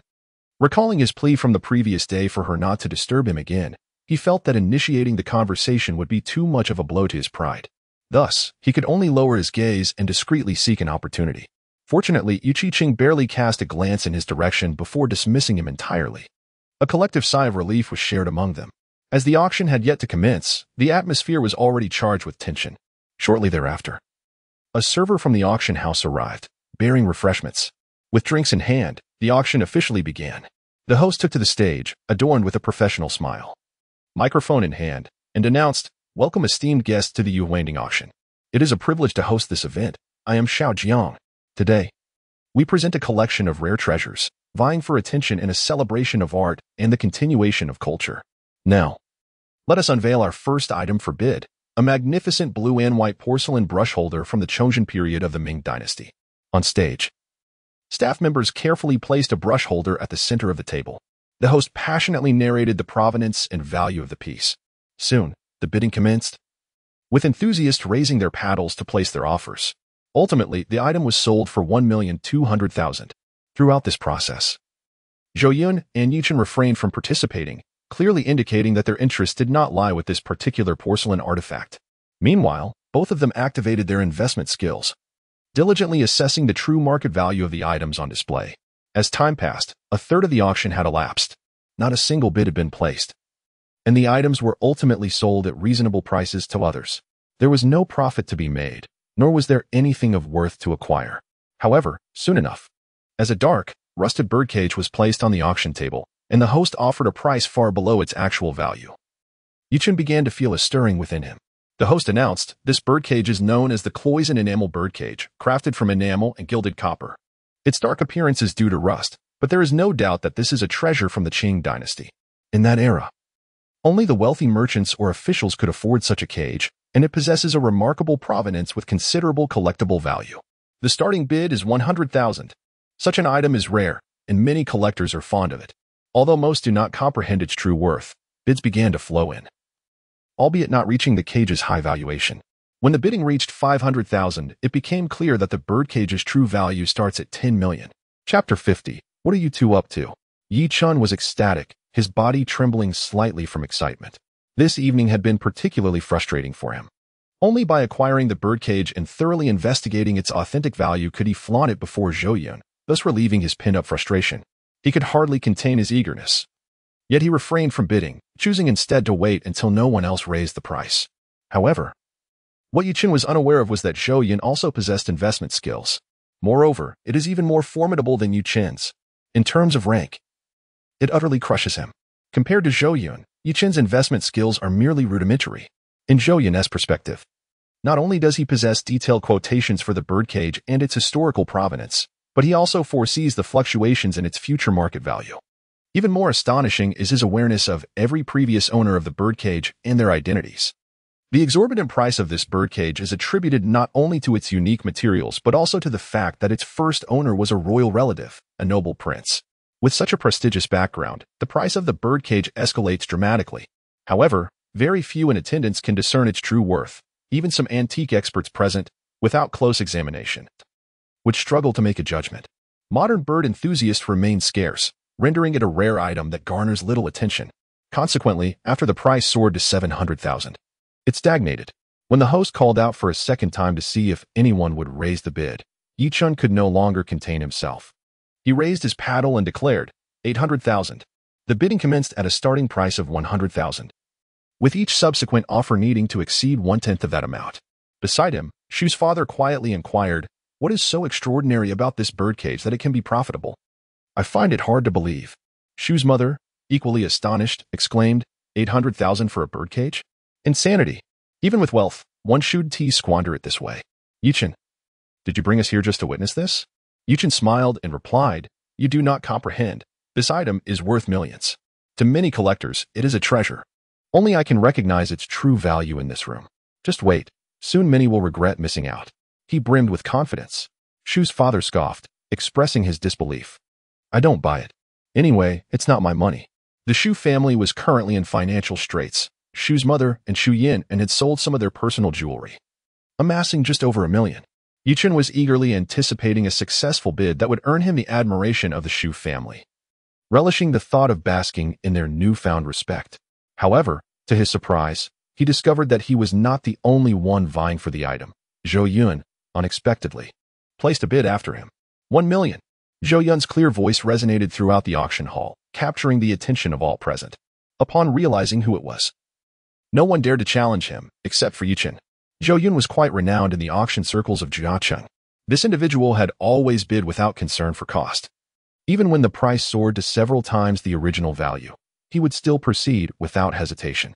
Consequently, this led to a situation where no one would dare to compete for items he had set his sights on. Additionally, due to his esteemed status, no one wanted to provoke the Zhou family, resulting in a lack of competition. Yichen glared at Zhou Yun, inwardly seething with anger, convinced that this individual was deliberately trying to undermine him. Why had he refrained from bidding until after Yichen made his offer? Yichen had never heard of Zhou Yun's interest in birds, so it was clear that he was simply trying to irritate him. Yichen had also never considered that Zhou Yun possessed a system and investment skills that surpassed his own. It was not a personal affront. Zhou Yun was merely looking to make a bit of extra profit.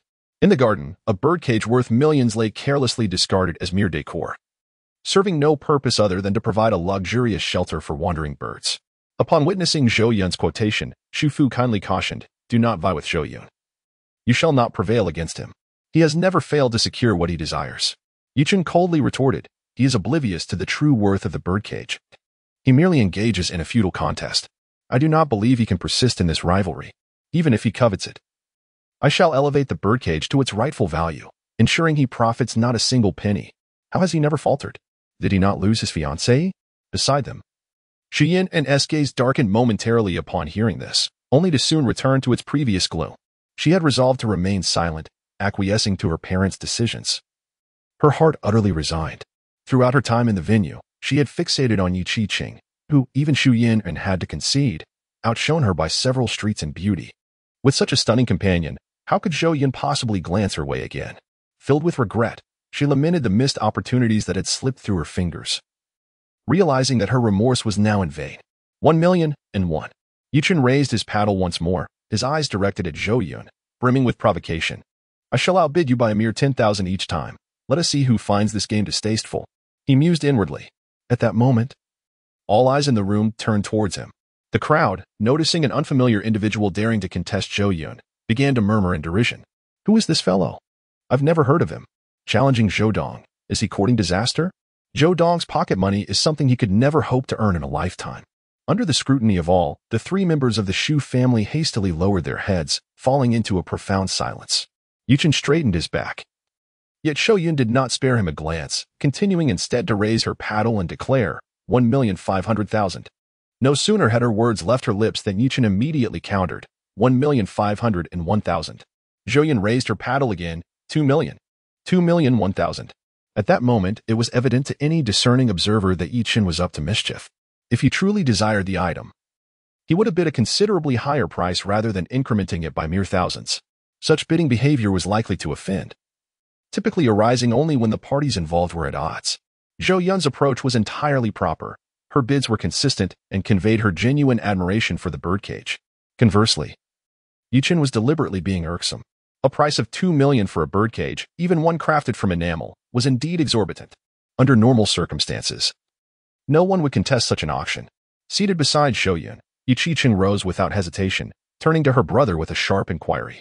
Yuchen, have you had enough of this nonsense? Zhou Yun is bidding appropriately, and yet you insist on these petty antics. When did you learn to play such games? She demanded he cease his foolish behavior immediately. Yuchen's fury erupted, his expression one of exasperation. It was Zhou Yun who had instigated this rivalry. Yet his sister chose to reprimand him instead. What were these two plotting? Chapter 51. The Unending Torment of the Undead. Yuchen was incensed. Not only did his sister refuse to support him, but she also chastised him. Was this the behavior of a person? Incredibly, she was siding with a stranger. Moreover, it was Zhou Yun who had acted improperly. He had been the first to place a bid. However, the sister's arm twisted outward. What kind of enchantment had Zhou Yun cast upon her? Or had he resorted to some form of sorcery? Yuchen found it hard to accept such a conclusion but dared not voice his thoughts. After all, just a few days prior, he had defiantly told his sister that the affairs of the Yi family were none of his concern and urged her not to seek him out again. This meant that he could act as he pleased, unencumbered by familial oversight, and likewise, he had no authority over her actions. It was he who first attempted to seize what was mine. Yuchen suppressed his anger. I never imagined you to be so shameless. I have misjudged you. Yuchen said with disappointment. Yuchen sat back down, crossed his legs, and calmly replied, who lacks shame? Anyone who dares to walk alongside you should open their eyes and consider their worthiness. He chuckled. In an auction, merit prevails if he cannot play the game. He ought to withdraw. I have not violated any rules. Yuchen's confidence grew increasingly robust. He mused to himself, Zhou Yun must be feeling the pressure now. Yuchen, in a fit of anger, pointed a finger at him and said, very well. Then she turned to Zhou Yun, her expression laden with remorse, and said, I apologize. My brother's temperament is as such, and it is my failure to have raised him properly. Zhou Yun offered a faint smile and replied, it's of no consequence. He speaks the truth. The highest bidder wins. I shall simply purchase it outright. He observed Yuchen being chastised by Yuchen and suddenly felt an uncanny familiarity, as if he had experienced something akin to this before. Yuchen, resigned, took a seat and remarked, in comparison to you, Yuchen truly behaves like a child. You possess a remarkable capacity for tolerance. In her heart, she mused that should Zhou Yun truly be able to be with her in the future, he would become Yuchen's brother-in-law. However, her bothersome younger brother possessed a woeful character, lacking any perceptiveness and constantly opposing her. It was clearly Yuchen's own issue, yet he insisted on blaming Zhou Yun. Zhou Yun raised his paddle once more and boldly proclaimed, 10 million. Following his declaration, the dignitaries in the auction hall were rendered speechless in astonishment. Such audacity was unparalleled. As he inflated the price of the birdcage nearly tenfold, having attended numerous auctions, they had never witnessed such reckless enthusiasm. Only someone of Zhou Yun's affluence would lavishly spend on something he cherished, just as the rumors suggested. The wealth of these tycoons was not merely blown in by the wind. Building a successful business required acumen and shrewdness. Thus, they rarely engaged in unprofitable ventures. To them, the actual value of the birdcage could not exceed 1 million. Spending 10 million on this birdcage, even as a personal indulgence, was decidedly imprudent. Nonetheless, it was an extravagant gesture that would undoubtedly make headlines in Jiangxing the following day, eliciting envy from many. For Zhou Yun, 10 million was but a trifling sum, whereas for an ordinary person it represented a lifetime of unattainable wealth. Yuchen, meanwhile, hesitated for a considerable time, contemplating whether to raise his bid. The birdcage's value was approximately 10 million. Now, there was no margin for profit. If he raised his paddle as well, what if Zhou Yun chose not to play along? Spending 10 million would leave him with only half of the funds he had initially brought, as the prospect of seizing an opportunity dwindled. Yi Chen resolutely chose to remain silent, observing Zhou Yun with a self-satisfied smile gracing his face. His joy stemmed from the sole desire to prevent Zhou Yun from profiting. The host called out thrice, yet no bids emerged. Eventually, he struck the gavel and began to applaud fervently. Congratulations to Mr. Zhou Yun for acquiring the exquisite Cloison birdcage. Let us extend our applause to him. The auction house declared that half of the proceeds would be donated to children in mountainous regions. Once again, gratitude was expressed for Mr. Zhou Yun's contributions to these children. Truly, the seasoned host was adept upon realizing Zhou Yun's loss. He promptly framed the situation as a charitable endeavor, inadvertently elevating Zhou Yun's status. If Zhou Yun felt any anger at that moment, the host's words, accompanied by the surrounding applause, surely dissipated much of his ire. Yi Chen cast admiring glances at the host, acknowledging the exceptional talent cultivated by the nation's premier auction house. What a remarkable skill set. If Yi Chen could acquire even half of that finesse, I would be spared much worry. Unfortunately, Yi Chen was oblivious to his sister's thoughts. Otherwise, he would undoubtedly have unleashed a torrent of sarcasm. No matter what his sister said, she would always find a way to drag him into the conversation, leaving him feeling unjustly targeted. Zhou Yun, displaying no signs of frustration over his financial loss, instead smiled and remarked, "Let me share a secret with you. But keep it under wraps." What secret?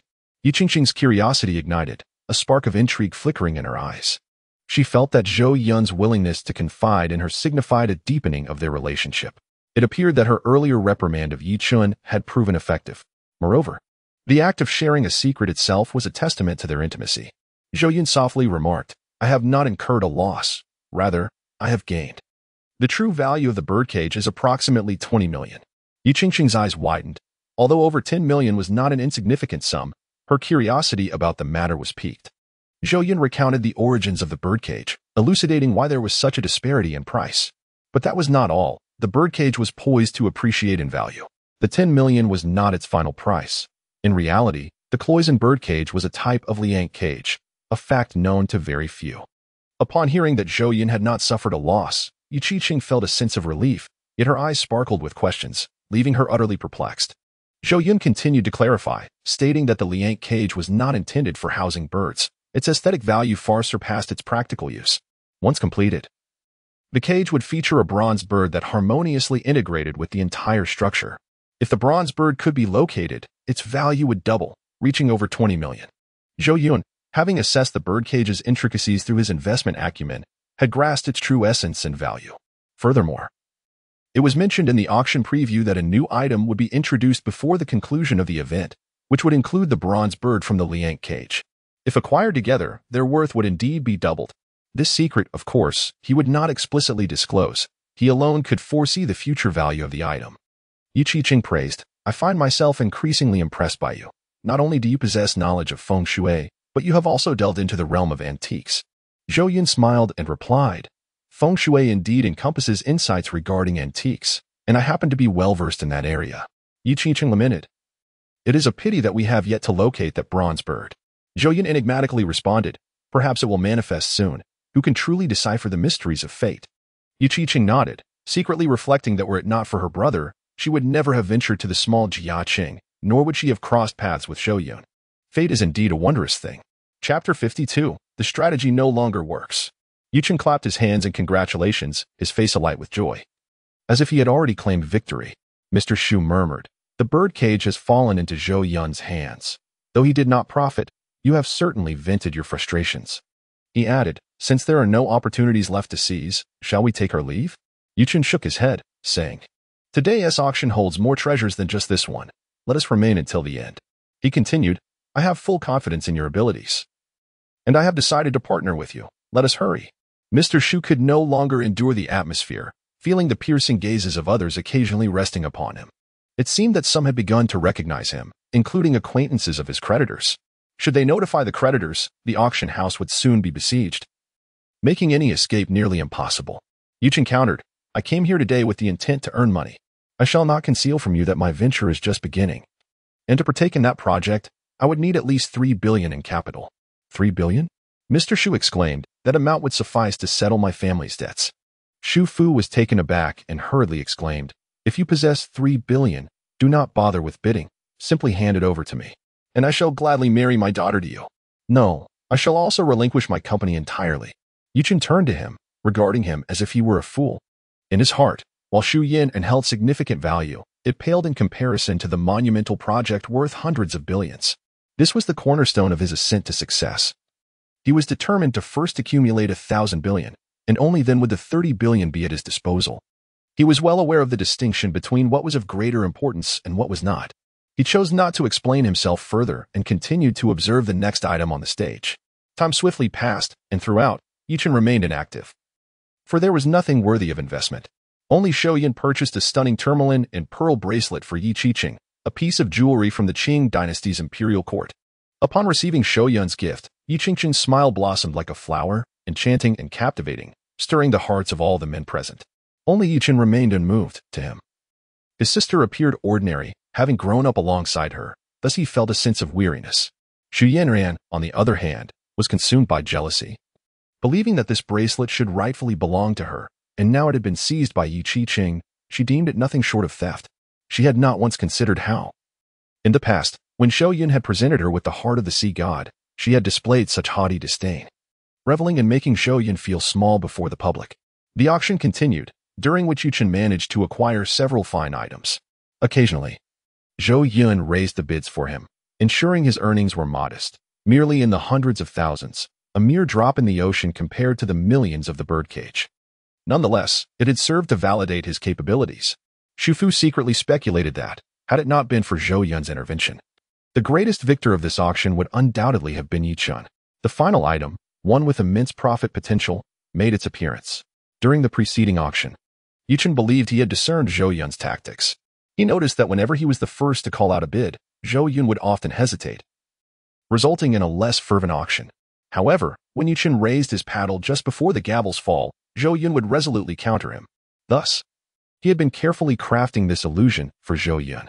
His ultimate aim was to secure the last item, an ancient bronze tripod, which could yield a fortune exceeding 10 million. He made the first bid. One by one, others in the room began to follow suit. Zhou Yun remained utterly still. Not even turning his head, Yichen could only glimpse the back of his head, rendering him incapable of gauging his expression. Zhou Yun did raise his bid a few times in between, but then fell silent again. Yichen's eyes sparkled with unrestrained joy. He believed Zhou Yun had conceded the auction. Therefore, when the price of the tripod reached 1,100,000, and the auctioneer called for the second time with still no further bids, Yichen seized the moment, declaring a bid of 1,200,000. Loading more content. Please wait. This followed the same pattern as the previous items sold. However, just as he closed his eyes in anticipation of the auctioneer congratulating him, Zhou Yun's devilish voice resonated. 1,500,000. Damn it. Yichen's eyes flew open, a low curse escaping his lips. How could this guy deviate from the script? Why did he raise the bid again? Yichen had already envisioned the auctioneer bringing down the gavel, allowing him to bask in the glory of showcasing the true value of this item, relishing the opportunity to boast. Yet, he was forcefully subdued by Zhou Yun, leaving him feeling utterly defeated. This individual truly seemed to be his nemesis. Every encounter with him brought nothing but misfortune, and he was filled with an intense frustration. How could he possibly believe that Zhou Yun could thwart him for a lifetime? There was no way he could grasp the true value of this furnace. He was merely attempting to challenge him. Yichen quickly concealed his loss of composure, feigning normalcy as he raised his bid, declaring 1,600,000.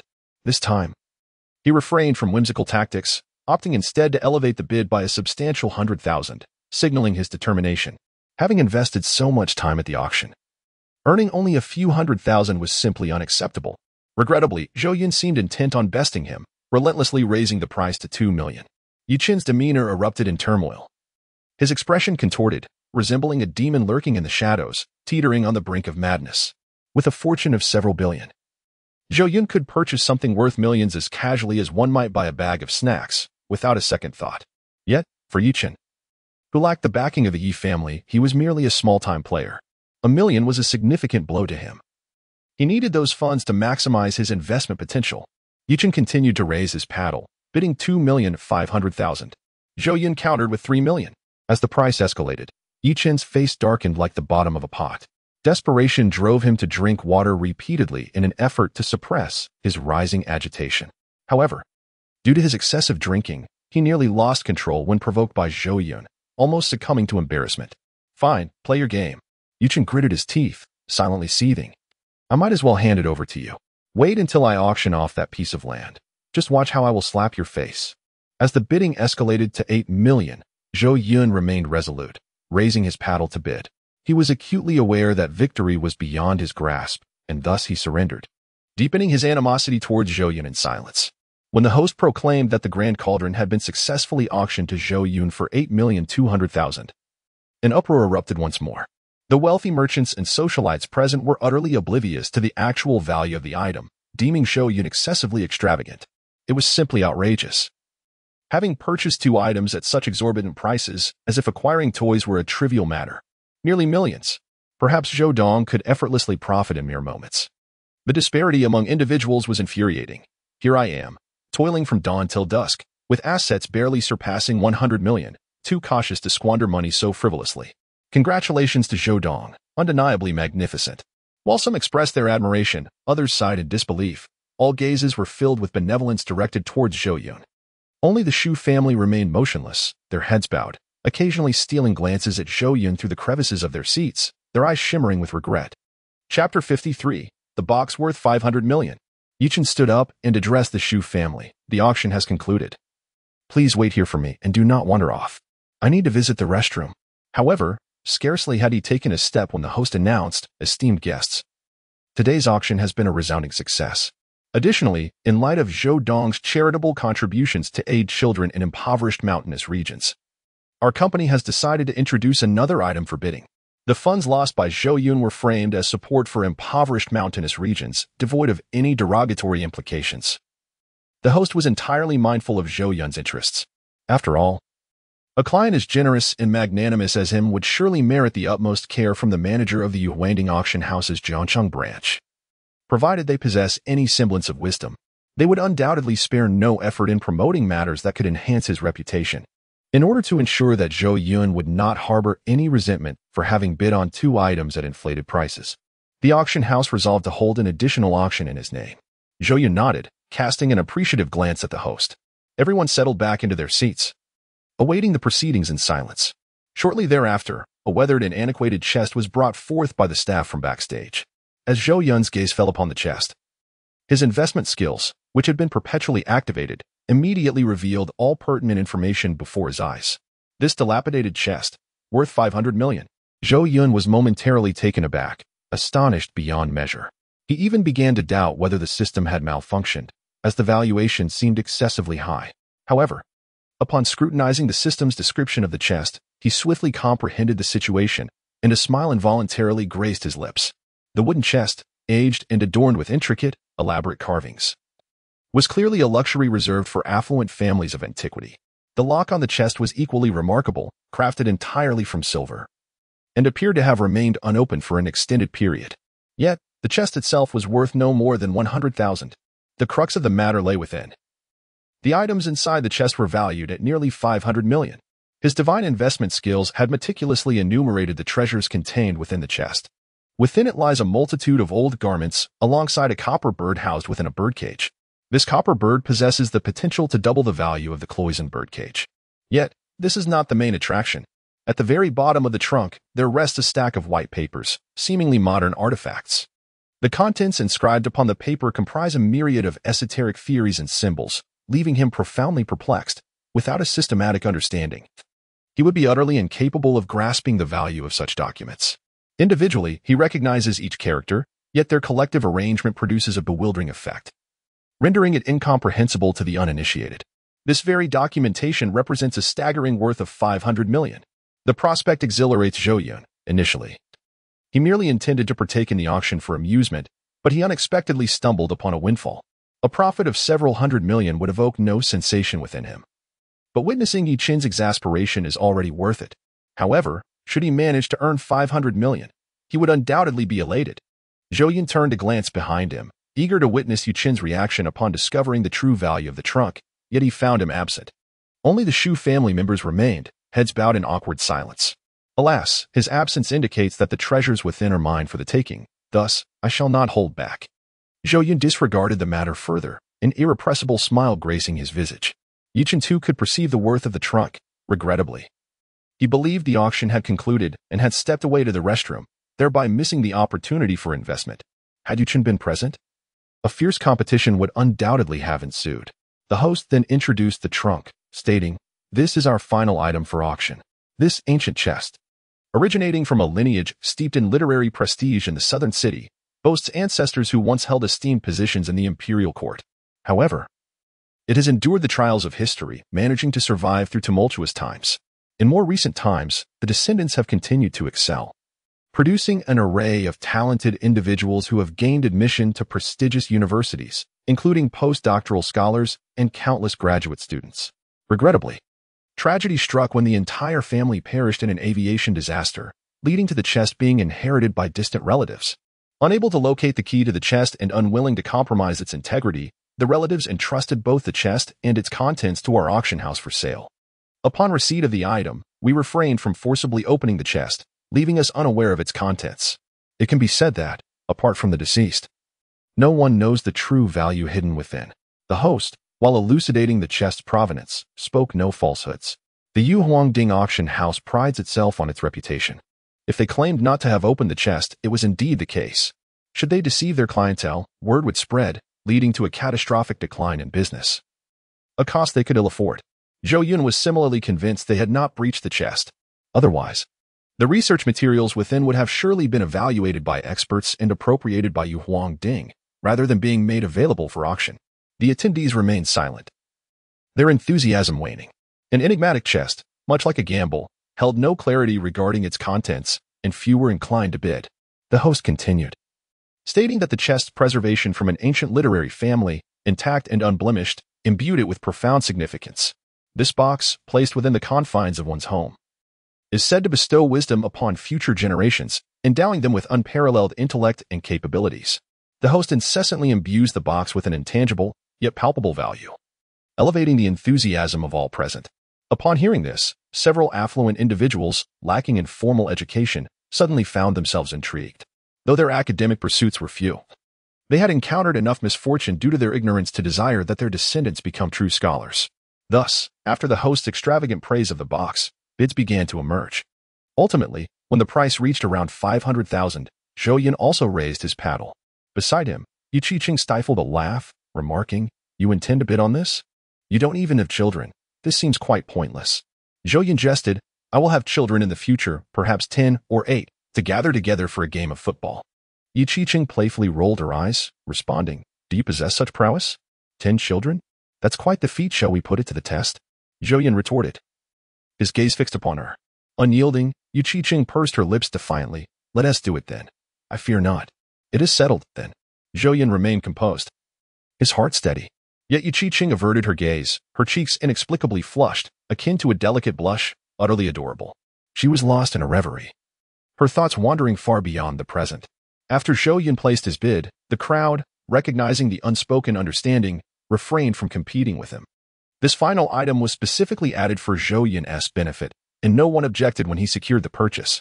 After the host struck the hammer for the third time, he declared that the box belonged to Zhou Yun, and it officially took effect. The audience erupted into vigorous applause, offering their congratulations. Simultaneously, curiosity filled the air as everyone was eager to discover the contents of the box, even though it was time to disperse. No one seemed willing to leave.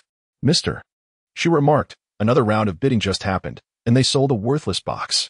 Yichen furrowed his brow. "A box?" Chapter 54. I won't quarrel with children. Yichen was puzzled as to why there was yet another box, regrettably missing the opportunity to see it.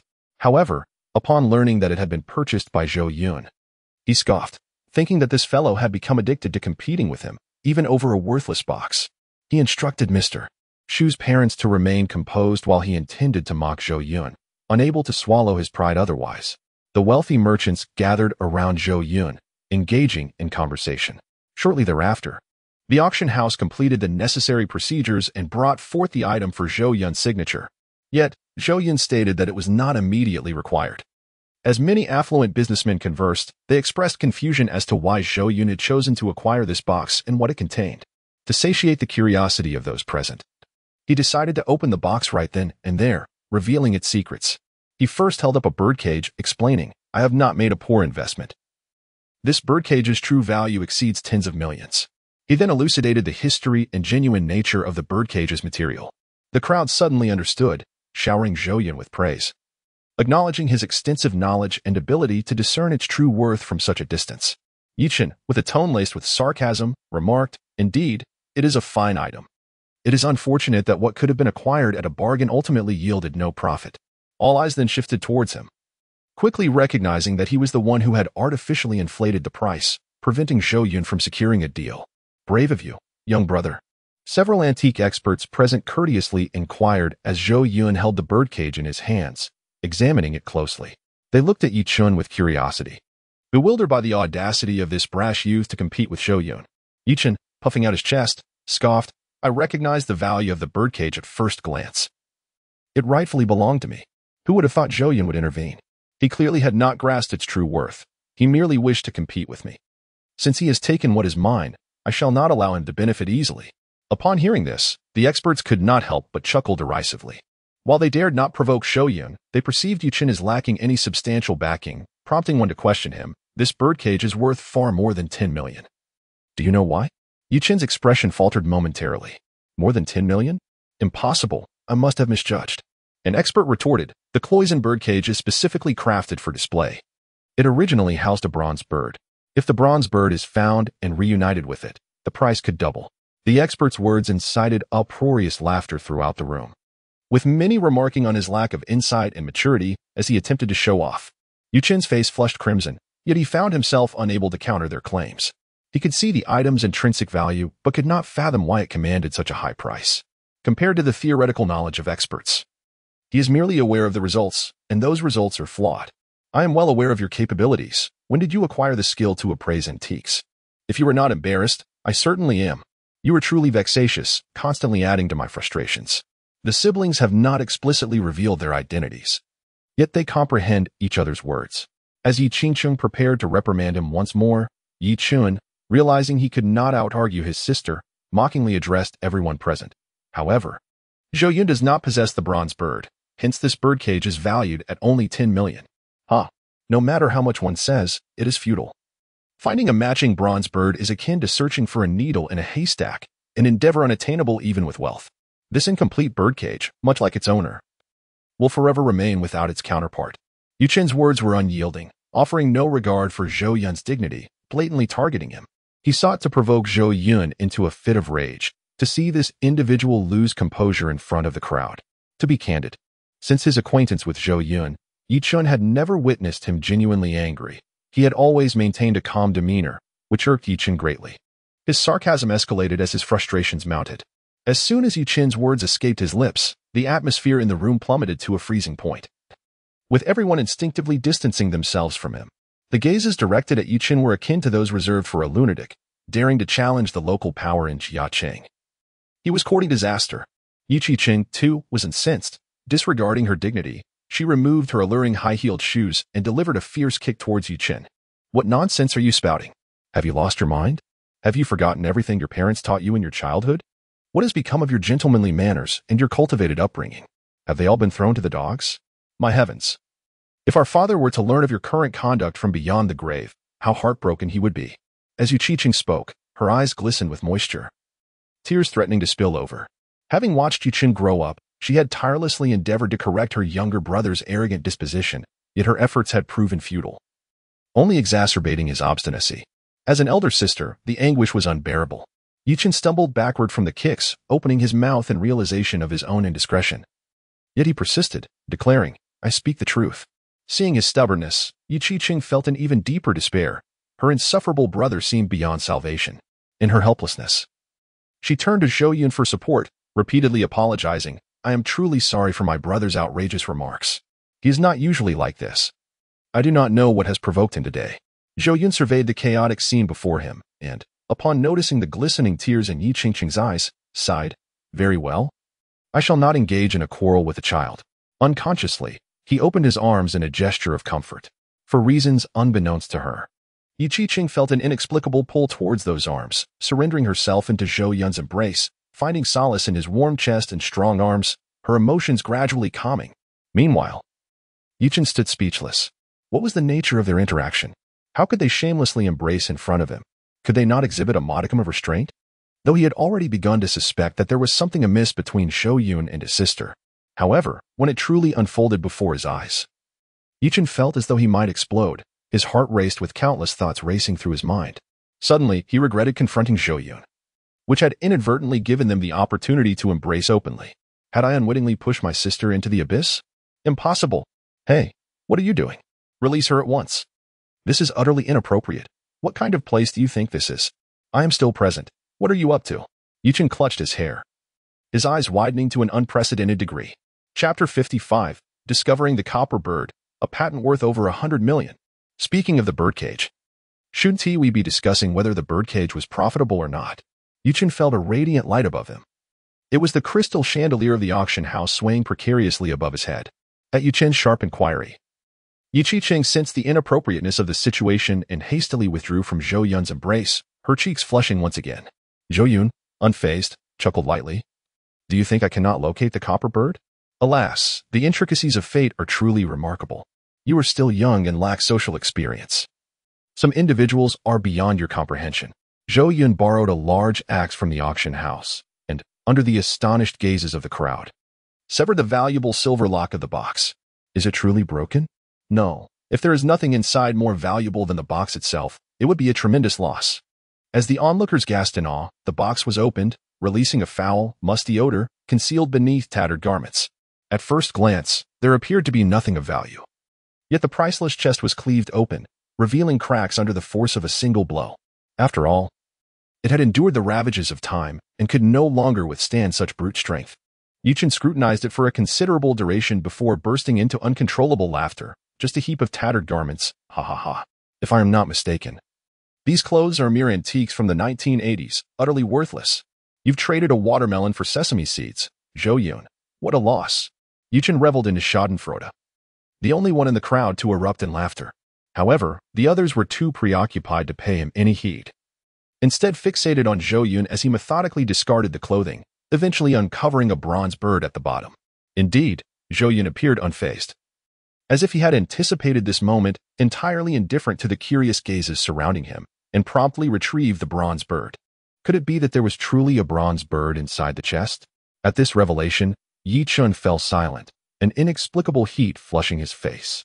How could such a treasure be found? No, perhaps it was not the matching bronze bird for the birdcage. That must be a mistake. Yi Qiqing reassured himself inwardly. Yet, the reality unfolded contrary to his hopes. Zhou Yun effortlessly placed the bronze bird into the enamel birdcage, fitting it seamlessly as if they were one. The experts hurriedly brought the birdcage forward for further examination, their astonishment palpable. It was a marvel of craftsmanship. Perfectly intact, it appeared as though they had never been separated, but rather had always been fused together. Remarkably, at that moment, the aesthetic and scholarly value of the birdcage surged dramatically. Indeed, the price is worth doubling. The birds within appear so lifelike, as if they might take flight at any moment. Someone should hastily close the cage door.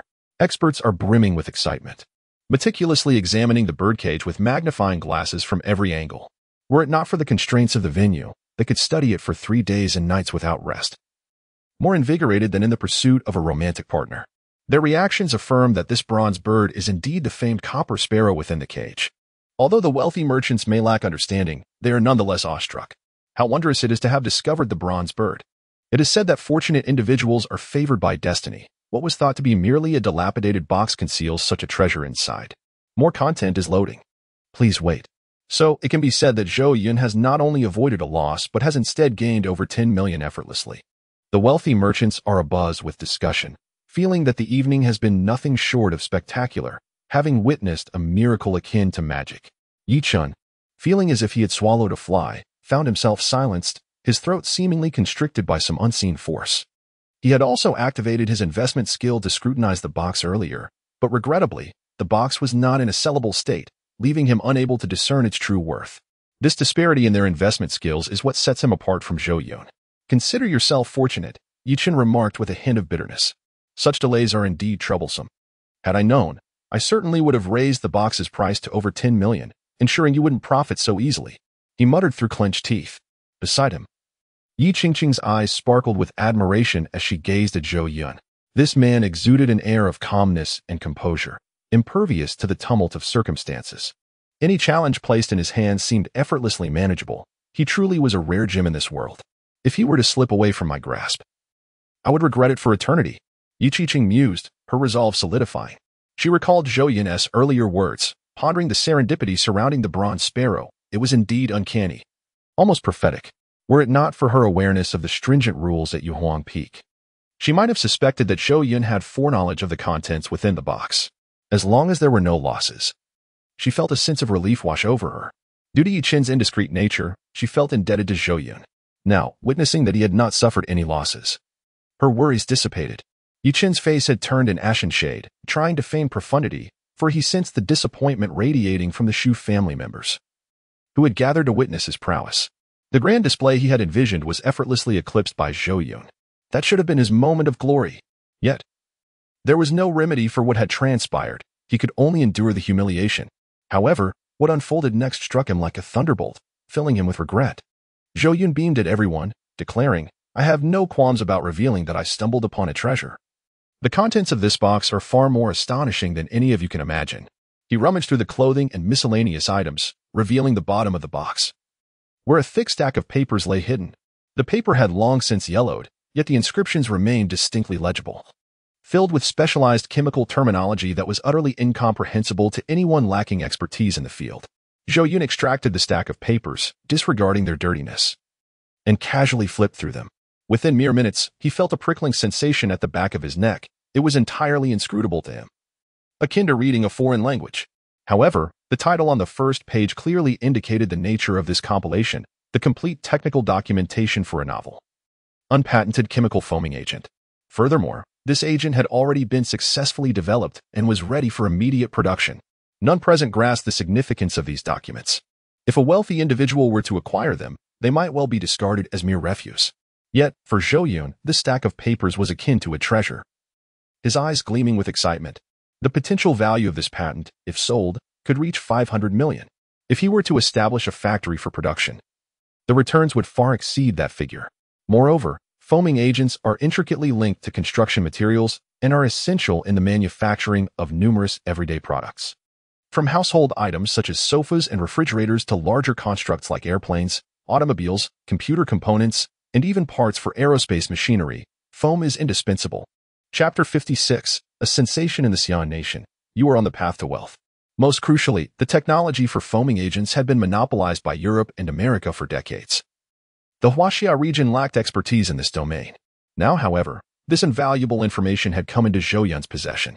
Should he establish a production company, it would become the nation's premier manufacturer of top-tier foams.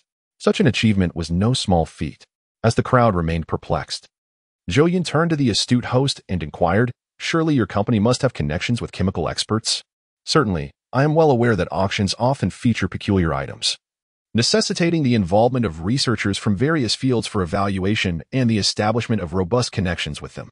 The host nodded in agreement. Zhou Yun, with a gentle smile, requested, Please contact an expert on-site to decipher the contents of this paper. Zhou Yun did not intend to reveal the entirety of the technical documentation to others. A single sheet was sufficient to substantiate his claims. He was already cognizant of the implications, yet he had no intention of concealing anything. The host swiftly reached out to a chemistry expert through the company, facilitating a face-to-face video interaction. Upon reviewing the initial document, the expert was astounded and arrived at a shocking conclusion. This represented a conundrum within chemical foams. Could it be that someone has quietly resolved it? My heavens! If this news were to disseminate, it would undoubtedly reverberate throughout the entire scientific community of Xia country.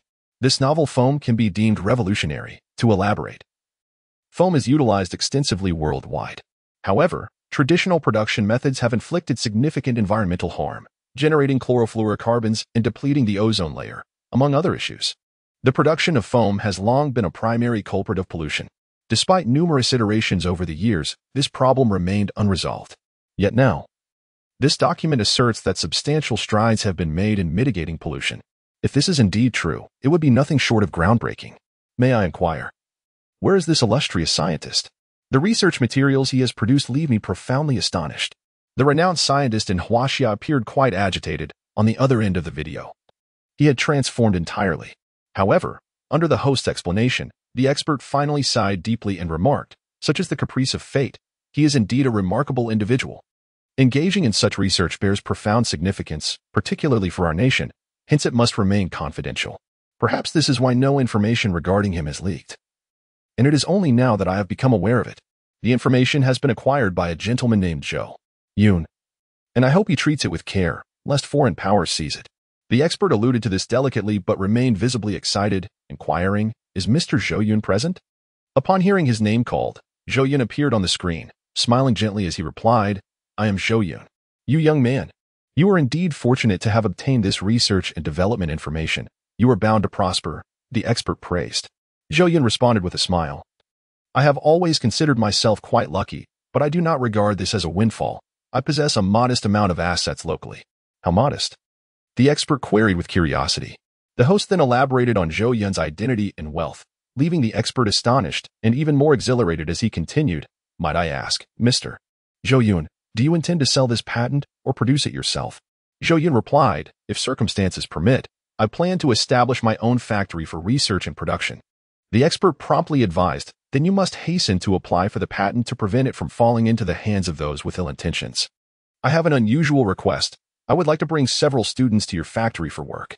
We can formalize our engagement with a confidentiality agreement. My intentions are purely driven by a profound interest in this technology." In the video, the expert displayed great sincerity, devoid of any malice. He earnestly presented his credentials, akin to a job interview, hoping that Zhou Yun would grant him this opportunity. The host quietly reminded Zhou Yun, "Mr. Zhou, this chemist is a prominent figure from the summer country. Many have sought to appoint him as the head of their research and development department, but he has declined all offers. This is a remarkable opportunity." Zhou Yun immediately grasped the situation and addressed the chemist, "I look forward to your assistance in the future. It would be illogical to decline. An expert presenting himself should not be overlooked.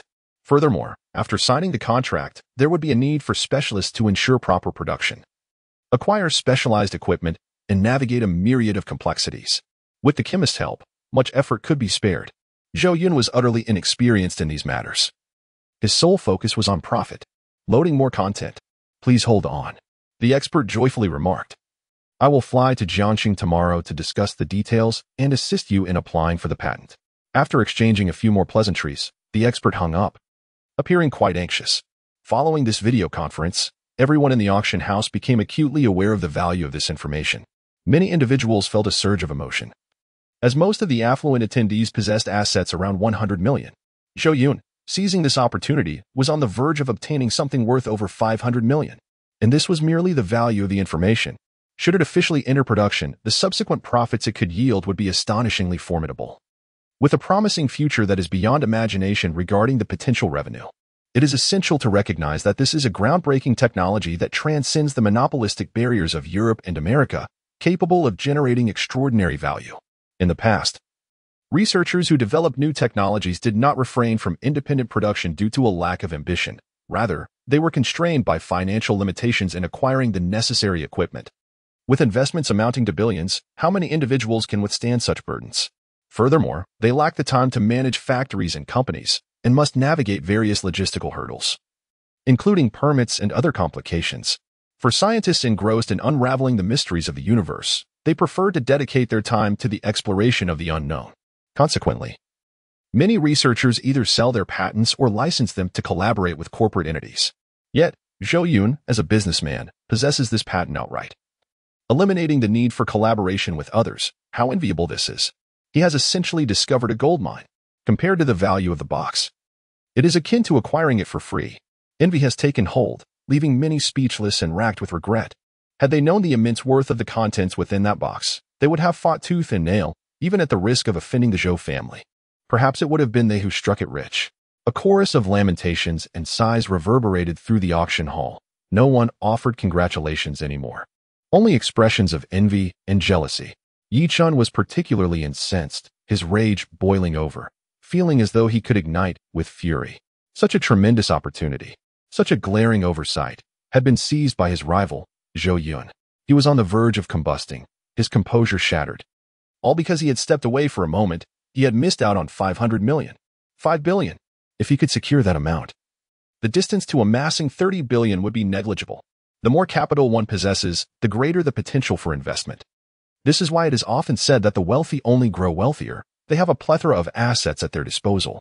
For instance, a wealthy individual placing 100 million in a bank at a 4% annual interest rate would yield 4 million in income each year. In contrast, an ordinary person with 100,000 in the bank would receive a mere 4,000 in interest annually. The principle of utilizing money to generate more money is evident here. With 5 billion, he could exponentially increase his wealth in a short span, swiftly accumulating the funds necessary for a 30 billion bid. Currently, however, he possesses just over 20 million to work with. Even if that amount were to double, it would be insufficient. The time required to amass wealth is far too lengthy. 5 billion. Yu Chen's heart ached at the thought. He was unwilling to accept this reality. Unable to bear the thought of Zhou Yun surpassing him. With deep resentment, he proclaimed, "I refuse to accept the results of this auction. I was not present earlier and missed the final bidding. I propose a re-auction, where everyone can compete fairly and justly." Chapter 57. After the re-auction, can you compete? Yu Chen, in a fit of madness, was unwilling to let Zhou Yun profit easily and became increasingly greedy, shouting loudly. His cries silenced the entire room, leading many to believe he had lost his mind. How could items that had already been auctioned off be bid on again? Nevertheless, most of the affluent attendees remained silent, harboring a flicker of hope. If a re-auction were indeed possible, they too desired a chance to compete. The host, who had previously greeted everyone with a smile, now wore a grim expression, casting a disapproving glare at Yu Chen. On the surface, he is merely the host. Yet he is also one of the key figures overseeing the auction house atop Jade Emperor Peak in Jiacheng. When Yu Chen audaciously questioned him, it was akin to a public slap in the face. The hammer he wielded signified not only his authority but also his declaration that the item was awarded to Zhou Yun. If given the chance to start afresh, what purpose would he serve? Mr. Yi, I implore you to refrain from such jesting. Otherwise, you shall forfeit your privilege to enter the Jade Emperor Peak auction house henceforth.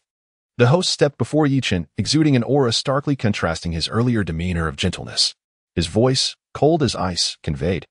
The regulations of the Jade Emperor Peak auction house are well known throughout the nation, one of which states that should a client miss the auction due to personal reasons, the venue bears no responsibility. If everyone were to demand a do-over as you do, how could the Jade Emperor Peak auction house possibly function? By your rationale, should we not notify the entire nation, inviting all of Huaxia to bid, simply because they lack the qualifications and missed the opportunity? No.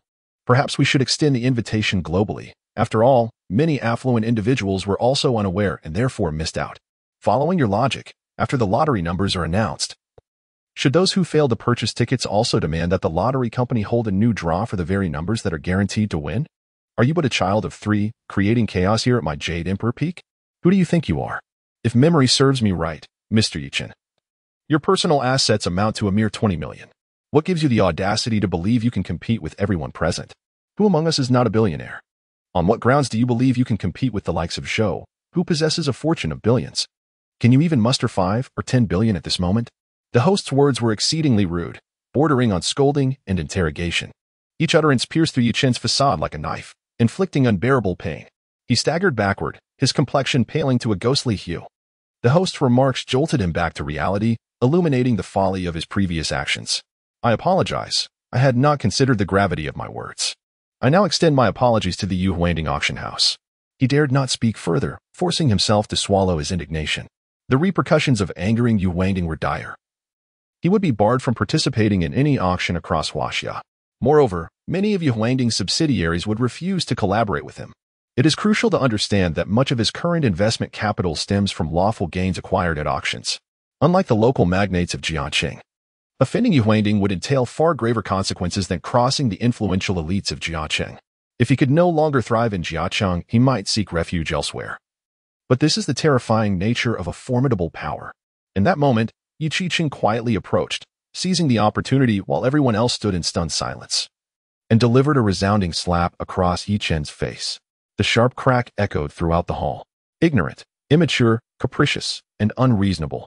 How are you any different from a common rogue? Perhaps it was indeed a mistake for my mother and me to have allowed you to leave. Tears welled in Yi Qiqing's eyes, filled with regret for not having better educated her younger brother in the past. It was this that transformed him into a scoundrel, a despicable wretch. Meanwhile, Yuchen, awakened by the sting of a slap and the pained gaze of his sister, was drenched in cold sweat. The air around him had turned frigid, as if he were ensconced within a refrigerator. Reflecting on his recent outburst, he found himself at a loss for words. Though his face burned with embarrassment, he dared not rebut his sister. The curious stares of those around him felt as if they were observing a circus act. Taking a deep breath, he solemnly offered his apology. "I am sorry. I acted rashly and spoke without due consideration." He recalled that he was the chosen one, destined to remain unperturbed by external distractions. Yet, he had completely lost control, behaving in a manner utterly uncharacteristic of himself. A grave error indeed. Thus, he bowed his head, humbly admitting his fault.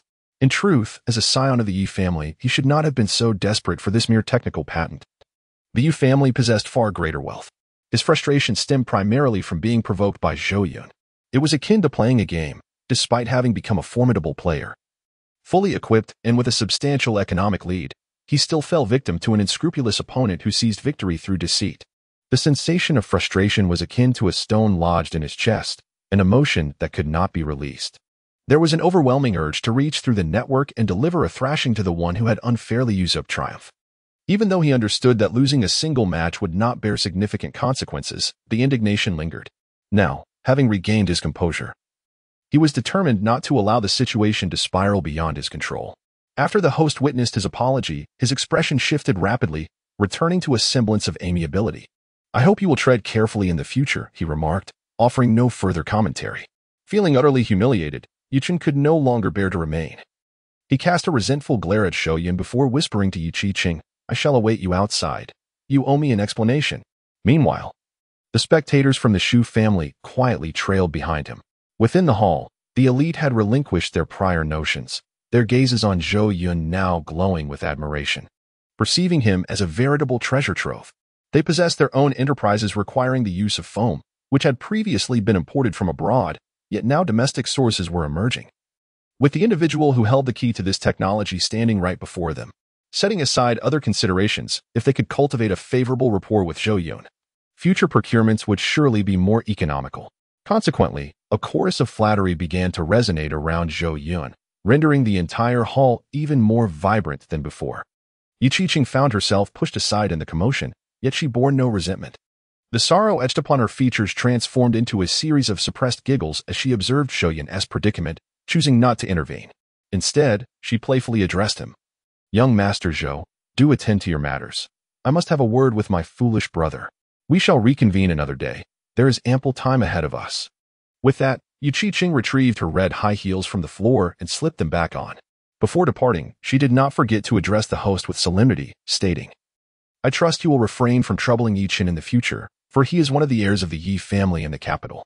Having spoken, she departed from the venue, leaving behind a silhouette of exquisite grace. Upon hearing the name Yi family, the host's gaze momentarily sharpened, though he soon relaxed, shaking his head with a dismissive smile. Chapter 58. He is your brother-in-law. Yu Tingqing stepped outside the auction house, her expression as frigid as eternal ice, exuding an aura that discouraged any approach. In stark contrast to her gentleness when facing Zhou Yun, she presented a visage that was her customary demeanor in the presence of others. Yuchen awaited beneath a tree, shrouded from the light of the lamppost. The members of the Shu family had already entered their vehicle, cautious not to linger outdoors for fear of revealing their identities. As soon as Yu Tingqing emerged, two imposing figures clad in black silently appeared by the roadside. She waved her hand, signaling them to retreat once more into the shadows. As the daughter of the Yi family, her outings were inevitably accompanied by bodyguards, all of whom were exceptionally skilled, surpassing even the professionalism of the security surrounding Zhou Yun. Yu Tingqing approached the tree and fixed her gaze upon her brother, remaining silent. With a troubled expression, Yichen whispered, "What is your relationship with Zhou Yun? Why were you two together tonight?" Yu Tingqing pondered for a moment before replying, "We are merely friends for now. We just met a few days ago, however. He may very well become your brother-in-law in the future." "What? Do you realize what you are doing? The family will never agree to this," Yichen exclaimed, his face registering shock. Indeed, just as he had anticipated, his sister had become infatuated with Zhou Yun. A sense of discomfort washed over Yichen. He found the situation unsettling, yet could not articulate precisely why it felt so wrong. Yiqi noncommittally remarked, "When he one day stands at an equal height with the Yi family, my family will naturally consent." But why should he be worthy? A mere landlord from Jiacheng, aspiring to surpass a financial conglomerate? Yichen coldly replied, the Yi family has amassed its wealth through the relentless efforts of countless ancestors. How could he, relying solely on his father's generation, possibly stand on equal footing with our lineage? Yi Qingqing's eyes sparkled with conviction. I trust my instincts. He's unlike any man I have ever encountered, exuding charisma with a clear vision for the future. Yichen furrowed his brows, warning, do not be deceived by him. He is not of noble character. Relying on mere intuition is folly. He will not rise to greatness and will inevitably fall into ruin. Do not entertain thoughts of marrying him. Your true destiny lies with another scion of a wealthy family, such as those from the Long or Tang families. Zhou Yun as my brother-in-law is utterly unworthy. Yi Qingqing, expressionless, retorted, do not mention those repugnant men to me, or I shall strike you. Yichen instinctively stepped back. Knowing his sister was not jesting, she was indeed capable of delivering a blow. Nevertheless, he remained steadfast in his belief. Zhou Yun will never marry you, mark my words. The two of you cannot be together. The mere thought of Zhou Yun potentially becoming his brother-in-law sent a shiver down Yichen's spine, and he hastily extinguished such notions. The prospect of that day filled him with profound embarrassment, leading him to fear he would completely lose his sanity. Just contemplating it felt akin to a nightmarish reverie. The very idea was overwhelmingly terrifying. Yi Qingqing shrugged and remarked, whenever I wish, I can transform him into your brother-in-law. What gives you the confidence to believe you surpass Zhou Yun, relying solely on your abilities for vengeance? She admonished. Zhou Yun is far superior to you in every aspect of character and capability. It infuriated Yichen to be perpetually compared to his elder sister, while Zhou Yun was regarded as the exemplary child of another family. Despite being the destined child of the system, the protagonist of this world, how could he possibly be compared to that young man Zhou Yun? Although he had suffered 2 consecutive defeats at Zhou Yun's hands, he never attributed it to his own inadequacies. He simply believed he had been careless. And he vowed to learn from his mistakes. Should he face Zhou Yun again, he was certain he would emerge victorious. I am unlike him. No person in this world can rival my abilities. Words seem futile now, he proclaimed. Just watch, I shall rise soon and leave you astonished. Yichen scoffed, adopting an air of unparalleled arrogance. The thought of the lucrative project that could yield billions brought him immense reassurance. Yi Qingqing gazed at her brother as if he were a fool. How have I never noticed your lack of sense throughout our lives? She pondered. Enough. I will warn you once more. Cease provoking Zhou Yun. For every offense, I shall retaliate. Yawning, Yi Qingqing issued a serious caution to Yichen. You've been spending time with that woman surnamed Shu, haven't you? Then, he turned away from beneath the tree, got into his car, and departed. Yichen pondered his sister's warning thoughtfully. It was clearly Zhou Yun who had provoked me, yet now he dares to blame me. Impossible, wherever Zhou Yun is. I am not, and wherever I am, he cannot be. Yichen bitterly contemplated this in his heart. On the road, the 3 members of the Shu family sat in the back seat, initially maintaining silence, but eventually, Shu's father could no longer restrain his curiosity and asked, that woman referred to you as brother. Is she your sister, your biological sister, or a cousin? As Yichen drove, lost in his thoughts, he casually replied, biological sister. What does it mean that she walks alongside Zhou Yun? Shu's mother interjected, unable to contain her disbelief.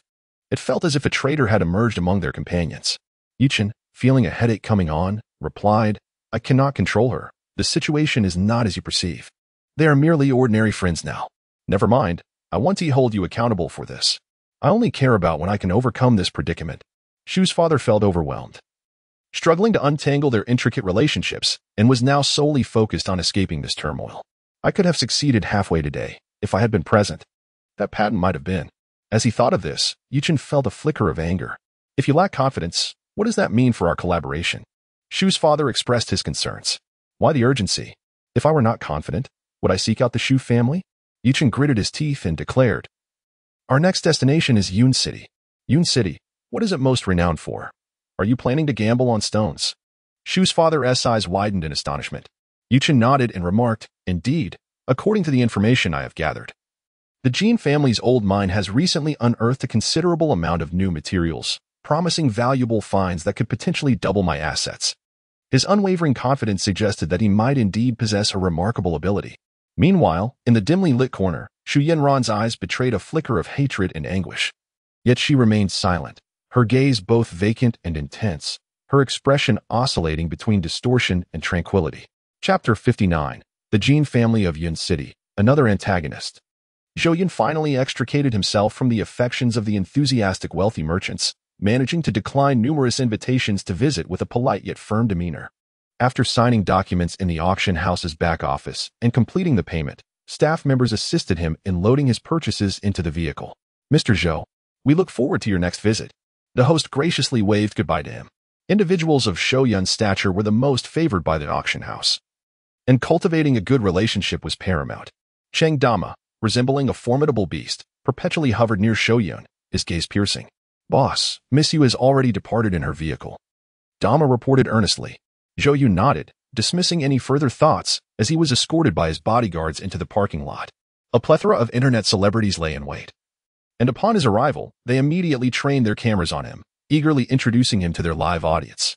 Numerous female influencers posed provocatively before Zhou Yun, adopting a variety of inappropriate stances in a fervent attempt to capture his attention. These influencers were extraordinarily audacious, engaging in provocative dances that elicited gasps of astonishment from onlookers. When the female internet celebrities spotted his presence, some of the bolder ones immediately called out, "Handsome, could you share your contact information?" After uttering this, they silently boarded their vehicle. In the past, he might have paused to indulge in the moment. However, after his close encounter with Yu Qiqing, the superficial allure of these plastic surgery-enhanced influencers no longer stirred his heart. Not to mention Yu Qiqing, even Jing Wanning, in terms of physique and beauty, overshadowed these internet personalities drastically. Moreover, both women possessed an aura that was uniquely their own, an essence that one could never tire of, no matter the duration of admiration. The security personnel also boarded their luxury vehicle, escorting Zhou Yun as he gradually departed from the parking lot, leaving behind the lamentations of the female influencers, none of whom had garnered the favor of the Zhou family's heir. As the convoy ascended the overpass within the confines of the vehicle, a priceless patent was carelessly tossed aside by Zhou Yun. His gaze was deep and contemplative as he looked out the window at the dazzling urban nightscape illuminated by neon lights, allowing himself a rare moment of relaxation. Yet, it wasn't long before his personal phone rang. This number was reserved for a select few close acquaintances, such as Jing Wanning. However, the caller was not her. It was a man named Jin Qinghu. Jin Qinghu belonged to the Jin family, a prominent clan in Yun City, whose heritage and power were on par with that of the Zhou family, both being local titans in their respective territories. In the remote areas of Yun City, they wielded a force even more formidable than that of the Zhou family. The rise of the Jin family mirrored that of the Zhou family, both having emerged as wealthy elites within the span of a few decades. In the early years, the Jin family encountered significant setbacks due to a misguided decision, which led to a drastic decline in their business, bringing them perilously close to bankruptcy. During their most desperate hour, it was the venerable Lord Zhou who extended a helping hand, rescuing the Jin family from the brink of disaster. From that moment on, the two families grew increasingly close, forging a bond of deep friendship. Although the Jin and Zhou families pursued their fortunes in different locales, their relationship remained exceptionally intimate. The camaraderie between the elder Jin and Zhou, forged through shared adversities, paralleled the nearly fraternal ties between the younger generation, Zhou Yun and Jin Qinghu, who leaned on each other for support. In times of trouble, one family would undoubtedly spare no effort in assisting the other. From a young age, Jin Qinghu would visit Jiaqing during the summer and winter breaks to play with Zhou Yun. Conversely, Zhou Yun occasionally journeyed to Yunqing, making their friendship one that blossomed from childhood. They were well acquainted with each other's backgrounds and kept each other informed of any significant news. Over the years, the Jin family's influence in Yunqing has burgeoned, even extending its reach to the borderlands of Myanmar, where their power is not to be underestimated. After being struck and sent flying by Yi Chun, ultimately enduring a lengthy incarceration, Jin Qinghu was the first to rally a group to Jiaqing in pursuit of vengeance against Yu Chen. Having spent years in the borderlands, he had grown accustomed to a brash demeanor, embodying a ruthless disposition akin to that of a bandit. Upon disembarking from the plane, he immediately sought to capture Yi Chen. Unfortunately, at that time, Yi Chen had significantly strengthened his abilities, and none of Jin Qinghu's men could match the prowess of Cheng Dama, all falling before Yi Chen's might. Jin Qinghu was fortunate to escape and subsequently sought out various skilled combatants and elite assassins to confront Yi Chen, vowing to exact revenge for the Zhou family. However, those he summoned were all vanquished by Cheng Dama, with some brutally dispatched on the spot. Concurrently, Yi Chen seized the opportunity to cultivate an underground force, amassing numerous henchmen to dominate the underworld of Jiang City. He then launched a counteroffensive against the Jin family in Yun City. With a systematic approach, Yichen became an unstoppable force, thoroughly dismantling the Jin family's influence in Yun City. Ultimately, the Jin family, left with no alternative, fled to the border. Seeking refuge in Myanmar, Jin Qinghu met a tragic end at Yichen's hands, enduring torment that rendered him unrecognizable. Reflecting on his childhood friend, Zhou Yun couldn't help but smile knowingly. Although this fellow was often brash and straightforward, at times even exasperating in his actions, he was undeniably genuine. When Zhou Yun faced adversity, his friend came forth without hesitation to seek vengeance. This time, Zhou Yun was determined not to allow a similar outcome to unfold. Just as Zhou Yun connected the call, before he could utter a word, the speaker erupted with noise. Zhou Yun. Old Zhou. Well done. I had warned you before. That wretched woman is no good, more deceitful than a shipping container.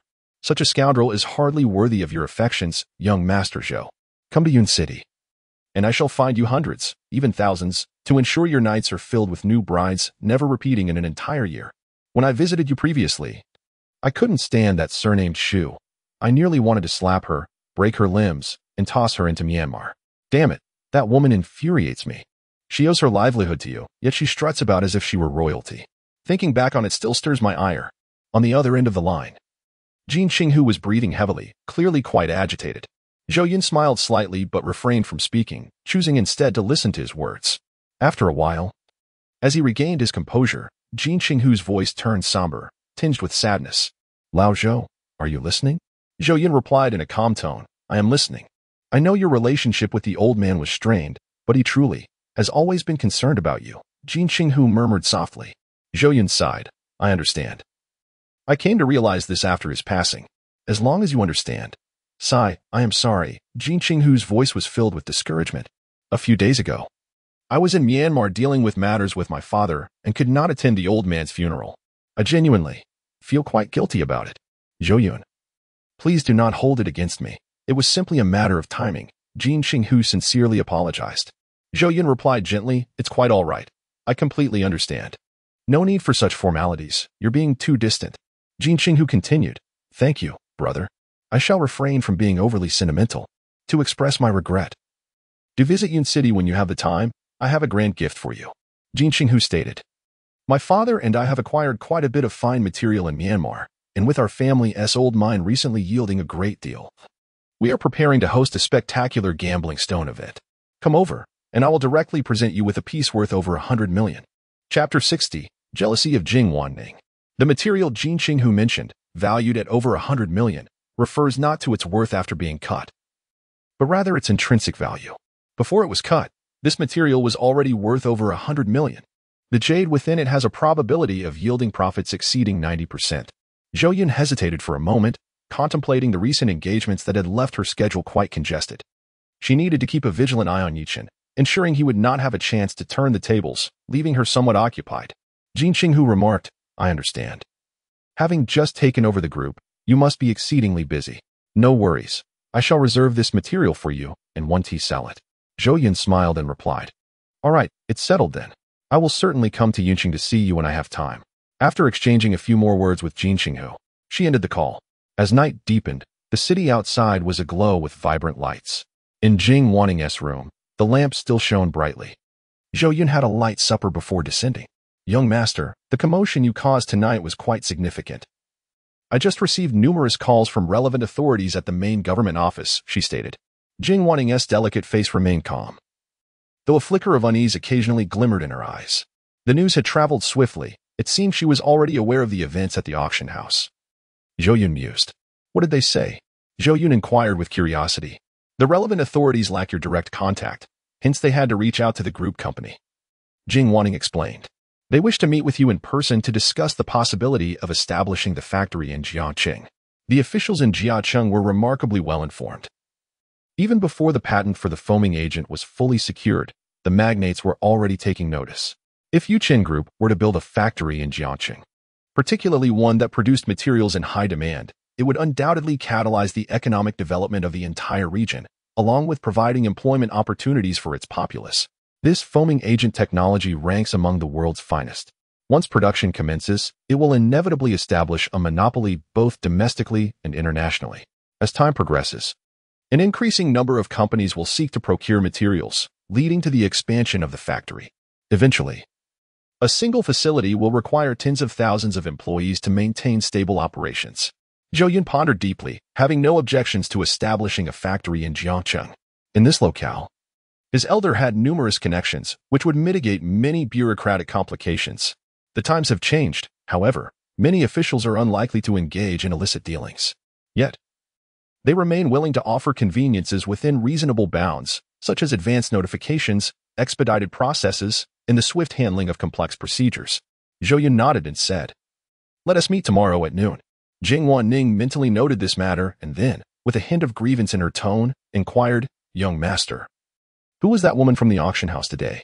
If she is your new romantic interest, you must be discerning. Do not fall into the snares of women like Zhou Yun and who are insatiably greedy. You are destined for greatness. Do not allow yourself to be misled by unscrupulous individuals, for they will only hinder your progress. Should I investigate her background? I sense she poses a significant threat." As Jing Wanning spoke, her delicate features gradually transformed, revealing an unmistakable intensity. Zhou Yun was taken aback, feeling the temperature around him plummet. Jing Wanning was genuinely consumed by a desire for retribution. "Stop, wait," he interjected.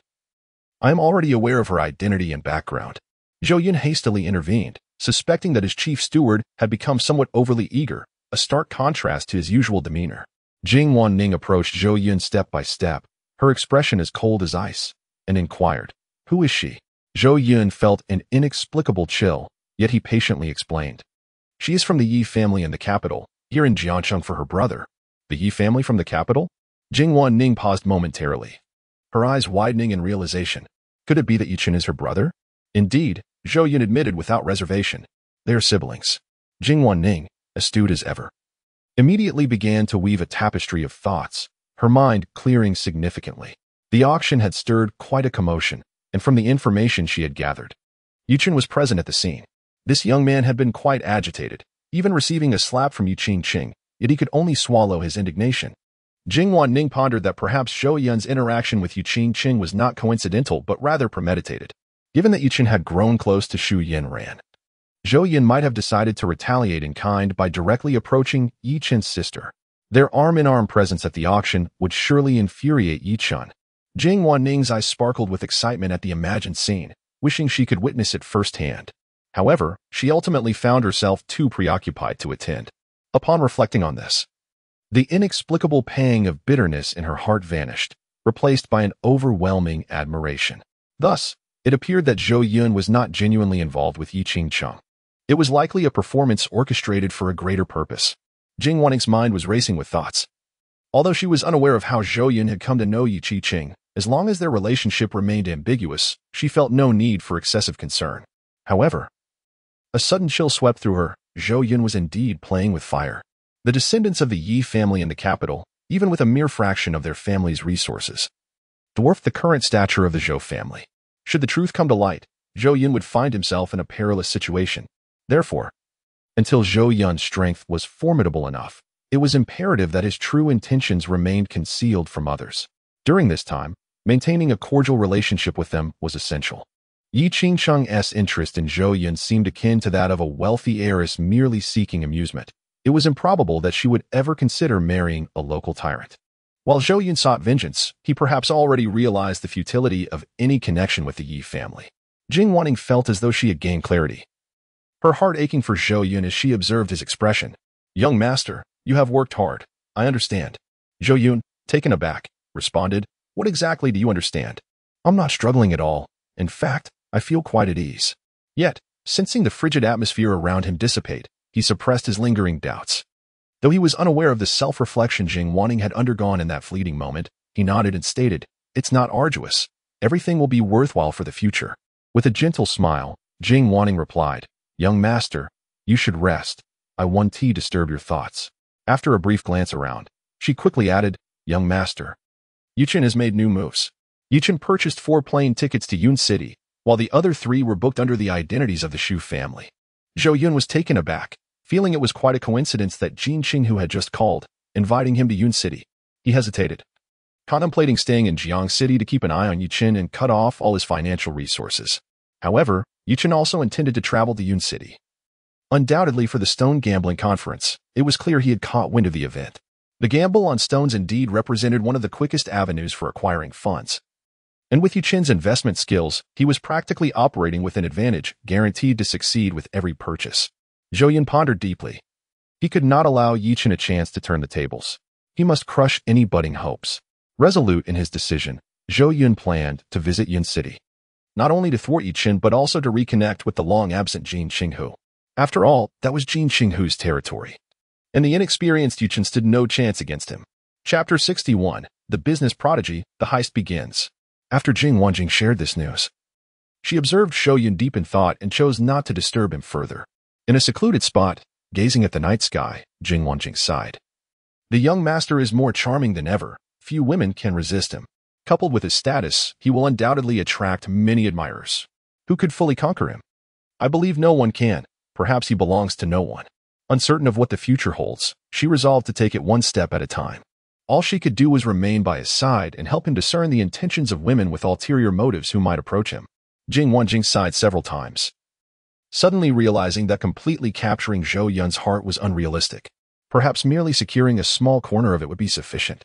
The following day, after breakfast, Zhou Yun called Jin Qinghu, informing him of his intention to visit Yun City. He refrained from notifying him the previous night, as it was quite late, and he deemed it inappropriate to disturb him. Jin Qinghu was naturally delighted, expressing a warm welcome and offering Zhou Yun the chance to experience the joys of singlehood, allowing him to choose from the various clubs in Yun City. Zhou Yun assumed he was jesting and agreed.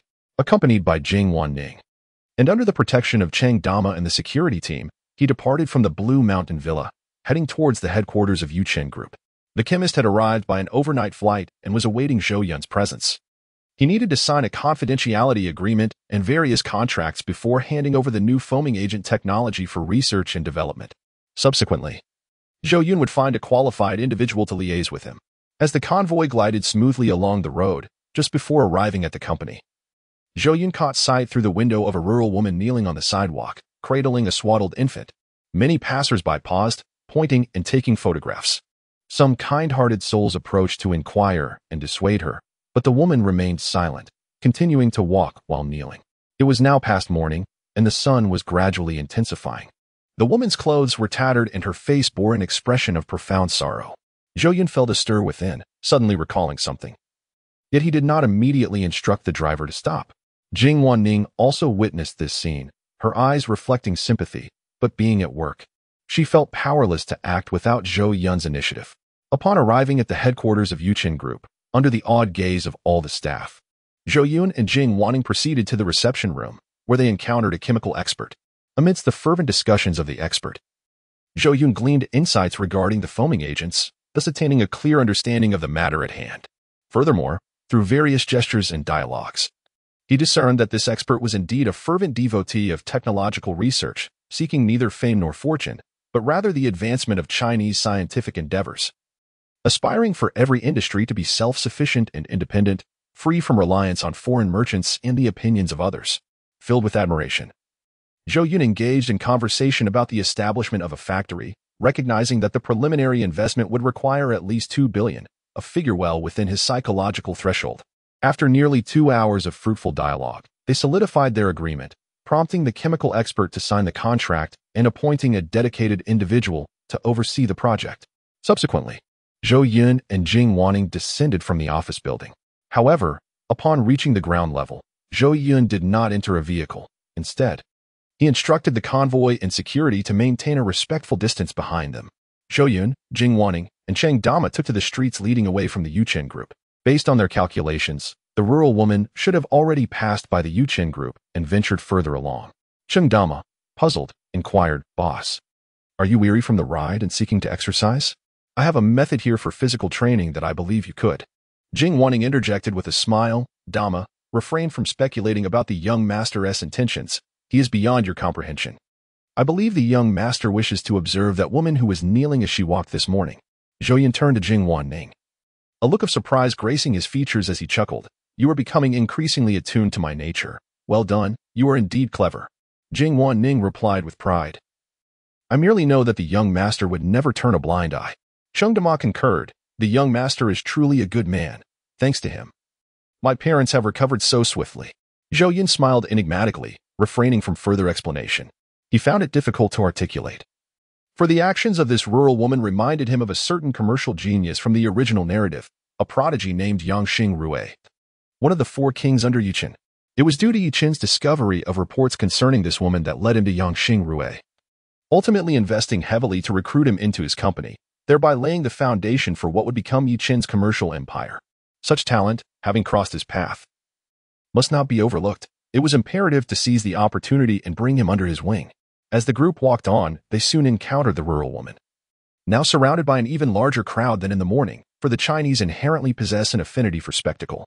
Zhou Yun, dressed in an extraordinary manner indicative of wealth, alongside the commanding presence of Jing Wanning and the monstrous physique of Qing Dama, naturally parted the throng as they moved forward. Zhou Yun paused to observe the rural woman, noting her trembling legs as she knelt, clearly exhausted from her efforts. Having knelt and walked for several hours, even some men in suboptimal health would struggle, yet this woman, cradling a newborn in her arms, persevered with unwavering determination.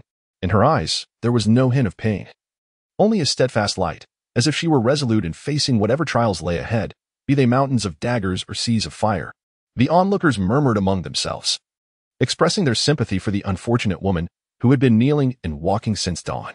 Initially, I was unaware of the circumstances, but the woman revealed that her newborn daughter was afflicted with ocular cancer, and her family was so impoverished that they could barely afford a meal, let alone medical treatment. Thus, she resorted to seeking help online. In the post, a self-proclaimed wealthy heir boasted that if the woman dared to walk and kneel for 2,000 meters along Jiangwan Avenue, he would donate 30,000 yuan for the treatment of the infant. I located that post, and the audacity of this individual infuriated me. He proclaimed, "I have plenty of money. A single meal at a top-tier restaurant costs me thousands. If you dare to kneel every 3 steps along Jiangwan Avenue for 2,000 meters, I will donate 30,000 yuan for your daughter's eye cancer treatment." How heartless. If he possesses such wealth, why not simply donate without subjecting her to such humiliation? This is a woman who has just given birth, still in her confinement. Yet she must endure such torment. It brings tears to my eyes. Indeed, the ancient adage rings true. A woman is inherently fragile, yet becomes formidable as a mother. Were I that wealthy heir, I would have simply donated without complicating matters. Never would I have made her plight more arduous. I suspect that this individual is a fraud. Not truly affluent, but rather a keyboard warrior, masquerading under a false identity. I would wager that behind the screen lurks an unseemly, morally bankrupt individual, barely scraping by on instant noodles. How utterly despicable that people today derive amusement from the suffering of others, showing a complete lack of humanity. Chapter 62. A Remarkable Talent. A video was uploaded online, vehemently condemning the actions of a self-proclaimed wealthy heir. Many commenters beneath the post erupted in outrage, denouncing him as inhumane for bullying an unsuspecting woman, expressing a fervent hope that he would be held accountable for his actions. Swiftly, an astute media outlet arrived with cameras in tow, capturing the unfolding news. This incident rapidly gained traction online, spreading like wildfire, and soon, a significant portion of the populace in Jiacheng was aware of it, drawing immense attention. Jing Wanning was seething with indignation, muttering under her breath, "The woman is already wounded, and this scoundrel continues to rub salt in her wounds. Truly a disgraceful individual. I sincerely hope he follows through on his threats. Otherwise, I shall ensure he faces the consequences of his actions." Cheng Dama's eyes blazed with fury as he remarked, "Isn't this merely bullying the innocent? This fellow reminds me of a former supervisor. I would relish the opportunity to deliver a punch." Both were consumed by anger. Empathizing deeply with the trembling woman who remained kneeling, they attempted to persuade her, but their efforts proved futile. The woman, resolute for the sake of her daughter, was determined to endure her penance. Eventually, after a considerable time, she completed the task outlined in the post. Though she could scarcely stand and had to sit on the ground, leaning against the wall of a flower bed, ignoring the gazes of the crowd, she retrieved a thermos from her belongings, preparing warm milk for her infant. She refrained from checking the post, remaining seated as the gathering crowd swelled around her. Unable to contain their frustration, onlookers urged the wealthy heir to provide financial compensation. Yet, the once boisterous heir had vanished without a trace, leaving no means of contact. As anticipated, the woman was deceived, turning a matter of life and death into a source of amusement. Once the news broke, the ordinary citizens of Jiangcheng were instantly engulfed in outrage, and the situation began to escalate throughout other regions of Huaxia, rapidly trending on social media.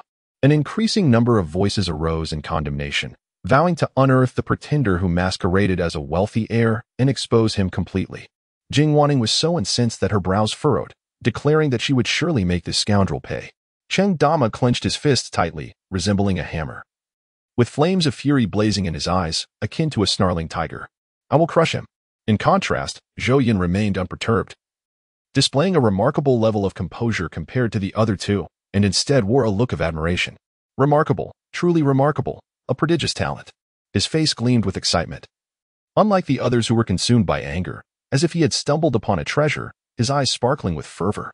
Jing Wanning, initially furious, was taken aback by Zhou Yun's reaction and, puzzled, inquired, Young master, what are you talking about? I don't understand at all. Zhou Yun replied with a smile. Inquire with this woman, and you will comprehend. This is not the place for conversation. Inform her of my true identity. Then have someone drive over to invite her into the vehicle. Remember to clarify that we mean no harm. We are here to assist her. And her objective has already been achieved. Jing Wanning, you should handle this. Cheng Dama, please keep your distance. Zhou Yun instructed. Cheng Dama's appearance was too intimidating. Resembling a fearsome thug, standing there, he would frighten the woman away from the car. Although Jing Wanning was filled with questions, she still joyfully went to make arrangements. The essence of Zhou Yun's words is to assist women in overcoming their difficulties, a task she is more than willing to undertake. Approaching the woman, Jing Wanning's expression softened with an unprecedented gentleness as she spoke softly. Hello, I am the secretary to the chairman of Yuchen Group. You might understand that Yuchen Group is one of the wealthiest companies in Jiangxing. Please do not feel anxious. I bear no ill intent. Our chairman has learned of your plight and is deeply sympathetic, thus he intends to assist in treating your daughter's illness. This way, if you would follow me. You can see our company's vehicle over there. Let us converse inside. The woman was momentarily taken aback, tightly clutching her daughter, staring blankly at the beautiful and elegant Jing Wanning. It was unclear whether she was overwhelmed by Jing Wanning's charm and presence or shaken by her words. She found herself at a loss. Truthfully, the woman felt quite nervous, being the center of attention for the first time, yet for the sake of her daughter's health. She dared not flee. It was not long before bystanders recognized Zhou Yun in the luxury vehicle, promptly exclaiming in excitement, Wow, that truly is Yuchen Group's car. Their headquarters is nearby. There can be no mistake. Who would dare impersonate them here? I recognize that license plate, and that young, handsome gentleman. He frequently graces the local news in Jiacheng. There is no doubt about it. Zhou Yun is indeed the genuine heir of a wealthy family with his assistance. This child will surely receive the treatment she needs. This woman is incredibly fortunate to have encountered Zhou Yun, a testament to her unwavering determination not to abandon her child. Hurry and get in the car. What are you waiting for? Don't you want your child to receive treatment? This mother was assured that the man was not a fraud. He was indeed a wealthy individual, and her daughter was saved. The onlookers were filled with excitement, relieved to witness hope for the child. Noticing the woman still sitting dazed on the ground, they urged her to board quickly so as not to waste Mr. Zhou's time. It was a rare occasion for a top-tier magnate from Jiangxing to show such kindness. Missing this opportunity would be a grave mistake. The woman, hearing the discussions around her, felt her doubts dissipate, replaced by astonishment. With no other options left, even if it turned out to be a scam, she felt compelled to take the chance. She had nothing of value, completely unencumbered, and questioned what a wealthy person could possibly desire from her. The willingness to assist her was an immense blessing. Her daughter finally had hope. The woman quickly gathered her child, trembling as she stood up, tears welling in her eyes as she expressed her gratitude. Thank you. Thank you for your kindness. Heaven will bless you. I will get in the car right now. Under Jing Wanning's guidance, she entered the luxurious vehicle, marveling at the opulence that made her heart race. The interior was extravagantly adorned, exuding a sense of grandeur that left her hesitant to sit down in the back seat. The very air within the cabin was infused with the scent of wealth, accompanied by a delightful fragrance of perfume. She remained bent over, crouched in the space, fearing to settle onto the leather seat, her face reflecting trepidation. Zhou Yun occupied the passenger seat, while Jing Wanning and the woman took their places in the rear. Jing Wanning reassured her, You needn't be like this. Bending over is not good for your health. The woman, trembling with fear, exclaimed, No, no, no. This chair is more precious than my own life. I cannot afford to tarnish it. After a moment of hesitation, I asked, May I place a cloth upon it? Unable to persuade her otherwise, Jing Wanning could only concede, Very well. The woman then produced a clean, floral cloth used to wrap her infant, laying it gently upon the leather chair before finally taking a seat. Zhou Yun instructed the driver to head to the finest hospital in Jiangxing. Along the way, Jing Wanning continuously offered words of comfort to the woman, who expressed her gratitude profusely, declaring them to be benevolent souls. At last, Zhou Yun spoke up, thus addressing Jing Wanning's lingering curiosity. He inquired of the woman, which impostor posing as a wealthy heir was present. I wish to locate him. The woman was momentarily taken aback, bowing her head, her eyes betraying a flicker of panic. I do not know him. I am unaware. Chapter 63, The Strategist as Bait, inviting the world into the game. Rest assured, I harbor no ill intentions towards him. I am aware that your kneeling today was prearranged with him. I merely wish to meet him. Zhou Yun endeavored to keep his tone calm, so as not to frighten this unfortunate woman. You know about this? Upon hearing this, the woman's eyes widened in disbelief, her expression a portrait of astonishment. The fraudulent heir had only conspired with her regarding this matter. During their online exchanges, he had urged her to keep it a secret, a burden she believed she would carry alone for a lifetime.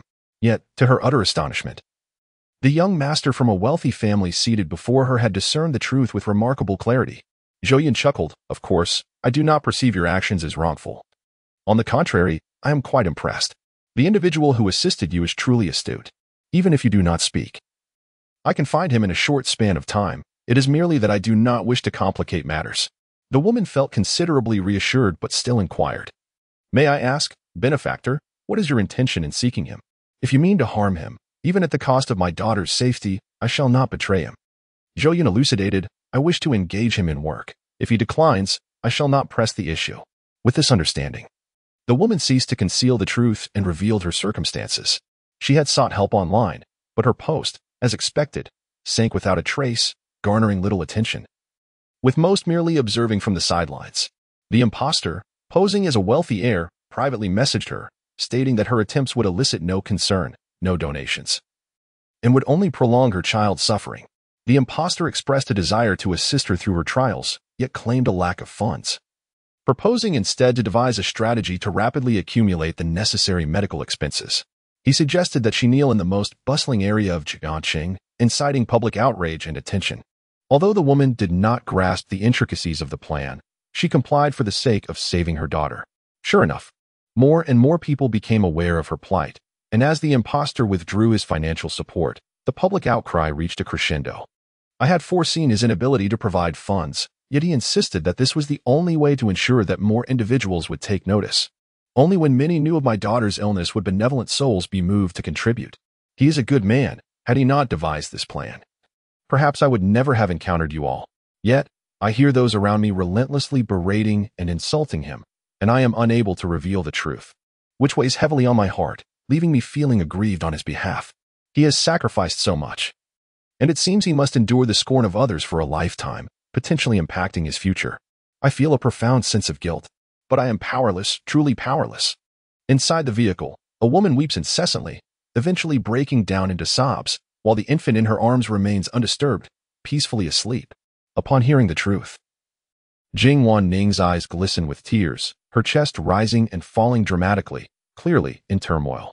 It suddenly dawned on her that she had recently condemned that man as a scoundrel based solely on hearsay, filling her with remorse. Only when matters attract significant attention can one find benevolent souls willing to contribute in this indifferent world. Even those who are cold-hearted may begrudgingly donate a little despite him. Yet, the cost of such actions is his complete ruin. Jing Wanning sighed deeply. The strategist uses himself as bait, bearing countless curses, inviting the world to partake in the game. I understand now. I finally comprehend. Jing Wanning experienced a moment of clarity, filled with admiration for his extraordinary cunning. He does not dare gamble on the goodness of humanity. Yet he boldly wagers that within every heart lies a shadow, that all wish for his demise. After admiring for a while, Jing Wanning turned her gaze towards Zhou Yun in the passenger seat, her eyes sparkling like stars. Young master, you must have already known the truth, which is why you deliberately sought out this woman. Thus, upon hearing the accounts from the onlookers, you couldn't help but marvel at that person's actions. I was utterly oblivious to your intentions. It seems that you truly are more formidable than I had imagined. I firmly believe that you have been concealing your talents all along, for even the most astute magnates could not have deduced this in such a short span of time. Impressive, my young master. Jing Wanning was genuinely astonished. Her young master had become exceedingly astute, capable of seeing through every matter. She recalled that not long ago, he had mentioned plans to recruit talent to ease his workload. Perhaps, by then, he had already been aware of this individual. I had indeed intended to seek him out, but time had eluded me. Zhou Yun nodded. Jing Wanning did not inquire why Zhou Yun was acquainted with this genius, assuming it was during his days of feigned extravagance. She meticulously asked the woman for Yang Xingrui's contact information and proceeded to make a call to have someone find him. She ensured that the woman was admitted to the hospital and took care of the paperwork, with the subsequent medical expenses for the infant covered by Yu Qin Group, amounting to several $100,000, which was merely a trifling sum for Zhou Yun. In comparison to Yang Xingrui, Zhou Yun was the true scion of wealth. It is noteworthy that the infant's eye cancer was a benign tumor and would not recur. After addressing this matter, Zhou Yun did not hasten to seek out Yang Xingrui. Instead, he went to the Jiangxing Rongguei Hotel, specifically to discuss business matters with officials regarding the establishment of a factory. Upon entering the hotel, Zhou Yun displayed utmost politeness, addressing each elder as uncle. The attendees were all seasoned individuals who had frequently interacted with Zhou Yun's grandfather over the years, some even having cradled him in their arms during his childhood. The officials regarded this matter with great seriousness. The technology of the new foaming agent was crucial to the nation's strategic interests, although it represented merely the tip of the iceberg. It had been many years since the Xi'an nation had experienced such a sense of pride.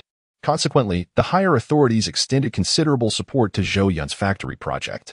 The local officials in Jiangxing were also very accommodating towards Zhou Yun, providing various conveniences and offering maximum benefits within the bounds of regulations.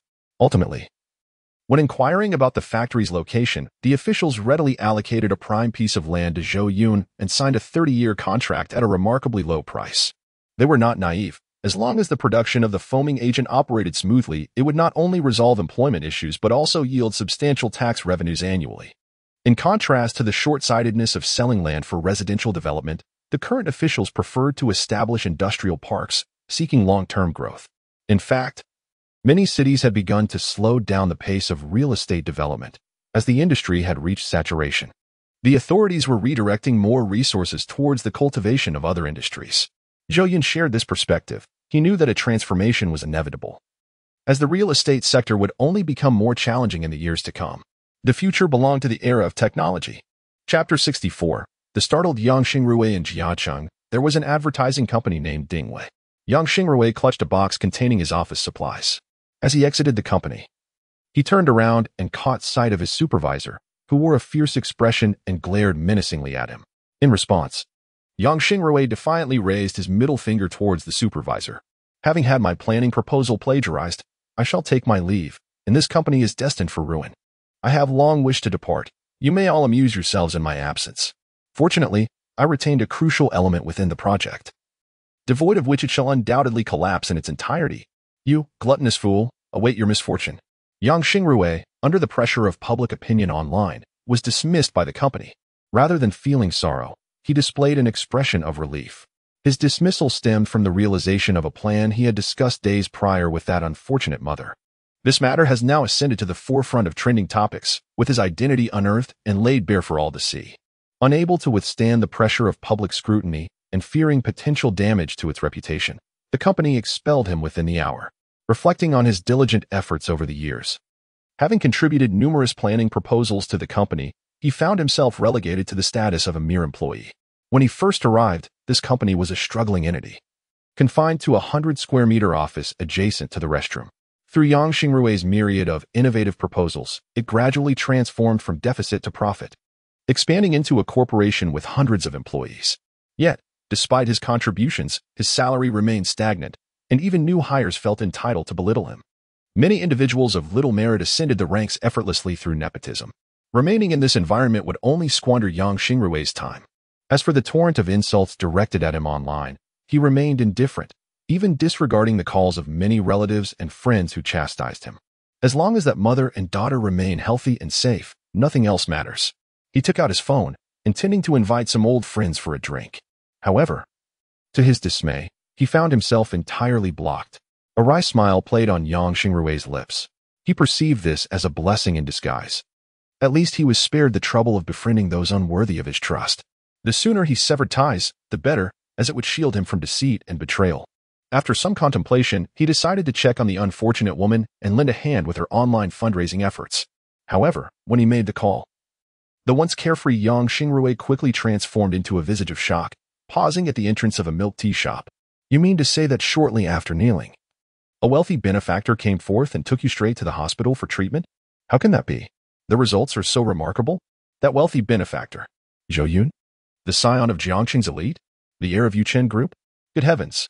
Yang Xingrui was utterly astonished, his grip on the cardboard box slackening as it tumbled to the ground, scattering documents everywhere. In a flurry, he scrambled to gather the fallen papers while still on the phone. Zhou Yun, the Prince of Jiangqing, as an advertising strategist. He always kept abreast of online news and had certainly heard of him. He had even researched Zhou Yun extensively. The name echoed in his mind like thunder. So, you disclosed my plans to him? Yang Xingrui's emotions were tumultuous. Sigh. Never mind. As long as your daughter is saved, that's what matters.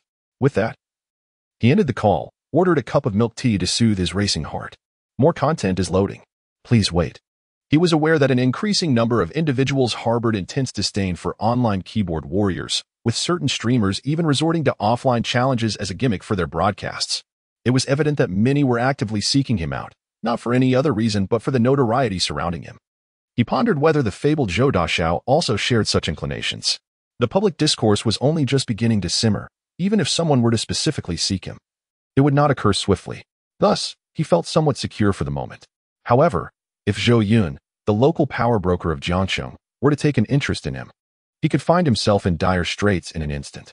Consequently, he ceased to be carefree and began to feel increasingly anxious.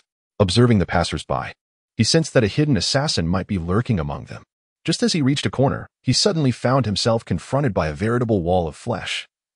Blocking his path, Yang Xingrui, standing at a modest height of 173 meters, felt dwarfed by the imposing figure before him, who appeared akin to a giant. When he inadvertently collided with the behemoth, it felt as though he had struck a steel plate, leaving him in considerable pain. The burly man was clad in a tailored suit resembling that of a bodyguard, his face marred by brutish features that exuded menace. Yang Xingrui was instantly taken aback, quickly stammering an apology. I'm sorry, I wasn't paying attention while walking. He then feigned compliance, lowering his head and attempting to retreat in the opposite direction. Yet, the giant extended his massive arm and firmly placed it on Yang Xingrui's shoulder, inquiring in a boisterous manner, Are you Yang Xingrui? Panic surged within Yang Xingrui. It was clear that this man had come for him, though he was uncertain as to the individual's true identity. You must have mistaken me, I am not Yang Xingrui, he replied. The burly man chuckled foolishly, It's you. I've seen your photograph. Yang Xingrui's cold sweat poured down as he silently cursed the wretched fat supervisor for exposing his image. In this digital age, the dissemination of an individual's information occurs with astonishing speed.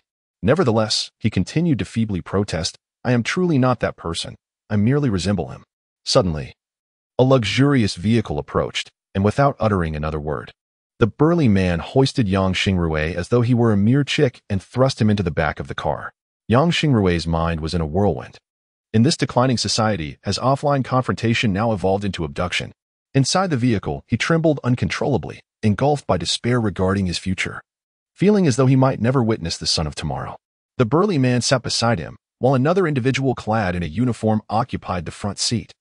He felt trapped, unable to escape from the predicament that ensnared him. This was his first experience in such a premium vehicle, rather than appreciating the opulent interior. His thoughts were consumed by concerns for his own safety. Let me remind you, we live in a society governed by law. If anything were to happen to me, what could happen to you? With us keeping watch, even the king of heaven himself could not touch you. The burly man gazed at Yang Xingrui for an extended period, his eyes devoid of malice, instead reflecting a glimmer of admiration. He spoke softly, rest assured. We are not villains. Then who are you? Yang Xingrui felt a faint inkling of understanding stirring within him. Greetings, I am Cheng Dama. You may call me Dama. Cheng Dama chuckled innocently. My boss is named Zhou Yun. You must have heard of Yuchen Group. Many in Jiangcheng are familiar with it. Surely, you are not so ignorant? Cheng Dama was aware of Zhou Yun's remarkable prowess, though he remained oblivious to the extent of it. It seemed as though everyone recognized Zhou Yun, upon seeing him. Names would effortlessly spring to their lips. Zhou Yun. I know him. Yang Xingrui nodded like a chick pecking at grain. I actually wish to inquire. What have I done to offend your esteemed boss? I shall amend my ways. I admit my fault. Cheng Dama looked at him in astonishment. How could you think such a thing? My boss is the finest person in the world. He would never harm you. Is Zhou Yun truly a good person? Yang Xingrui pondered, his mind filled with questions. Chapter 65. What does it mean to feel as if one is entering a grand garden? Yang Xingrui remained utterly perplexed. Even someone as astute as he was rendered momentarily speechless in such circumstances. When you meet our esteemed boss, you shall understand. I am also unclear about the true situation. Cheng Dama held a favorable impression of this kind-hearted individual and was thus inclined to engage in further conversation. The good deeds you have done for that woman have not gone unnoticed by our boss. He admires you greatly. Individuals as virtuous as you are now a rarity. If we become colleagues in the future, do not hesitate to ask for assistance. I am acutely aware of my own limitations. I am not particularly clever and tend to be straightforward, often leading to my own detriment. I was contemplating whether I could seek your advice when faced with challenges. Cheng Dama endeavored to present himself as amiable, adopting a gentle demeanor. Yet, no matter how Yang Xingrui perceived him, he found the interaction somewhat awkward. However, Yang Xingrui soon comprehended that Zhou Yun was intent on recruiting him, having employed some cunning strategies to assist that unfortunate woman. He had caught the eye of this young master from Jianqing, who now intended for Yang Xingrui to aid the Zhou family. This thought ignited a flurry of contemplation within Yang Xingrui's mind. The luxury vehicle sped along, the moon perched upon the branches, and as night deepened, what had once been a bustling urban landscape outside transformed into an eerie tranquility, akin to a journey into the countryside. Outside the window, verdant trees whizzed by, leading Yang Xingrui to feel as though they were ascending a mountain. They arrived at an opulent villa district, where the streetlights were treasures in their own right. And under the hazy glow, the roads flanked by meticulously tended exotic plants and flowers. Yang Xingrui pondered his predicament. Upon entering the villa, he found himself akin to a country bumpkin, gazing in awe at the private swimming pool, an array of high-end entertainment facilities, and expansive gardens encircling the mountainside. Even the grass here commanded a price of hundreds outside, not to mention the numerous plants worth thousands. A serpentine railing encircled the mountainside, winding gracefully, while the adjacent pathway was adorned with cobblestones, resembling a tranquil park. Yang Xingrui felt dizzy with wonder. Even the air was different from that at the mountain's base. Remarkably fresh. This was indeed a realm for the affluent. In a corner of the garden, numerous antiques lay displayed, each object seeming to surpass his own worth. Accompanied by bodyguards, Yang Xingrui stepped into the villa, feeling utterly unworthy to tread upon the lavish carpet. The hallway was lined with authentic oil paintings, each one a precious masterpiece. A sense of inferiority suddenly welled up within Yang Xingrui. Entering the villa's rooftop through a side door, he found it reminiscent of a luxurious holiday retreat, adorned with an exquisite homestay ambience. The first person he encountered was a strikingly beautiful woman, akin to a cold-faced female CEO from a television drama. Her warm smile enveloped him like a gentle spring breeze, alleviating much of his tension. The rooftop boasted barbecue facilities, rocking chairs, and several yoga mats centered around an elegant wooden long table.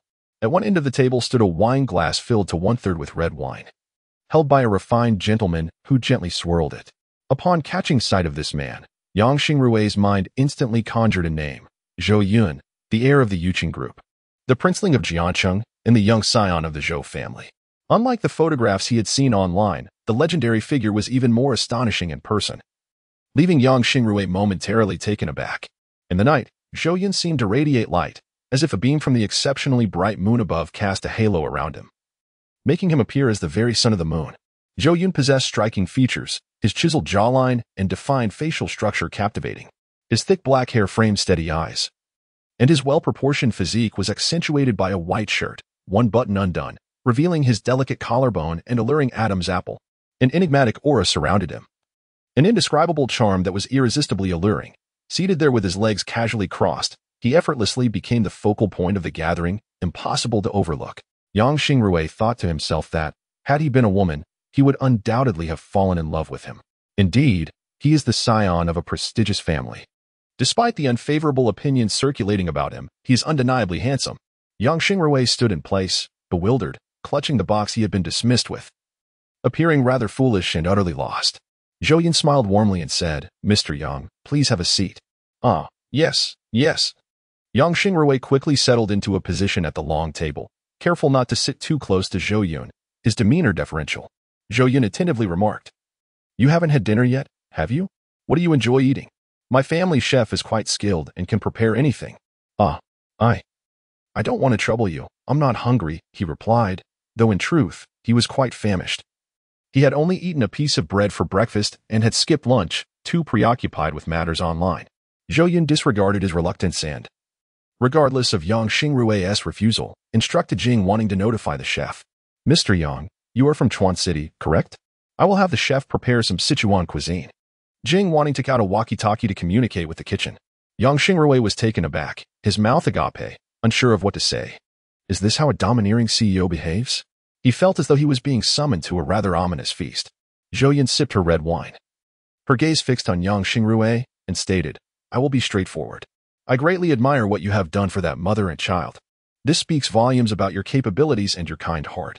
You are not a person of ill repute, and I find that admirable. I am also aware of the circumstances you faced at that advertising company. They are fools who could not appreciate your brilliance. If you were to find a more suitable platform, perhaps you would have already ascended to an executive position, earning a salary that surpasses that of the majority of ordinary individuals. Yet here you are, Mr. Yang, still a mere planner earning a monthly salary of 4,000. With even some newly arrived employees earning more than you. I find this truly lamentable. Your talents deserve a brighter future and broader horizons. Thus, I have invited you here today with the hope that you might work for me. Yang Xingrui, a co-architect of the Yichen business empire, remains but a modest figure. Zhou Yun does not underestimate him. Much like Cheng Dama, once Yang Xingrui's confidence is nurtured, the value he can create will be immense. Unbeknownst to Yang Xingrui is how highly Zhou Yun regards him. He is still somewhat bewildered, feeling as though this is all a dream. The events of this brief hour have felt surreal, especially upon entering the luxurious residence of the affluent Lanchan villa, which seems almost absurd. Now, this extravagant Zhou Yun has directly stated his desire for Yang Xingrui to work for him, a proposition that feels as if a pie has fallen from the sky, so unreal. Mr. Zhou, my mind is a bit muddled right now. Could you grant me some time to sort through this? Yang Xingrui implored. Wishing to comprehend the situation clearly, Zhou Yun, lounging with his legs crossed, smiled, and said, No worries, the chef needs some time to prepare the meal. Take your time. There is no rush. Chapter 66, A Conspiracy Between the Siblings.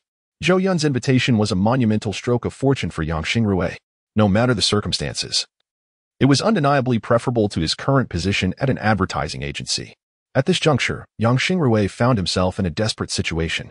His reputation had been tarnished by online vitriol, leaving him with little hope of future employment. He would need at least 2 years for the storm to pass, allowing people to forget his name before any new opportunities might arise. Thus, Zhou Yun represented an optimal choice. Upon reflection, Yang Xingrui realized that Zhou Yun was not as inept as the online narrative suggested. When confronted with Zhou Yun in person, he felt an undeniable aura of authority and composure. If Zhou Yun were merely a spoiled scion, he could not possibly exhibit such tranquility and steadiness. The act of rescuing that mother and daughter revealed Zhou Yun's innate kindness. With a decision forming in his mind, Yang Xingrui sought further clarity. What can I contribute if I join Yichen Group? Zhou Yun responded, I have reviewed your resume. You hail from a background in business management, and you transitioned to advertising out of necessity. I am planning to establish a new real estate company, and I envision you as the president, overseeing the entire enterprise and managing bids. You're proposing to start a company for me? Yang Xingrui was taken aback, astonished by Zhou Yun's audacity. Indeed. Do you not have faith in your own abilities? Zhou Yun placed his hands firmly on the table. I believe I should be able to. Despite the harsh lessons learned from society post-graduation, Yang Xingrui still clung to a flicker of self-assurance, refusing to relinquish the pride that resided deep within him. There are no issues. The contract can be signed today, with a starting monthly salary of 1 million, with no upper limit, depending on your abilities. Zhou Yun waved his hand, noting that Cheng Dama also received a monthly salary of 1 million. While the value that Yang Xingrui could create in the future far exceeded this amount, Jing Wanling promptly placed the prepared contract before Yang Xingrui and softly remarked, You handled that matter with the mother and daughter exceptionally well.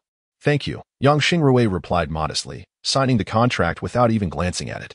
Individuals of Zhou Yun's stature had no need to deceive themselves, nor did he possess anything of significant value that could warrant deception. His life was but a mere trifle. After signing the contract, Yang Xingrui officially became Zhou Yun's employee. Instantly, he transformed, adopting a serious demeanor as he sat upright and declared, Thank you, Mr. Zhou. I am immensely grateful for this opportunity you have bestowed upon me, and I assure you that I shall dedicate myself wholeheartedly to my work, never letting you down. This job is of paramount importance to me. It marks a turning point in my life, a new beginning. Without your support, I might have remained indistinguishable from the crowd. Please trust that I will seize this opportunity with all my might.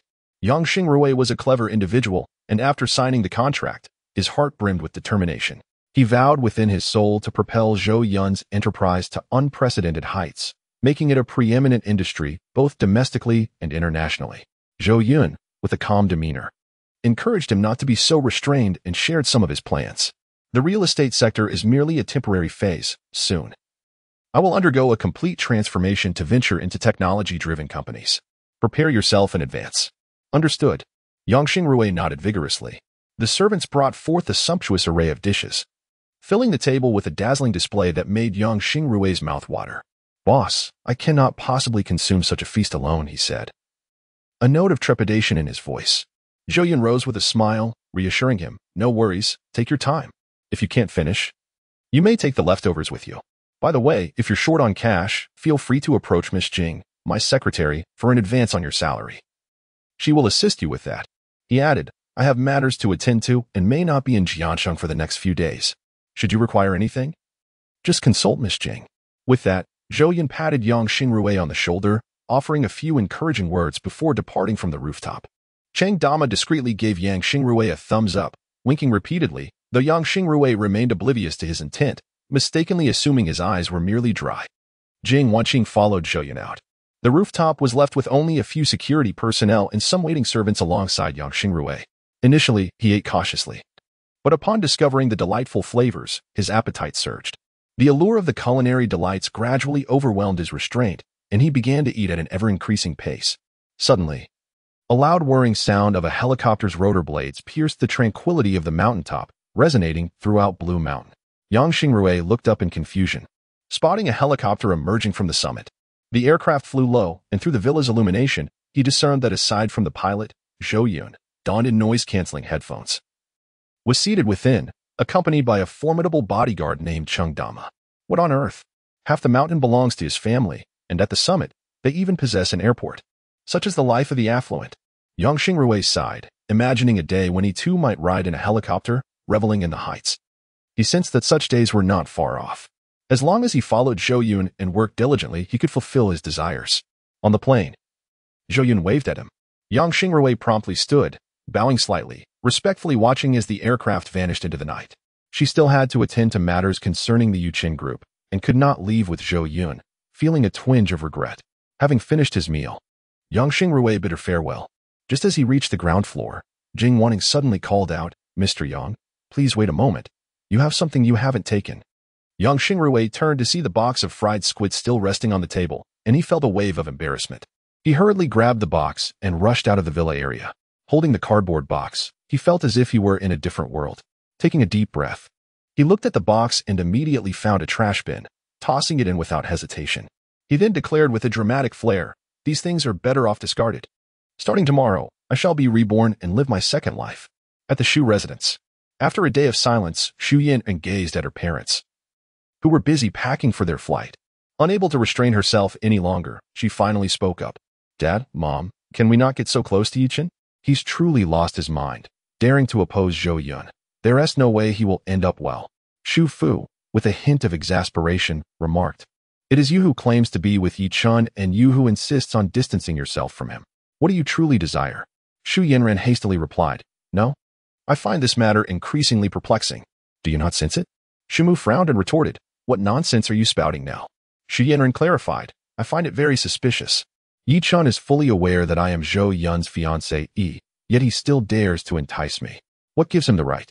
Initially, I believed we shared a profound connection, but after being jilted and enduring significant upheaval, upon encountering Zhou Yun again, I realized that my true affections lie with him. It is Yichen who is undermining my relationship with Zhou Yun. In this world, which woman does not err? Zhou Yun would have certainly forgiven me. It must be Yichen, who is secretly orchestrating some scheme to irreparably sever the bond between Zhou Yun and myself." Xu Fu, taken aback, exclaimed, "You previously asserted that Yi Chen's bravery stemmed from his affection for you, and you admired his courage." Xu Yanran, her eyes ablaze with indignation, declared, "That was merely Yi Chen's fade. I was misled. It is all his fault. What evidence do you possess?" Xu Yanran bitterly responded, "Consider this. At the auction event, who was the woman in close proximity to Zhou Yun? What is her connection to Yi Chen? They are siblings. Thus, it is undoubtedly Yi Chen who is paving the way for his sister, pushing me into a position where Zhou Yun feels compelled to annul our engagement, allowing her sister to seize the opportunity to approach Zhou Yun. Then, the siblings could rely on the Zhou family to enjoy boundless wealth and glory. Chapter 67. All that remains is mine. And I have become a wretched woman, one who has been schemed against and pitted. Yichen's heart is so malicious. I initially failed to perceive it. It turns out he deliberately drew close to me, harboring sinister intentions. Mother and father, do you understand? It is all Yichen's fault. We, as a family, have been harmed by him.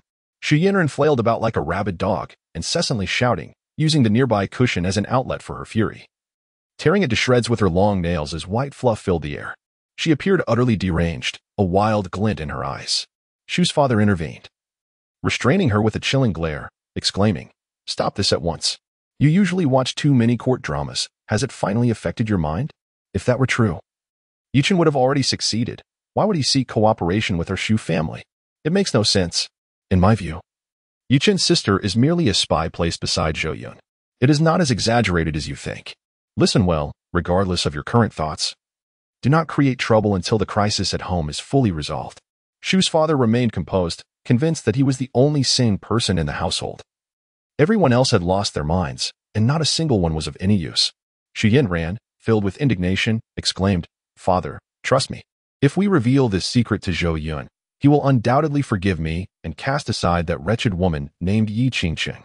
Zhou Yun will surely rekindle his affection for me, and we can restore our relationship to what it once was. This is the most appropriate path for the Zhu family.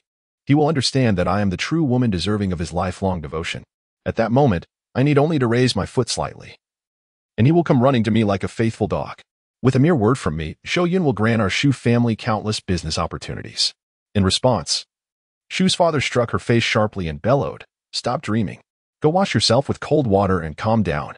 We are about to board a plane to Yun City with Yichen, so do not create any disturbances, or I shall deal with you severely. And you, keep a close watch on her. Do not allow her to turn off the cold water until her emotions have stabilized." Meanwhile, in the outskirts of Yun City, there lay a secluded estate. This expansive estate was patrolled by individuals in off-road vehicles, moving in small groups. The internal facilities were opulent, featuring a blend of concrete and wood, adorned with a unique ethnic style. Numerous fruit trees flourished within, alongside football and basketball courts. At that moment, a buzzing sound filled the air as a helicopter hovered above, casting flashing lights downwards like stars. Upon confirming the helicopter's identity via radio, the estate's guards relaxed their vigilance, allowing the previously set defenses to ease. The helicopter effortlessly entered the estate, gradually coming to a halt on the helipad. Nearby, a throng of individuals had long awaited its arrival. At the forefront stood a young man with dyed golden hair, adorned with golden earrings, a Buddha amulet gracing his chest, and dressed in a floral shirt paired with crocodile leather shoes. This individual was none other than Zhou Yun's childhood friend, Jin Qinghu. Leaning nonchalantly amidst a cadre of black-clad figures, he held a cigar between his lips, his eyes radiating an air of audacious defiance. His demeanor was strikingly unique. His visage bore a hint of mischief, yet he was not without charm. Were it not for his designer attire, he could easily be mistaken for a local ruffian. Upon spotting Zhou Yun descending from the aircraft, Jin Qinghu swiftly opened his arms, sauntering forward with a beaming smile. "Brother, damn it, it's been ages. I've missed you to death," Jin Qinghu exclaimed with unrestrained laughter. The moment Zhou Yun laid eyes on him, he was reminded of a character from a film notorious for breaking legs. Zhou Yun couldn't help but smile, feeling an immediate sense of relaxation wash over him at the sight of Jin Qinghu. Despite his flippant demeanor, Jin Qinghu was genuine, willing to risk everything for a friend, never yielding to Yichen even in death. "You old rascal," Zhou Yun playfully retorted as he embraced him. Then, with an arm draped over Jin Qinghu's shoulder, he swaggered into the estate. "My father specifically told me to bring you to meet him. It's been far too long." Jin Qinghu snapped his fingers, summoning a 1,000 cigar, the kind wrapped in fine white leaves. The two indulged in the smoke, exhaling plumes as they reminisced about the past, mischievous antics from their youth and the changes that had transpired between Jiacheng and Yunqing over the years. They discussed the busyness of business and such. After meeting the old man, "You won't be getting any sleep tonight. It's a rare visit, and it wouldn't be due to leave unfulfilled," Jin Qinghu exclaimed joyfully. "All right, I'm here. I'll follow your lead," Zhou Yun replied, harboring no objections. The estate was vast. It took a 5-minute drive from the helipad to the mansion. The elder Jin, having suffered grave injuries in his youth, now sat in a wheelchair, his hair grizzled and his demeanor weary. Upon seeing Zhou Yun, tears welled in the old man's eyes, for he shared a deep bond with Zhou's late father. Memories flooded back as he reflected on the past, lamenting the bittersweet reunion. Who would have thought that our next meeting would be in such a fashion? Separated by life and death. My dear brother Zhou left this world before me. Had it not been for your father, I might have long been resting beneath the earth. Alas, how the world has changed. I, too, am aging. And it won't be long before I seek out your father again. The future belongs to your generation. I have entrusted everything to Xiaohu. You two must support each other and never resort to treachery or betrayal. With a heavy sigh, the elder's gaze dimmed, losing the brilliance of his youth. Jin Qinghu solemnly reassured him, Father, Zhou Yun and I share a bond akin to that of brothers. Even in death, I would never harm him. You can rest easy. Do not utter such disheartening words. You have many years ahead of you, and living a long life is certainly within your grasp. Zhou Yun interjected, Old Mr. Jin. As long as I am here, the Jin family shall not decline. Old Mr. Jin nodded and waved his hand, saying, Enough, you young folks go enjoy yourselves. Youthful exuberance is commendable, but do not indulge excessively. Remember to take necessary precautions, for not every woman is worthy of bearing the offspring of our families. Old Mr. Jin, with clarity of thought, indicated that the pleasures you seek are merely remnants of my own youthful escapades. Jin Qinghu chuckled heartily, urging the elder to rest early. He then swaggered into the car with Zhou Yun and the Jin family's bodyguards, cranking the DJ speakers to their maximum volume as they sped toward the bustling heart of Yun City. Chapter 68. I desire purity in Yun City. At the most opulent private sanctuary, the Xiangyue Club. Upon the arrival of the Jin family's motorcade, the attendants of the club emerged like courtiers welcoming an emperor. Standing in orderly rows, the Jin family's primary enterprise in Yun City revolves around the mining of jade, while also venturing into various underground businesses and numerous entertainment sectors. The club offers a plethora of amenities, including KTV, high-end massage parlors, saunas, and spas. Jin Qinghu, with his nose held high, was regarded with a mix of awe and trepidation by those around him. The club manager bowed respectfully, ushering the group into the club's largest and most prestigious private room. As they crossed the threshold, a delightful fragrance enveloped them, soothing rather than overwhelming, inviting a sense of relaxation throughout their beings. The private room was adorned with opulence and exuded an air of sophistication, featuring a colossal screen and a song selection interface on the wall. Upon entering, Jin Qinghu instructed the owner to present his cherished fine wines, while the bodyguards took their positions, vigilant around the perimeter. Subsequently, the manager arranged for a line of graceful women, adorned in vibrant makeup, to enter the room. Although it was not Zhou Yun's first experience in such an establishment, this was the first time he indulged in such revelry since arriving in this world. He stretched his arms wide, placing his feet upon the crystal tea table, allowing Jin Qinghu to orchestrate the evening's affairs. This was an area where Xiaohu was quite adept. Jin Qinghu cast a critical glance and exclaimed, Today my brother has come to Yun City, and you present me with this caliber of company? Get them all the hell out of here. Bring in the next batch. His thunderous shout reverberated through the room, causing it to tremble, while the supervisor broke into a cold sweat. He hastily offered apologies and ushered the women out of the private room. Zhou Yun could even see them stamping their feet outside, clearly aggrieved by the abrupt dismissal. Chang Dama, who had been trailing Zhou Yun closely, remained within a 5-meter radius, prepared to react swiftly should any danger arise. Yet, having not encountered much of the world before, he crouched down and curiously inquired of Zhou Yun, Boss, I think these women are quite fine. Why does brother who say otherwise? They don't seem lacking at all. Just as Zhou Yun was about to respond, Jin Qinghu leaned in with a grin and remarked, Big brother, I've had my eye on you since you stepped off the plane. You must be new here. Your physique is truly impressive, those muscles. Wow. As hard as iron. You could go compete in MMA and easily take down those champions. I have spent considerable time abroad, and individuals of your stature are indeed rare. If you can sculpt their muscles into something as solid as iron, were your employer someone else, I would undoubtedly invest a handsome sum to recruit you. However, for now, I urge you to safeguard my brother. Allow me to explain why this batch is unsatisfactory. It is because they lack purity. Jin Qinghu displayed a keen interest in Chang Dama, as though he had unearthed a treasure. It is worth noting that ordinary bodyguards do not merit his solicitation. Those who can maintain such proximity to Zhou Yun are certainly trusted confidants. Moreover, having spent years amidst the tumult of border cities, Jin Qinghu is no stranger to fierce conflicts and possesses a modicum of expertise. He is well aware that Dama is skilled and formidable. Thus, he patiently elucidated his thoughts. Chang Dama, with a perplexed expression, inquired, Brother who, is it their character that is lacking? Do they come to such places for amusement and still value this? Jin Qinghu shook his head, his eyes clouded with confusion, pondering if he was speaking to an uncomprehending audience. Zhou Yun chuckled, remarking that Dama is an honest boy. Fresh from the countryside. Jin Qinghu sighed, exasperated, and clarified. What I mean is, they have long lost their innocence. Given Zhou Yun's esteemed status as a host in Yunqing, it would be utterly beneath me to entertain such individuals. They are simply unworthy. Furthermore, having cast aside that wretched woman, Zhou Yun is a cause for celebration. That withered flower must be replaced with a more resplendent bloom. Jin Qinghu gestured grandly, exuding a sense of magnanimity. Is this not evident? Cheng Dama inhaled sharply. A chill coursing through him. Soon after, a new batch arrived. Jin Qinghu, known for his discerning taste, sought not only pure women but also those of exquisite beauty, possessing hidden talents.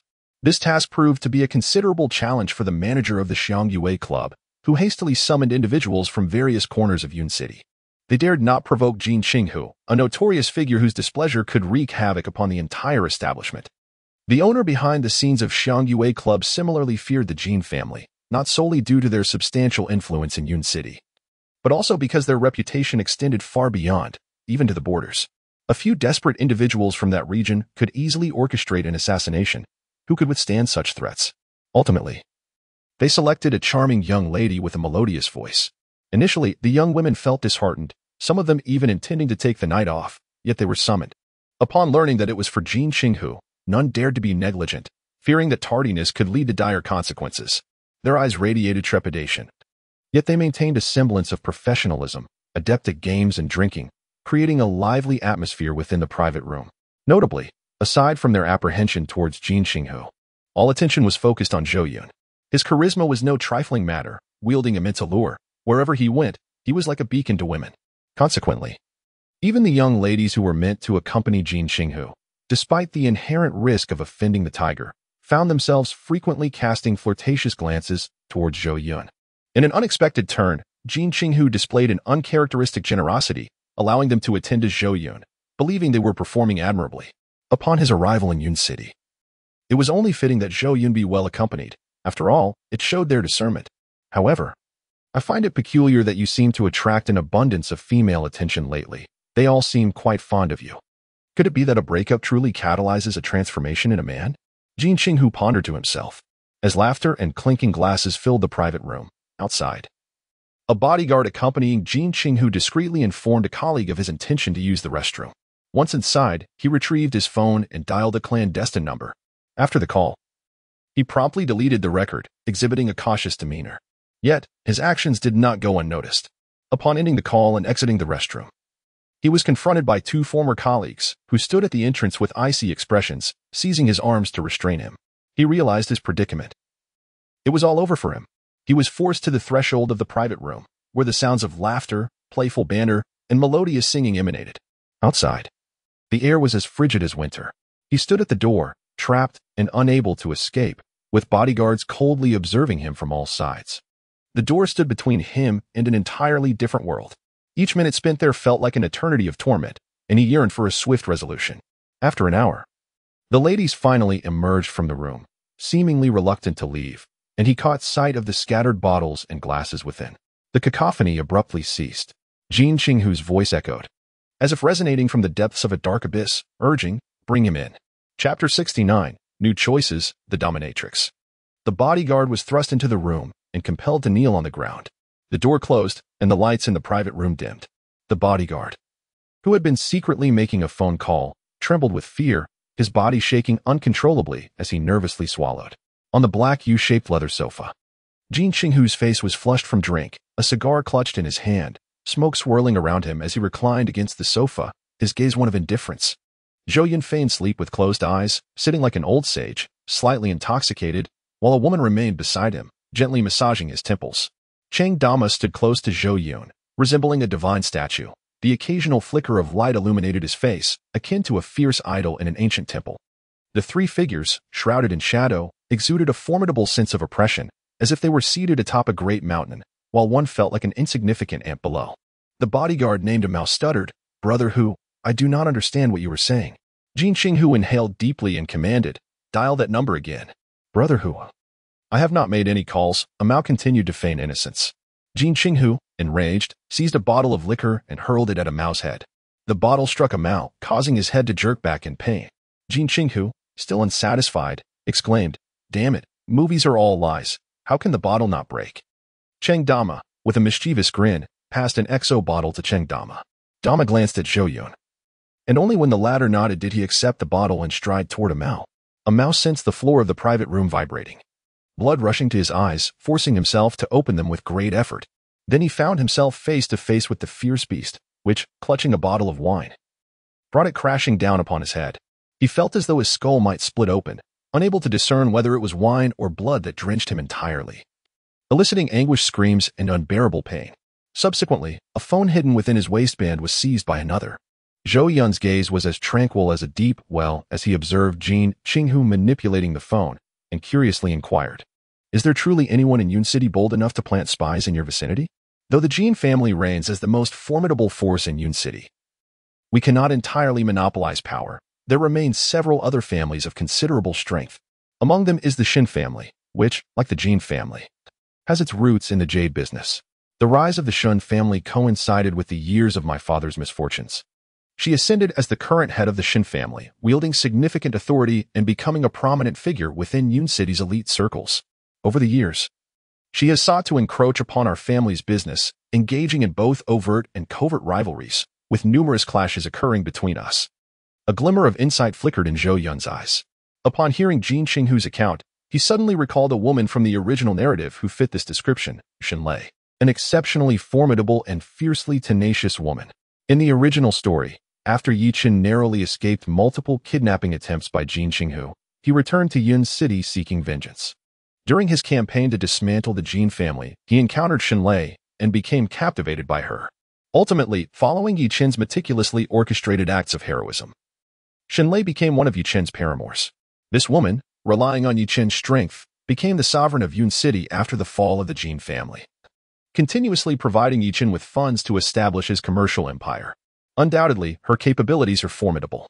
She has managed to steer the Shin family well under the looming threat of the Jin family's influence.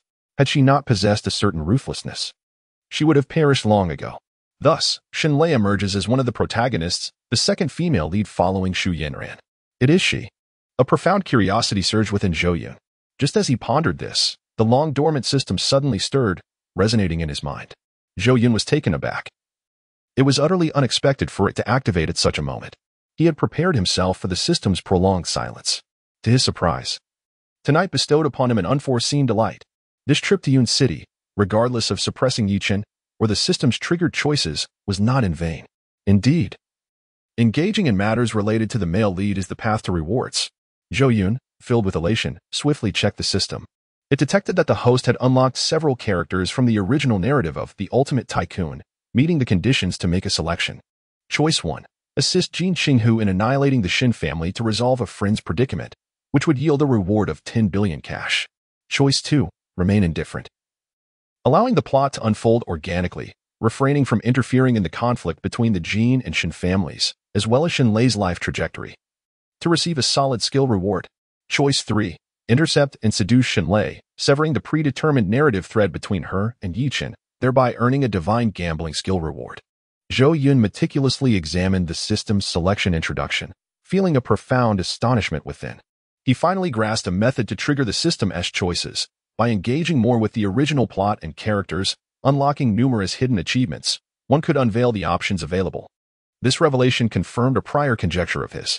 The title of the narrative, The Most Powerful Tycoon, referred to Yi Chen, a figure who, in the later stages of the story, amassed wealth rivaling nations.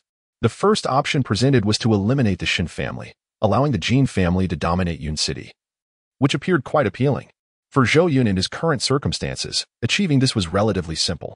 However, the reward was rather meager, only 100 billion in cash. With Zhou Yun's extraordinary investment capabilities, this sum seemed rather insignificant. Thus, he deemed the first option merely a backup. The second choice was to let the plot unfold naturally, abstaining from interfering in the conflict between the Jin and Shin families, as well as the personal life of the female lead, Shenlei. This meant that should Shenlei become Yi Chen's partner, he would be a mere spectator. Due to his transmigration, the narrative had shifted, leading to Yi Chen's early arrival in Yun City for gambling stones, inevitably resulting in interactions with Xinlei. If this woman were to fall under Yi Qin's influence, it would signify that the Xin family would become Yi Qin's foundational support in the early stages. The financial resources of the Xin family would subsequently bolster Yi Qin's endeavors. When the time came to bid on a trillion-dollar project, with the Xin family aiding him, Zhou Yun would undoubtedly have to pay a hefty price to secure the bid. All his prior efforts to thwart Yi Qin would thus be rendered futile, as Yi Qin would effortlessly acquire sufficient funds. Therefore, both emotionally and logically, this choice was decisively dismissed. It was simply not an option. One must never allow Yi Qin to harness the power of the Xin family. Such a possibility must be eradicated in advance. However, despite internally dismissing this option, Zhou Yun still glanced at the introduction of the reward for the hardening ability. Chapter 70, Petals in the Wind, a multiverse of integration.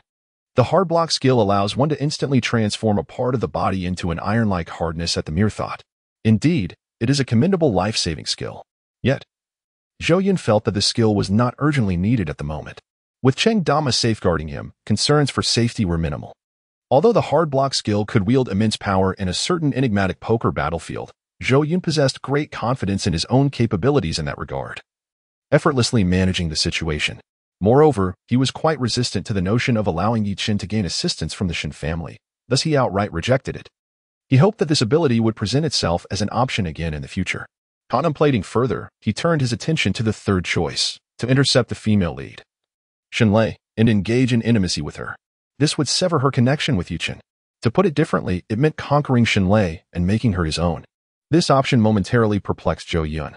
What distinction was there from the previous choice of wooing the women surrounding Yi Qin? However, after a moment of reflection, he understood that Xinlei had yet to meet Yi Qin and bore no blood ties to him. They were complete strangers. Their life paths would merely intersect in the future.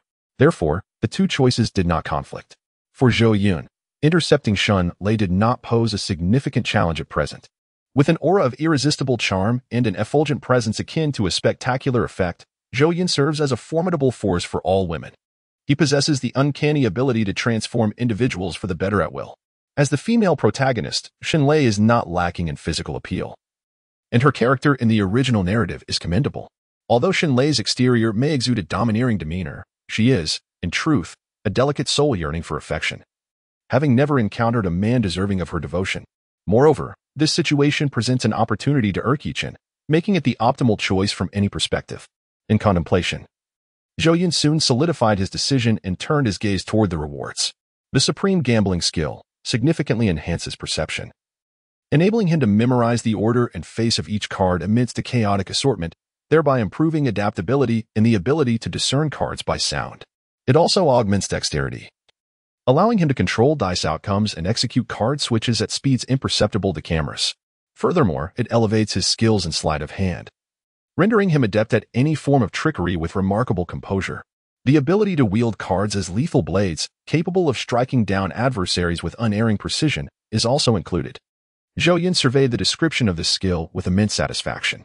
The supreme gambling skill transcends mere application at the gaming table. It enhances his physical capabilities, with numerous techniques applicable in everyday life. The ability to wield cards with deadly precision would significantly bolster Zhou Yun's personal prowess. This reward is indeed commendable. He shall select it. At that moment, Zhou Yun silently affirmed his choice, and the system swiftly locked in the entry, dissipating the other two options and etching the chosen one into his mind. Upon the completion of the task, the selected entry will vanish. Upon selection, a vast array of knowledge regarding gambling techniques swiftly permeated his memory, evoking a familiar sensation that Zhou Yun began to embrace. His body underwent transformation. His eyes could pierce through the darkness, discerning the pores of the bodyguard lurking in the corner, while his auditory perception heightened remarkably, allowing him to clearly hear even the deliberately subdued breaths of others. In silence, he stealthily reached into Jin Qinghu's pocket, retrieving a square-shaped action set, still adorned with small bumps. "Little tiger, you truly are audacious, already prepared for this." Zhou Yun couldn't help but mentally scoff. Throughout this entire episode, the woman massaging Zhou Yun's shoulders, along with Jin Qinghu and the surrounding bodyguards, remained oblivious to his actions. Even in broad daylight, within a well-lit room, no one would have noticed. The surveillance would yield no results, for his speed was unparalleled, augmented by numerous misdirections. Jin Qinghu, clutching a bloodstained phone, directed the illuminated screen towards Amao, his voice icy. I do not wish to personally contact the Telecommunications Bureau. I shall grant you one final opportunity. Reveal the number, and I will grant you a swift demise. The dungeon of the villa was synonymous with hell itself. No, it is not my fault. She coerced me. I did nothing. I merely relayed young Master Zhou's arrival in Jiacheng to her. Truly, Brother Tiger, believe me, I did not disclose any valuable information. I said, her phone number is 152. Mao, in a state of panic, repeatedly slammed his head against the floor, producing a dull thud. Jin Qinghu disregarded him, instead beginning to dial, while addressing Zhou Yun. This time, we have procured some excellent materials from Myanmar. This woman cannot contain her curiosity and wishes to uncover the source of our goods.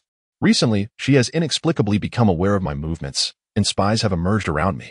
I have been conducting a discreet investigation, and at last, I have unearthed this rat. Give me a few minutes, I must attend to some personal matters.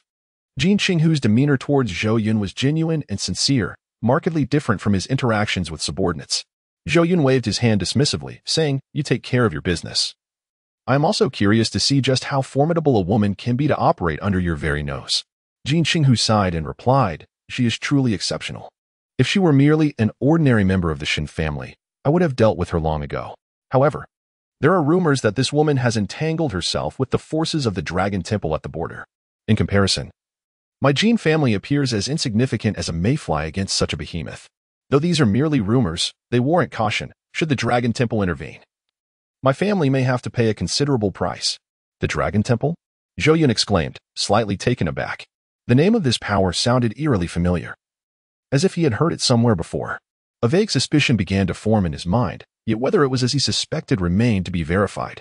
If it were indeed the case, it would be astonishing. The world he had traversed appeared to encompass more than just a single narrative. It might very well be a realm rich with diverse elements. Due to my own transmutation, certain plot lines have diverged slightly, rendering them entirely dissimilar from the original narrative. After all, the original text contains no mention of the Dragon Hall. Prior to encountering Yichin, the Shin family had no allies to rely upon. Yet now, the emergence of this Dragon Hall is perplexing. It's no wonder that the typically ruthless Jin Qinghu refrained from eliminating Xinlei. It appears he is wary of the forces that stand behind her. If this is indeed the case, then the Dragon Hall possesses enough power to rival the financial magnates of the capital, wielding considerable influence. What exactly is the nature of this Dragon Hall? Zhou Yun pondered softly. Jin Qinghu shook his head and replied, "I do not know much, only that this faction harbors formidable strength beyond the borders.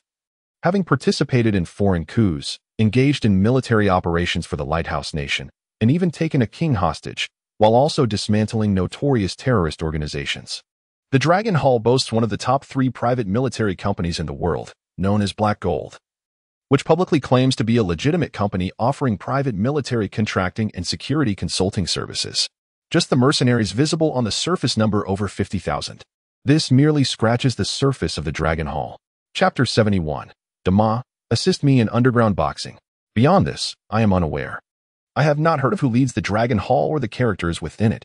The organization is shrouded in mystery. Jin Qinghu continued, shaking his head. Thus, my family is cautious regarding the Shin family. Zhou Yun nodded, committing the Dragon Hall to memory, intending to investigate further in the future. It was at this moment that Jin Qinghu pressed the dial key, and the phone emitted a series of beeps before the call was swiftly connected. A languid female voice emanated from within. "Hello, Jin Qinghu?" Jin Qinghu was momentarily taken aback. He had not uttered a word. Yet Xinlei had already deduced his presence. "I warn you, do not attempt to incite those around me, or I shall dismantle all your operations." Jin Qinghu retorted with irritation. On the other end of the line, Xinlei chuckled softly. "What have you thought about my previous proposal? A collaboration between our families would be mutually beneficial. Should you acquiesce, I can assure you greater profits." Jin Qinghu, brimming with animosity, replied, "Do not indulge in fantasies. I will sever this connection by tomorrow, leaving you with nothing." "How unfortunate. It appears you are indeed a foolish tiger, forever blind to the path ahead," Xinlei scoffed. "Rest assured, even without your cooperation, I possess methods to unearth the secrets of your esteemed family. It is late. I must prepare for a beauty sleep. By the way, please extend my regards to my friend from afar. I look forward to the day we meet."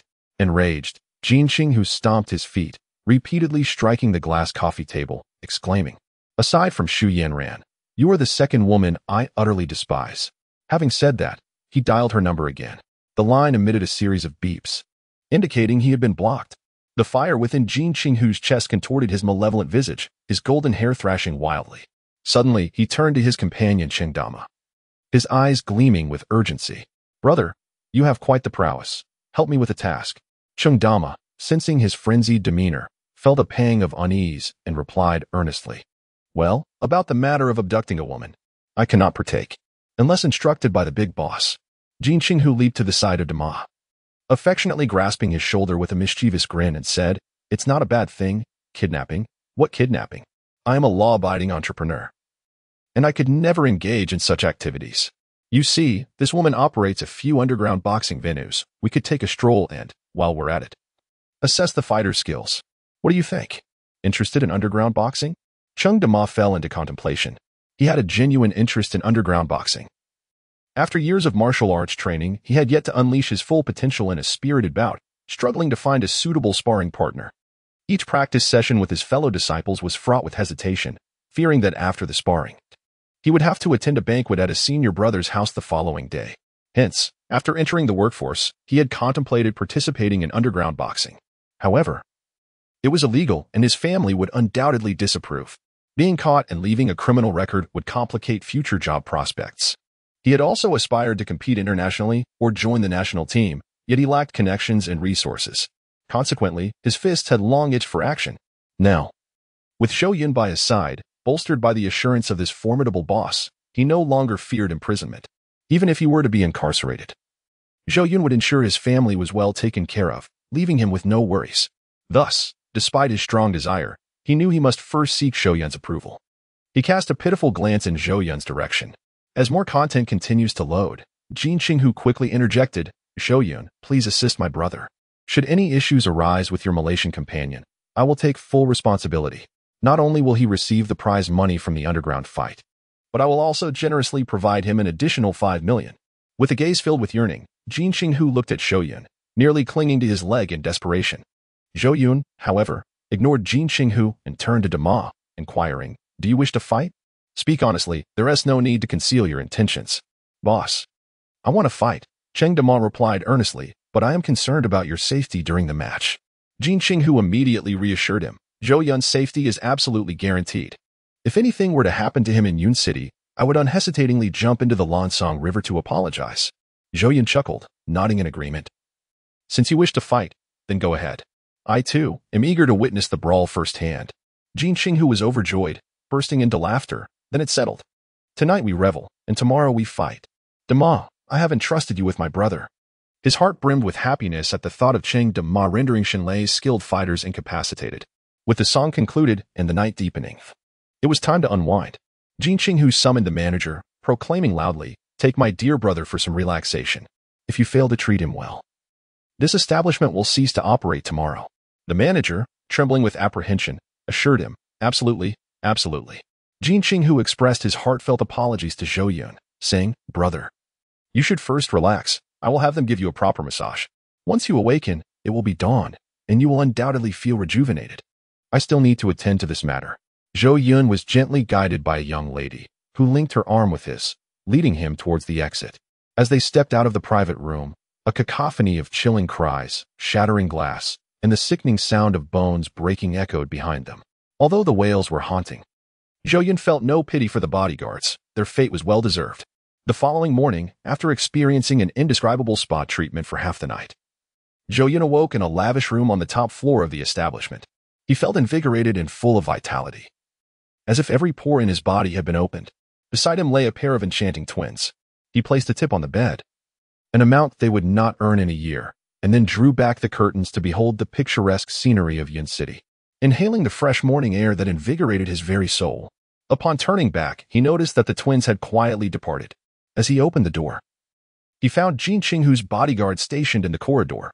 The top floor had been vacated last night, leaving only the two of them in residence. Cheng Dama was resting next door, ensuring safety was not a concern. A diligent maid pushed a cart into the room, ready to replace the bloodstained sheets and tidy up. Zhou Yun instructed the bodyguard to awaken the weary Jin Qinghu. "You were the loudest last night. How can you still be so spirited? Damn it, I never expected you. Looking so refined, to be even more formidable than I." Jin Qinghu's eyes shimmered with envy. Zhou Yun smiled faintly and said, "Get up quickly. I cannot linger in Yun City for long. I shall depart in a couple of days. In matters such as these, Zhou Yun felt no pangs of guilt. Having assumed the role of a villain, it was only natural to adopt the demeanor befitting such a character. Moreover, the remuneration was ample, and both parties were in agreement. Leaving little room for further discussion, Jin Qinghu, stifling a yawn, replied, all right, I shall accompany you as your assistant for these few days. Just let me change my attire. Chapter 72. At last, it is my turn to show off. Yun City, International Airport exit. Yichen, clad in sunglasses and pulling a suitcase, was followed by the 3 members of the Zhou family as they exited the airport and hailed a taxi. In Yun City, they had no acquaintances and no vehicle, thus relying solely on taxis. Zhou Yun expressed her disdain. The 3 of them squeezed into the back seat, and the peculiar odor within the taxi only heightened her discomfort. Upon arriving at the hotel, she felt a slight relief, yet still found fault with the establishment standards, lamenting that it was not even a presidential suite. After days of reflection amidst her mental turmoil, she began to grasp the truth. Love cannot be consumed as sustenance. And what was a mere Yi Chun to contend with Zhou Yun? Following further analysis, she concluded that Yi Chun had deliberately approached her to create an opportunity for Yi Qingcheng to get closer to Zhou Yun, which intensified her aversion towards him. Throughout the flight from Jiang City, she had not once graced Yi Chun with a pleasant expression, completely ignoring him, even finding him repulsive. Yi Chun, feeling deeply unsettled, could not comprehend her behavior. Throughout the journey, he had endeavored to be attentive, pouring tea and serving water, striving to present himself favorably. Yet all he received in return was Xu Yanran's icy demeanor. He even claimed that his actions were merely his duties, though he executed them poorly. I am inadequate. You say? What nonsense! He thought, feeling as though he owed her something in return. He suddenly comprehended the emotions that Zhou Yun had endured over the years. It was akin to being a devoted admirer, or more aptly, like a hapless donkey. No matter how much one endeavored to please, the other party remained indifferent, even disdainful of the effort. While aboard the aircraft, Yichen gazed out at the billowing clouds and pondered the dreadful nightmare it would be to spend a lifetime with such a woman. The thought alone sent shivers down his spine. It was then that he realized the formidable nature of Zhou Yun. She had managed to tolerate Xu Yanran's temperament for so many years, only to erupt once he appeared. This terrifying resilience and forbearance, how many could truly achieve such a feat? Enduring Xu Yanran's temperament for just a few days was already a monumental challenge. Were it not for the necessity of maintaining a facade for the bidding qualifications, he would have erupted in anger. More crucially, upon entering the hotel, Xu Yanran began to incessantly point fingers, continually comparing herself to Zhou Yun, lamenting the simplicity of the accommodations, asserting that had it been Zhou Yun, she would never have been subjected to such conditions. In a fit of rage, Yichen took a cold shower for half an hour to regain his composure. I could never marry this woman. With that resolution firmly established, he began to harbor disdain for Xu Yanran, perceiving her in an entirely new light, when he had never considered her so repulsive before. The initial infatuation and mutual affection had vanished, leaving only a stark indifference. Yichen's attitude underwent a subtle transformation. He regarded the Zhou family merely as business partners rather than potential in-laws. The 3 members of the Zhou family did not voice any objections, acquiescing to his arrangements.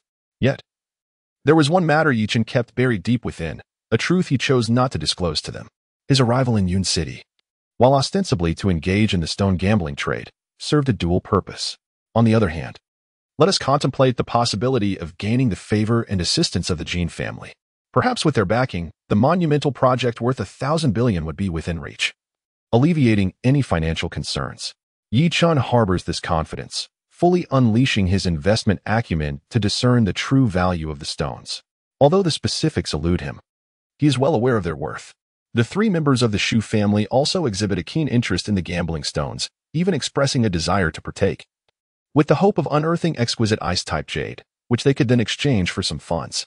Thus, at noon, the 4 of them eagerly made their way to the Jin family's jadeite shop. This establishment is a comprehensive district encompassing stone materials, cutting, carving, and buying and selling.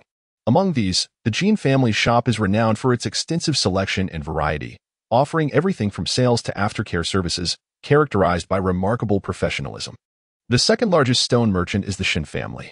Upon arriving at the entrance of the Jin family stone shop, the 4 entered and began to leisurely explore the first floor. The materials sold by the Jin family are of exceptional quality, with prices significantly higher than those found outside, starting at no less than 10,000. As one ascends to higher floors, the materials become increasingly scarce and correspondingly more expensive. Some of the finest stones are rarely available for sale and are only auctioned in specific circumstances. Yi Chun, however, does not disdain the materials on the first floor. As long as he can turn a profit and capture the attention of the Jin family, he is satisfied. Prior to his visit, he had inquired and learned that the influential figure of the new generation within the Jin family is Jin Qinghu, whose somewhat sinister demeanor is counterbalanced by his singular focus on profit. If Yi Chen demonstrates sufficient value, he is certain that the other party will take the bait. Yi Chen activated his investment skills and thoroughly scoured the first floor, depleting all valuable stones. He spent nearly 500,000, acquiring over a dozen pieces of stone. While the majority resulted in losses, this left Yi Chen astonished. Out of the thousands of stones on that floor, only a mere handful proved profitable, yielding a mere 1% chance, truly ruthless. However, upon reflection, he found solace, realizing that had all the stones been promising, the Jin family would have already profited from them. Many come to gamble on stones, hoping to strike it rich, yet they often find themselves empty-handed. Those who emerge victorious from this place are exceedingly rare. Yi Chen's simultaneous opening of so many stones drew the attention of numerous customers who were selecting raw materials. They flocked to the cutting area, eager to witness the spectacle. And many began to mock him. They noted how Yi Chen had not employed professional white light to scrutinize the stones, but rather made impulsive purchases at a glance, predicting his inevitable loss. Yet, as the stones were cut open and all the pieces yielded results, these onlookers were left in awe. This nearly brought Yi Chen to tears. He was finally receiving the admiration he had long desired. This, he mused, was the manifestation of a true fortunate son endowed with a system. He had yearned for such a superior feeling. Since activating the system, he had faced numerous setbacks at the hands of Zhou Yun, leaving him exceedingly frustrated. On the first floor, the stones he purchased for 500,000 netted him over 3 million, a six-fold increase. He then ascended to the second floor, where the stones commenced at a minimum of 50,000, with the better ones reaching into the hundreds of thousands. Yi Chen once again selected over 1 million worth of stones. Without any surprises, all the cut stones turned out to be exquisite materials, once again astonishing all the customers. News of the Jin family's substantial haul spread throughout the gambling stone district, drawing many eager onlookers. These precious stones were also acquired by the Jin family on the spot. Yi Chen did not decline. His ambition was set on the potentially billion-dollar gems at the stone gambling convention, as well as on Jin Qinghu. After earning over 10 million, the sky darkened, and Yi Chen chose not to continue shopping on the third floor but instead opted to leave. He believed that upon his return the next day, the manager of the Jin family would certainly summon Jin Qinghu, at which point he could select stones on the third floor and showcase a small fraction of his skills, thereby impressing Jin Qinghu. He was convinced of his own clever strategy, feeling assured and composed. However, a few days later, events unfolded in a manner he had not anticipated. Despite racking his brain, he could not fathom the depth of the bond between Jin Qinghu and Zhou Yun, which was akin to that of brothers. The Shu family, consisting of 3 members, remained unaware of the intricate relations between the Jin and Zhou families. Otherwise, they would have surely advised Yi Chen against his course of action. During her relationship with Zhou Yun, Zhu Yun held herself in high esteem, dismissing even Zhou Yun and never inquiring about the identity of Jin Qinghu, who appeared only a few times a year. Thus, Zhu Yun always regarded Jin Qinghu merely as an irksome distant relative. Until now, Zhu Yun continued to believe that Zhou Yun was an only child, oblivious to the fact that he had a sister who had accompanied their mother to the lighthouse country in earlier years. Chapter 73. I will not strike you in the city of Yun. A dark and shadowy alley was lined with several small shops that remained open late into the night, their dim lights flickering. The road lay in a state of disrepair, littered with debris that danced in the wind, while a multitude of aimless youths lingered about, embodying the essence of societal neglect. A drunken man staggered, carelessly rolling an empty bottle across the ground. The bottle came to rest at the feet of a group, only to be crushed beneath the boot of a bystander, scattering shards of glass in every direction. The inebriated figure, with malevolent intent, regarded the group with bleary eyes. At the center stood a man with slicked back hair, adorned in gold-rimmed glasses and an elegant English suit, his hands tucked into the pockets of his tailored trousers. This man possessed a strikingly handsome visage and an upright stature, his expression one of indifference, exuding an aura of superiority that was undeniably captivating. Such a person seemed ill-suited for this place. He ought to be perched in a financial skyscraper, surveying the cityscape while wielding influence over its fate. Beside the man in gold-rimmed glasses was a young man with tousled blonde hair, exuding an air of danger, clad in a flamboyant shirt and crocodile leather shoes, adorned with tattoos at his throat. The sight of him caused the drunkard's intoxication to dissipate significantly, sending a shiver down his spine and igniting a profound fear within him. He recognized the young man, the scion of the Jin family, a formidable figure whose influence loomed large over Jiacheng. On the other side, the imposing figure known as Cheng Dama cast a monstrous shadow, instilling terror that shattered the drunkard's resolve. His mere presence darkened the narrow alleyway, enveloping it in an oppressive atmosphere. The pressure emanating from Cheng Dama was akin to a landslide, transforming the once harmless passage into a scene of foreboding. Accompanied by a dozen henchmen from the Jin family, they radiated an intimidating aura, striking fear into the hearts of all who dared to cross their path. The inebriated man was so frightened that he nearly lost his stomach, on the verge of regurgitating the alcohol he had consumed. He scrambled away in a panic, rushing to the opposite side. The thugs outside the dimly lit alley, who had been smoking, were equally terrified, dropping their cigarettes and stumbling away in haste, their expressions fraught with fear. How could the Jin family dare to encroach upon the territory of the Shen family? Was a confrontation imminent? This was monumental news. Jin Qinghu had led men here, but who was that monstrous figure accompanying him? A new recruit, perhaps? No. It was not Jin Qinghu standing in the center, but rather a refined young man, an unfamiliar figure of authority that had never been seen before. The atmosphere tonight was anything but tranquil. One must leave quickly, for if one lingered, this street could soon run red with blood. In an instant, the alley was vacated, leaving only the night breeze rustling as it carried a newspaper fluttering down from the rooftops. The shop still glimmered faintly, and the proprietors, sensing something amiss, hurried outside. Upon encountering Zhou Yun and his entourage, they too were taken aback, their pupils dilating in shock as they hastily relayed messages over their walkie-talkies. Leading the charge, Jin Qinghu wasted no time, seizing the shopkeeper's shoulder and cheerfully proclaiming, "Do not be alarmed. I am not here to cause trouble today. I merely brought my brothers to observe some boxing. Why the panic? Open the door." The shopkeeper felt a chill run down his spine. His loyalty to the Shen family urged him to shake off Jin Qinghu's grip, yet reason held him back, warning that such an action could spell his doom.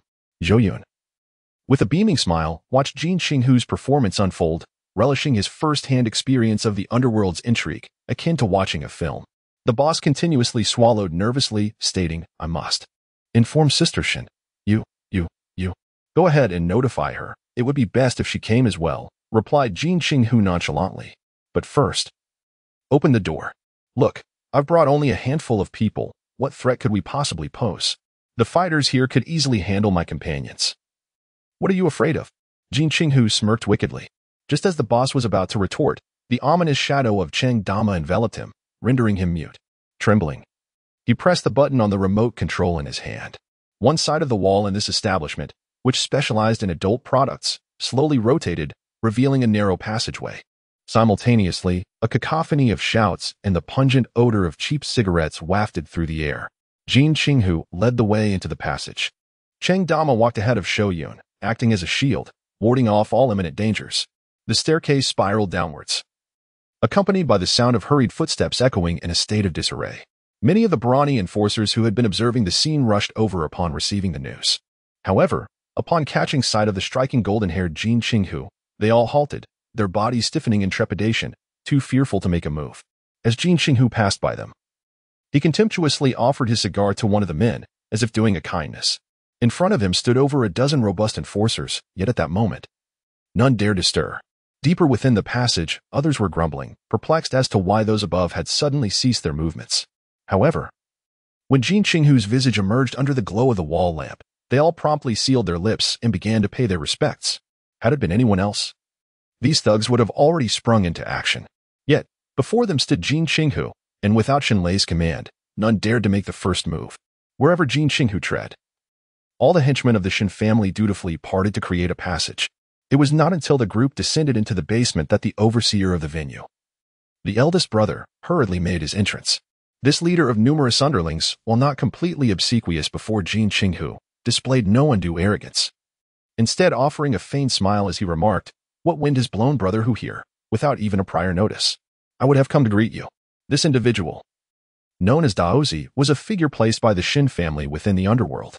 Jin Qinghu didn't even spare him a glance and responded, "I have brought my brothers from afar to witness the boxing match and perhaps indulge in some games. Rest assured, I am not here to deal with your Shin family today. Let your men disperse and resume their pursuits.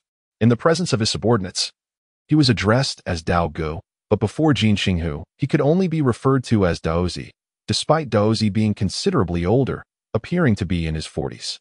Daozi secretly exhaled in relief, gesturing for everyone to scatter, and then turned his attention to Zhou Yun. He discerned at a glance that Zhou Yun was no ordinary individual, primarily due to the aura exuding from him, which starkly contrasted with those who mingled in their circles. He rather bore the presence of someone wielding immense power. Looming over them, this must be Brother Hu. I am Daozi, the person in charge of this establishment. Please, have a seat over here. Daozi, with great tact, gestured towards a side passage, beaming as he invited Zhou Yun to sit. Jin Xinghu cast a knowing glance at Daozi, acknowledging his understanding. Soon, the group arrived at a platform adorned with expansive glass windows. Below lay a vast octagonal fighting arena, surrounded by an exuberant crowd. Many spectators, clutching slips of paper and shouting fervently, displayed flushed necks and bulging eyes. These papers served as their betting receipts. The atmosphere in the arena was electric, filled with raucous voices, yet the crowd remained relatively composed, refraining from violence. The platform above was the sole VIP box, often utilized as Daozi's office, allowing him to oversee the entire scene. Occasionally, Xinlei would visit to relax and enjoy the spectacle. Jin Xinghu and Zhou Yun settled into the seat typically occupied by Xinlei, while Daozi stood nearby, grinning and inquiring, Brother Hu, how should I address this esteemed boss? Jin Xinghu lit a fresh cigar, reclining comfortably as he replied with a smile, You may call him Director Zhou. Director Zhou, it is a pleasure to meet you. I look forward to your guidance, Daozi remarked, demonstrating his street-savvy nature by promptly arranging for fine liquor and exquisite cigars to serve this unfamiliar dignitary. Zhou Yun nodded indifferently. He bore no animosity towards Daozi, having recently won Xinlei's favor, thus Daozi was considered an ally and would not pose any challenges. However, Jin Xinghu was oblivious to Zhou Yun's intentions, a glimmer of amusement flickering in his eyes as he contemplated how to undermine the illicit boxing arena. Daozi, reluctant to leave, remarked, Director Zhou, having traveled such a distance, I must ensure your comfort. Otherwise, Sister Shin will surely blame me and tarnish the Shin family's reputation.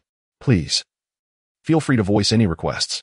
Upon hearing this, Zhou Yun nodded, refraining from further comments, instead watching with keen interest as the fighters below engaged in combat. During this time, Jin Xinghu and Daozi exchanged idle chatter, discussing trivial matters of little consequence. After 2 rounds of the matches, Jin Xinghu finally revealed his true demeanor. Wearing a look of discontent as he said, Daozi, the fights here are utterly disappointing. What is this? Street brawls? Children's squabbles? Such nonsense. It is dreadfully lackluster, Daozi. I have made the effort to bring my brothers here, and this is what you present me with? Daozi felt a chill run down his spine and forced a smile. Replying, Brother Hu, you have seen the grandeur of the world. My establishment attracts only the unruly, naturally unworthy of your gaze. Jin Xinghu feigned anger, declaring today, My brothers are here. You must ensure their satisfaction. If I am displeased, it matters not, but if they are, then this venue shall cease to operate. Zhou Yun remained silent, observing Jin Xinghu's performance with keen interest. Daozi, beads of cold sweat forming on his forehead, stammered, Brother Hu, what would you like to see? I shall immediately instruct my people to accommodate you. Jin Xinghu's stern expression shifted as he smiled, suggesting, How about this? Let my brother's subordinates spar with your men, and we can each place our bets. That would certainly add excitement. Upon hearing these words, Daozi felt a chill run through him. Trouble had arrived. It was evident that the newcomer bore ill intentions. How could Jin Xinghu possibly come to his venue without a purpose? Surely, he was not here merely for leisure, particularly when he could be enjoying the full experience at the club. Jin Xinghu must have seized upon the excuse of Zhou Yun being in Yun City to deliberately irritate the Shin family. A young master like Zhou Yun sullying his refined demeanor in such a place was preposterous. However, Daozi remained undeterred, confident in the prowess of the fighters within his establishment. Each fighter, if singled out, was more than capable of leading a small faction. Those who had been defeated under their hands numbered not in the hundreds, but certainly in the dozens. These fighters were trained to take on multiple opponents, routinely honing their skills and earning supplementary income through bouts. Just as Daozi was about to acquiesce, Chang Dama, standing nearby, shook his head in regret, declaring, I shall not fight. They are unworthy opponents, far too weak. Such arrogance was palpable, and had the fighters below heard this, they would surely have been incensed, though, alas, they were separated by glass. Daozi cast an unkind glance at Dama, and upon realizing that he was the imposing beast standing behind Zhou Yun, he felt a tremor of unease. "Ah, brother Tiger. Are you intending to let him step into the ring?" A wave of dread washed over Daozi. He had been keenly observing this hulking figure, which loomed like a tank. Yet, he had never encountered such an individual in Yun City. Recognizing him as a bodyguard brought by the local overlord Zhou Yun, he had refrained from further inquiry. Now, this formidable creature was dismissing the fighters in the ring as too weak, an unmistakable slap in the face, delivered openly before all. It is essential to recognize that in this arena, he represents the Shin family, while Jin Qinghu serves as their long-standing rival, embroiled in both overt and covert conflicts. Courtesy is acceptable, yet submission is out of the question. However, should Cheng Dama choose to intervene, the situation could become exceedingly daunting, prompting him to waver on whether to decline. After all, the octagonal cage fights are fraught with the risk of injury and, at times, even death. The fighters, painstakingly cultivated at great expense within this venue, are each akin to a lucrative machine, a veritable goldmine. The loss of even one represents a significant setback. Should they all be incapacitated, there would be no reason to continue operating this underground establishment, and it would be better to bring in excavators to fill it in. Jin Qinghu smirked wickedly, declaring, "They must certainly be my brother's men. Do you truly believe I would descend into the fray? Can you handle that?" I did not mean it in that way. Since it is this robust brother who is set to compete, I must consult Sister Shin, Dao Zai replied. Drenched in sweat. Without her consent, I cannot make a decision. Hurry up. You have 1 minute. Delay a second, and I shall break your legs. Jin Qinghu boasted with utmost arrogance. Dao Zai rushed off, hastily informing Shinlei of the circumstances in the arena. Brother Hua. We can allow Director Zhou's man to enter the ring. Leaning back in his genuine leather chair, Jin Qinghu clapped his hands, laughing. Excellent. Arrange it swiftly. I can hardly contain my anticipation. By the way, summon the fiercest fighter from your establishment. It would be rather dull if he were knocked out with a single punch. Dao Zai puffed out his chest, asserting, Brother Hu, you underestimate them too much. While this brother named Dama may be imposing, success in combat is not solely determined by physical stature. The individuals here do not merely engage in superficial displays. They practice genuine martial arts, capable of inflicting harm and even taking lives. Should Brother Dama be injured, I trust you will understand. Jin Qinghu shouted, enough of the nonsense. Cheng Dama looked at Zhou Yun with a sense of grievance, murmuring, these fighters are truly lackluster. Zhou Yun responded with a faint smile. Just have some fun. With permission granted, Cheng Dama ceased his complaints and followed Dao Zai into the arena. Jin Qinghu, still unsatisfied, boisterously declared a bet of 50 million on Cheng Dama. However, Dao Zai refused, stating that the venue could not afford such a sum. With a maximum bet limit of 1 million per match, Jin Qinghu was poised to protest further, but Zhou Yun restrained him, saying, enough, incapacitating the fighters here is sufficient. Let us not escalate this too much. Jin Qinghu, feeling deflated, remarked, are you worried about a significant conflict with the Shin family? Fine. It's merely to vent some frustration. I shall heed your counsel. Zhou Yun silently scoffed, not out of concern for their potential clash, but rather for the hindrances it might pose to his pursuit of Shinlei. After all, they would be family in the future, and there is little need for animosity. The Underground Fight Club's sudden change of participants caused considerable discontent among the audience, but under Dao Zai's direct intervention and with Cheng Dama's entrance, their enthusiasm was reignited. Cheng Dama entered the octagonal cage bare-chested, leaning against the iron mesh in boredom. The spectators outside, as if intoxicated by counterfeit spirits, glared with fervent eyes at this beast, their blood boiling, and the entire venue erupted in exclamations of excitement. Everyone was electrified, raising their hands high and screaming wildly, eagerly anticipating the clash, yearning for blood, longing to witness the beast torn asunder. Soon, when the atmosphere in the arena reached a crescendo, a figure entered the octagonal cage, his hands bound in bandages, skin dark as night, adorned with a myriad of grotesque scars. The announcer declared that betting could recommence.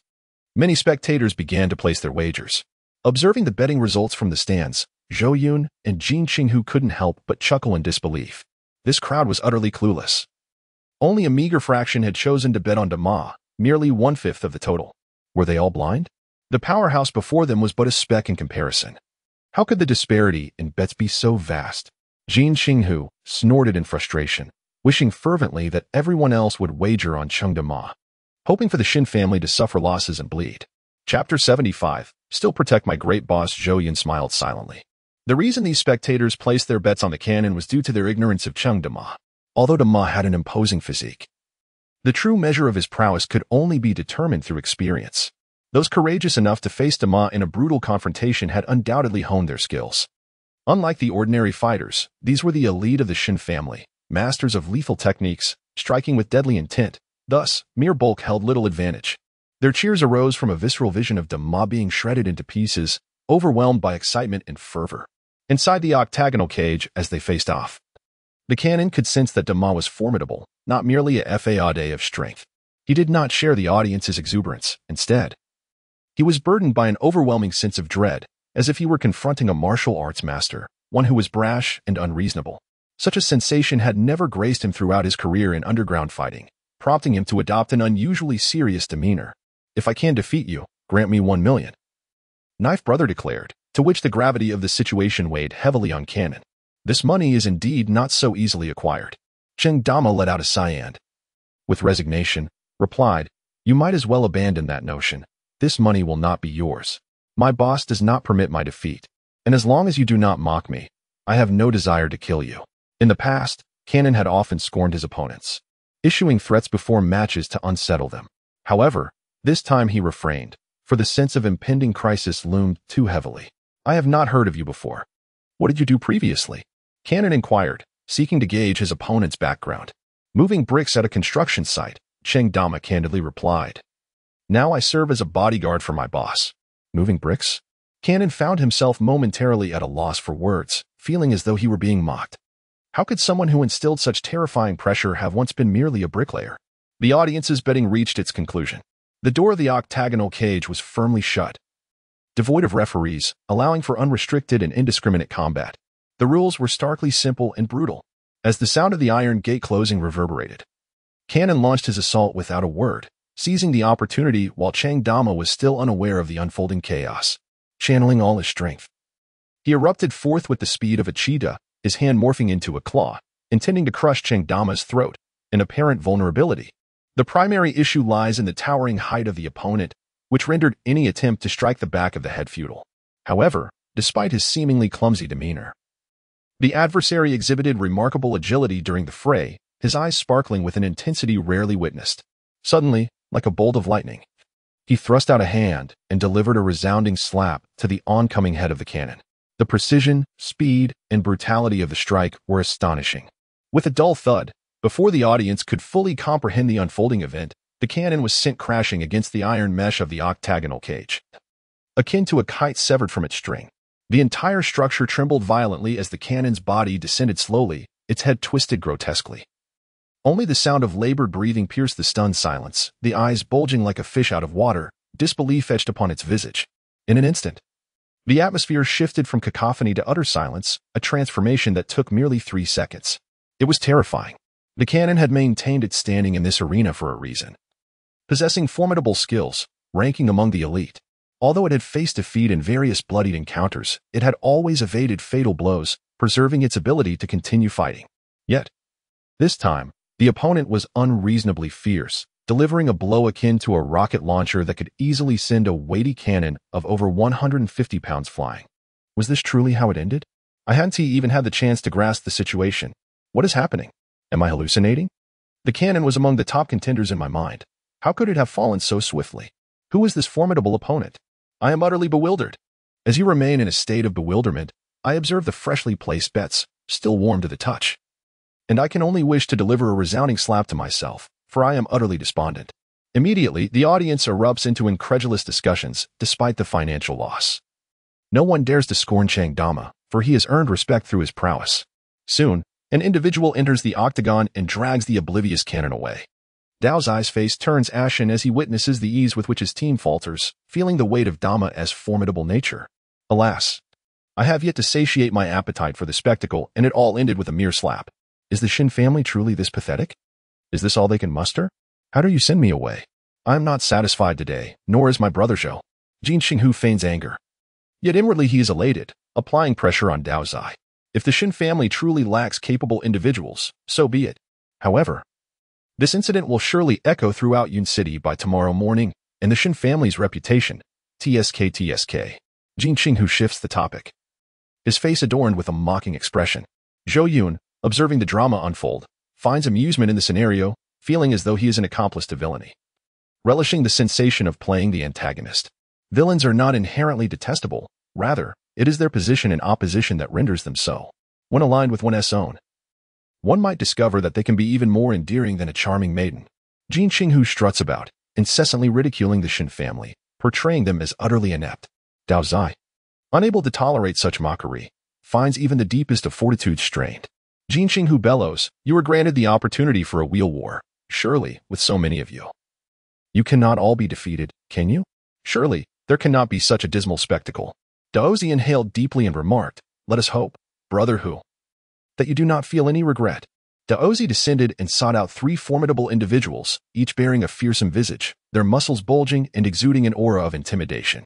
Yet, to his dismay, none could withstand a single strike from Dama, all sent sprawling with a mere swipe. The 4th contender, a veritable human shield, was even more imposing than Qing Dama, causing the ground to tremble with each step. However, he was met with a vicious elbow strike from Cheng Dama, instantly reducing the formidable shield to a mere puddle of weakness, sending the octagonal cage soaring into the air before crashing into the audience and injuring several spectators. This was a first for such an occurrence, prompting a collective gasp from the crowd, a shiver running down their spines. Cheng Dama sighed and proclaimed with unwavering candor, "How many more are there? Let us not squander time. I must protect the esteemed boss. You are all too feeble to be of any consequence. Were it not for the boss's directive, I would not have descended. You are all worthless." Cheng Dama, in his forthrightness, spoke with a brazen confidence. Yet he possessed every right to do so. Whispers began to circulate, speculating on the identity of the boss he referenced. A figure of such extraordinary influence capable of taming this behemoth. No, a Tyrannosaurus Rex. Some had even begun to bestow upon Cheng Dama a moniker, likening him to the king of beasts, utterly unrivaled. The prospect of commanding such an entity's master was even more daunting. Daozi, drenched in perspiration, felt too ashamed to face Jin Qinghu again, perceiving his own reputation utterly tarnished, a source of great discomfort, since he had called for a collective approach. So shall it be. In the tumult of the day, I found myself consumed by a fierce resolve. If I do not vanquish him today, how could I ever show my face on the streets again? Chapter 76, a smile more distressing than tears. The fury within Daozi was palpable. These fighters were akin to luminaries in the underworld, possessing immense influence. Their downfall equated to the loss of a lucrative cash cow. The prospect of future spectators abandoning this illicit arena for betting was a staggering loss.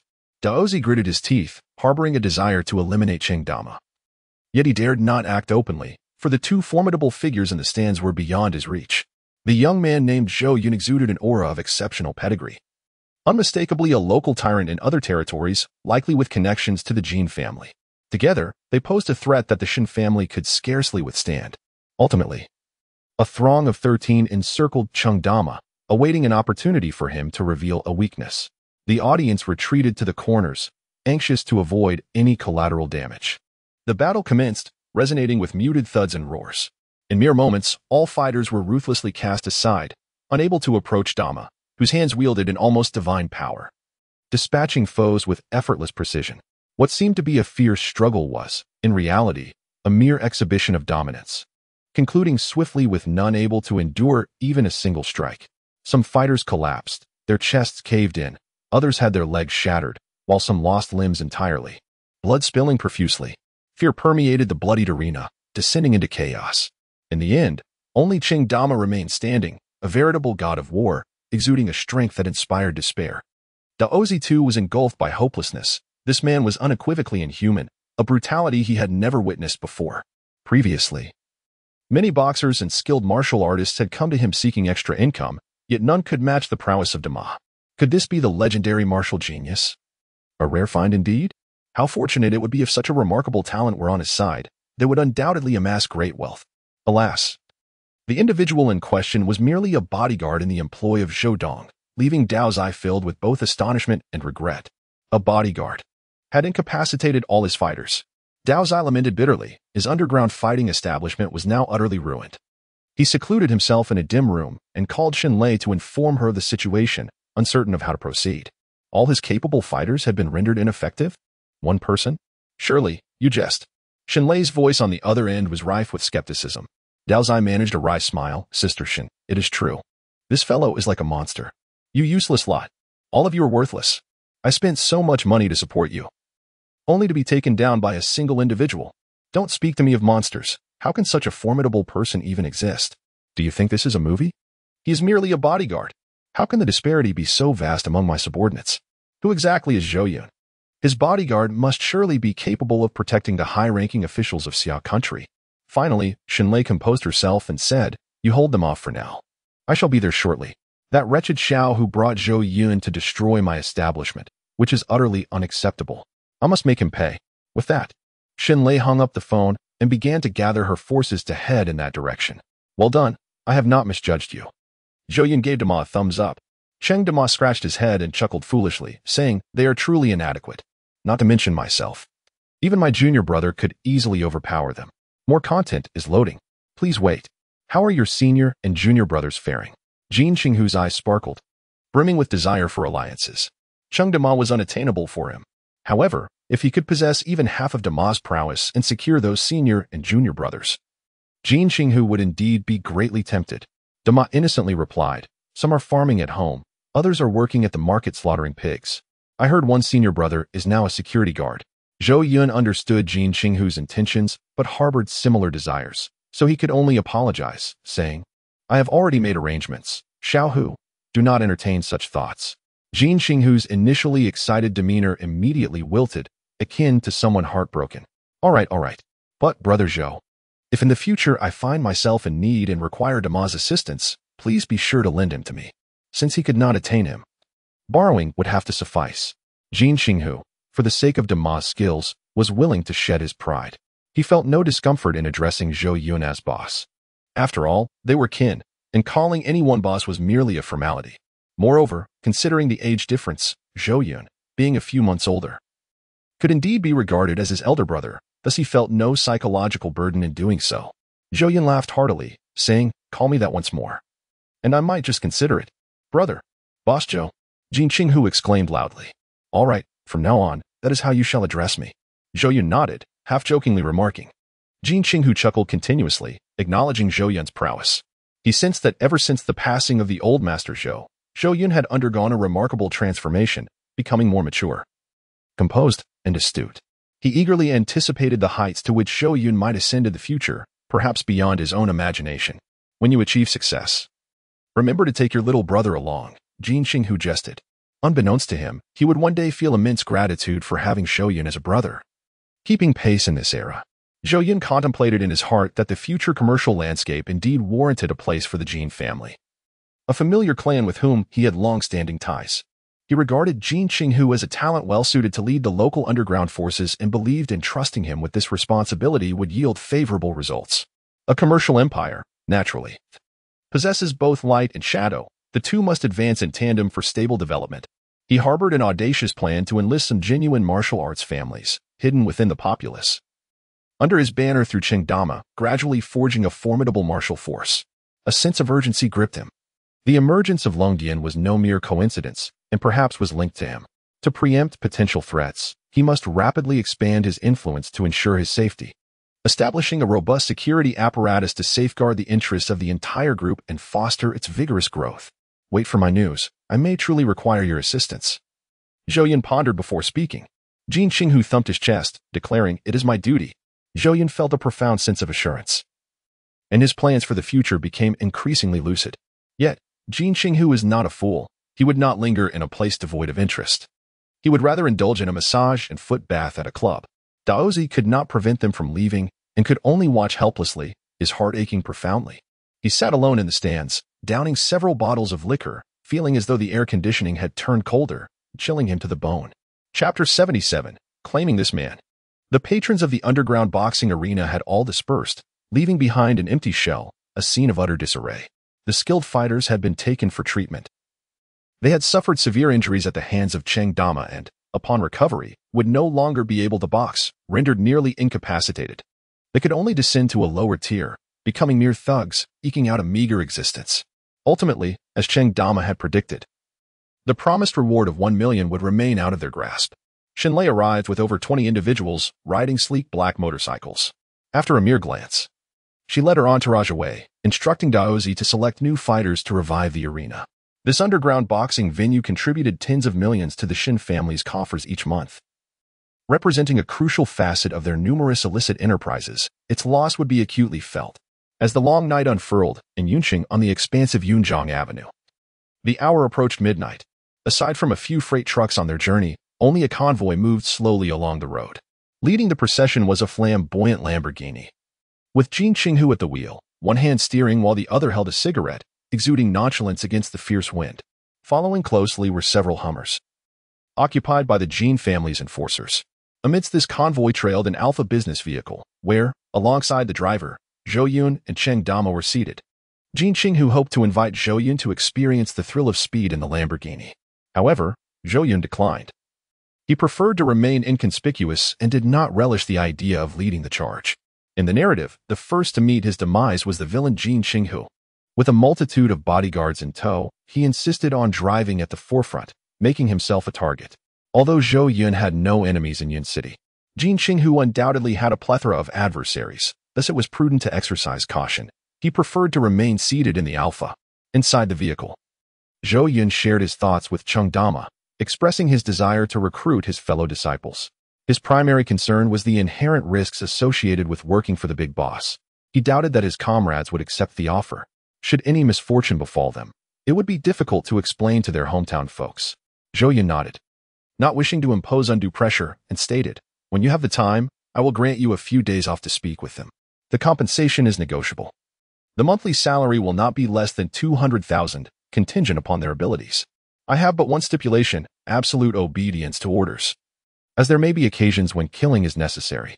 If this is beyond their capacity, they need not apply. I have no use for those who defy commands." Cheng Dama nodded earnestly and replied, "Boss, I am well aware of this. I would never recommend those who are deceitful or untrustworthy, as it would only lead to their downfall." Among this group were not only masters of Baji Quan but also individuals from other martial arts schools known to Dama. During their conversation, a sudden cacophony akin to that of a ferocious beast echoed along the quiet thoroughfare. Zhou Yun halted his discourse and glanced into the rearview mirror, where a blinding array of lights glimmered. At least a dozen motorcycles were in hot pursuit. With a sharp gaze, he discerned that their pursuers harbored ill intentions, undoubtedly targeting their convoy. The bodyguards within the Hummer swiftly communicated the situation via their intercom. Jin Qinghu boasted arrogantly over the radio, "Let them chase. Heh. It must be Shinlei arriving. I shall not relent. My sole aim is to infuriate her." He added, "Once I have my thrill, I shall make my escape. What can she do to me? Dama, ensure the safety of your esteemed boss. Charge forth." The convoy began to race wildly down the road, the Hummer's engine roaring like a beast unleashed, filling the entire street with a cacophony of noise. These enforcers were seasoned drivers. Their skills were honed for moments when every second counted, whether in pursuit of foes or in flight from danger. They maneuvered with an agility akin to flight along the thoroughfare. Many truck drivers, overtaken by the speeding vehicles, trembled in fear and obediently veered into the slow lane. Watching in awe as a Lamborghini zipped past like a flash of light, Zhou Yun felt a powerful push against her back as she rolled down the window, allowing the fierce wind to tousle her hair. However, the Alpha, being a business vehicle, could not rival the Lamborghini. The driver, wary of Zhou Yun's comfort, gradually slowed down, distancing themselves from the convoy. Zhou Yun bore no resentment, smiling as she said, "Let us proceed at a normal speed." As the Alpha decelerated to a more measured pace, a fleet of motorcycles approached. Zhou Yun then noticed that it was not merely a dozen, but rather over 20 uniformed black motorcycles, appearing exceedingly expensive, equipped with various intricate modifications. They raced forward like streaks of black lightning. Each motorcycle carried two individuals, one steering, while the other brandished a long steel pipe. Occasionally, steel pipes pressed against the ground emitted a dazzling shower of sparks, evoking in Zhou Yun a vivid image reminiscent of the enforcers of motorcycle gangs from the land of cherry blossoms, steeped in the essence of an underground underworld. Before long, a wild motorcycle raced to a halt beside Alpha. Zhou Yun squinted to peer out the window, astonished to find that the bike bore but a single rider. Remarkably, this individual was unencumbered by a helmet. At this very moment, the motorcycle was hurtling along at an astonishing speed of 180 miles per hour. A veritable whirlwind on the city streets, with the wind crashing against her like ocean waves. As Zhou Yun focused her gaze, she was taken aback to discover that the rider was a woman, her long hair a fiery red, accentuated by a strikingly aloof and cool countenance. defined by bold black eyeliner and dark lip gloss. Her figure was exquisite, boasting an alluring silhouette. Her ample bosom and powerful thighs firmly gripped the foot pegs. Her rear encased in a sleek black leather outfit that hugged her shape, akin to a ripe peach, glimmering seductively under the flickering lights. What intrigued Zhou Yun further was the woman's haughty demeanor, complemented by intricate tattoos of thorny roses adorning her right arm, sprawling down to her throat. Were she to ink a third eye upon her brow, she would epitomize the matured version of a rebellious spirit. The initial impression this woman left was one of wildness, dominance, and fierce independence. In that fleeting moment, Zhou Yun recalled the original text. Recognizing this woman as Xinlei of the Xin family, the formidable and unrestrained woman known for her decisiveness, Xinlei's expression was indifferent, her hair dancing in the wind as she turned her head to gaze intently at Alpha's window. There, she witnessed a scene that would remain etched in her memory for a lifetime. A man rested his elbow against the car window, his palm cradling his chin. His features were delicate and refined, exuding an aura as tranquil as a serene lake. A smile graced his lips as he gazed at his own reflection. In that moment of shared eye contact, Xinlei felt as if she had been transported to a wondrous realm. This world was imbued with an ineffable warmth, enveloping her in a sense of security and carefree bliss, irresistibly drawing her in. A current of warmth surged from the depths of the man's gaze, transcending the void and coursing through her, instantly permeating her entire being. At that moment, Xinlei felt a delightful tingling sensation enveloping her. It was as though she had fallen into the paradise of love. Her heart fluttered delicately, and a fierce possessiveness ignited within her gaze, akin to a lighthouse. Fixated intently on Zhou Yun, in that fleeting instant, an uncontrollable thought surged within her. She was determined to claim this man as her own, unbeknownst to Zhou Yun. His magnetic charm was in full bloom, wielding an astonishing influence. If he were to pursue a career in stardom, he would undoubtedly ascend to the pinnacle of fame, an unrivaled sensation adored by women everywhere. He could even transcend borders, captivating Asia and the world, becoming the epitome of desirability, the object of countless women's affections. Amused by the unfolding events, Zhou Yun waved at Xinlei in a casual greeting, finding the entire experience refreshingly novel. Today, he felt as if he were living within a film, first witnessing an underground fight and then engaging in a high-speed car chase. This exhilarating thrill lifted his spirits, prompting him to embrace the playful side of life, undeterred by any semblance of danger. Xinlei slowed her motorcycle, ceasing the pursuit of Jin Qinghu, and shouted loudly to Zhou Yun, "Stop." The wind was too fierce for Zhou Yun to hear clearly. He mistakenly thought she was inquiring about Jin Qinghu's whereabouts. Politely, he pointed ahead, inadvertently betraying him. He waved his hand, indicating that Jin Qinghu was not in this vehicle. Consequently, Xinlei misinterpreted Zhou Yun's gesture, believing he was suggesting she should overtake him and halt him. Otherwise, she would refuse to stop. Xinlei grew more invigorated, secretly relishing the individuality of this prey. Daring not to yield, she was particularly fond of such obstinate men. Struggle, she thought, the more you resist, the more delight I derive. Halting the Alpha was no daunting task for her, as her motorcycle had been modified for rapid acceleration. The henchmen trailing behind quickly followed suit. Witnessing their boss engaging in a contest with the Alpha and assuming that the enemy was indeed within the vehicle, one of the henchmen on the back seat violently struck the car's body with a steel pipe, producing a jarring metallic clang. Soon, over 20 motorcycles circled around the Alpha, akin to sharks hunting a whale. Some henchmen excitedly stood atop their motorcycles, exuberantly shouting. Inside the Alpha, the driver anxiously queried, "Mr. Zhou, should we notify Brother Hu and then accelerate past?" Zhou Yun replied with a smile, "No need, let them circle as they please. We shall simply maintain a normal speed." The driver, puzzled, asked, "Mr. Zhou, I don't quite understand. Someone has already begun striking the vehicle with a steel pipe, clearly intending to harm you. Why not inform Brother Hu?" Zhou Yun responded, "What is there to understand? We live in a society governed by law. If the car gets damaged, let them compensate for it. Let Xinlei purchase a new vehicle. The Xin family is not short of funds, so feel free to splurge." Zhou Yun jested. No sooner had he spoken than a steel pipe was hurled at the car window by one of the thugs. Cheng Dama, with remarkable quickness, seized the pipe and forcefully bent it. Zhou Yun's expression darkened. These thugs were utterly unreasonable. He was merely an observer. Was such fervor truly necessary? Unable to contain his frustration any longer, Zhou Yun said with a grim demeanor, "Stop the car."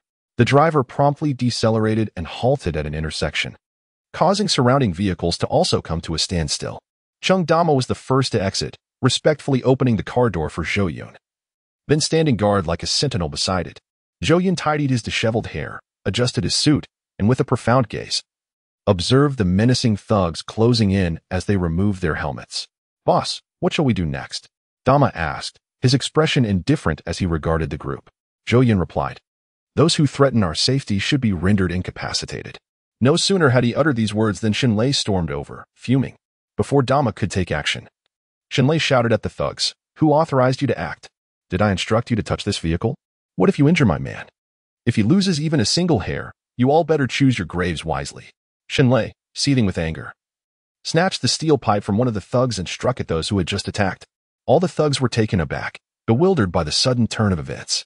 They mistakenly believed this car was the target, but it is now evident that they were gravely mistaken. Normally, even if they misidentify someone, there would be no repercussions. They had grown accustomed to their arrogance in Yun City, and Sister Shin had never reprimanded them. Clearly, there was someone in this vehicle whom even Sister Shin deemed significant. And according to her words, could he be her man? The henchmen were bewildered, questioning when Sister Shin had acquired a partner, as they were entirely unaware. However, seeing the serious expression on Shenlei's face, they immediately turned their gaze towards Alpha, where they first laid eyes on Zhou Yun. This individual was peculiar. They had never encountered him before. As they stood there in confusion, those few henchmen who had just struck the car with steel pipes were suddenly struck on the chest, causing them excruciating pain, yet they dared not cry out or move. It wasn't until Shenlei's anger subsided that they felt safe. Zhou Yun and Cheng Dama exchanged a glance, both filled with bewilderment. This was not what they had envisioned. What had transpired? Cheng Dama's eyes brightened, and he discreetly gave a thumbs up behind Zhou Yun, whispering, "Boss, it appears you have a lady boss in Yun City." Zhou Yun facepalmed, astounded at the absurdity of it all. He indeed had intentions to pursue, but had yet to initiate. However, within 3 seconds, he grasped the situation. It must be the full charm value beginning to take effect. Shenlei was captivated by him. Zhou Yun suddenly felt helpless. Realizing his lack of understanding regarding the terrifying power of full charm, he was oblivious to his own handsomeness. Shenlei composed herself, tied her red hair into a ponytail, turned around, and assertively declared, "Zhou Yun, right? Excellent, little man. I have my eye on you. Come with me." Based on the intelligence gathered, she easily deduced the identity of Zhou Yun. The only person who could follow Jin Qinghu's convoy and receive protection was Zhou Yun himself. The imposing figure beside her, robust as an ox, must undoubtedly be the one who had toppled her underground boxing arena, just as Daozi had described. Zhou Yun chuckled and remarked, "What if I refuse?" This woman proved to be exceedingly domineering, with an unwavering demeanor, audaciously seizing men. He felt as though he had been reduced to a mere trophy, a sensation he had never experienced before in his life. Shenlei's tone brooked no dissent as she declared, "Then do not blame me for forcibly taking you away. You are the first man who has stirred my heart. If I have taken a liking to you, you must belong to me, regardless of the cost. I shall ensure you are solely mine, whether you desire it or not. I intend to confine you within my villa, to become my exclusive plaything. Even that little tiger who has arrived cannot intervene, I assure you." The possessiveness in Shenlei's gaze intensified, resembling a queen issuing commands to Zhou Yun. If she were to wield a whip while seated upon a throne, it would be all the more captivating. Zhou Yun furrowed his brow slightly. He had no particular proclivity for being manipulated by a woman. He preferred to command the allegiance of others instead. Shenlei's character was excessively assertive, treading on precarious ground. Yet this was merely their first encounter, and Zhou Yun possessed the patience to gradually instruct her in the ways of humility. Shenlei, with her striking presence, arrogantly proclaimed, "So stubborn, it seems I must first make you suffer a little. Bring him to me, but remember, do not harm him." Chapter 79. If you are hurt, I will suffer. The henchmen, eager and restless, encircled him. However, wielding steel pipes, their expressions were not fierce but rather meek. A sense of bitterness enveloped the henchmen as they realized the truth. Their sister truly had her eyes set on Zhou Yun. This task was far from simple. They had to restrain Zhou Yun without inflicting harm. If Zhou Yun were to struggle and sustain even the slightest injury, it would undoubtedly displease Shenlei. Moreover, they feared that Zhou Yun might genuinely become Shenlei's husband, gaining power, and that would complicate matters significantly when it came time to settle scores. Thus, they proceeded with caution. In contrast, Cheng Dama was far less gentle. Zhou Yun had already signaled that he could take action. Like a nimble and powerful bull, he darted forward, instantly knocking 2 men aside, his arms whirling like a windmill. A chorus of wails erupted, and the henchmen were thrown into disarray. as if a tiger had infiltrated a flock of sheep. Nearby henchmen were sent sprawling, 6 or 7 of them rendered incapacitated, propelled 5 meters away. As if struck by a vehicle, writhing in agony. Cheng Dama, capable of toppling a bulldozer with his shoulder, was no trifling opponent. His adversaries had no means of retaliation. He was not merely a man without strength. Having acquired divine gambling skills, he possessed the prowess of a gambling deity. In a flash, a deck of cards appeared in his hands, procured from Daozi. In his moments of leisure, Daozi would engage in card games with his subordinates in the stands, thus amassing numerous playing cards. At this moment, those delicate cards in Zhou Yun's grasp transformed into lethal blades, slicing through the air with such speed that they were nearly imperceptible to the naked eye. A motorcycle gang member was suddenly slashed by a blade, a crimson line immediately erupting from his body, causing him immense pain. Beneath the dim glow of the streetlights, no one noticed what had transpired. The inexplicable wounds appeared without warning. It wasn't until one of the thugs found a playing card embedded in his thigh that panic set in, disbelief coursing through the group. Where did this playing card come from, piercing my bone? Who possesses such skill? As more and more motorcycle gang members were struck, the cards rained down upon them like petals from a celestial maiden, and those afflicted crumpled to the ground, unable to rise. Zhou Yun cast all 54 playing cards into the air, satisfied with the spectacle before him. He had no intention of taking lives. His aim was merely to strike vital points for practice. Had he harbored murderous intent? The cards would have severed the throats of the thugs with precision unmatched by any firearm, especially at such close range. In mere moments, the more than 20 thugs lay sprawled on the ground, utterly defeated, unable to stand. Their gazes toward Dama were filled only with profound terror. He truly was a god of war. A sense of inexplicable dread settled in their hearts as they finally discerned the source of the playing cards. It was the young nobleman who had unleashed them. Shenlei was equally astonished, her body clad in leather taut with tension, exclaiming in disbelief. So, this is the thug who overturned my establishment. Truly fearsome. Zhou Yun, I underestimated you. With such a master to protect you, it would indeed be difficult to abduct you. You are quite formidable, wielding playing cards with such extraordinary skill. I had thought you merely a weak scholar. Today, I have witnessed something extraordinary, akin to magic, impressive, truly impressive. Shenlei was utterly astonished. Merely with Zhou Yun's remarkable skill of flying cards, he was already capable of establishing a foothold in the underworld. If he were a feeble scholar, Shenlei could easily subdue him, but this individual clearly possessed the means to inflict harm with nothing but a piece of paper, rendering him impossible to confine. Although surprised, Shenlei felt no fear. Her character was resolute, and she was indifferent to the potential demise of her entire entourage. You have exceeded my expectations. But today is merely our first encounter, and you cannot escape. I shall pursue you relentlessly until the day you submit to me. Shenlei bit her lip in frustration, feeling powerless as she had brought too few people with her. Suddenly, the distant roar of engines echoed, accompanied by intense beams of light. Before departing, she turned to Zhou Yun with a hint of regret, saying, "Little man, you must ensure your safety in the coming days. If you were to be harmed, it would grieve me. Clean yourself up and await my return. We shall meet again." Though Shenlei harbored no fear of Jin Qinghu, falling into his clutches would undoubtedly pose a dilemma, subjecting her to mockery. She arrived swiftly and departed just as quickly, leaving her henchmen behind without a second thought. Cheng Dama turned to Zhou Yun and inquired, "Boss, shall we pursue them?" Zhou Yun, maintaining his composure, replied, "No need." He had no intention of binding Shenlei. Retaining her by force would yield no benefits. Instead, it would only provoke her fiery temperament, detrimental to his future endeavors. What he sought was Shenlei's complete allegiance. And to tame a fierce eagle, one must exercise patience.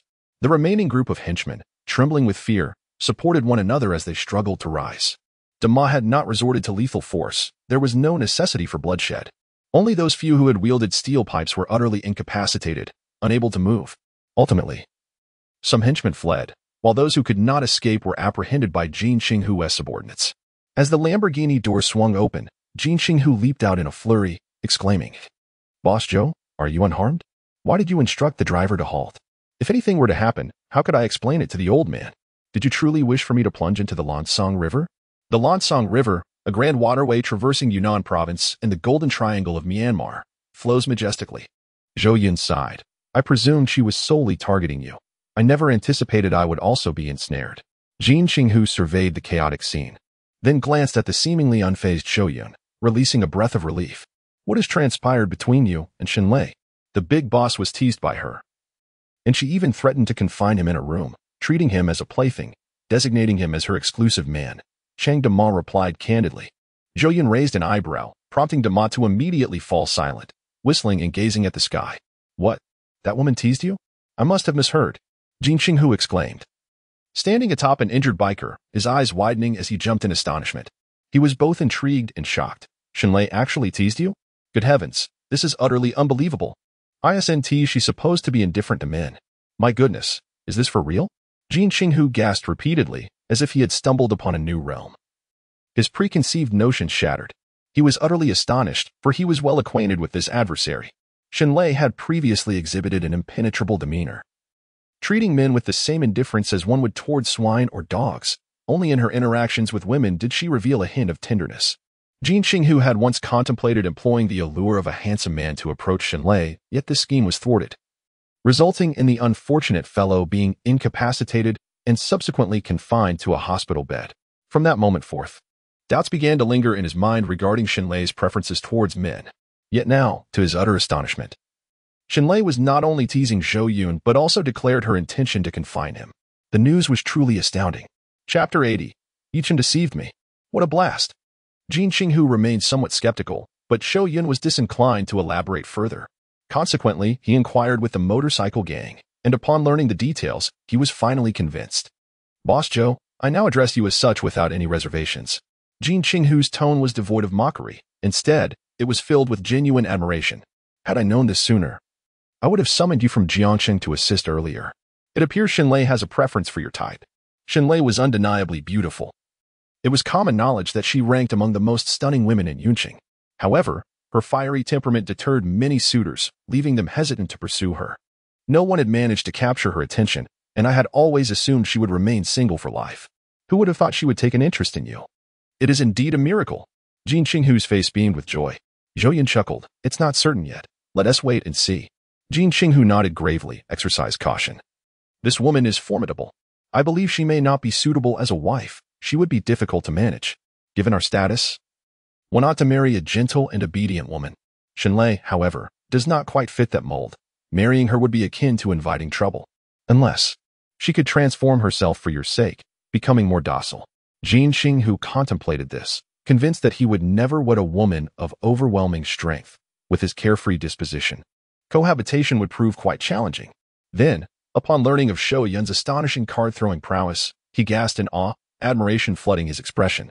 Approaching to examine the injury, he discovered that the playing cards had indeed lodged themselves within the bones of the biker gang, utterly unremovable, leaving him in a state of shock. It is worth noting that within the borders of Xia, firearm regulation is exceedingly strict, making the presence of substantial weaponry almost impossible.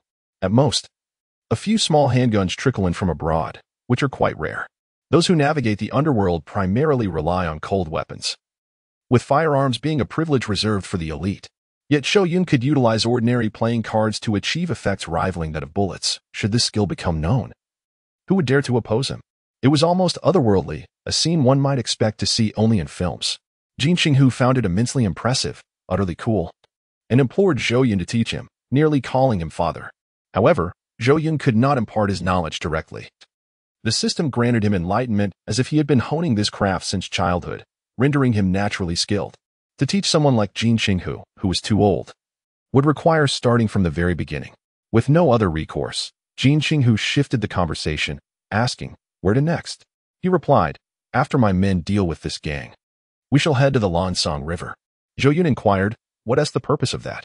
Why, for a yacht party, of course. Jin Xinghu spread his arms wide and exclaimed dramatically, all top-notch pieces. Let's turn on the headlights tonight. Zhou Yun, caught between laughter and tears, replied, you city folks really know how to have fun. Jin Xinghu chuckled mischievously, saying, if we don't indulge now, and if Shenlei truly decides to take you away, there will be no more fun to be had in the future. Zhou Yun spent a night lost in the intoxicating nightlife along the Lansong River, while Yichen and the Shu family remained tucked away in their hotel, quietly awaiting the arrival of the next day. Today, Yichen intended to engage in stone gambling once more, determined to draw Jin Xinghu out. Upon arriving at the street dedicated to stone gambling, the Shu family dispersed to pursue their own interests. After witnessing Yichen's remarkable talent for making money, the Shu family could no longer sit idly by. They felt that stone gambling was far too simple. Their greed ignited as they wondered why they couldn't also profit. With over $1 million in hand, they speculated that simply cutting open a piece of stone could yield a 100-fold return. At that point, they would no longer need to rely on Yichen to repay their debts. What a delightful prospect. I observe that Yichen appears calm and collected when selecting stones. Yet he possesses subtle techniques and objectives. I have already noted down his methods. The father of the Zhou family declared passionately, his face alight with excitement. He gazed at the 10 stones he had selected for 800,000, envisioning the translucent ice jade hidden within. Soon, stones that could captivate the nation would ensure that the gambling street would forever remember his name and legend. His eyes sparkled with an intense fervor. Resembling a gambler intoxicated by the thrill of the game, treating 10 stones as if they were his own progeny. This audacious wager drew the attention of passers-by, who gathered nearby, eagerly awaiting the unveiling of the stones. Unbeknownst to him, the only person in the crowd who regarded him with a bemused expression was the stone vendor. Both Zhou's mother and Zhou Yun watched intently, as this represented the bulk of their remaining fortune. At last, the stones were cut, revealing nothing but rough rock. Not a trace of jade graced the surface, not even the most inferior variety of jadeite. In an instant, Zhou's father erupted in fury, his mind unraveling as he muttered in disbelief, questioning how it was possible that, following Yichen's method, he had come away with absolutely no jade. This was no longer a matter of loss, but rather a complete debacle. Among the onlookers, some discerning individuals quickly grasped the reality. This family had been duped by the vendor. The stones were mere fakes, artificially crafted to mimic jade, with superficial treatments designed to deceive the untrained eye. Such a ploy was pathetically transparent. Anyone with a modicum of knowledge could discern the truth with a simple beam of light. The family approached as if they were in a bustling marketplace, hands clasped behind their backs, exuding an air of superiority. Yet they hastily made a purchase after a mere glance. Initially, one might have assumed they were influential figures, but they turned out to be mere fools. The crowd slowly dispersed, devoid of interest, and no one felt compelled to inform the Zhou family of their folly. For to speak openly would risk incurring the vendor's ire and only invite further complications. Zhou's father clutched the shattered remnants of the stones, tears unshed, lamenting the loss. Money that once seemed insignificant now weighed heavily upon his heart. "It is impossible," exclaimed Zhou Fu in anguish, "yet Yichen has done precisely that. Could he be deceiving me?" Zhu Yun promptly concurred, "Indeed, it must be that Yichen has misled us. We all selected the same materials. Why is it that he alone can unearth exquisite jade?" The Zhou family, under the disdainful gaze of the shop owner, stormed out of the roadside stone shop in a huff. Meanwhile, at the Jin family's grand stone trading establishment, Yichen arrived to a warm welcome from the manager.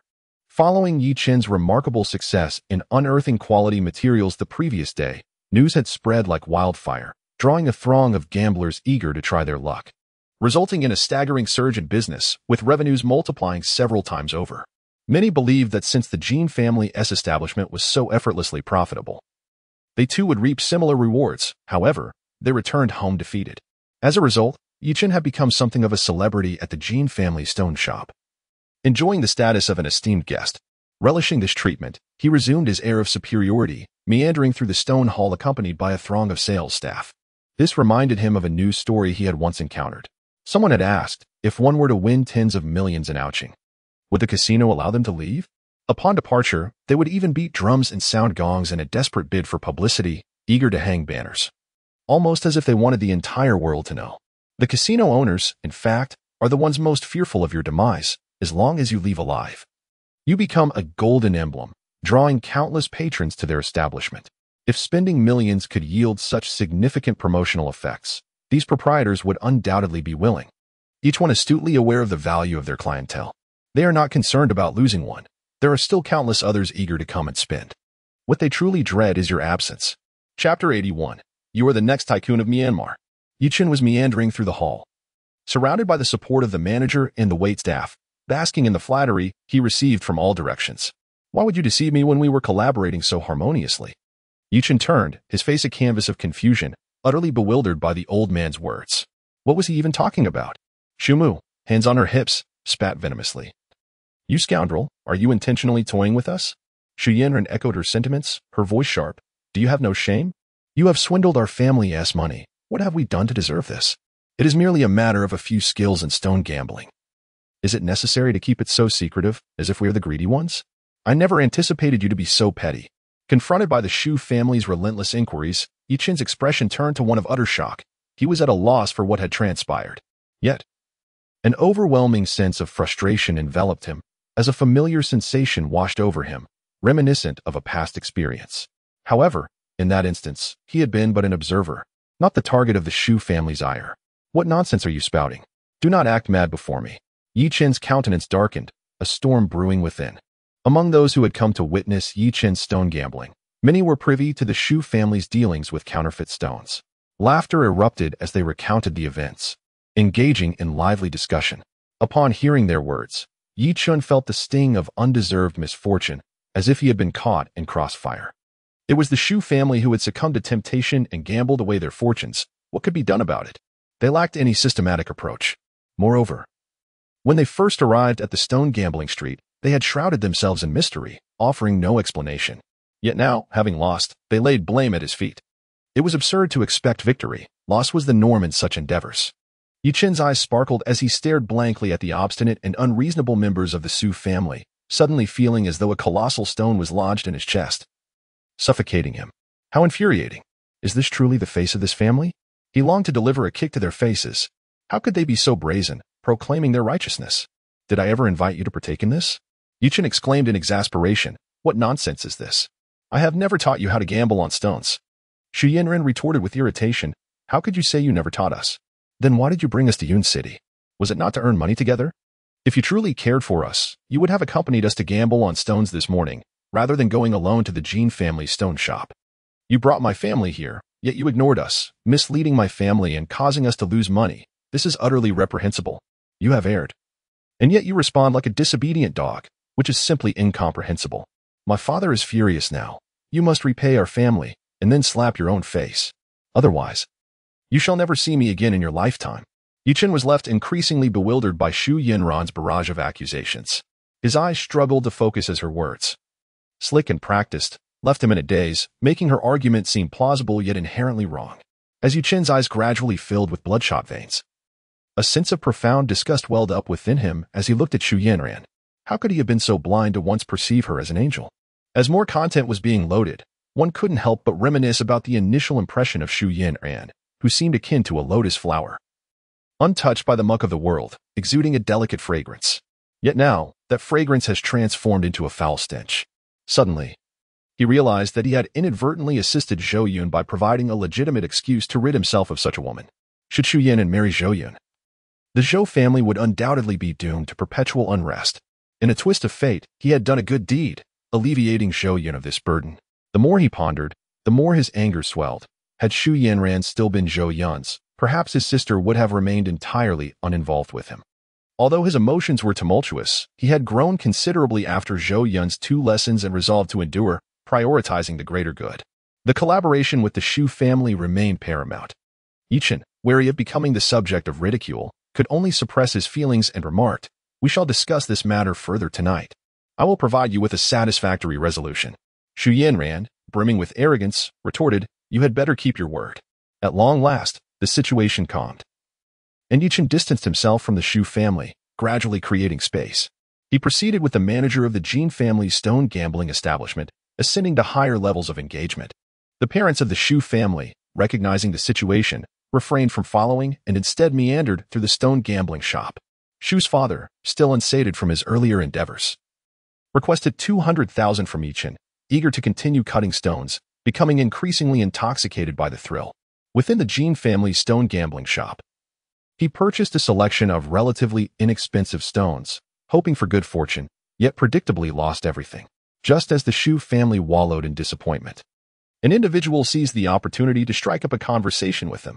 This individual exuded an air of familiarity, reminiscent of a long-lost friend of Zhou's father.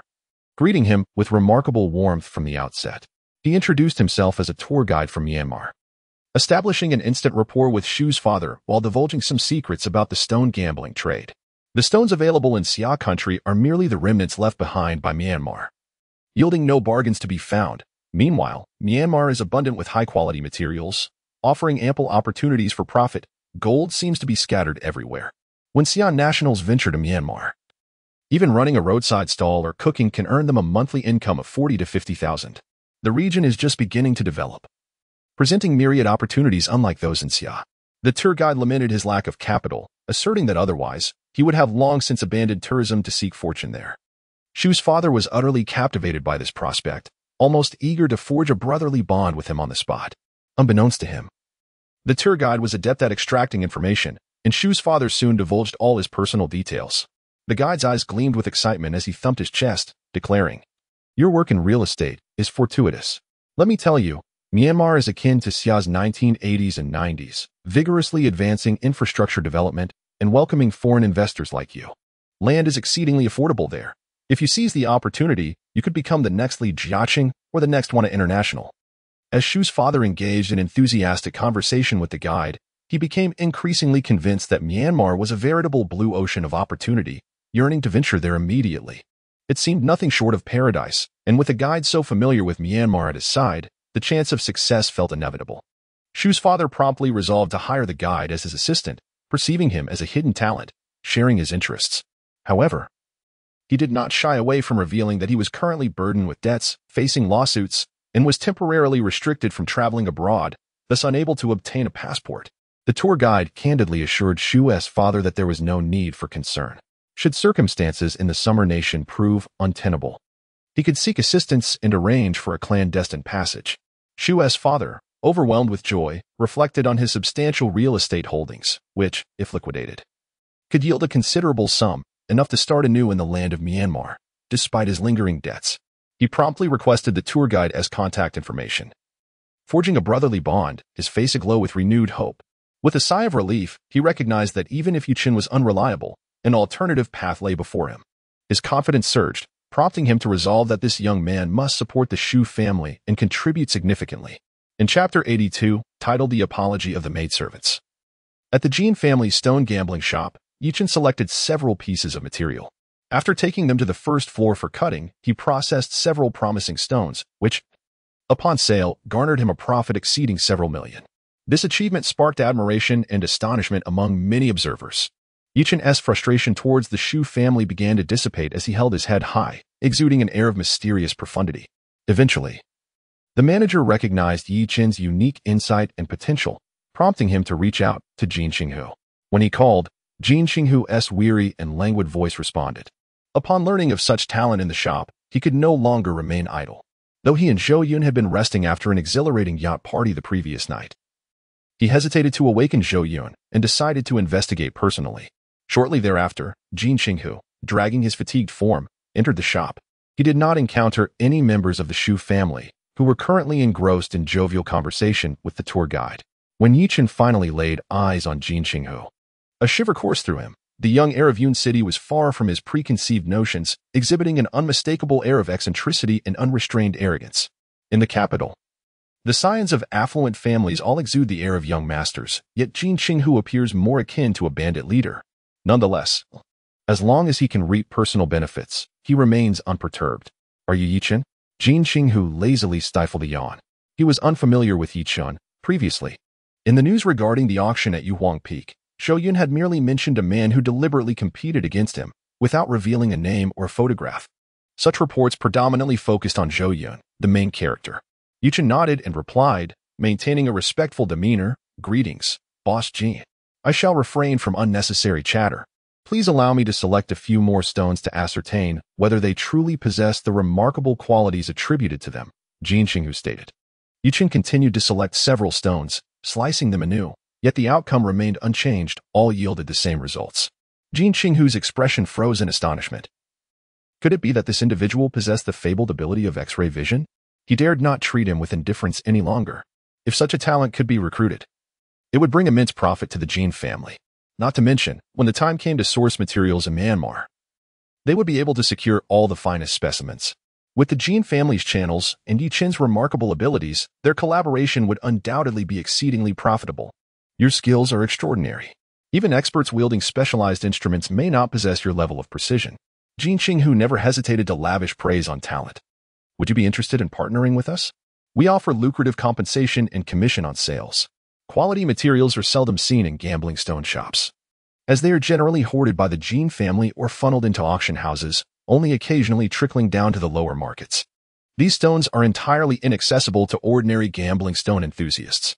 Thus, some capable individuals choose to collaborate with affluent families to amass wealth together. Jin Qinghu chuckled, remarking that the materials in the store were hardly worthy of being called appetizers, suggesting that he could introduce more exhilarating opportunities. Yichen felt a surge of temptation, however. He was reluctant to be shackled by the Jin family. Entering into a partnership would imply a long-term commitment, effectively binding him to their ship, making it difficult to depart. Consequently, he opted for an alternative arrangement, stating that he was unwilling to sign a contract or accept a base salary, and would only require a commission. Furthermore, he insisted on not being subject to the Jin family's control, retaining the freedom to leave at any time, only to return when significant opportunities arose. Intriguing. Jin Qinghu pondered for a moment before responding, "That is acceptable, but I have a stipulation." Yichen, with an air of pride, replied, "Go on." After some contemplation, Yichen agreed. The Jin family was the largest stone merchant in Yun City, and no other faction boasted such affluence, making this condition relatively acceptable. Following this, Jin Qinghu and Yichen engaged in a more relaxed conversation, finding increasing common ground.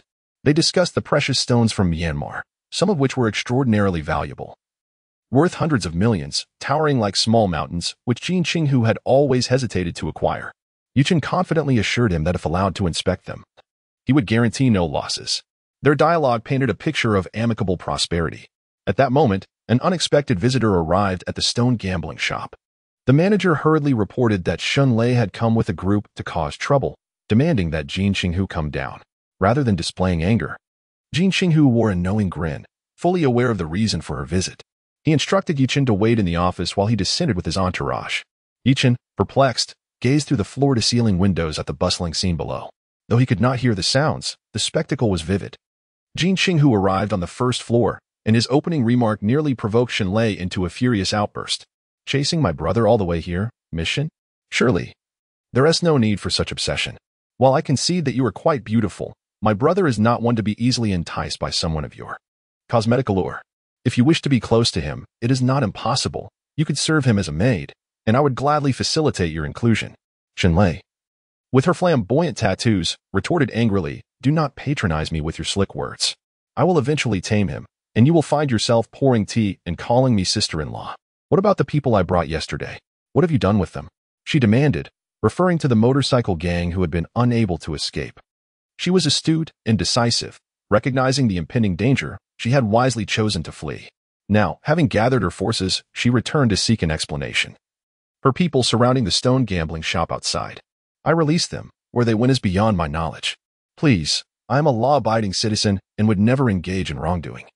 Jin Qinghu replied, spreading his hands in feigned helplessness. "I am well aware of your unscrupulous nature, and I have no desire for further dialogue with you." Shun Lei stated with a composed demeanor, "You disrupted my establishment last night. This matter is far from resolved. Release my people, and I shall not hold it against you." Jin Qinghu glared, confronting, "What a jest! Your fighters are inferior. Together, they cannot match a single one. How dare you accuse me of disrupting the venue? If you wish to see them again, let them don maid costumes and publicly apologize to my brothers." Jin Qinghu was impervious to reason, embodying a rogue spirit. He understood Zhou Yun's intention was merely to temper Shun Lei's fierce disposition. Shun Lei would never acquiesce. Her bold and ruthless character precluded her from ever wearing a maid's outfit. Doing so would be akin to rubbing her dignity into the ground, rendering her incapable of holding her head high in the future. "You must be dreaming." Shun Lei's brows knitted in frustration, her desire to physically confront Jin Qinghu intensifying. "Fine. If you refuse to release them, I shall make the Jin family bleed." Shun Lei gritted her teeth. "This is the first time I have suffered such a significant loss. If it weren't for Zhou Yun's presence, you, a sick tiger, would not have dared to act so brazenly." Where was Zhou Yun? He had been absent for quite some time. Observing Shun Lei's expression, Jin Qinghu's heart became as clear as day. Her true purpose for visiting the Jin family was to see Zhou Yun. Chapter 83. The one who disrupts the market is I. The Jin family had not deployed many personnel, and Shun Lei had surveyed the situation in advance. Thus, she boldly brought her people. If Zhou Yun appeared, she intended to abduct him. Even if the Jin family retaliated afterward, she would never let him go. Last night's encounter with Zhou Yun had ignited an unprecedented possessiveness within her. She was resolute in her determination to welcome this man into her abode. She had dispatched her associates to investigate Zhou Yun's background overnight and discovered he was the heir of the Jiangcheng Yuchen group. However, the old man has already passed away. Aside from wealth, Zhou Yun possesses little influence. Even if she were to confine Zhou Yun within Yun City, there would be no reaction from Jiang City. After all, the borderlands differ vastly from the inland. This place is far more untamed. She is considered one of the local powers, and no one from Jiang City could traverse such a great distance to confront her. Once Zhou Yun is completely subdued, the Yuchen group will merge with the Shen family, rendering them unafraid of the Jin family, a prospect that is exceedingly delightful. Jin Qinghu, of course, could not reveal to her the wild events of the yacht from the previous night, simply stating that he was tired and resting. He had mentioned before that if she wished to see him, she should don a maid's outfit. Observing this, Shenlei could only relent. Without Zhou Yun present, seizing this man and forcibly taking over the Jin family's gambling stone venue would only lead to losses. In the end, she could only sneer. Tomorrow night is your Jin family's gambling stone conference, isn't it? At that time, do not hold me responsible. With that, Shenlei spoke no further and departed with her entourage, her enthusiasm palpable. As she left, Jin Qinghu smiled and waved, saying travel safely. And I look forward to your visit tomorrow night. Yichen witnessed the entire exchange. Although he could not hear their conversation, it was evident that this woman had come to the Jin family seeking trouble.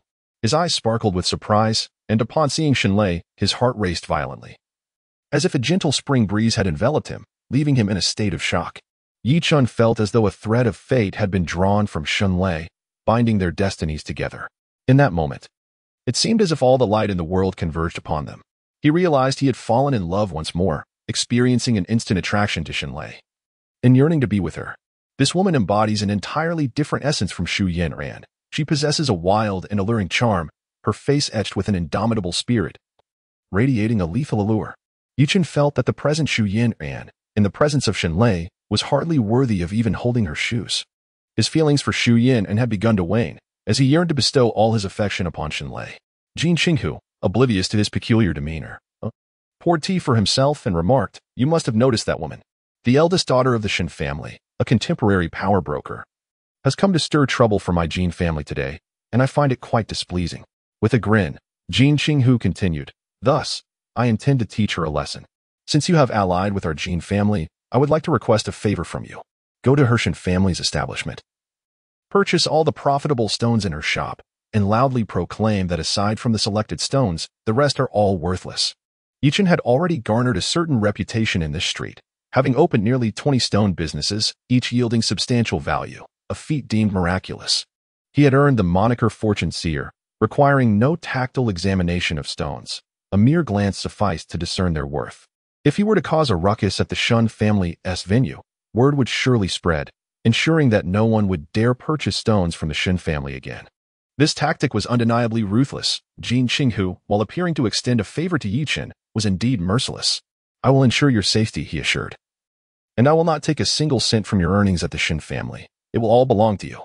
Yichen furrowed his brow in contemplation, feeling as though he had stumbled into a den of wolves, entangled in a perilous game with a tiger, accompanied by Jin Qinghu's golden hair, earrings, and the tattoo adorning his chest. An overwhelming aura of menace emanated from him, reinforcing the notion of danger that surrounded him. He appeared far from benevolent, his forehead etched with a fierce demeanor. Yichen suddenly felt a twinge of regret. Had he known this would transpire, he would have chosen the Shen family instead of the Jin family. Not only could he have profited, but perhaps he might have also showcased his charm and won the affection of a beautiful maiden. The thought of Shenlei stirred his heart, and he resolved to pursue her with determination. Thus, he firmly declined, stating, "I will not go." Jin Qinghu was momentarily taken aback, his gaze sharpening as he demanded, "Give me a reason." "I simply do not wish to go," Yichen replied, lifting his chin defiantly. "Forget it. I have no desire to collaborate with your Jin family any longer." Jin Qinghu scoffed repeatedly, retorting, "Do you truly believe that without a signed contract, I am powerless against you? In this territory of Yun City, few dare to go back on their word in my presence. Those who have done so now have grass on their graves as high as you stand." With a shift in demeanor, Jin Qinghu discarded the facade of civility. He perceived Yichen as excessively arrogant, merely a brash youth. Since he refused to comply, there was no need for courtesy. Threats were now warranted. "Regardless of your status elsewhere, even if you were a tycoon from the capital, I can still bring you down here in Yun City." Jin Qinghu's ferocity was palpable. Using the metaphor of a financial magnate, knowing that such figures would not trouble themselves with his affairs over mere words. Little did he realize. Yichen was indeed the scion of a wealthy family, one of its heirs. It is hard to believe that a prominent heir would seek collaboration for gambling on stones. Such an act seems to stem from sheer boredom. Observing Jin Qinghu's fierce demeanor, Yichen felt a tinge of anxiety, having never encountered such a brazen individual. He genuinely feared that Jin Qinghu might act upon his threats, leaving him in a dire situation where even his system would prove futile. Consumed by indignation yet feeling utterly helpless, he stood in a daze before finally uttering, "Very well, I shall assist you this once. However, I expect your support in future matters as well." Jin Qinghu's expression softened, his countenance transforming into one of warmth as he replied with a smile that is agreeable. "By pledging your loyalty, you have become one of us. I have no reason to withhold my assistance." Taking a deep breath, Yichen nodded and declared, "I intend to attend the Wind and Cloudstone Gambling Conference tomorrow night. Your presence is imperative, as it is highly sought after." Jin Qinghu chuckled amiably. Yichen chose not to say anything further and departed the office. Confronted with such shamelessness, he felt constrained to comply. Nevertheless, he remained cautious. Upon arriving at the Shin family's stone shop, he aimed to showcase his abilities and charm, all the while striving to clarify the circumstances and shift the blame entirely onto Jin Qinghu. After Yichen's departure, one of Jin Qinghu's subordinates, who had been standing beside him, inquired, "Brother Hu, this young man seems rather defiant." Jin Qinghu dismissed the concern with disdain, stating, "If he refuses to comply, then he must be dealt with. Such a brainless expert, if not of use to me, poses a greater threat if left unchecked. In this line of work, a discerning eye is unnecessary. Individuals like him only serve to disrupt market stability. However, if I am the one to disrupt the market, that is an entirely different matter." Aha. Chapter 84. The greasy and enigmatic smile. Yichen did not immediately visit the Shin family's stone gambling shop. He possessed a keen intellect and understood that Shinlei was undoubtedly in a fit of anger at that moment. A visit would yield no fruitful outcome. Speaking of the Shu family, Yichen was rapidly losing his patience. Those unaware might assume they had settled their debts and become overly confident. Yichen chose to disregard them and no longer mentioned his desire for Zhou Yun and to become his bride. Instead, his thoughts were consumed by the beauty of Shinlei. Her alluring figure and icy demeanor ignited a fierce desire for conquest within him, compelling him to possess such a woman. In stark contrast, Zhu Yunran's current demeanor left him profoundly disappointed. Yichen mused to himself, maintaining a strong sense of self-assurance. He was handsome, eloquent, and exuded an air of nobility. In the past, every woman he had set his sights on had ultimately fallen under his sway.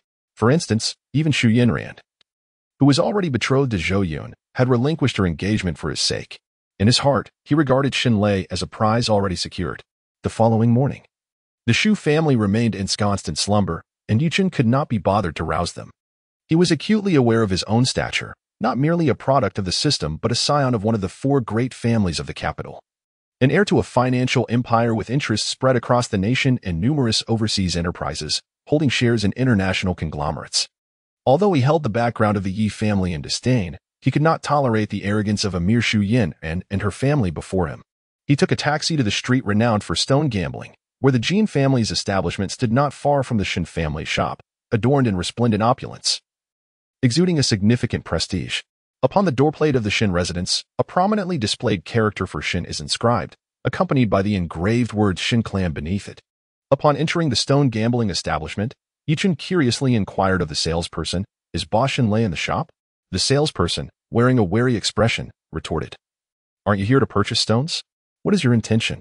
"I mean no harm. I have long admired Miss Shinlei, having heard that she is the most beautiful woman in Yun City.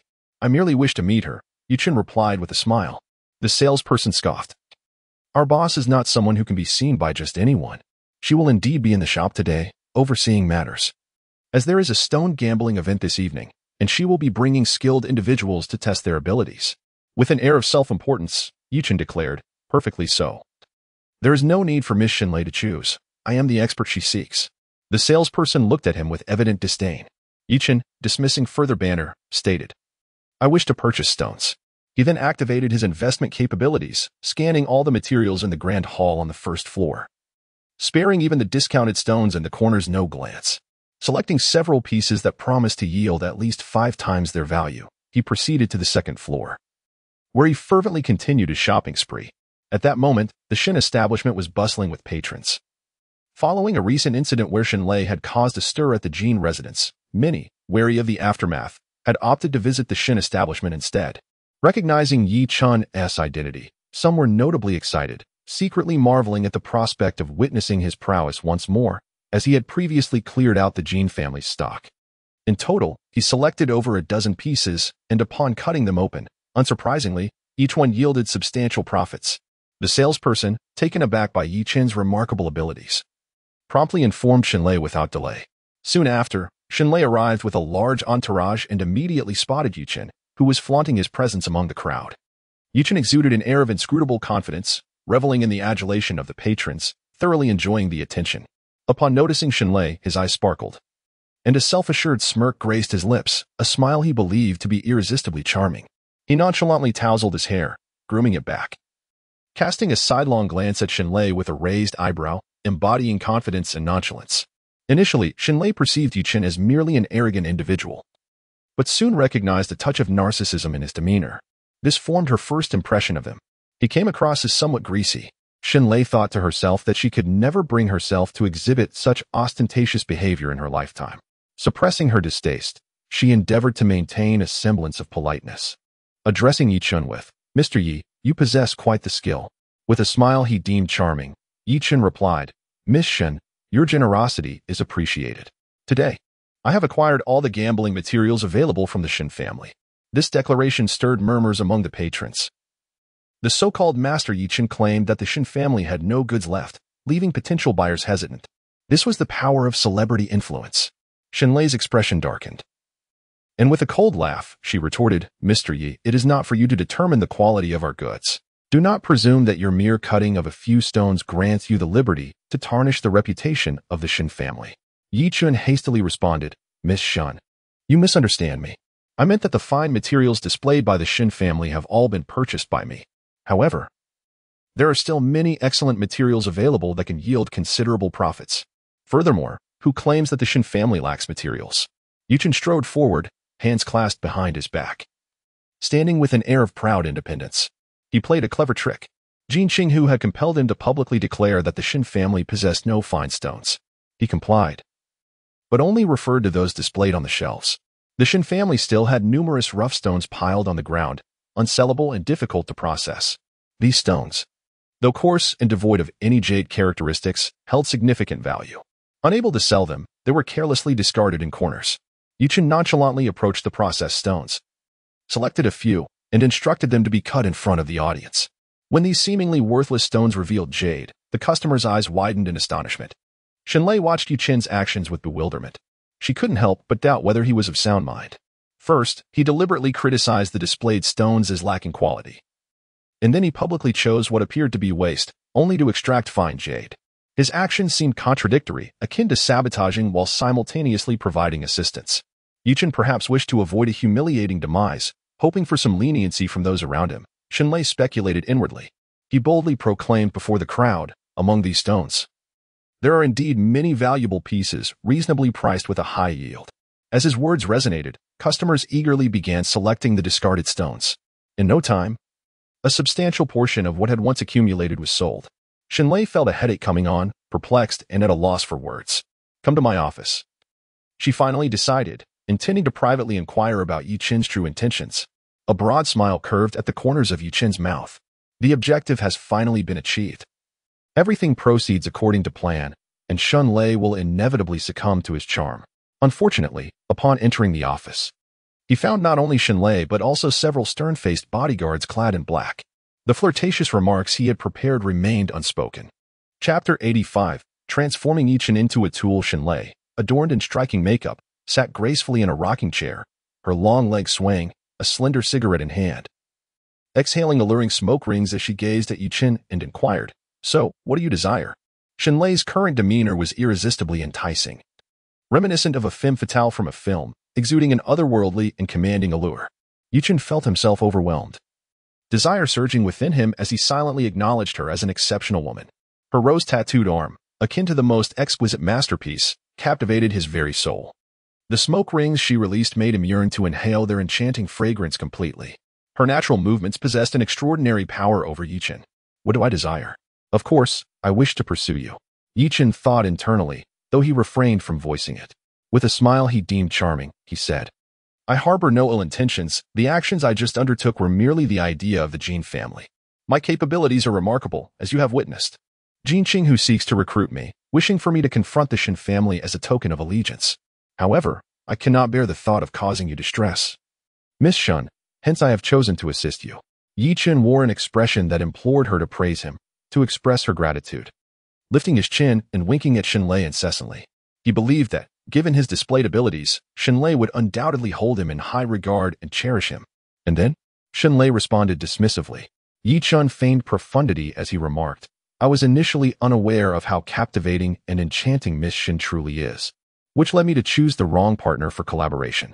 I ought to have approached you first, utilizing my talents to assist the Shun family in amassing wealth. I am not merely adept at gambling on stones, stocks, or antiques. I am a master in all realms of investment. Furthermore, I possess knowledge of feng shui. And should your family require such services, I would be more than willing to oblige. Yichen shifted his posture, gazing out of the window with a distant look in his eyes.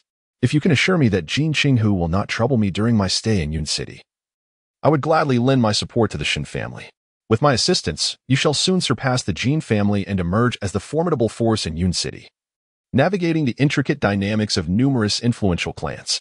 His confidence was palpable. Such declarations would stir any family to action. The Shin family undoubtedly aspired to eclipse the Jin family and establish themselves as the rulers of Yun City. Yichen continuously reinforced his value in Shenlei's mind. He turned once more to observe Shenlei, who was smoking leisurely, her expression unreadable, as he admired her long legs and her uniquely proud visage. He felt a fire igniting within him. I am entirely willing to forsake the shadows and illuminate my path to assist the Shin family out of sheer admiration for you.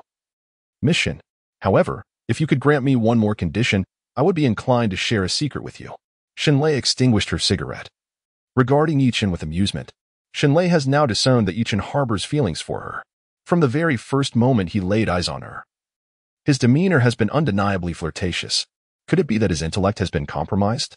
How audacious of him to pursue her, without any inquiry into her preferences for those who possess a self-inflated ego and flaunt their modest talents. Suddenly, she recalled Zhou Yun, and as she contrasted the two, a barely perceptible tremor flickered across her countenance. Her heart undeniably belonged to the serendipitous charm of Zhou Yun. Clearly, Yichen fell short of that standard. Yet, unbeknownst to Shenlei, Yichen was meticulously observing her expressions. He misinterpreted her slight tremor as a sign of her burgeoning affection for him, which filled him with a sense of smug satisfaction. Internally, Yichen chuckled at her pretense. After all, with bodyguards present, she was constrained in her demeanor. Seizing the moment, he declared, I hope that after the stone gambling conference, Miss Shin and I might share a dinner, just the two of us, to discuss life. Upon hearing this, Shenlei regarded Yichen with a glimmer of intrigue. The two black-clad bodyguards stationed at the entrance exchanged looks of incredulity, as if witnessing a foolhardy act. It had been years since anyone dared to pursue the young lady so boldly. The bodyguards recalled the last suitor, who now lay comatose in a hospital bed, and another who remained confined to a psychiatric institution, incessantly proclaiming his sanity. This audacious fellow, Yichen, had the audacity to make advances upon their mistress at their very first encounter, earning their admiration for his courage. Ah, so your intentions were to flirt with me. You should have made that clear sooner, Shenlei said with a captivating smile that could ensnare any heart. Yichen swallowed hard, taken aback by her allure. I can offer you an opportunity, but it will depend on your performance. Shenlei chuckled softly, enticingly. She rose gracefully, stretching her exquisite curves, and remarked, Why the haste? Is it not better if he remains unaware? Openly contending is far less advantageous than strategizing in secrecy. This evening, I shall attend the stone gambling convention. You will assist me in selecting the most lucrative stones, thereby restoring the pride of the ailing tiger. Yichen assumed that Shenlei was merely testing him, and without hesitation, he agreed. Shenlei smiled faintly and said, You may leave now. I have work to attend to. He could hardly imagine that Shenlei could harbor any affection for him, nor would she ever share a meal with him. Her actions were solely aimed at extracting Yichen's worth, gradually whetting his appetite. Shenlei's heart was entirely occupied by Zhou Yun. When they convened at the stone gambling convention that night, Yichen would undoubtedly face a disheartening experience. Yet, this was not only unknown to Yichen. Even Shenlei was oblivious to the nature of his relationship with Zhou Yun. The bodyguards curiously inquired of Shenlei, Boss, How shall we handle this fellow afterward? With a glint of coldness in her eyes, Shinlei replied, after tonight's stone gambling convention, apprehend him and employ your own methods to subdue him, extinguishing his spirit. I wish for him to become nothing more than a mere tool for labor. I have no need for individuals with unconventional thoughts. His audacity to entertain such disrespectful notions toward me shall lead him to regret his very existence. The bodyguards maintained their composure, showing no sign of surprise. This decision had long been anticipated. As night fell, the stars shone brilliantly in the sky. Yun province is not an industrial zone, untouched by the scourge of industrial pollution, allowing for a pristine view of the celestial bodies above. The Gambling Stone Conference, organized by the Jin family, has attracted numerous influential figures from Yun province, all eager to attend. Many renowned jade buyers and jewelers have come in response to the buzz, hoping that today's event will unveil exceptional jade stones that promise substantial rewards. The venue is situated in a manor on the outskirts of Yun City, far removed from the clamor of the urban center. Luxurious vehicles have arrived from Yun City, filling the area outside the manor for nearly 3 kilometers. Inside the manor, the ambience is illuminated with a soft glow, exuding the atmosphere of a European aristocratic gathering. Yichen has come along with the Shu family, having arrived by car, equipped with entry credentials provided by the Jin family. After a thorough security check, they were granted access to the manor. The attendees are all prominent figures from Yun City, and the Shu family feels out of place, hesitant to speak. Instead, observing with timid smiles, Yichen gazes at the assembly of dignitaries, his expression brimming with excitement as he whispers fervently, "Today marks the moment I shall make my name in Yun City. 3 billion in funding is within my grasp. I can hardly wait to see the expressions of regret and disappointment on their faces." Chapter 86. What are you doing here?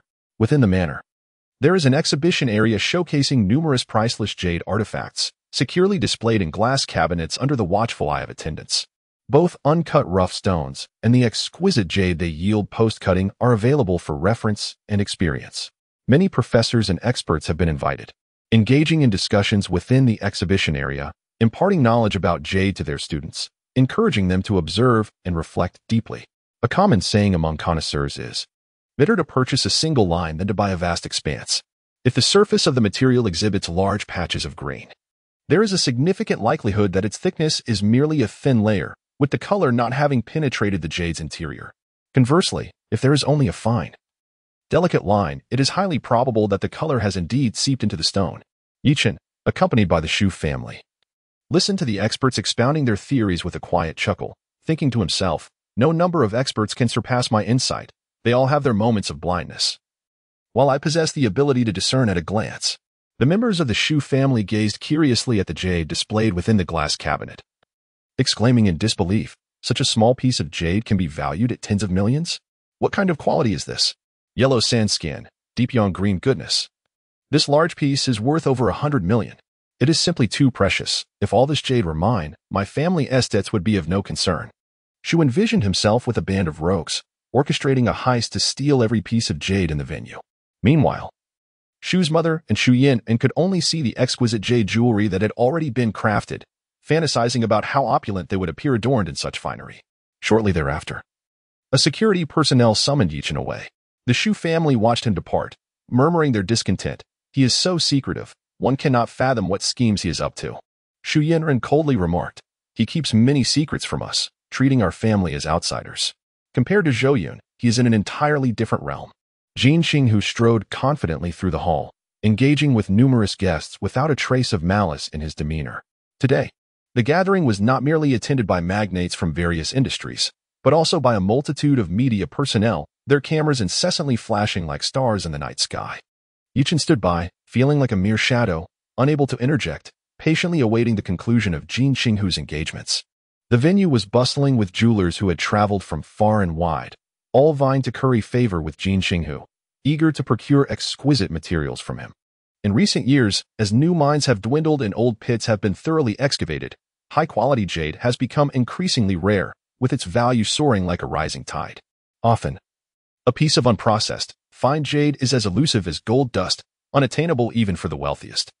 Many affluent individuals covet substantial pieces to commission bespoke jewelry and carve auspicious creatures, reflecting the grandeur and heritage of their esteemed lineage. While gold may be splendid, it is often deemed too ostentatious, leading the affluent to turn their gaze towards jade and other rare treasures. Quality materials sell themselves. Thus, these renowned jewelers treat the Jin and Shin families with utmost respect, save for a few exceptions. One such exception was a jeweler from Macau, the proud proprietor named Ran Long. From the moment he entered the estate, he exuded an air of superiority, though he mingled among the other jewelers. He offered not a single courteous remark, instead adopting a demeanor that suggested everyone owed him a debt. With an air of nonchalance, Ran Long declared, "Our Macau has a client willing to pay a premium for a substantial piece. Thus, I suggest you refrain from competing with me for today's offerings. I trust, little tiger, that you would not create difficulties for me." His words instantly extinguished the lively atmosphere, plunging it into an icy silence. Many jewelers fell silent, casting displeased glances in his direction, yet feeling utterly powerless to respond. Ran Long in Australia City not only engages in the jewelry business but also operates a casino. He possesses both influence and connections.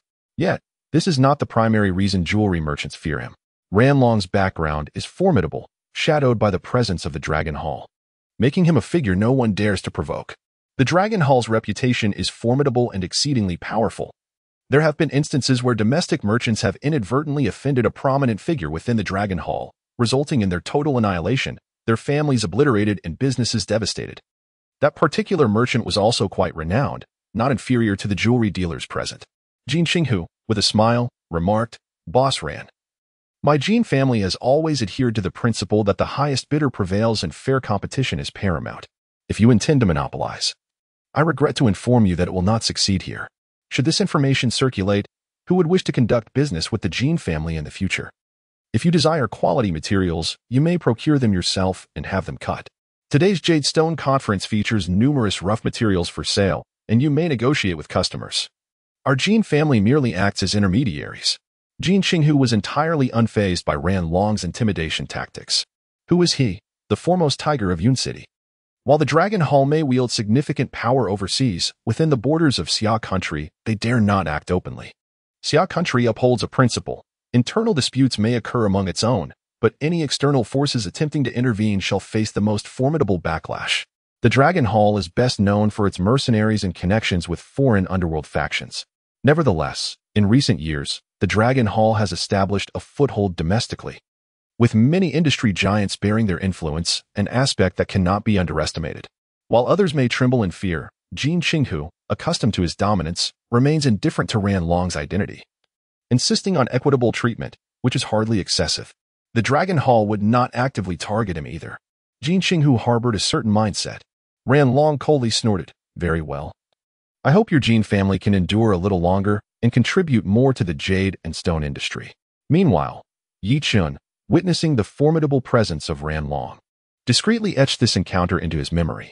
As he overheard others discussing Ran Long's prowess, his eyes sparkled with intrigue. A magnate of Ao City, a casino owner, and a jeweler, surely he possesses immense wealth. This connection could prove advantageous. The more avaricious the counterpart, the more Yi Chun felt his own worth could command their attention. After exchanging pleasantries with them, Jin Qinghu proceeded towards the backstage, with Yi Chun trailing behind. "I am quite dissatisfied with your actions at the Shin family stone shop yesterday," Jin Qinghu expressed with displeasure. Yi Chun replied, "The circumstances were exceptional. That woman, Shin Lei. I do not wish to hear your explanations. I only require the outcome," Jin Qinghu retorted, fixing him with a gaze reminiscent of a corpse.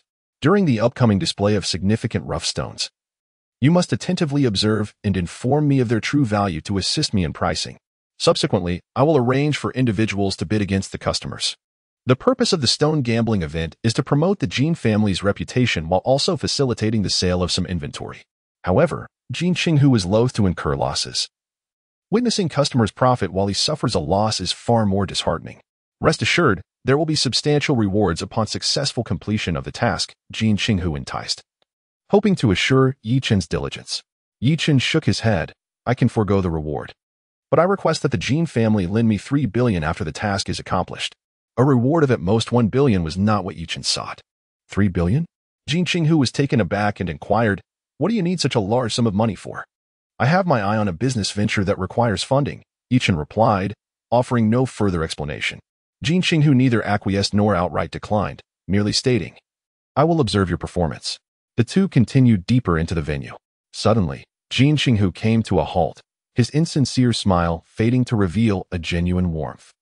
Approaching them was a refined gentleman, reminiscent of an ancient scholar, exuding an aura of gentility. Jin Qinghu erupted in laughter, exclaiming, "At last. My old man has decided to let you be. He often finds himself lonely, and upon seeing you, he feels compelled to engage in conversation." Old Jin relished sharing his past experiences, often rambling on with endless anecdotes. At that moment, upon catching sight of the gentleman before him, Yi Chun froze in disbelief. His lips trembling, rendered speechless. How could Zhou Yun possibly be here? Chapter 87. Yi Chun, save me. Confronted with Zhou Yun, Yi Chun was caught off guard. Standing there in a daze, he never imagined that Zhou Yun would also attend the stone gambling conference, let alone stand right in front of him. Since when did someone in real estate develop an interest in jade? Was he here to make a purchase? A torrent of inexplicable dread surged within Yi Chun, overwhelming him with flashbacks that he could not comprehend. Observing the situation, it seemed that Jin Qinghu and Zhou Yun shared a surprisingly close rapport. Why was that? Yi Chun trailed behind, utterly bewildered. What baffled him further was the sight of Jin Qinghu and Zhou Yun, casually draping their arms over each other's shoulders. Their friendship seemingly deeper than he had anticipated. From the brief exchange between the two individuals, it became evident that the esteemed Mr. Jin was acquainted with Zhou Yun, even going so far as to impart life lessons, resembling a mentor guiding a protege. What merit did Zhou Yun possess? Yi Chun's mind was in disarray, lost in contemplation and unsure of how to proceed. Jin Qinghu, still oblivious to the situation, introduced Yi Chun to Zhou Yun, saying, "This is my new friend, Yi Chun, who possesses an exceptional eye for stones. Nearly all the rough materials he selects are guaranteed to yield results. Should you require his services in the future, I can arrange for him to accompany you." Zhou Yun exhibited no signs of discomfort, extending his hand towards Yi Chun with a courteous demeanor. "Greetings, Mr. Yi. It is a pleasure to see you again." He made no effort to belittle Yi Chun and maintained an air of chivalry. In truth, he perceived Yi Chun as a veritable treasure trove. By seizing opportunities related to Yi Chun's fortune and women, he could reap the rewards bestowed by the system. It was inconceivable for Zhou Yun to allow him to perish without extracting every ounce of potential. Conversely, Yi Chun's expression reflected a mixture of embarrassment and indignation, feeling as though he had been played for a fool. The situation was indeed awkward. The very family he aspired to befriend, the Jin family, was in such close rapport with Zhou Yun. Jin Qinghu appeared to regard Yi Chun as merely an employee, a tool to be utilized, thus diminishing his previously equal standing in an instant. Yi Chun's composure shattered, his mind spiraled into chaos. He would never submit to working under Zhou Yun. After all, he was the destined master of the system. How could he lower himself to serve a villain? That would be no different from being deemed worthless.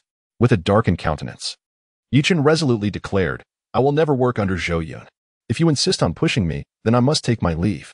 Should it come to that, he will undoubtedly reveal his true identity, utilizing the influence of the Yi family to ensure his survival, regardless of the cost."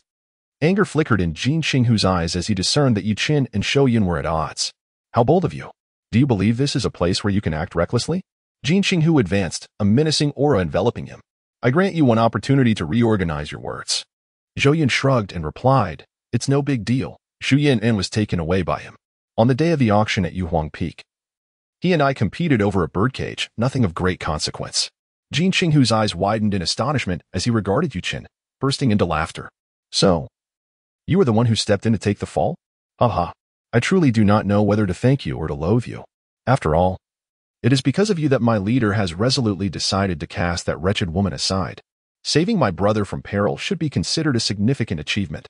Yet, the fact remains that you have taken another man's wife. Yi Chun, my leader is benevolent and does not hold it against you, but here in Yun City, as his brother, I cannot turn a blind eye. Moreover, your repeated opposition to my leader is utterly detestable. Since fate has brought us together, you should leave Yun City without a trace. Otherwise, it would only serve to display the weakness of our families." Jin Qinghu's words were irrefutable, his demeanor exuding an aura of a ravenous wolf, his gaze frenzied. Yi Chun felt a chilling dread wash over him, his scalp prickling as he staggered back, sensing that today might spell his downfall. More content is loading. Please wait. Unexpectedly, attending the stone gambling convention turned out to be a descent into hell. The esteemed Jin family, whom he sought to befriend, had transformed into adversaries, openly threatening to cripple him. Yi Chun felt a surge of regret, so profound it made him feel ill. What a predicament this was. Had he known of the close ties between the Jin family and Zhou Yun, he would have resolutely avoided seeking out Jin Qinghu. The truth was well concealed. And Yi Chen's face flushed with rage, his hands trembling with the strain of suppressed fury.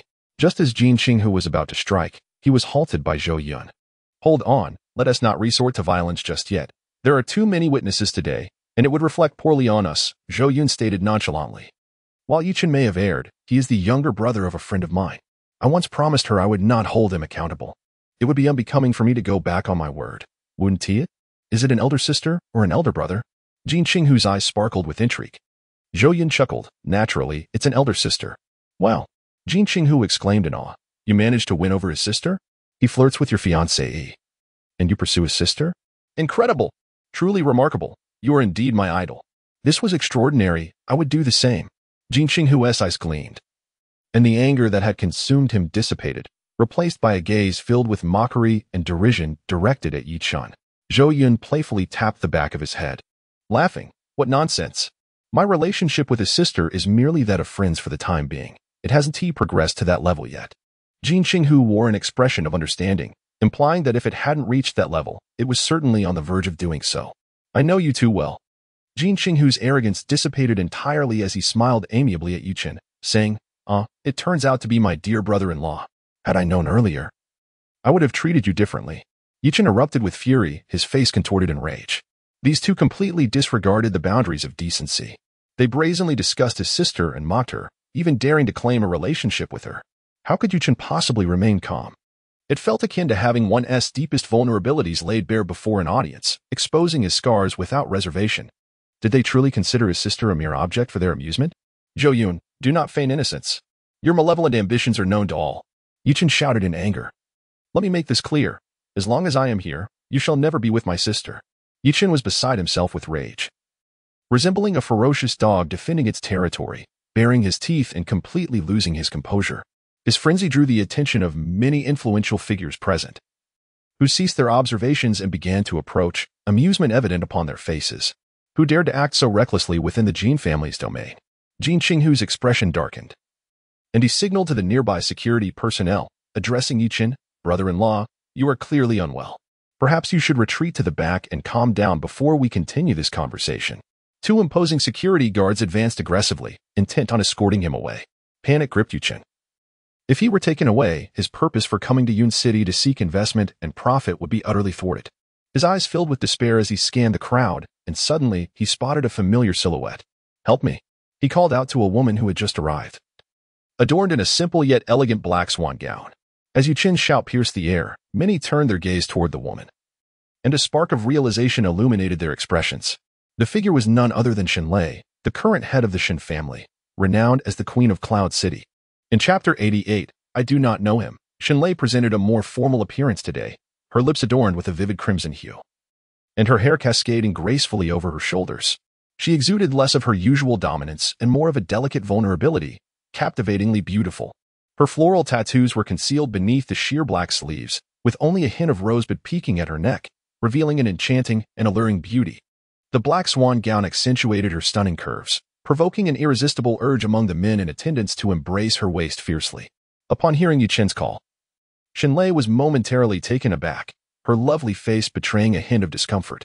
Yet, almost immediately, her gaze was drawn entirely to Zhou Yun, her eyes sparkling with delight. "Zhou Yun, I knew you would come," Shenlei exclaimed joyfully. "I shall see how you escape from my grasp this time." As her words hung in the air, Yi Chen's body shuddered violently, the flicker of hope that had ignited within him extinguished in an instant, doused by a cascade of despair and disbelief. It was impossible. Why did Shenlei's demeanor toward Zhou Yun hold such ambiguity? Did they share a connection?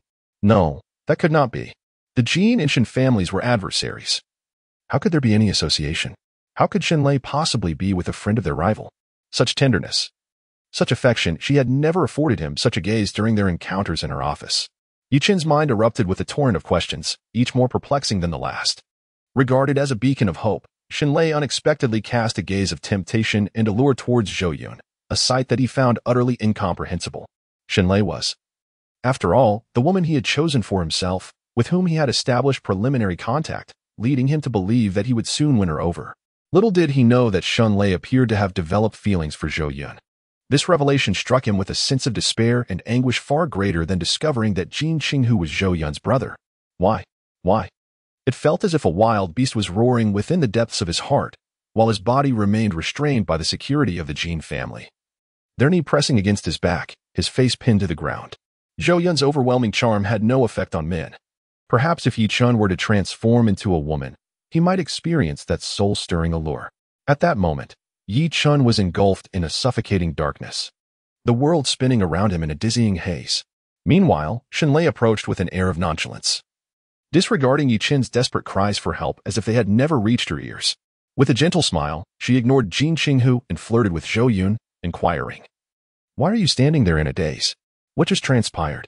Then, with a graceful step forward, she effortlessly entwined her gloved hand, adorned with black lace, around Zhou Yun's arm. To the eyes of others, the pair appeared as an intimate couple, perfectly matched, embodying the essence of a talented man and a beautiful woman. A divine pairing. Yet to Yi Chun, it was akin to a thunderbolt striking him from the heavens. It felt as if he had witnessed the most terrifying scene in existence, a sight that pierced his very soul. This image inflicted upon him a profound psychological trauma and an indelible shadow that would haunt him for a lifetime, reminiscent of a time in school when the sweet, demure classmate he had secretly admired turned into the girlfriend of a school bully, becoming a delinquent embraced by a gang member. This extreme contrast, the perception of the other as muddled and mentally unstable, coupled with an overwhelming sense of despair that rendered Yi Chun almost faint, was profound. A pure and innocent beauty, the epitome of grace, was seated in the back seat of a spirited youth's vehicle, while he himself occupied the front passenger seat of a luxury Mercedes, left unaccompanied. The disparity was suffocating. His teeth were nearly ground to dust in frustration. Why was this the case?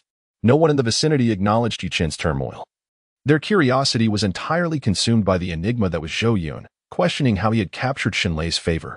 The Shu family also squeezed through the crowd, their expressions aghast upon witnessing the attention Zhou Yun commanded. Shu's father hurriedly ushered his family into the throng, fearful of being recognized by Zhou Yun. His face was ashen as he muttered, "Why is Zhou Yun here? Isn't he supposed to be attending to matters concerning the Yu Chen group?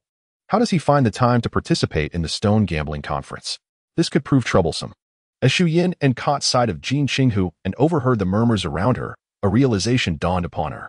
This seemingly rustic individual was, in fact, the young master of the Jin family in Yun City. She felt an unsettling disconnection. She had always presumed him to be a mere petty hoodlum acquainted with Zhou Yun, unaware of his substantial background. How naive of her to have urged Zhou Yun to sever ties with him. Zhu Yun gasped, a wave of trepidation washing over her. So, this stone gambling conference was indeed hosted by his family? And here she was, on his territory. In that moment of clarity, she hastily adjusted her collar to obscure half her face, terrified of being recognized by Jin Qinghu. The golden retriever is not a benign creature. It possesses a volatile temperament and resorts to violence at the slightest provocation. I once discreetly cautioned her to treat Zhou Yun with more kindness, yet she remained obstinate. On one occasion, had it not been for Zhou Yun's timely intervention, she would have been struck by Jin Qinghu on the spot.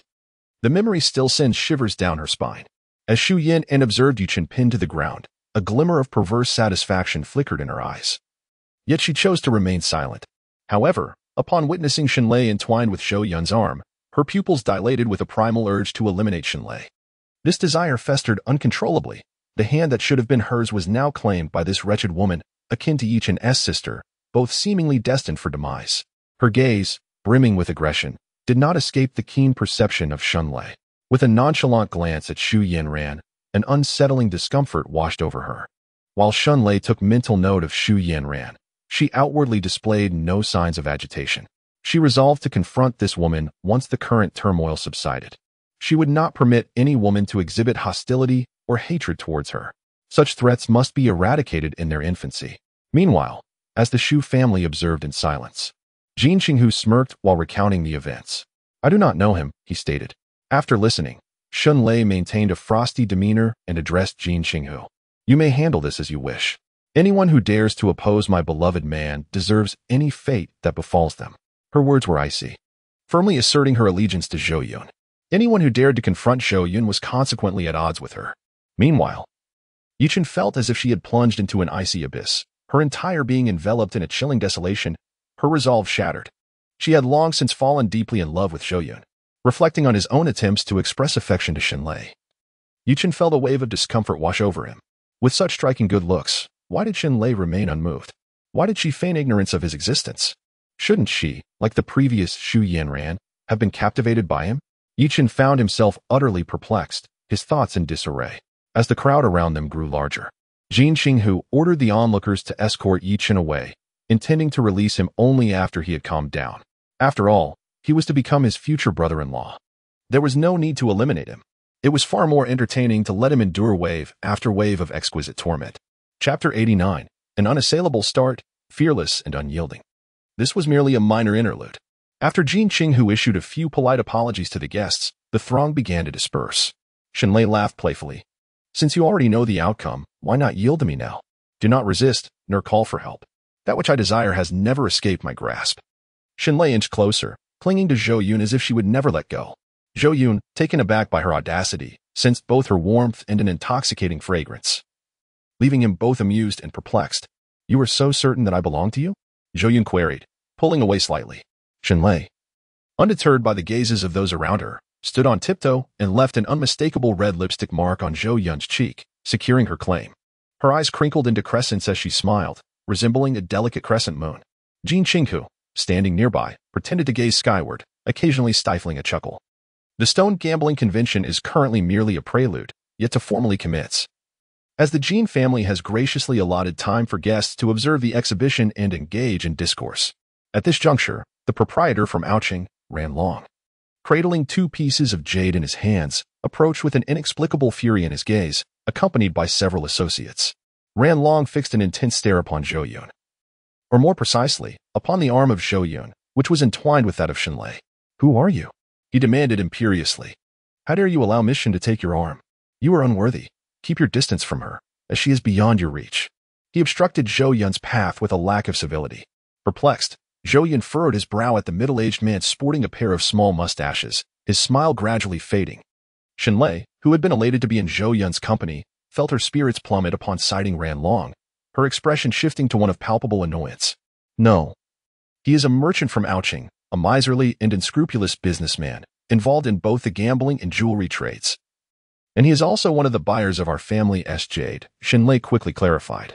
Jin Qinghu positioned himself between the two, standing defiantly in front of Ran Long, and coldly remarked, You had better step aside, lest I be compelled to sever our civility and have you thrown out. Surely, you do not wish to humiliate yourself in front of so many today. Jin Qinghu exhibited remarkable restraint, mindful that this was an event hosted by the Jin family, and he wished to avert any untoward incidents. You are well aware of how you ascended to the position of the Shun family head. Do not forget the grace of that individual. Do not overstep your bounds. Your actions could endanger this man.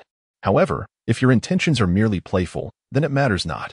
Ran Long spoke with reckless abandon, his words sharp and cutting, exuding an air of disdainful superiority. He turned his gaze towards Zhou Yun, issuing a stern warning. I care not for your identity or your origins. Xinlei is a member of the Dragon Hall, favored by that esteemed individual, and is beyond your reach. If you wish to survive, it would be wise for you to exercise caution. I have said my piece. The rest is up to you. With that, Ran Long sauntered to a seat at the front of the stage, set up in the manner, his expression one of extreme contempt, looking down upon all present. Zhou Yun's ears pricked up at the mention of the Dragon Hall, a name that resonated deeply within him, causing his heart to sink slightly. At this moment, he realized the complexity of the world he inhabited. Previously, he had encountered Yi Chun, the protagonist of the novel The Most Powerful Tycoon, and now another entity. The Dragon Hall had emerged. The title of the novel he recalled was Dragon Wars in the Heavens, a tale of a dragon king returning to command 100,000 soldiers. If Zhou Yun's conjecture was correct, the illustrious leader thriving overseas was none other than the legendary Dragon King. However, the question lingered. How was the Dragon Hall intertwined with Xinlei, the heroine of another narrative? Zhou Yun surmised that the alterations prompted by his own transmigration were at play. The arrival of Ran Long only served to affirm his suspicions, for this individual was indeed one of the external heads from the very saga of Dragon Wars in the Heavens. As the protagonist embarked on a journey to the bustling city of Australia, he found himself belittled by a group of local ruffians. With a mere phone call, he summoned a prominent figure from the city, swiftly resolving all his troubles. This character from the narrative, Zhou Yun, suddenly felt an overwhelming sense of urgency. The Dragon Hall. Unlike the protagonist Yichin, who was venturing out to reinvent himself, was already established as a formidable force, its influence radiating both domestically and internationally, looming over the current Yichin group like an insurmountable mountain. Moreover, he sensed an impending conflict with the Dragon Hall that would inevitably entangle him in strife with the Dragon King. The signs of this confrontation were already manifesting. Zhou Yun was resolute in his desire to claim the woman, Shenlei, regardless of the Dragon King or any powerful adversary attempting to thwart him.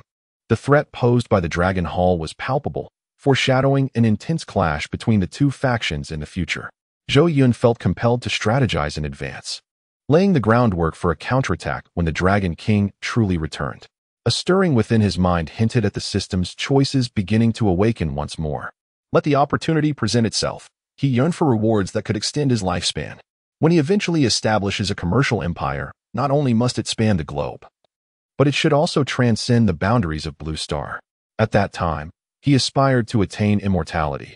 Otherwise, all his years of toil would merely serve to enrich others. Zhou Yun's heart brimmed with determination.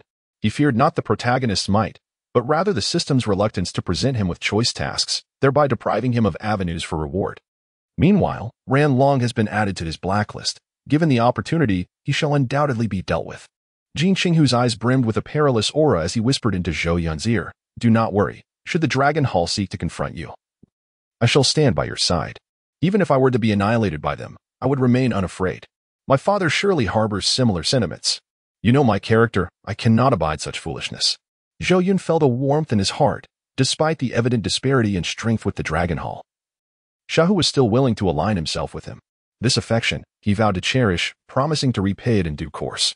Jin Qinghu had already begun to devise a plan to undermine Ran Long. Addressing his subordinates, he instructed, "Have some individuals adjust Ran Long's position from the front row to the back. There is no longer a place for him in the front." A somewhat sullen Shenlei also lightened up, giving Jin Qinghu a thumbs up, stating with a huff, "A sick tiger should indeed act this way. You have won my admiration." Chapter 90. Xiaohu's sweet-tongued Ran Long's face turned a deep shade of anger. Jin Qinghu, fully aware of his allegiance to the Dragon Hall, dared to act so brazenly, relegating his seat to the back row, amidst a crowd of powerless media personnel. Those who, despite being fellow jewelers with lesser assets, still occupied the front row. This deeply unsettled him.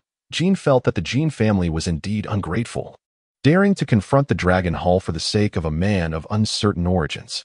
He resolved to report this to the higher-ups of the Dragon Hall, ensuring that the Jin family would pay a steep price.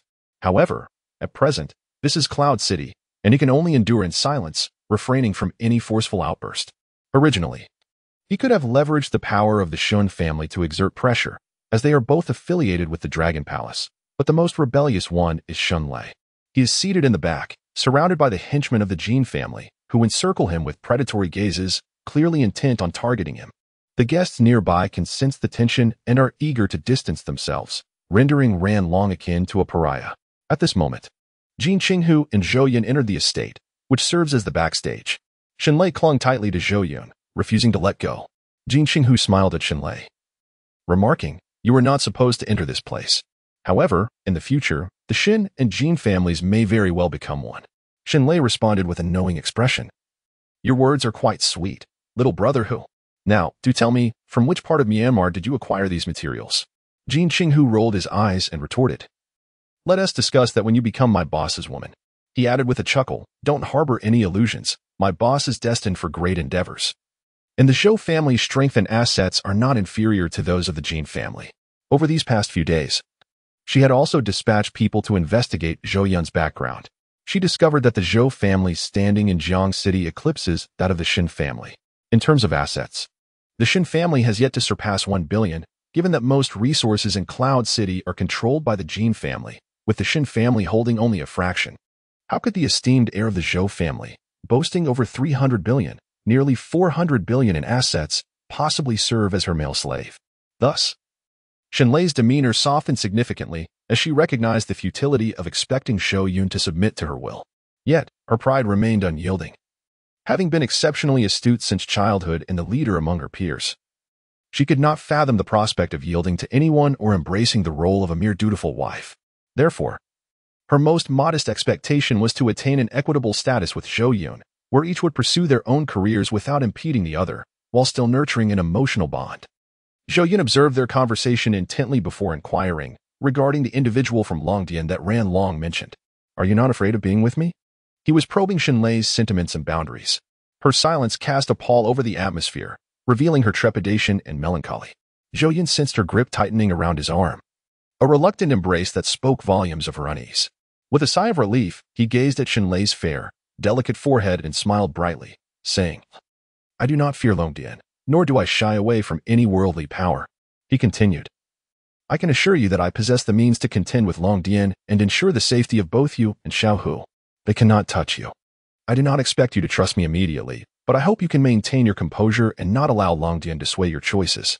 Zhou Yun spoke calmly and gently, devoid of any bravado or pretentious superiority. Yet, his simple words instilled a profound sense of reassurance, fostering a deep reliance upon him. Shenlei nodded softly, her voice barely above a whisper. I do not wish for you to encounter any trouble. Longdian differs from what you might imagine. Nevertheless, I will wait for you. Yet, if you find yourself in peril, I shall make a choice, willingly sacrificing myself to ensure your safety. Zhou Yun grasped Shenlei's delicate hand. No further words were necessary. Only by eliminating the threat could everything be validated. The two exchanged tender glances, formally expressing their feelings, drawing their relationship closer. Jin Qinghu, standing nearby, seemed to radiate light, illuminating the entire estate. He chuckled, aware that their bond was now secured, and in his heart, he had officially embraced Shenlei as one of his own. Fear not, for I am here, should the Dragon Hall contemplate action against you due to this matter. They may seek out the Jin family. In Yun City, any attempts they make will demand a considerable price. Let us not dwell on this issue. We shall meet force with force. Behold, these are the exquisite materials procured by my family, all of which are of exceptional quality, with jade penetrating the heart of the stone. Externally, they all appear splendid. Boss, as I mentioned before, I shall present you with a piece worth over 100 million. Feel free to select any one, Jin Qinghu said, rubbing his hands together. Ahead, workers were carefully transporting blocks of stone, the smallest of which was the size of a millstone, while the largest resembled a small artificial mountain, scattered across the ground and requiring a forklift for transport. Each stone bore fine cracks, internally shimmering with an extraordinary luster. In terms of skin and quality, they were all top-notch. Zhou Yun stepped forward, his exceptional investment acumen activated, surveying the materials with awe. Indeed, these are all treasures. Most will yield jade. Jin Qinghu replied with pride. Of course, my family has not idled in Yun City. Zhou Yun gestured towards several rough stones, each valued at over 1 billion, and inquired, how much do you intend to sell these for? Jin Qinghu replied, at least 2 billion. Zhou Yun countered, then do not sell them. Keep them for yourself. He elaborated, upon cutting, they will reveal pristine Zhengyang green, with exceptional quality and no fissures. Jin Qinghu and Shenlei exchanged astonished glances, captivated by Zhou Yun's eloquence, as if they could already envision the interior of the stones. Initially, they were inclined to dismiss his claims as impossible. However, recalling Yi Chen's previous accomplishments, they pondered why Zhou Yun could not achieve the same. The realization of such extraordinary talent, particularly in Zhou Yun, brought immense joy to Jin Qinghu. If Zhou Yun's assertions held true, these substantial rough stones could indeed be worth at least 10 billion. With skilled handling, they could be sold for 20 to 30 billion, attracting eager buyers. Without any reservations, Jin Qinghu promptly instructed his associates to secure the stones, declaring, listen to the boss. These rocks will not be sold. I will keep them. It is better for us to profit than to let others benefit. Boss, I will split all the profits 50-50 with you, and the subsequent funds will be deposited into your account. Jin Qinghu grinned, his eyes sparkling with cunning brilliance, and continued, however, despite not selling them publicly, I still wish to showcase them at tonight's conference.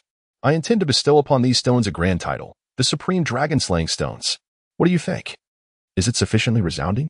When I cut them open in front of everyone, it will not only elevate the Jin family's reputation but also serve as a significant blow to Ran Long. Shenlei burst into laughter, exclaiming, indeed. I have noticed that since you have been with Zhou Yun, your mind has become remarkably sharper. Chapter 91. The passcode is gold subsequently. Zhou Yun selected a few valuable materials. In addition to several exquisite raw stones, he retained some commendable pieces for auction. Naturally, the auction prices for these stones would not be low, as Jin Qinghu would discreetly arrange for someone to inflate the bids. After a moment of contemplation, Zhou Yun murmured, with Yi Chun and Ran Long present, unexpected events are bound to transpire. Those two are sure to stir up trouble. In that case, I might as well dig a deep pit for them to leap into and enjoy the game. With a glint of mischief in his eyes, Zhou Yun conferred with Jin Qinghu. Upon hearing the plan, Jin Qinghu displayed a sly grin. Prepared, the group approached the circular stage, with Shun Lei sitting closely beside Zhou Yun, eagerly awaiting the commencement. Meanwhile, Yi Chen was confined in a storage room within the estate, his hands pressed against the wall, his damp forehead resting against the surface. The reason for his dampness was that the enforcers from the Jin family had just doused him with a bucket of cold water. Brother who had insisted that he must calm down before he could leave. As Yi Chen leaned against the wall, he was forcibly attempting to stabilize his emotions while reflecting on the events of recent days. He was perplexed, wondering where the oversight had occurred that led to such an unforeseen circumstance. He had meticulously prepared a plan to navigate the waters between the Jin and Shin families, seeking to borrow funds discreetly.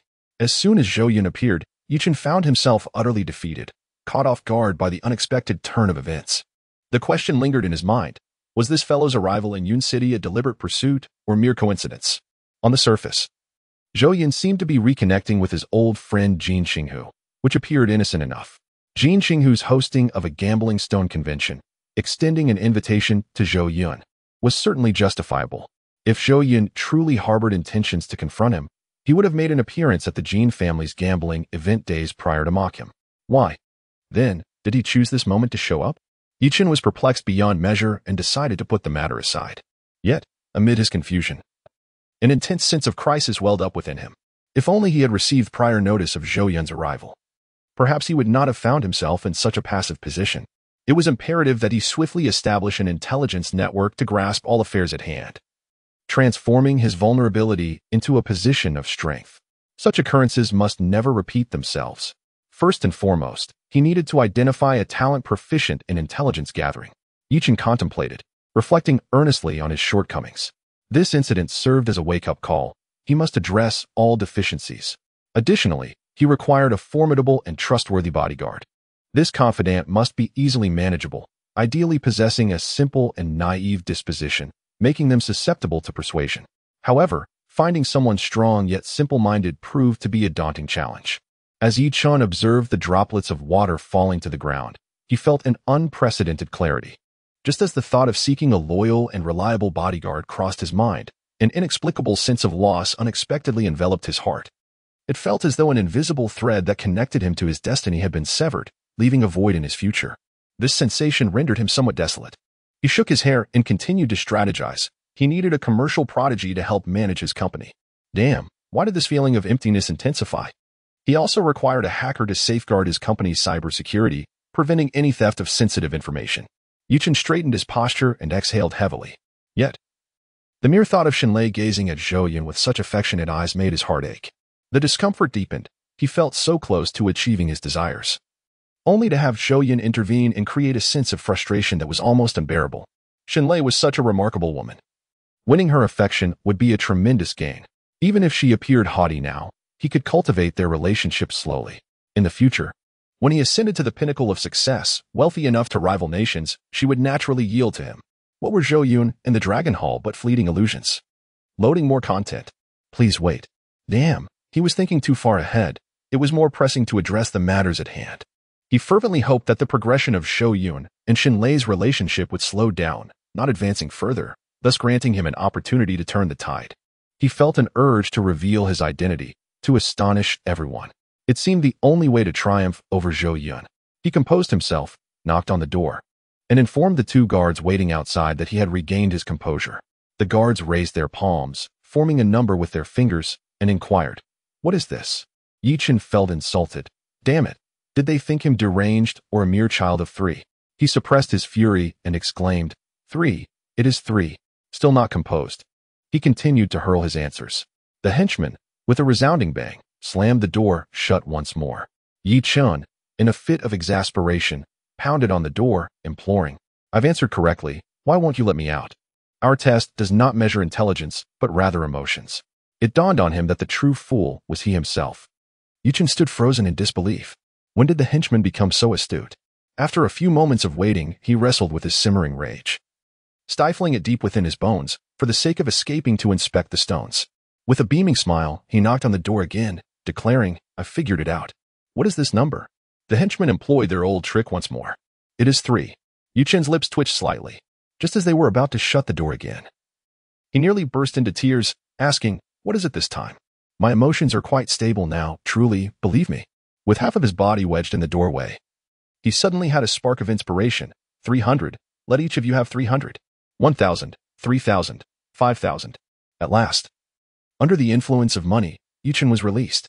He handed over 10,000 yuan to the 2 henchmen to escape his confinement. He felt a deep sense of regret. Had he known this was the way, he would have paid willingly. It turned out the password to freedom was merely to spend money. The 2 henchmen watched his disheveled figure retreat, cash in hand, and explained loudly, "Don't blame us. Brother Tiger said you are quite wealthy and wouldn't mind this trivial amount." The way to test if a person is calm is to see if their intelligence has fully returned. It is evident that, in such a predicament, you are still aware of the art of using wealth to forge connections. Your intellect is commendable, my friend. Yuchen was unsure whether the 2 were jesting. Yet he inexplicably found their words to hold a certain wisdom. Upon exiting the estate, he hastily made his way to a vast expanse of land beyond the manor. This area was already surrounded by visitors, all attentively observing Jin Qinghu as he delivered a passionate speech from the stage. Yuchen noticed that the seats were entirely occupied, save for a few vacancies.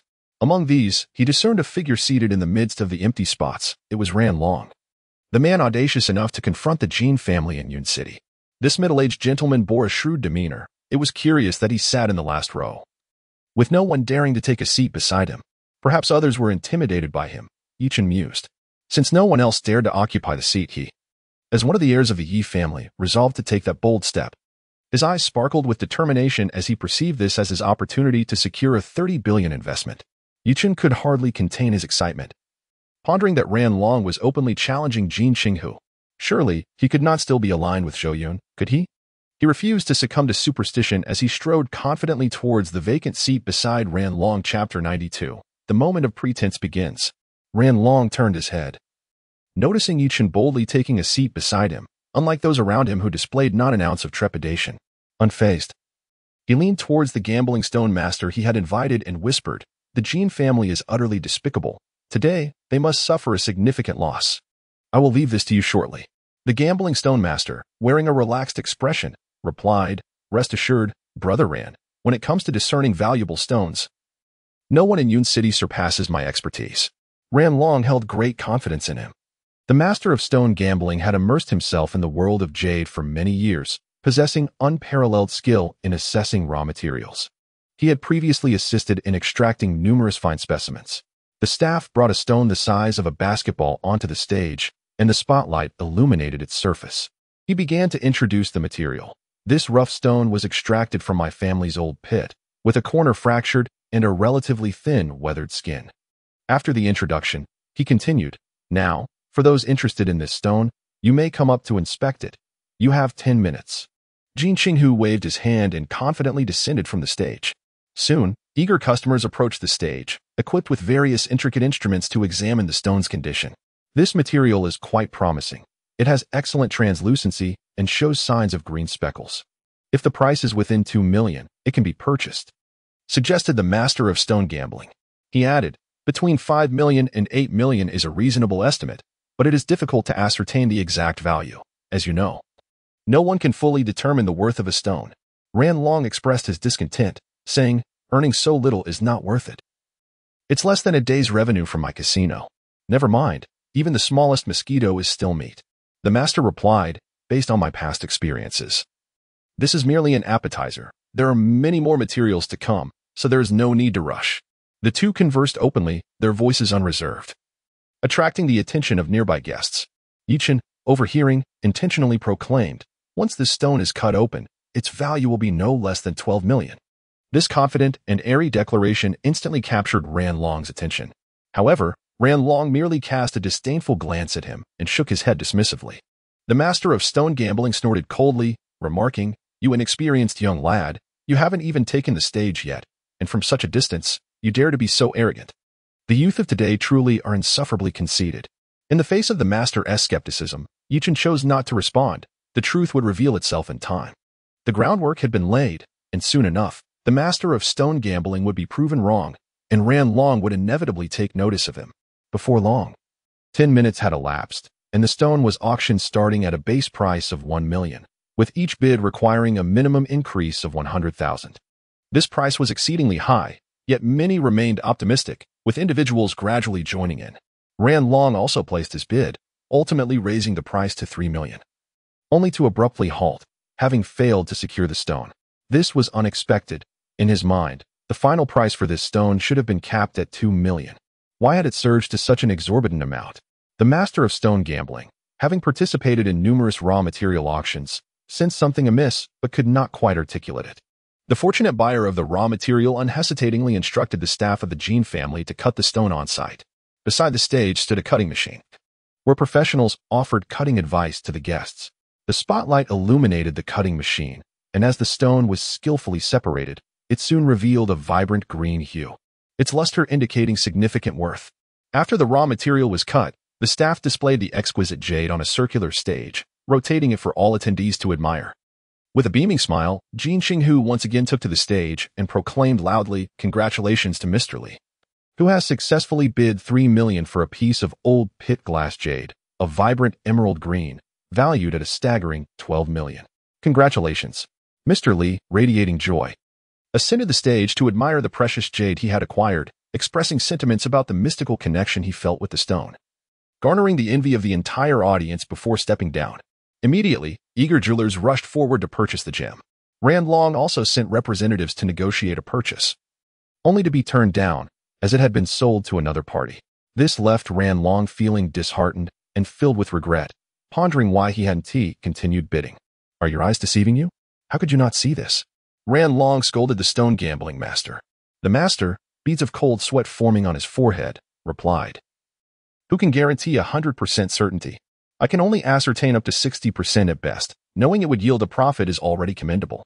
Ran Long shot him an irritated glance before turning to the nearby Yi Chan, forcing a smile and saying, "What may I call you, young brother?" "I am Ran Long, a jeweler." Yi Chen casually glanced at him and replied, "Yi Chen." With a beaming smile, Ran Long responded, "Brother Yi possesses remarkable skills, being able to discern the value of the stone from afar, surpassing even the master. Where did you acquire such talent?"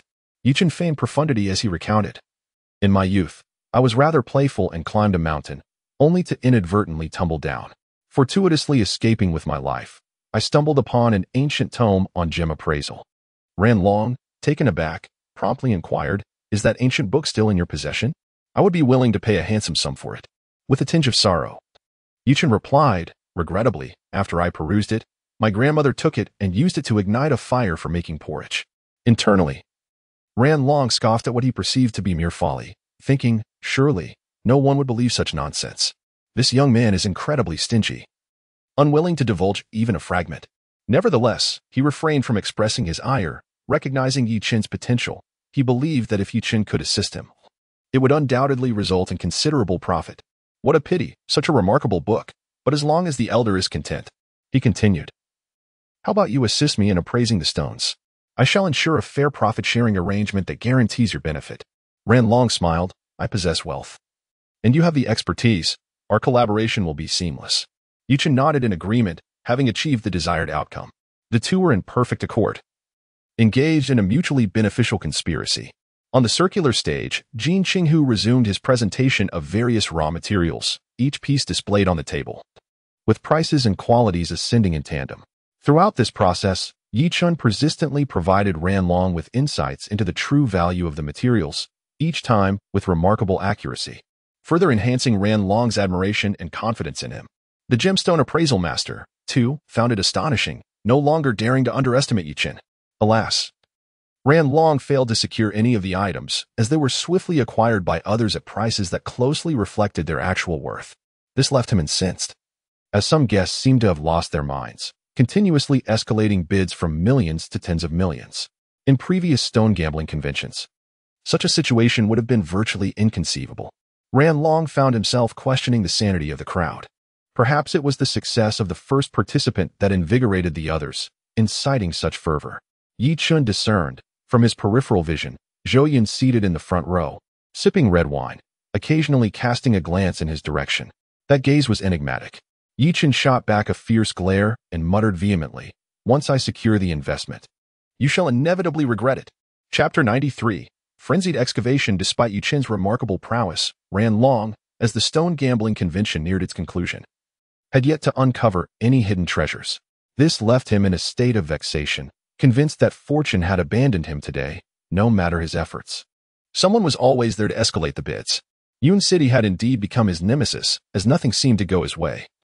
And even when he finally encountered a master of stone gambling, he could not profit. On stage, Jin Qinghu addressed the attendees. The stormy stone gambling convention is drawing to a close. I hope that everyone has gained something valuable today, not merely wealth, but also insight, knowledge, and connections. He continued, let us first extend our applause to the guests who successfully unearthed exquisite jade. A resounding applause erupted, filling the atmosphere with excitement. I would like to introduce a distinguished brother of mine, the chairman of Jiangcheng Yuqin Group, a principled entrepreneur, and one of Jiangcheng's top 10 outstanding youths, Mr. Zhou Yun. Jin Qinghu's gaze sparkled as he introduced him with vigor.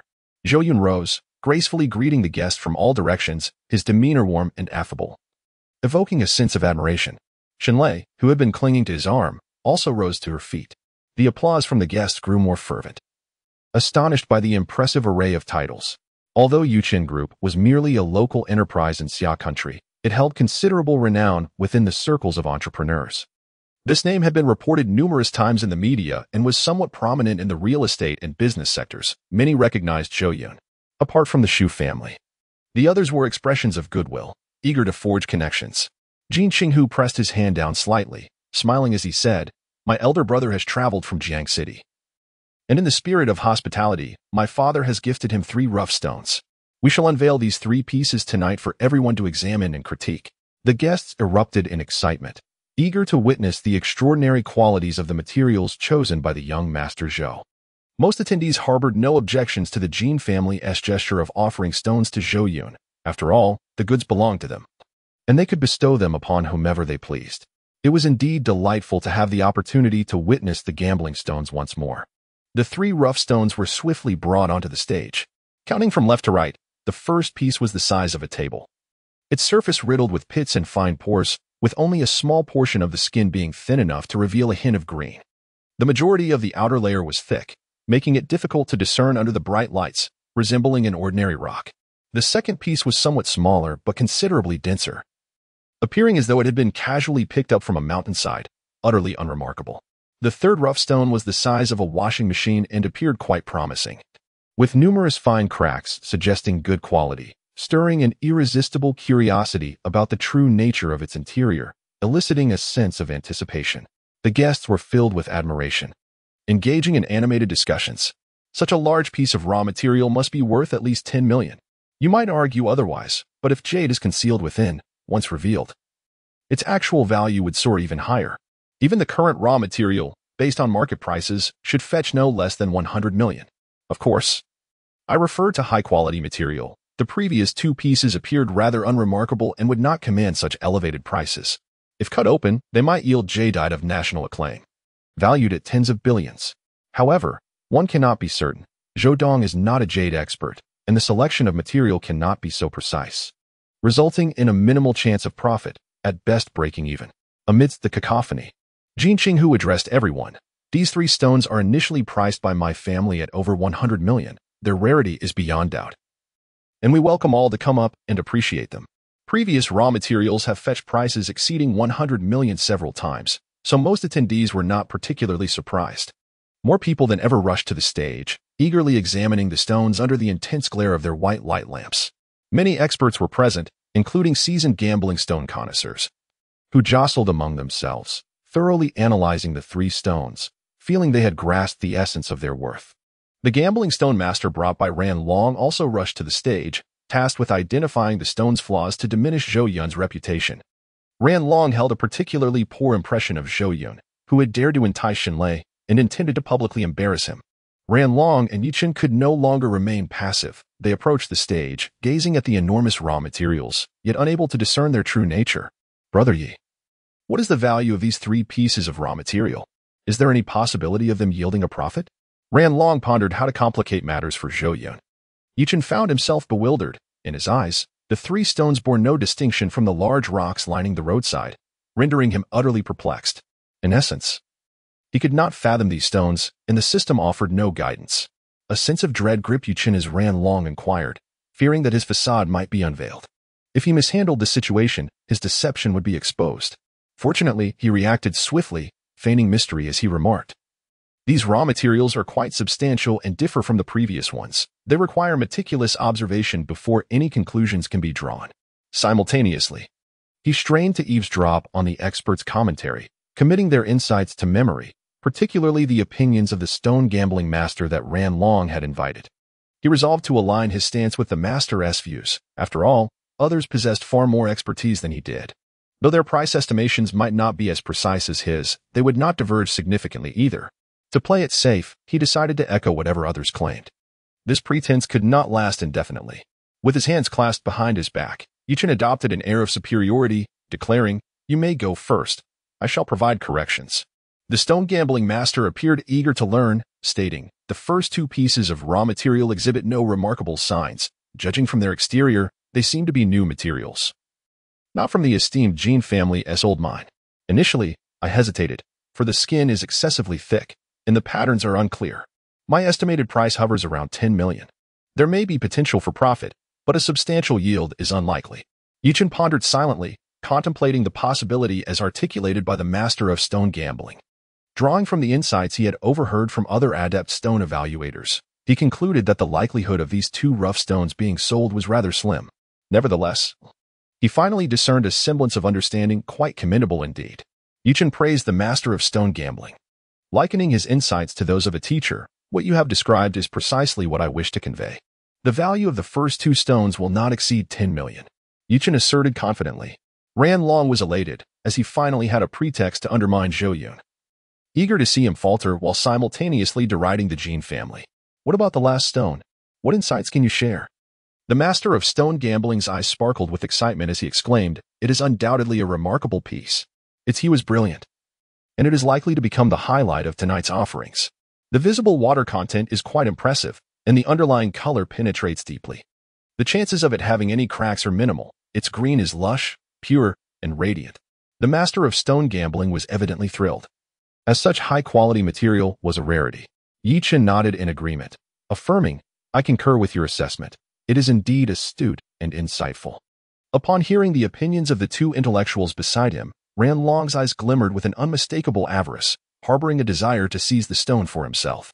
Simultaneously consumed by jealousy, he muttered through gritted teeth, "I must not allow Zhou Yun and the Jin family to acquire this stone.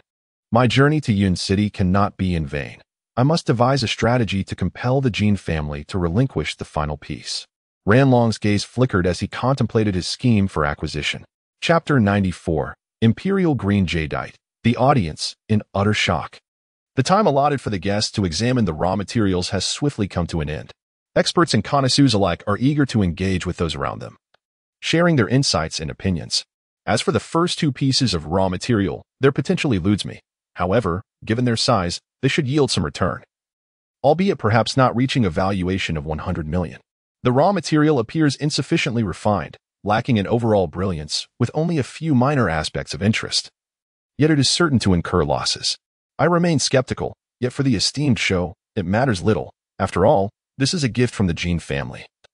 And as long as enjoyment is derived from it, the financial concern is negligible.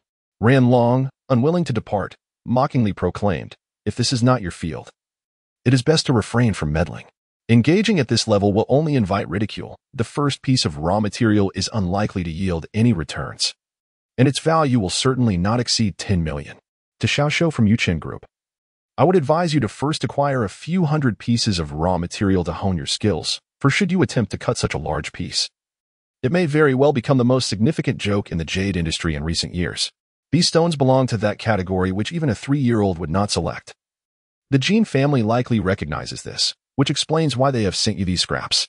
It seems your relationship is not as amicable as it appears. Who would harm a friend in such a manner?" As Ran Long expounded his views, he sought to sow discord between the Jin and Zhou families, his disdainful words flowing freely, revealing his contempt. The attention of all present was drawn to him. While other experts concurred that the materials were subpar, none would express their opinions with such finality. Ran Long, however, intentionally adopted a confrontational stance, clearly harboring ill intentions. A curious individual inquired, "Pray tell, sir, what grants you such unwavering confidence?" Soon after, someone recognized the esteemed master of jade gambling. He was the vice president of the Australian City Jade Association, a distinguished professor of jade, renowned for having cleaved apart exorbitantly priced jade stones, garnering fame across the nation. Additionally, he was a stalwart member of the World Gem and Jade Association, enjoying considerable repute in the Great Bend region. Yun, standing nearby, burst into laughter, exclaiming, "Indeed. Only a 3-year-old would select such material. How embarrassing." However, upon realizing that none joined in his mirth, he awkwardly cleared his throat twice. Confronted by the derision of a few individuals, Jin Qinghu glared intensely, wishing he could confine them to a dark room and subject them to relentless torture. True to his expectations, these individuals began to stir trouble. Fortunately, preparations had been made in advance. Jin Qinghu suppressed his fury, contemplating inwardly. Zhou Yun placed a hand upon Jin Qinghu's shoulder, signaling him to temper his anger, and spoke in a tone audible only to the two of them. "Everything is proceeding according to plan. Do not allow anyone to see through it." At that moment, Shunlei released her grip on Zhou Yun's arm. Feigning anger as she retorted, "The existence of jade is not something one can ascertain merely through words. Even the president of the World Jade Association would not dare claim the ability to identify the jade content within rough materials with 100% certainty. What are you? A mere vice president of the Australian City Association? If you truly possessed such insight, the Jin and Shin families would have no need to operate their stone shops. They would merely examine all the materials at the old quarry and sift through them for you. Speak with caution, lest you risk tarnishing your reputation." Shunlei, with her fiery temperament, was the first to voice her support for Zhou Yun, garnering newfound respect from those present. Ran Long chuckled, "Let us cut the stone. If we fail to uncover jade, you will realize just how foolish you truly are." "Very well, cut." Jin Qinghu retorted angrily at the staff. All the guests sensed the palpable tension between the two parties, recognizing that something was amiss. Ran Long was audacious indeed, daring to create discord within the Jin family's domain. However, a few were aware of his true origins from the Dragon Hall, which somewhat tempered their astonishment. "Splendid. It's a pity you are not an actor. Otherwise, you would undoubtedly secure a place as a leading actress," Zhou Yun praised. Shunlei delighted in the compliment, her eyes narrowing into crescent shapes with mirth. At that moment, the staff marked a few lines on the first rough stone, determining the cutting points. As the machinery began to hum, droplets of water cascaded onto the stone. With the cutting wheel gradually embedded into the rock, a glimmer of green emerged under the spotlight. Reminiscent of tender sprouts in spring, growing increasingly vibrant and radiating a more intense luminosity. The verdant hue, infused with a hint of blue, created a mesmerizing spectacle. As if the stone were not being sliced, but rather a veil of ethereal mist. As the green light burst forth, it resonated like thunder in the minds of all present, causing many faces to blanch in shock. The customers erupted into a fervor, their voices bubbling like boiling waters, creating a cacophony that was utterly breathtaking, an extraordinary scene akin to a visual effect. A vibrant green, this is sheer vibrancy. The depth of this emerald hue, the high-quality icy jade, is unlike anything I have ever encountered, simply exquisite. It feels as though this verdancy might just burst forth with brilliance. The color so rich it seems poised to drip with moisture. Its value is undoubtedly immense, an opportunity for fortune, a true windfall. The mere glimpse of its glimmer is enough to indicate a successful transaction. Astonishingly, I had overlooked this. The outer layer of the first piece was excessively thick, the patterns indistinct.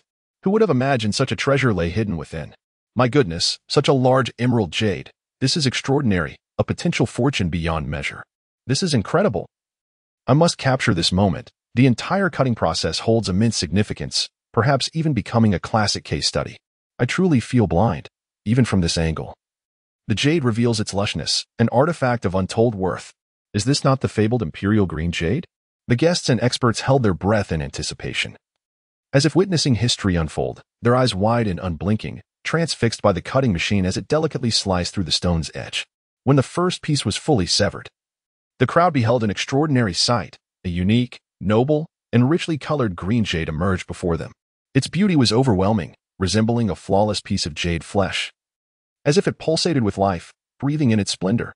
Those with discerning eyes could no longer contain their astonishment, exclaiming in awe, "Indeed, this is imperial green jade. It embodies a grandmotherly green, reminiscent of tranquil spring waters, the jade appearing to ripple with vitality, and I find myself unable to look away." Such a magnificent piece of imperial green jadeite. One can only fathom the multitude of bracelets and ornaments it could yield, and the value is beyond imagination, an astronomical figure indeed. It is simply extraordinary. The value of the previously cut stones barely reaches 50 million, a mere fraction of this one's worth. This journey has proven invaluable. To witness the emergence of imperial green and to be one of its witnesses is enough to boast about in front of my peers. This is not merely jade. It represents an endless fortune. The Yuchen Group's Mr. Zhou has struck gold. I express my gratitude to Mr. Zhou for broadening our horizons and extend my congratulations on his exceptional jade discovery. As the crowd engaged in fervent discussions, astonished exclamations filled the arena. Marking the climactic peak of today's stone gambling convention, Ran Long felt momentarily paralyzed, his gaze fixated on the imperial green jadeite, exclaiming in disbelief, "It's impossible." He was so astounded that he felt his soul nearly escape his body, repeatedly murmuring in an incredulous shout, "How can this be imperial green?" The hue is unmistakable. It is indeed imperial green. The rough stone, having been cut for the first time, is already valued at nearly 500 million, even if subsequent cuts yield lesser quality. They surely cannot fall far below that mark. It is truly resplendent. Such exquisite jadeite, how could Zhou, this inexperienced lad, possess such extraordinary fortune? Ran Long's eyes were bloodshot, his insatiable greed for jadeite soaring within him. Witnessing Zhou's profits was more painful than his own losses, and jealousy consumed him entirely. Chapter 95. How will the game unfold from here?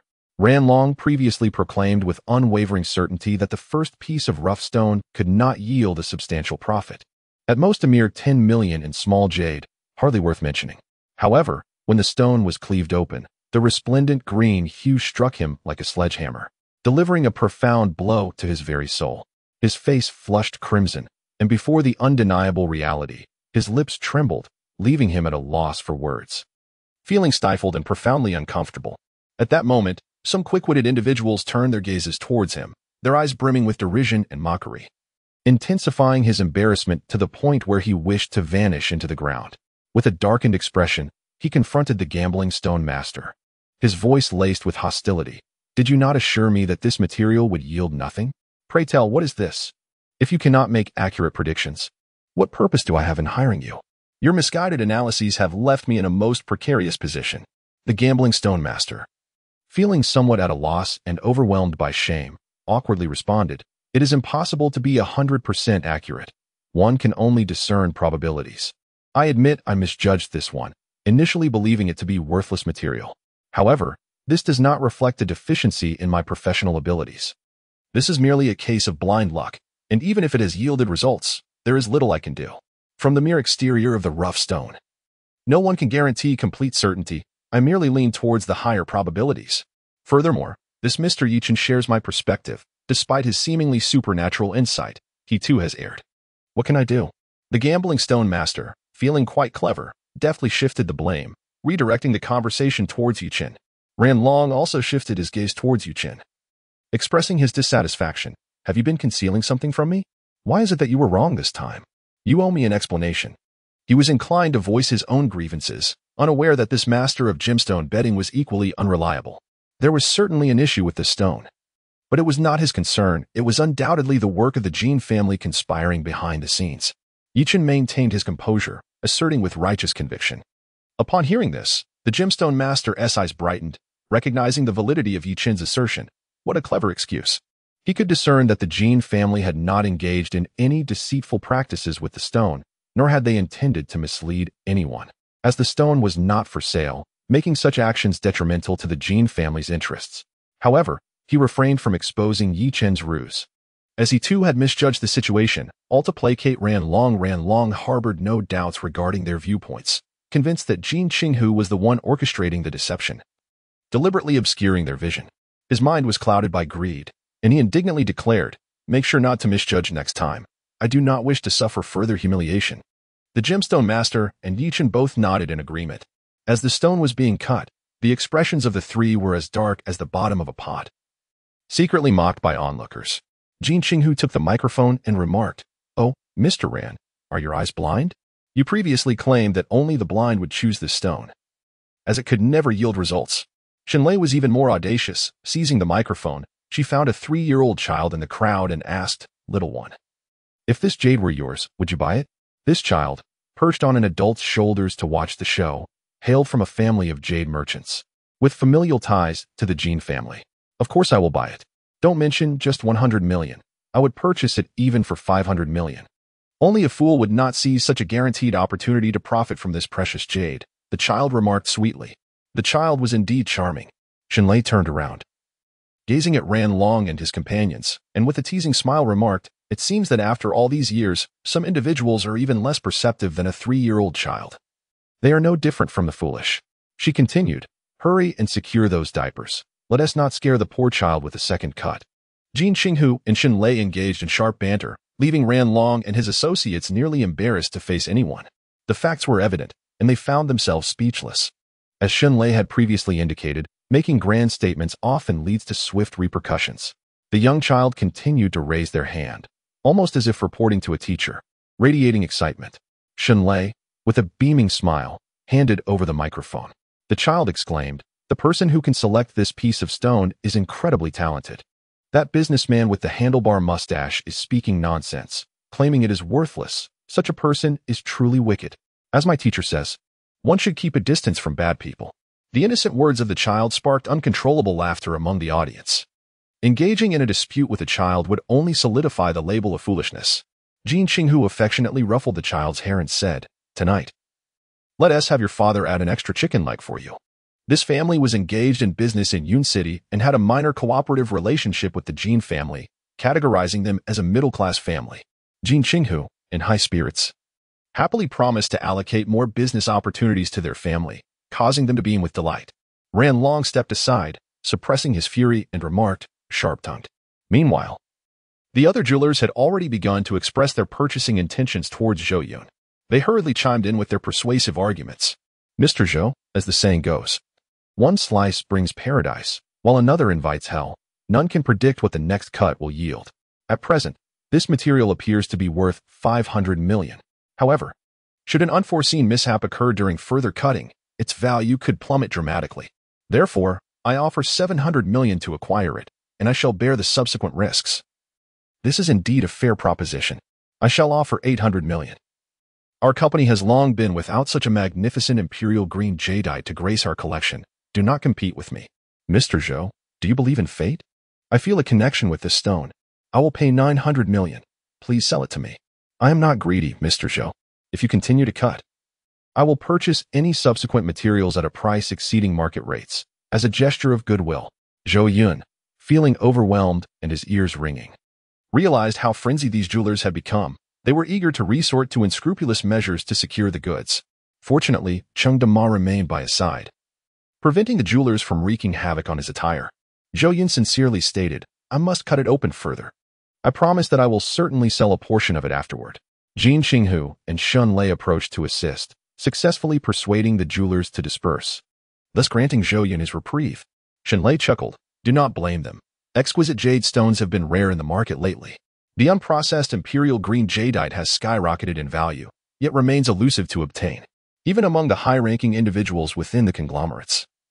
Many are willing to pay exorbitant prices for exquisite jade, desiring bespoke pieces that reflect their status. They dismiss those that are already sculpted." Zhou Yun suddenly realized that, were he in their position, he too would seek items uniquely tailored to his preferences, and this inclination is entirely justifiable. Observing the disheartened Ran Long and Yi Chun, he chuckled softly, remarking that if they cannot withstand such minor setbacks, they will struggle to navigate the challenges ahead. Shenlei, with a cunning smile, whispered that these fools would never anticipate his plan, eagerly awaiting the moment they would be left reeling in shock.